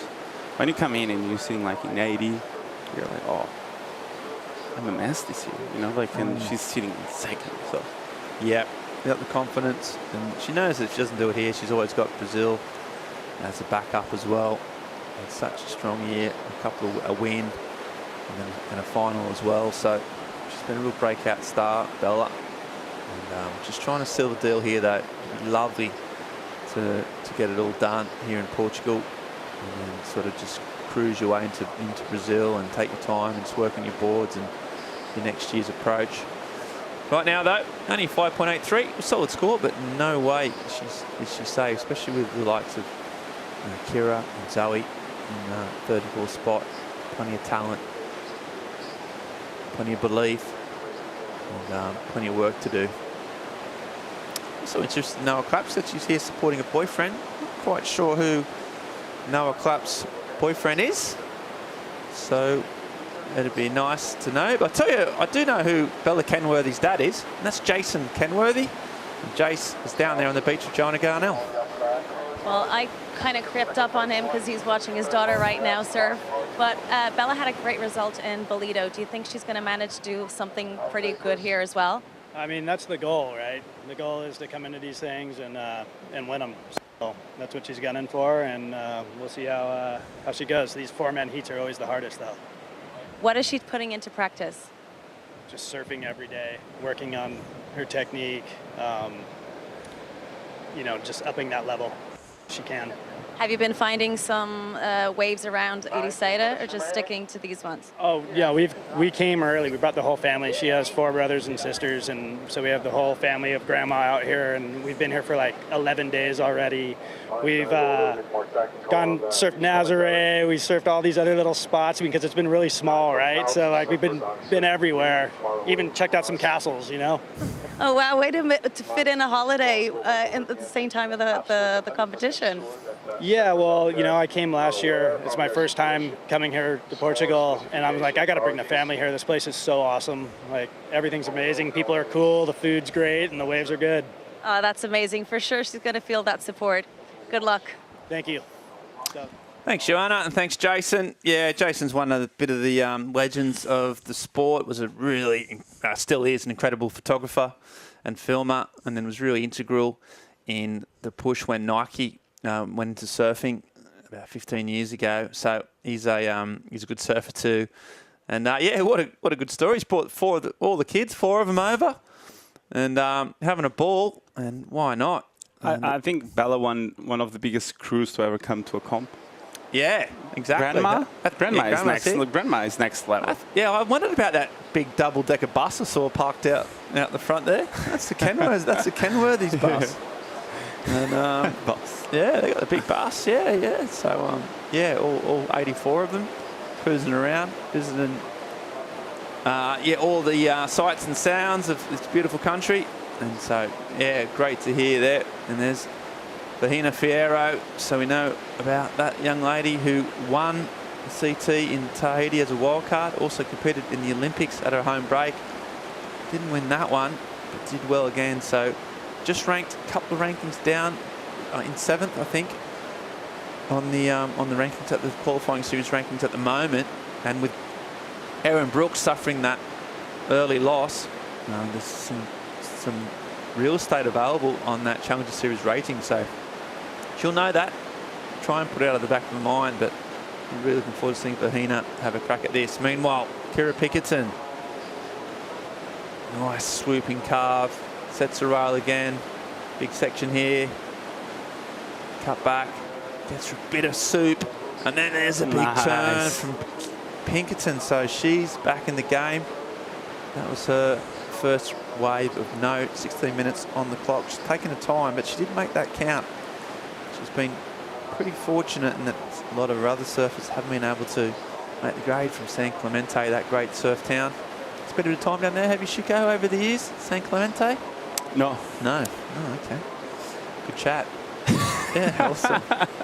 Being honest with you, you expect me to say yes, and then you just ask me like a simple question about San Clemente, and I'm like, what? No, just honesty is the best policy. But you do know about this wave. Talk me through it. Yeah, nice carve there. I like this long line she does. She really waits for the wave to stand up here. You can see the patient there, and bang, nice timing there.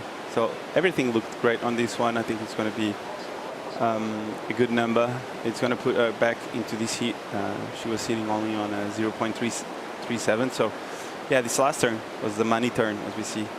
Bango, nice one, and she makes it. So nice surfing there by Kira. And yep, I think she's probably going to go into the 5 range maybe with this one. We'll see. Yeah, and that'll mean that all 4 surfers now have a sort of solid first wave, but no backups what to speak of. So it's going to be a case of all 4 surfers trying to back, and that second wave being all important. But Kira's back in the game, really strong finish, great surfing from Kira. That hotbed of talent from San Clemente, obviously Griffin, Crosby, Colapinto spend their time. Dressel's is probably the best known break in the area, but there's other great waves around there. San Clemente locals. She'll have a lot of support from all that crew from down that part of the world. Recent new addition, Mick Fanning, actually moved into San Clemente as well. But we'll see. Bella Kenworthy, she's the highest rating surfer in this heat, and also doing so well, second on the rankings. And that was courtesy of a couple of big wins at home in America, on the US Open. Had a good result there, also in Bolito. Been really consistent throughout the course of the year, to be honest.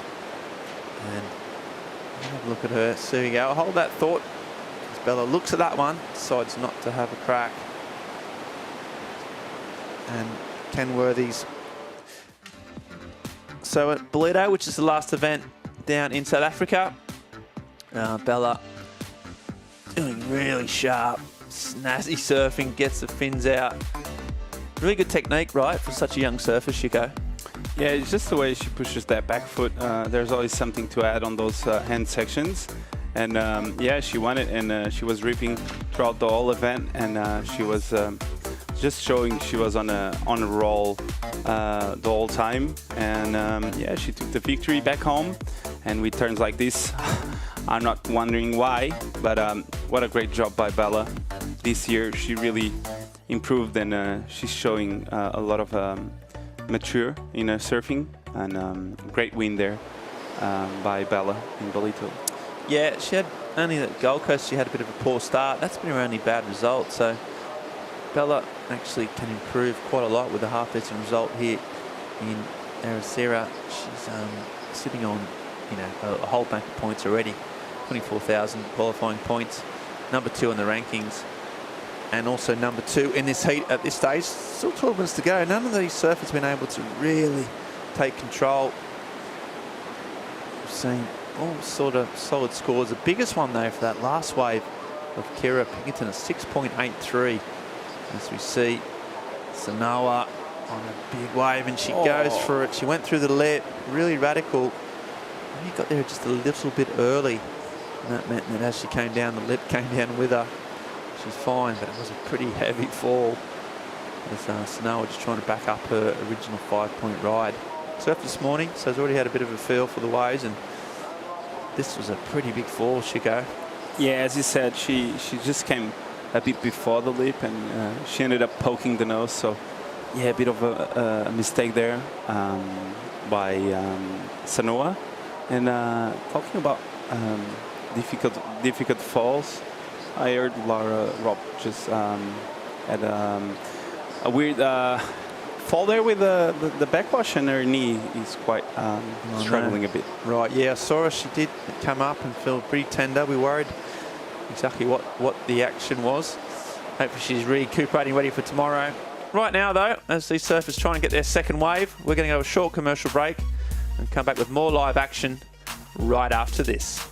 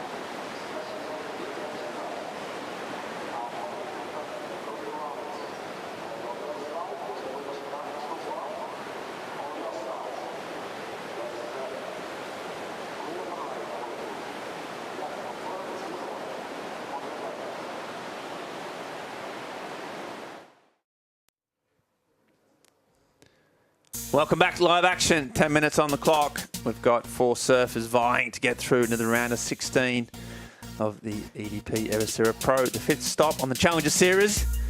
And we've got swell, we've got some waves, and we've got Kira Pinkerton out the back. Looks like Sanoa just can't quite get that one. Might have had a few waves. No waves ridden through the break, so it kind of stands as it is right now. Chico at 6.83 for Kira. It's the dominant score, and a couple of 5s and 4.5 for the other surfers. All still out in the open. No one's been able to really dominate. Whoever gets this next second wave is going to be all important. And during the break, this was ridden by Sanoa. A little bit sluggish at the first. And she just digs in there. Nice sort of gouge, and then another. Gets a bit frothy in here. Clicks off the top. And that was going to be it. So 3 turns. And now Chico, this is Bella Kenworthy. Yeah, Bella, you're getting around the section, winding up, and bang! Nice float over the top on this one. Let's see if she could get around it. Yes, she did. Nice float to start that wave. Just gets a bit of a cutback here. Waits for the wave to build up. Yeah, the wave just not providing too much, or just lumps and bumps. She's just looking for it, but it's not quite happening. So, yeah, nice job here at the end. She gets the finish, but she had to work hard for it. I suppose once you committed to that sort of wave, you Almost had to stick with it. there at the end. It's really shallow down there, isn't it? So trying to back up at 5.83. She did that with a 4.17, so moves up into first. So the number 2 on the Challenger Series ratings, looking solid. Just needing a semi-final to move into that all-important CT 2025. That's the prize for most of the surfers here today, surfing this event. That's the goal, that's the dream. And Ken Worthy is closer than most. And looking pretty solid at this heat so far. Early days, not huge numbers, but in that all-important first spot.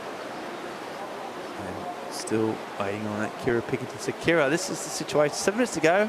Chico got that strong number, but you've got to be nervous when you don't have that backup at all. As Jay says, Dad, still looking at it. Yeah, every time you're sitting on a good number, it feels like you need to get something going right after. And with 5 minutes to go, I wouldn't be really worried just because of the size of the waves we have on today, and the tide is getting lower, and we're going to see so many waves coming in 6 minutes. So I wouldn't be that stressed with the position, but probably not sitting too deep and a bit further in and to the left. So I make sure that the next flurry of waves that come, I'm going to get one. As we see the big sets behind, this looks like a good one. The second one always says the double up.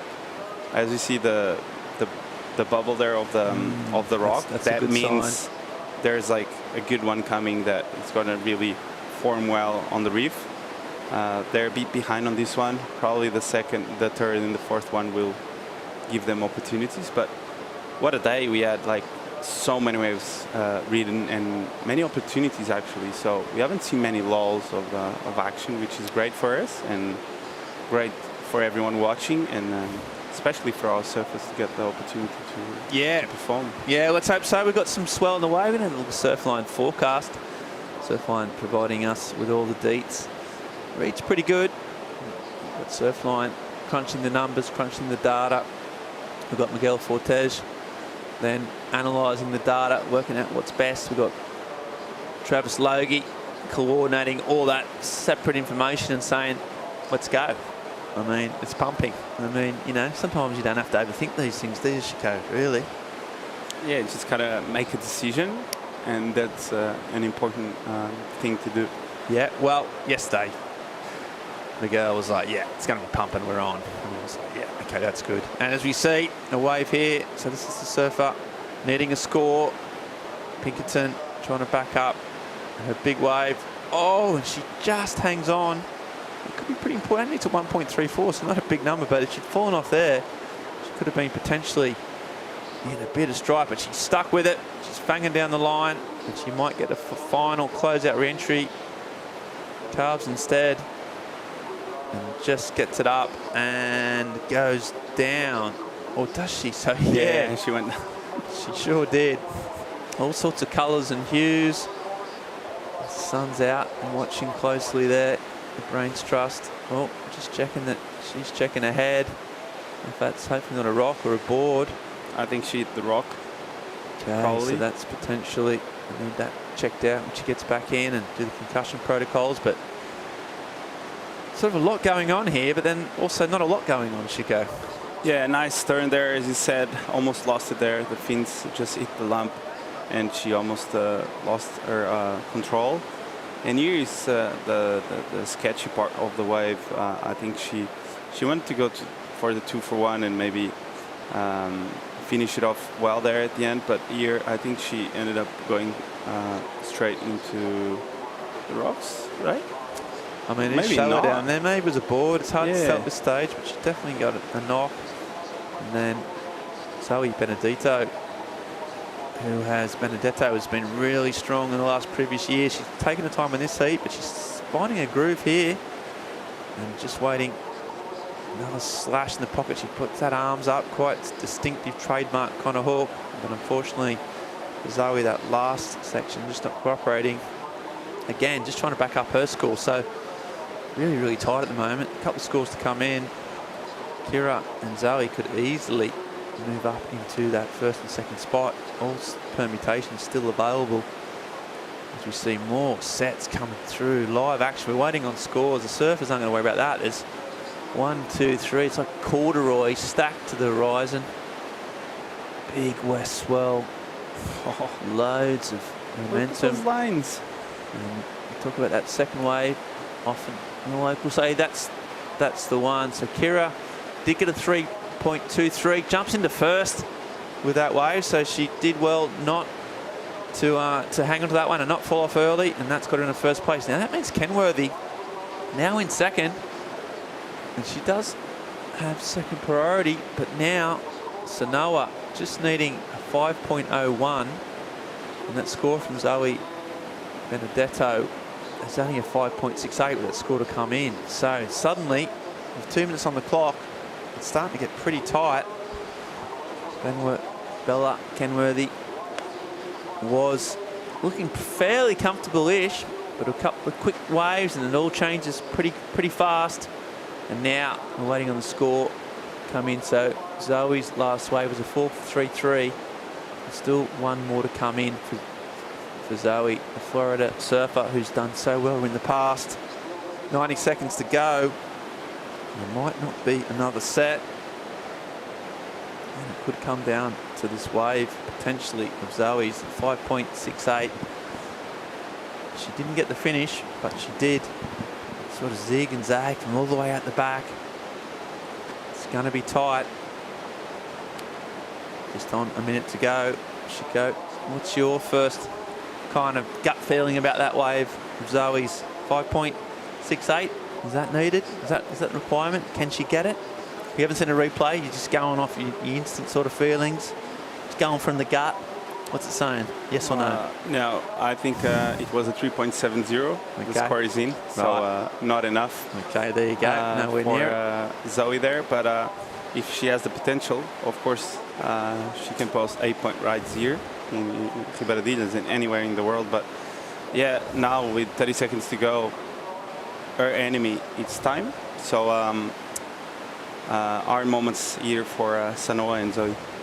Yeah, 30 seconds on the clock. No sets out there. We see Sanoa in third, just trying to get some space, trying to get there and get anything that comes her way.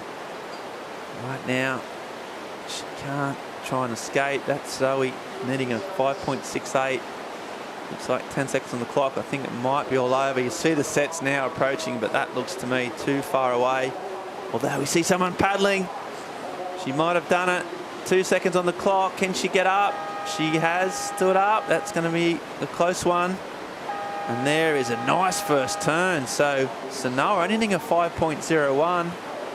Just clears the water from her face. This is a massive wave in the scheme of things. And she's surfing it really calm, really strong, with a lot of composure. And also absolutely ripping it. And another one. And she only needs a 5, but she can finish it off here. She does, and she's got that. If she needs a 5.01, you've got to think that's one of the biggest waves of the day. And she's ripped at the bag or to the shore. Now, did she get up before the hooter? That's something they might have to look at on the time stomp. I'll tell you what, really, really impressive surfing from Snow, and that could see Bella Kenworthy number 2 in the ratings. We've already had number 4 in the ratings go, and if this is up for the hooter, Shiko, I think she's absolutely done it. Yeah, of course, that's a 5.01 for sure all day long. But I think it might be after the hooter though, Shiko. I think that's been registered as probably had her hands on the rail just a second after the hooter. And I tell you what, as well as she surfed that wave, it's not going to count. Bella Kenworthy, by literally a millisecond, doesn't make it. Lives on. So, yeah, lives on, yeah. So, but Sanoa for the same reason. Sanoa, I mean, you got to feel for her. She just did everything she could, and talk about fine margins. Literally seconds in it, and Bella Kenworthy has squeaked through that one. She'll take it. That's the way it works. It's a fine lines in this sport. It's a brutal sport sometimes, and that's the type of bit of luck that can mean you can go on and really, really make the most of that. She knows she may have escaped, dodged a bullet, but she threw really well surfed by Kira Pington as well. Got a feel for Sanoa. That last wave would have been in a potentially excellent range. But you got to get up before the hoot up.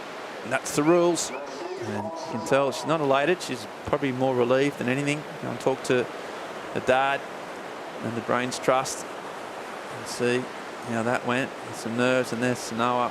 So unlucky. Paddled out, got the wave, did everything right. Time just elapsed. So really heartbreaking stuff for that young lady. And she'll go through. She knows she did everything right. She surfed well under pressure. She didn't know she was before the hooter. And now they're looking at going through emotions. There's Philippe, her coach. Right, as they do that, they're going to have a bit of a post-mortem. We're going to go to a short commercial break and come back with more live action right after this.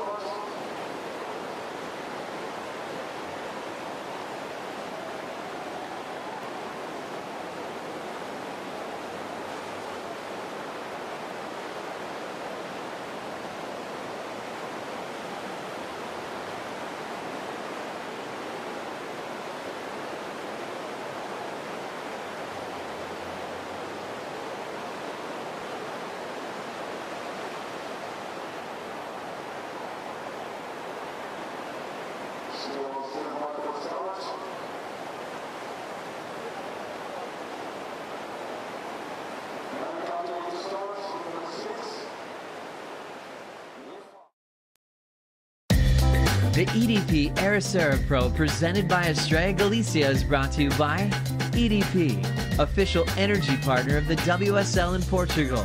By Millennium Bank, official bank of the WSL in Portugal. By Hertz, official rental car of the WSL in Portugal. By You and the Sea, your hotel in Ericeira by the sea. And by Mayo, official technology partner of the WSL in Portugal. Welcome back live to Portugal. A sunny Monday afternoon. Waves, still plenty of them out in the water. The talent is stacked. Let's check out winner of the CT on our home shores of French Polynesia, Tahiti Vahine Fierro of France, number 7 on the Challenger Series, needs to move up the ratings by making rounds here. Sophia Medina, 10 on the ratings as well. The Brazilian Evalua Wong of Hawaii also out there in white and green. It'll be Sol Aguirre of Peru. I'm Paul Evans, joined by Chico Alves. Mate, look at these lines stacked to the horizon. It's solid. It's pretty clean with a bit of wind. There's loads of point scoring opportunity. Let's hope we get a pulse for this one. That's a touch slow, that last one, mate. Yeah, I feel like with the tide getting lower, I thought we were going to see a lot more lines coming in, but looks like it's just like starting to be a bit more slow as we see the first wave here of Vaine. Fierro, bang, that's a great turn. Her backhand's a weapon. So 2 hits and another one. Good surfing in the pocket from her. Really nice control. Doesn't need to do too much. And it's a finish as well. Meanwhile, picking her out in the backlit conditions, it's the South American Aguirre. And she's carving up a storm here. So straight into this. She waited a while in her heat earlier. This time, wow, that's really dynamic. Bold finish. It's an incomplete finish though. Disappointing from her point of view not to stick that last time. But good carving work done. I think she's identified already this kind of heat, this sort of talent, she's going to need to go at it. So no safety surfing to open up on the attack. Not getting that completion. Is that going to cost her? It's going to be a few points maybe. She would have got extra if she'd made that last turn, Chico. Yeah, I think Vaine is going to go she's going to get a really big number. That wave was really well surfed. Soldo with the fall at the end, as you said, I don't think it's going to go huge, but yeah, a lot of waves coming still. So were you surprised to see her get the CT win as a wild card in Tahiti early in the year? no, not at all. Just like Kaoli did. I feel like they are the kings of Chopo, and I feel like they match the. What an event that was! Yeah, it was amazing. So this was Sol's start of the wave. She really needed that finish. She was on her way to a score, and with the fall there,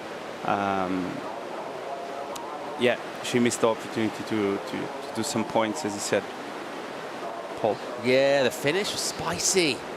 What happened here? I guess to see all of that shot in front of the wave, she kind of skidded it through the lip with loads of power. Maybe just slipped off. Yeah, she ended up poking the nose, and Vaine here getting those waves that have the perfect tempo with snaps like that under the lip, gets around it. And one thing that I like about Vaine is that she doesn't like move a lot, and she's kind of dancing on the wave, just like going with the flow, and she makes it happen with ease. So yeah, Vaine there with a 2-turn combo at the end and looking solid. And this is Wong on a wave as well. Longer wave, a lot of surf done. Can she make it here at the end? No. Bit of a fall, and yeah, just trying to fit lay back, but she didn't add much speed to go through that maneuver, and she got caught by the section there, and that end section can be really tough to make. So as we see, Vaine again, second wave here. So just 2 snaps off the top, winds up again, waits for the wave to build up, gets up there in time, and a backup score is done. So Vaine, in a matter of 5 minutes, she got 2 numbers in, and there's more lines approaching out the back. And with priority, we have Sofia Medina waiting for her first wave. As we see, there's some big lines out the back, so I think she'll get her opportunity in the next minute or so. So can't wait. All sorts going on at the start of this one. Here's a paddle. Looks like Medina on the prowl there, looking around. She wanted to get there. The wave had other ideas. Lost 5 minutes in this. It's been a quick start from 3 of our surfers. 2 scores to come in. For the French surfer, set in France in the Olympic Games. Paige Fierro. She will be leading this one. Meanwhile, all right, we're up and going here. And swinging. Working this one down towards an inside section. It's a heavy section. We've seen people go down in this heat, trying to sort of overcook it there, but it looks like Medina will hang on. She'll just about do that. Eventually ride out. She kind of emerges from all of that white water and goes late into the lip. So different sort of wave that pushed a little wider, actually, and it just looked like all that downtime actually set her up for a pretty clean inside section and a strong finish she'd go. Yeah, she had the 2 big sections. So she had the first one out the back, and then the end one. So 2 big turns for Sofia. I think she had a good start on this one, Paul. So yeah, great wave selection there by Sofia. I feel like Vaine, though, is going to get the better of the exchange, just because of the tempo of the wave. But yeah, let's see the replay of Sofia. Bigger wave, though. I think judges will really appreciate the size of this wave, Paul, just because the other ones were a bit smaller. As she waits for it, and here she gets the right tempo for the wave, opens up here, Bango, gets around it, and she was able to fit 1 more at the end, and the last one was the money turn, right? As she winds up off the bottom, and she gets a bit of a layback jam off the top and sealed the deal. So as we see, this angle looks a bit better. Nice turn there by Sofia, and making it. So nice job. And with 22 minutes to go, I don't know what happened, but I feel like the jet skis it's really close to the action. And I don't know why there's a surfer on the peak suddenly, but he's getting pushed towards the beach. But yeah, it's all sorts of things happening, Paul, but yeah, he's well and safe back at the beach. Just over 22 minutes to go in this. Let's go and hear from the winner of the last heat. Kira Pinkerton standing by with Joanna. Yeah, and you don't know what just happened. Very big win, and a very dramatic ending. We were just having a chat, and all of a sudden, Kira started to feel, well, you go ahead and tell the story.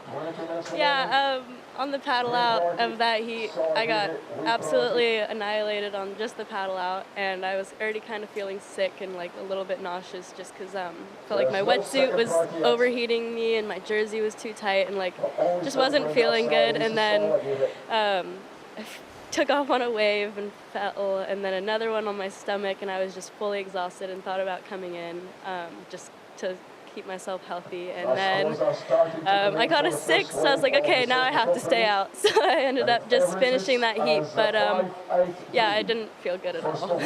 And you were thinking about what's more important, my health or the heat? And what did you say?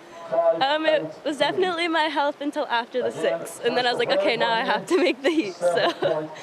And how are you going to carry on after this experience?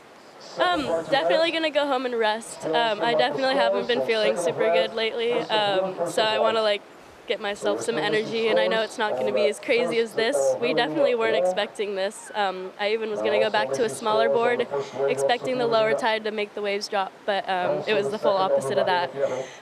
So yeah, I'm just going to get some rest for hopefully tomorrow or the next day. Rest, nice tea, and a chocolate bar, right? Definitely, maybe a few sweets, yeah. Congratulations, we'll see you in the next round. Thank you. Thanks, Joanna. Physical commitment there from Kira Pinkerton. She was exhausted in that, but dug deep. And amazing the effect of hearing a good score come through from our beach announcers. Really just helping surfers to redouble their efforts and find something and get it over the line. She's still alive here, the American Pinkerton. She'll come back for around 16. Right now we're watching a solid performance already in this. Vain Fierro dropped the 7.5 for a very first wave, and then she's going to get another score of that order, maybe just slightly under that for her second wave. She's going to have a massive lead over the pack here with real quality surf and a good number for Sol Leggett. That powerful carving surfing, 5.83 on her first wave, even with the fall at the end. It just goes to show where that score could have potentially gone. I wonder if she'll go a little safer on that last section. Just looking to post a backup. Let's see. Want to promote safety surf, of course. You can understand why that thought comes into a surfer's mind. They travel a long way from out the back here. Now all the way through to the inside. That long way from Sofia Medina. And if you're talking about sort of points per second of riding, that'll be a relatively meager return for Sofia. She was up for about a minute. She's going to get a mid-range number. But it will be tiring doing that sort of thing. Yeah, I think she's going to get something around the 5 range, 4.7 on the first one. So yeah, Sofia there with 4th priority now with 19 minutes to go. And yeah, more lines approaching the lineup, 18 minutes to go. I feel like Vaini's wave is going to come in as an excellent number again, feels like. Well, we haven't yet seen the rest of the numbers, but it feels like it's going to be a good number. And yeah, look at the sun. We've got the sun, swell. What do you want more, Paul? Portuguese crowd, yeah, they're there. We've got it all. Best surfers in the world, check. Sick vibes. Yeah, sick vibes. We're on. And the best surfers in the world in the water right now, so it feels great to be here. A lot of heats done, though, today. How many? 18? Something like that. That sounds about right, mate. Yeah, there or thereabouts. A lot of heats. Well, why not? You know, the waves have been popping all day. We're making the most of the swell. Just going to drop a touch, going to fill back in again. We get another swell. Very similar to this one, the next one. Similar sort of stuff. So no take. We'll hang on from deep. All right, here goes the Peruvian, Aguirre. And then mid-face, really, with that hook. Decides not to go all the way into the lip. That's because the wave goes softer there. She doesn't want to get left high and out on the face. Now it's steeper. She opens up with a snap, just kind of pushes that tail out, uses the full height of the wave. That was really nice. She lays that one back, and just showing something a little different there. So each turn, she sort of felt her way into that and gave it a bit more. Yeah, the tempo of the wave was nice. She didn't got the end section though. as we see live action here. I think it's Sofia. Yep. Just winding up this one, 2 cutbacks now, trying to see if she can get the end section now.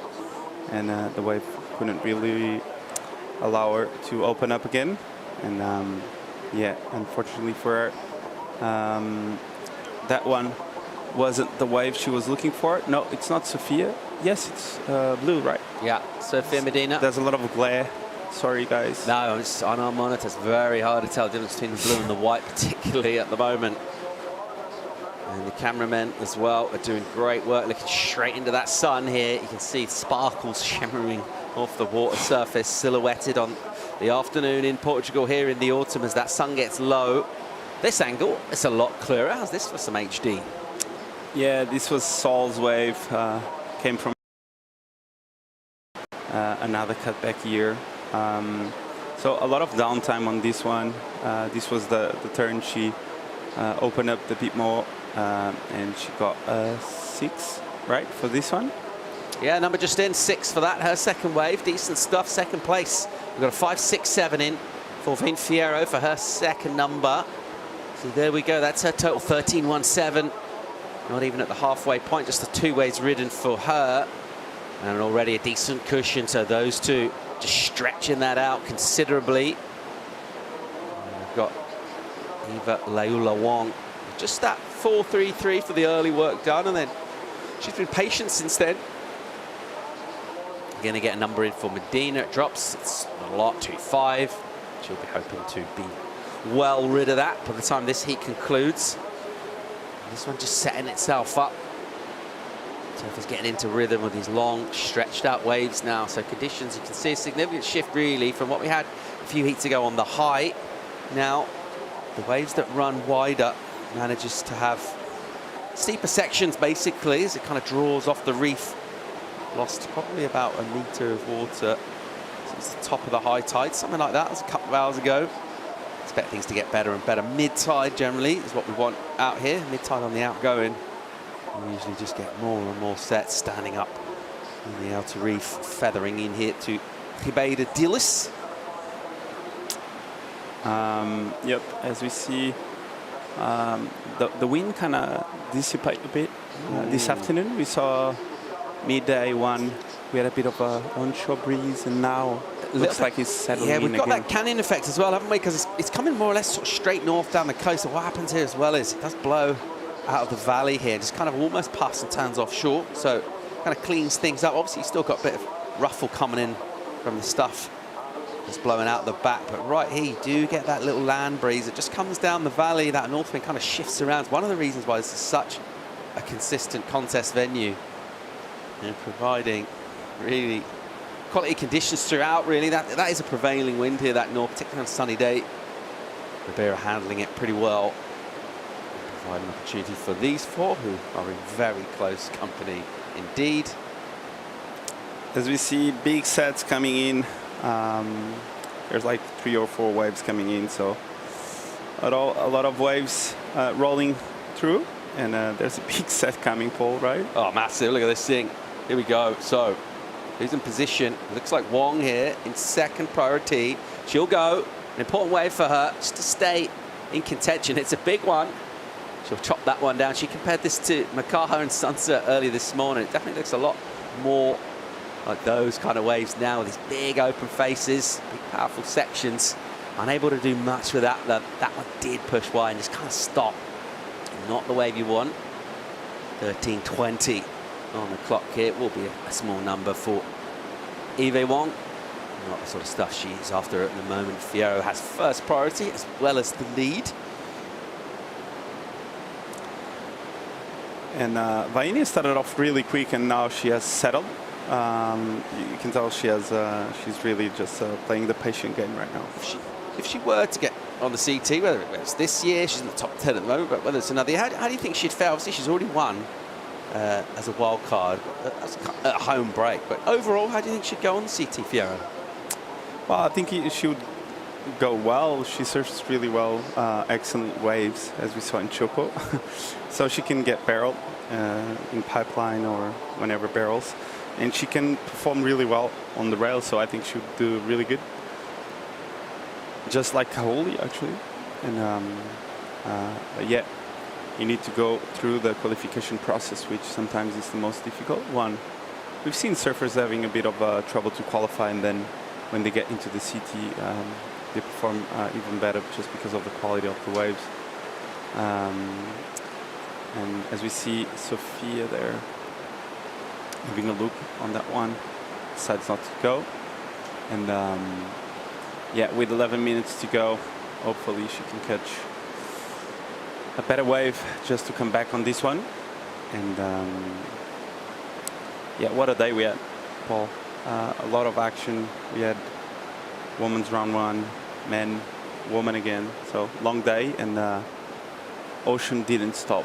Yeah, for when a second. you looked at the forecast, you feel pretty confident about getting surf. It's absolutely delivered in Portugal here once again. 11.5 on the clock here. It is Bang Fierro, the highest rated surfer in this heat's in the lead with first priority as well. Winner, of course, on the championship tour in Tahiti earlier this year. Let's see if the tear from Fierro can continue. We'll find out when we come back from break. Stay tuned.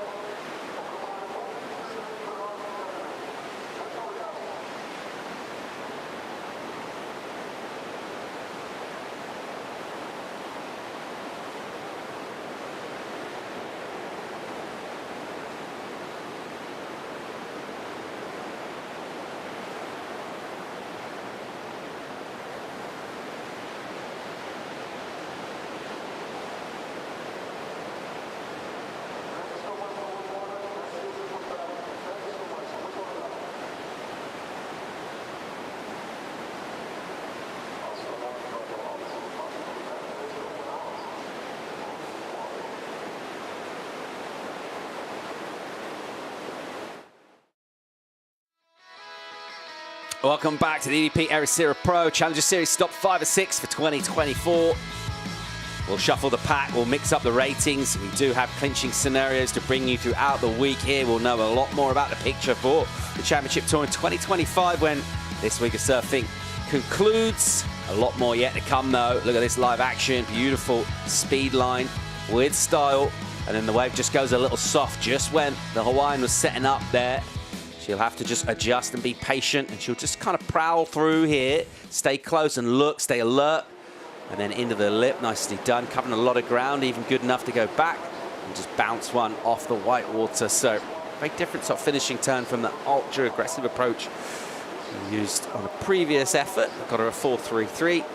She'll certainly improve on a backup score, needing a 7.5 though to go up and threaten the Peruvian Sol again. Yeah, she needed a bit more on that one, and Ocean quite went to sleep on this one, and on the previous as well. Looked a bit slow, so hopefully we can see a flurry of action. I would like to see a flurry of action, so we can see a bit more action, I would say, for this heat. And with 8 minutes to go, we kind of see some lines approaching, but what a long day we had. Yeah, but you know, we talk about like those strong starts. It sounds really obvious thing to say, but particularly when you get the heat, 4 surfers in the water, and there aren't many waves, you've got those points on the board. It just adds so much scoreboard pressure. Fierro with that big total already on the board. This was the Hawaiian Wong. It was just a wave hit. It just went deep for her, went soft. Yeah, I think she mistimed the first section on this one. I think she had the opportunity to really open up on that bigger section out the back, and needing that score 7.5, I think she really needed to go big on that first section, and she decided to go around it. I think that's probably a bit of, I wouldn't say a mistake, but needing that big of a score, she would probably needed to go a bit bigger. All right, Saligueira here jamming around. She's got such a good rail game. That wave, again, not one that offers much through the mid-section. There's a paddle from your heat leader, Fierro. Not a great wave. So everyone, I think, just sitting there and just kind of feeling the time pressure a little bit, wanting to get involved. And a couple of missteps there. Just sort of soft waves. Never offered much.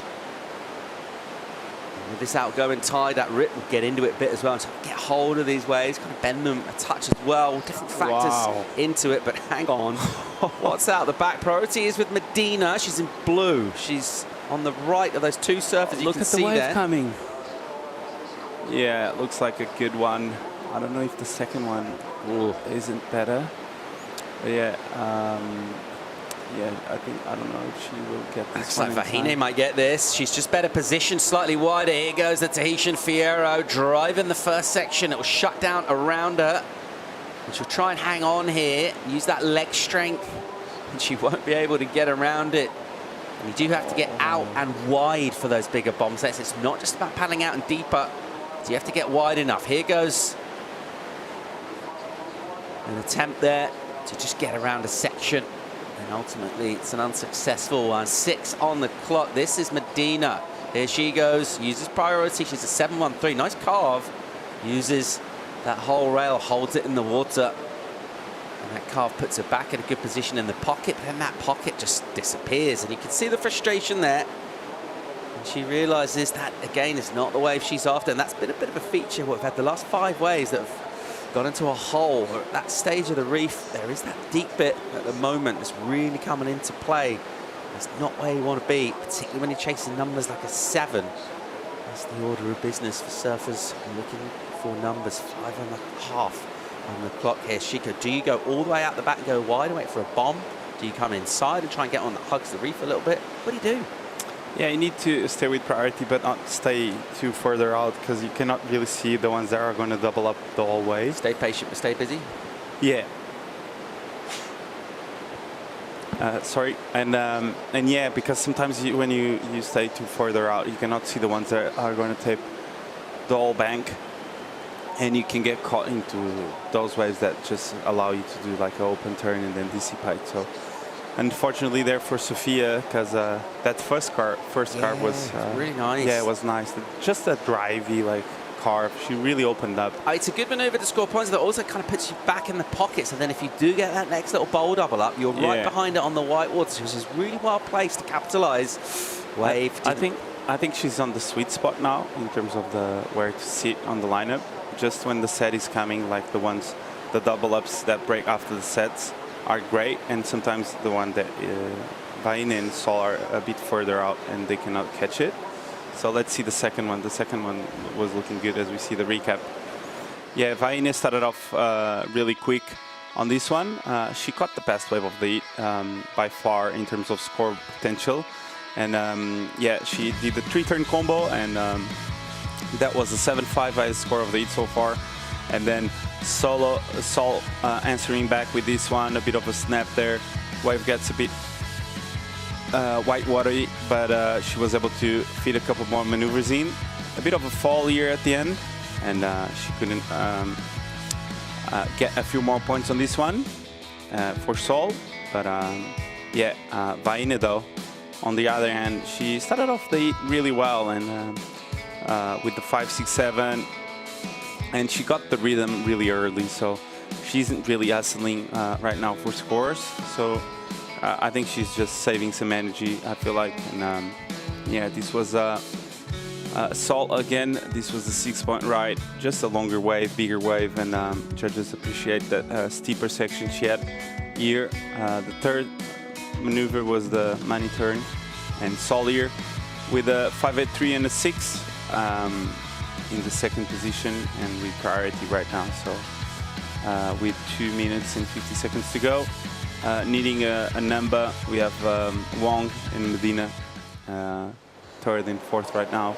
So just pressure moments for our surfers in third and fourth. Yeah, it's all about finding the right wave, isn't it? Basically, in terms of that 7-point requirement, it's the wave that's going to dictate that. They will need a runner with multiple steep sections both of these surfers have the quality to unlock, go excellent for sure, but they need the right wave to do it. You cannot force it here.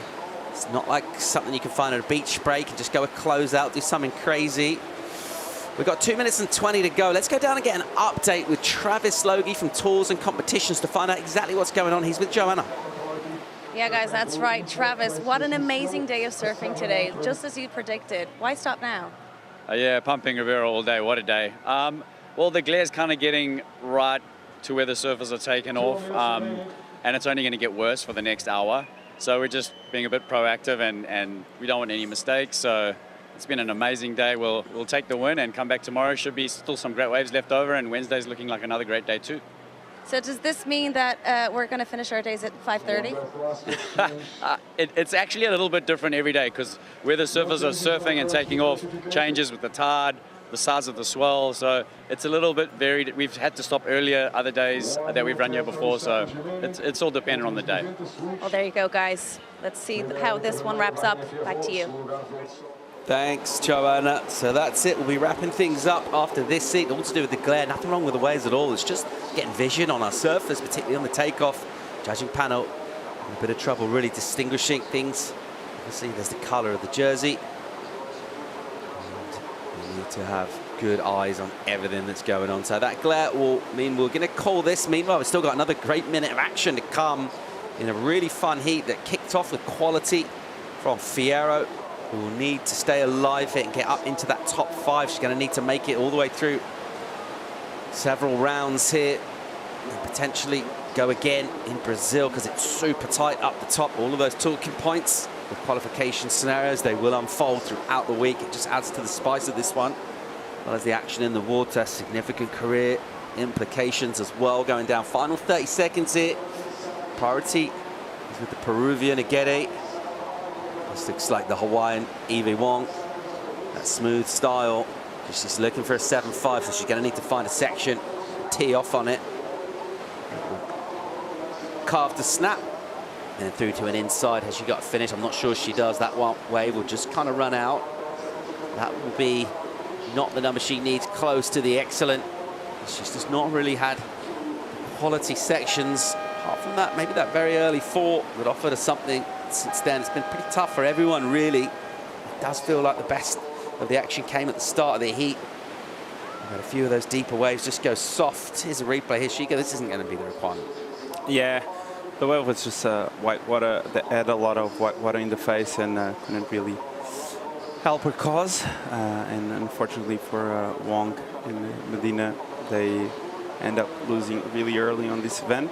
And yeah, it's just like Ribera, it goes to show like it gives opportunity for some, and the others just have a bit of a shocker every time. So unfortunately for them, and especially for Sofia, she was on a tear this year. She was sitting in 11th spot, so a really important event for her, and unfortunately for her losing right now. So more to come though. There's Brazil, and she's going to be in home soil, so to get back into rhythm. And Vaine though, on the other hand, showing off the rhythm she always has here in Ribeiradilhas, and because of the glare, we're going to stop, right? All right, we're all wrapped up for a fun day at competition. Doesn't mean we don't have more great talking points. A lot to break down in the Estrella Galicia post show. That's all coming live from Ericeira right after the break.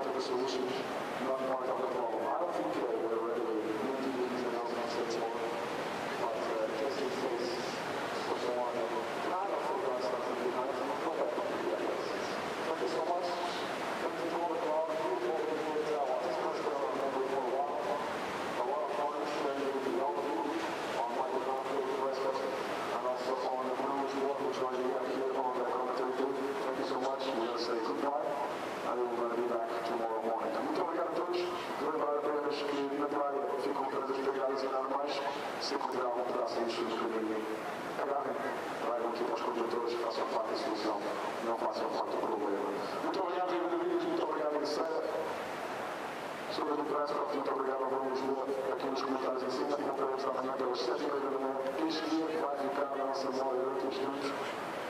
competição, segundo dia do EDP aqui de Estrella, apresentado pela Estrella Galicia.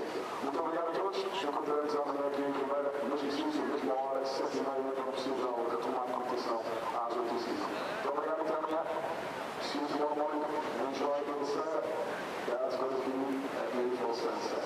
That's for sure. And if you feel aggressive, enjoy your first serve session. See you tomorrow morning. Coming up.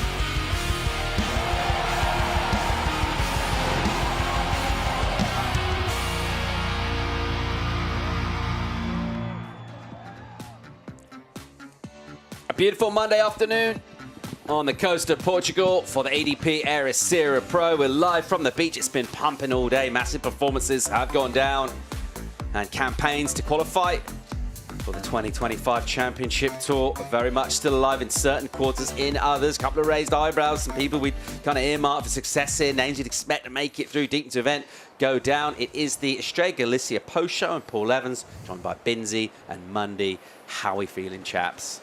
What a day. That was a marathon. We thought that the high tide might have come and wiped everything out through the middle of the day. Wasn't to be. The surf just kept pulsing and action from start to finish. Monday score from the day from you. Would you rate it out of 10?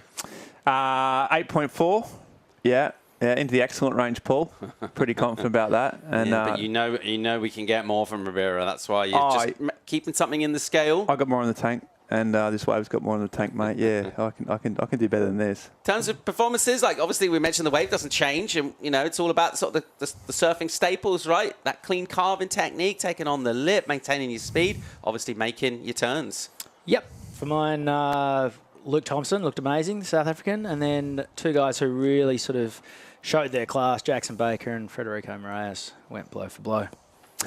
Yeah, I like the fact there's lots of new names came up and doing some incredible turns. So there was some big, people I hadn't seen a lot of, showing their style, showing their, and really major turns on that end section, especially when it was solid. So that's what I like the most. Okay, well, lots of highlights to pick through for the day, but one of them, in terms of our main storylines, came in that category of the upsets. It was the round of 32, Heat 4 for the women. And you talk about surfers like Erin Brooks getting that massive win on the Gold Coast to kick things off on the Challenger Series. But I tell you what, reputation means nothing. It's all about catching the waves. And a surprise to see her go out in this at the hands of Clapp and Harrison. Yeah, Clapp was really, really impressive. Young surfer from Malibu. Just really went to town from start. And also Ellie Harrison, the Victorian, also just really strong start. And Brooks was never in the hunt. She never connected with waves, even with 5 minutes to go. She was in a combination situation. Not sure if it was the pressure or just one of those heats, or all the lines. She's still young, but yeah, these two were so strong. And that's what I was talking about, those new names you haven't probably seen a lot of. Young Laura Clapp here, Noah Clapp, sorry, not sponsored. She's looking for some sponsorship. She's here almost just having fun, and she absolutely went to town. So new names, new talent, and dusting off some of the big stars of the future, and Erin never got a look in. This is her only wave of note. Yeah, and it wasn't just Erin either. Amuro Suzuki in third would have been highly fancied to get through this heat as well, but reputation's counting for nothing. This was Erin Brooks. I think she got 5 on this one, and it was really the only shot she fired. She sat with priority for the best part of the first 15 minutes without a score, and she's going to have to wash this one off and head to Rio to get the job done if she wants to consolidate that spot on next year's championship tour. Yeah, it's going to be super tight, isn't it? It's understandable that you're just sort of feeling that pressure on those nerves, and you're up there in one of those top spots. There is a target on your back, a lot of expectancy on you, Ben. Yeah, it's a whole new sort of pressure for her. I like the fact there was a smile there when she came out. She wasn't visibly upset. She had a smile. She got a pat on the back from her dad, and hopefully that's a good sign that she's just going to have to park that. She's so young in her career. There's going to be ups and downs, and it's how she responds to that. This loss is going to be really important as she goes to Brazil. So, yeah, it's one of those. She's still so young, got so much talent. I can see her coming back strong, but it was a blowover for sure. Let's go and hear from someone who's already tasted success on the championship tour this year, winning at home in Tahiti as a wildcard winner of our last heat of the day. Vaini Fierro is with Joanna Garnell. That's right, Vaine. I mean, 5 minutes into the heat and you already had the job done. Is that part of the strategy for this wave here at Ericeira? I'm so happy to be back here. I love this wave, but at the same time, it's really complicated to, catch the right ones. And then also the paddle back, it takes forever. So that was kind of my plan, to try to, get 2 waves right away. And luckily I did that, because then I sat out there and I fished the whole time. But no, it was fun. It was slow, but then big sets coming through. So a lot of movement, but I'm really happy to have started quick. And you're playing defense for the rest of the heat, so how's your mindset throughout? Yeah, I think I lost the prio a couple times going on pretty bad waves, but yeah, it was pretty slow out there, so I feel like prio was good, but at the same time it was not, you kind of had to be comfortable with it, but yeah, I'm glad to just win this heat. Well, you always learn something new here, right? Yeah, this year has been a big learning curve for me, winning my first CT to the Olympics to here trying to qualify. There's so much learning, and every day we get the opportunity to do that, so I'm very grateful. How are you dealing with all that? No, it's nice. I feel like I'm back slowly after the Olympics. It took me a while to come back here and mentally be back here, and I'm stoked. I have a really good crew too. I have my boyfriend, my mom, my coach, so I feel like we're building the momentum. Well, great. You absolutely are building a momentum. Congratulations. We'll see you in the next round. Thank you. Thanks, Joanna. Super stoked Vaini Fierro there. Getting that winning feeling again and getting on a roll here. Of course, it's still very early in the event. There's a lot at stake. The good news is as well, though, we are expecting waves throughout the week here. It's diving back into those talking points for today. In terms of those highlight heats, we're going to pick out another one. It came in the men's round of 48, the second heat of that round. Let's run it back. We talk about Luke Thompson and surfers who appear as wildcards. We mentioned him at JB a couple of years ago, surfing really well, and he's been looking for results since then. John Mel was all zen, getting prepared. It was a tough heat. Jorgen Cousinet featured in this one. Surfer out of Reunion Island, also Kian Martin. I'm going to tell you what, it was Luke Thompson who dominated this with a point break style. Yeah, and straight off the bat, he was into this really early. I think you'll see this throughout the course of the event. He eventually threw away a 7.5. Such was his domination. But, ranked way down in the 70s. Not expected to do well here. But tell you what, surfing like this, just so smooth, so powerful, linking all his turns together. Didn't make a mistake. And this was his first wave. He never looked back. So really, really impressed with the young South African. I think he's going to be one to watch. Yeah, he did look back, though. At the end of the first wave, he sort of eyeballed the judges straight away as he kicked out. A little bit of, chin up, sort of chip on his shoulder type surfing. Jorgen Cousinet struck straight back. Big, powerful natural footer throwing big fans of spray. And, it was a very tightly fought affair, this one. As we saw Luke Thompson in action, that was a huge hammer turn from the South African. He was just surfing with no weight on his shoulders whatsoever, really fluently and freely, and letting his surfing do the talking. Some of the bottom-end turns, just the spray coming off his fins as he drove around those sections. Not many surfers were doing that. None were doing that cleanly. And, he was on fire. Yeah, we talked about, you get the section at the outside, a section on the inside, and then what happens in between. There's a lot of time there. Those surfers with the point break style, you're pretty exposed here in terms of being out on that face. If you can link it all together and make it look good, stands you in very good stead indeed. Let's get into our top 5 moments of the day. There were a lot of them, a lot of moments, but we've picked through them to work out exactly what stood out for us as significant key moments in a big day of surfing here. And Kauli Vast, the Olympic champion, the gold medalist. And he was in the very first heat of the men's round. All eyes on him. He's looking for a big performance. Didn't go his way. No, his surfing looked good. You can see by the style, his commitment. He was really sharp and really sort of on point. Just didn't get the waves, and the other surfers just capitalised. Carlos here from Costa Rica, always in the battle, always in the hunt. It took a long time for the judges to get this score in, but it was just enough. And he got the score bins. Yeah, this is the first heat of the men's event, and so we've been eyeballing it for a long time. Tully Wiley from Torquay in Victoria, as well as, we just saw Carlos Munoz. So then we're moving on to number 4, and our highlights, Jackson Baker. Making his return to competition after a broken foot has seen him out. He admitted in the post-heat interview and when he came in and sat down with you two fellas, it's been a pretty tough 12 months. And he didn't want to get carried away, so this isn't exactly the storybook return. It's just one heat win, but he was pumped to really find some rhythm and put some big points on the board to take the win in this heat, alongside his stablemate, being coached for Dodge March, Federico Moraz. Yeah, as they both hadn't won a heat all year, so those really keen. But tell you what, this is what we're talking about. Tyre Zabrowski, tell you, she's been on absolute rampage all Europe. She won 3 events in the QS, and she came out here. She was under a bit of pressure, I might add, and just went excellent. I've got to say it again. She's 13 years old. She is so young, and she is so smooth and polished. It's incredible at such a young age. All right, speaking of someone who's been great from a young age, they're a veteran now. This is Sally Fitzgibbons. She loves it when there's a bit of pressure. There isn't too much around her here. She is leading the Challenger Series rankings. She's desperate to be back on the championship tour. I think she's had something like a 15-year run at the highest level. And, she's not going to be reaching out to the WSL for a wild card. She's doing it all on her own merits. She would love to seal her 2025 position on the championship tour here in Ribera, and she's taken a good first step towards it today. Yeah, we already talked about this man, but Luke Thompson, his surfing deserves another look. He was just so smooth. The highest heat total of the day. As we said, throwing away 7s, which was kind of unheard of today. Best wave selection, best style, most amount of spray, and a huge heat total. So, yeah, Thompson, you can keep that up. It's going to be a very, very dangerous dark horse. What is a packed field? Just zipping and zapping, just calm and composed. Boards look great. Yeah, South African on fire.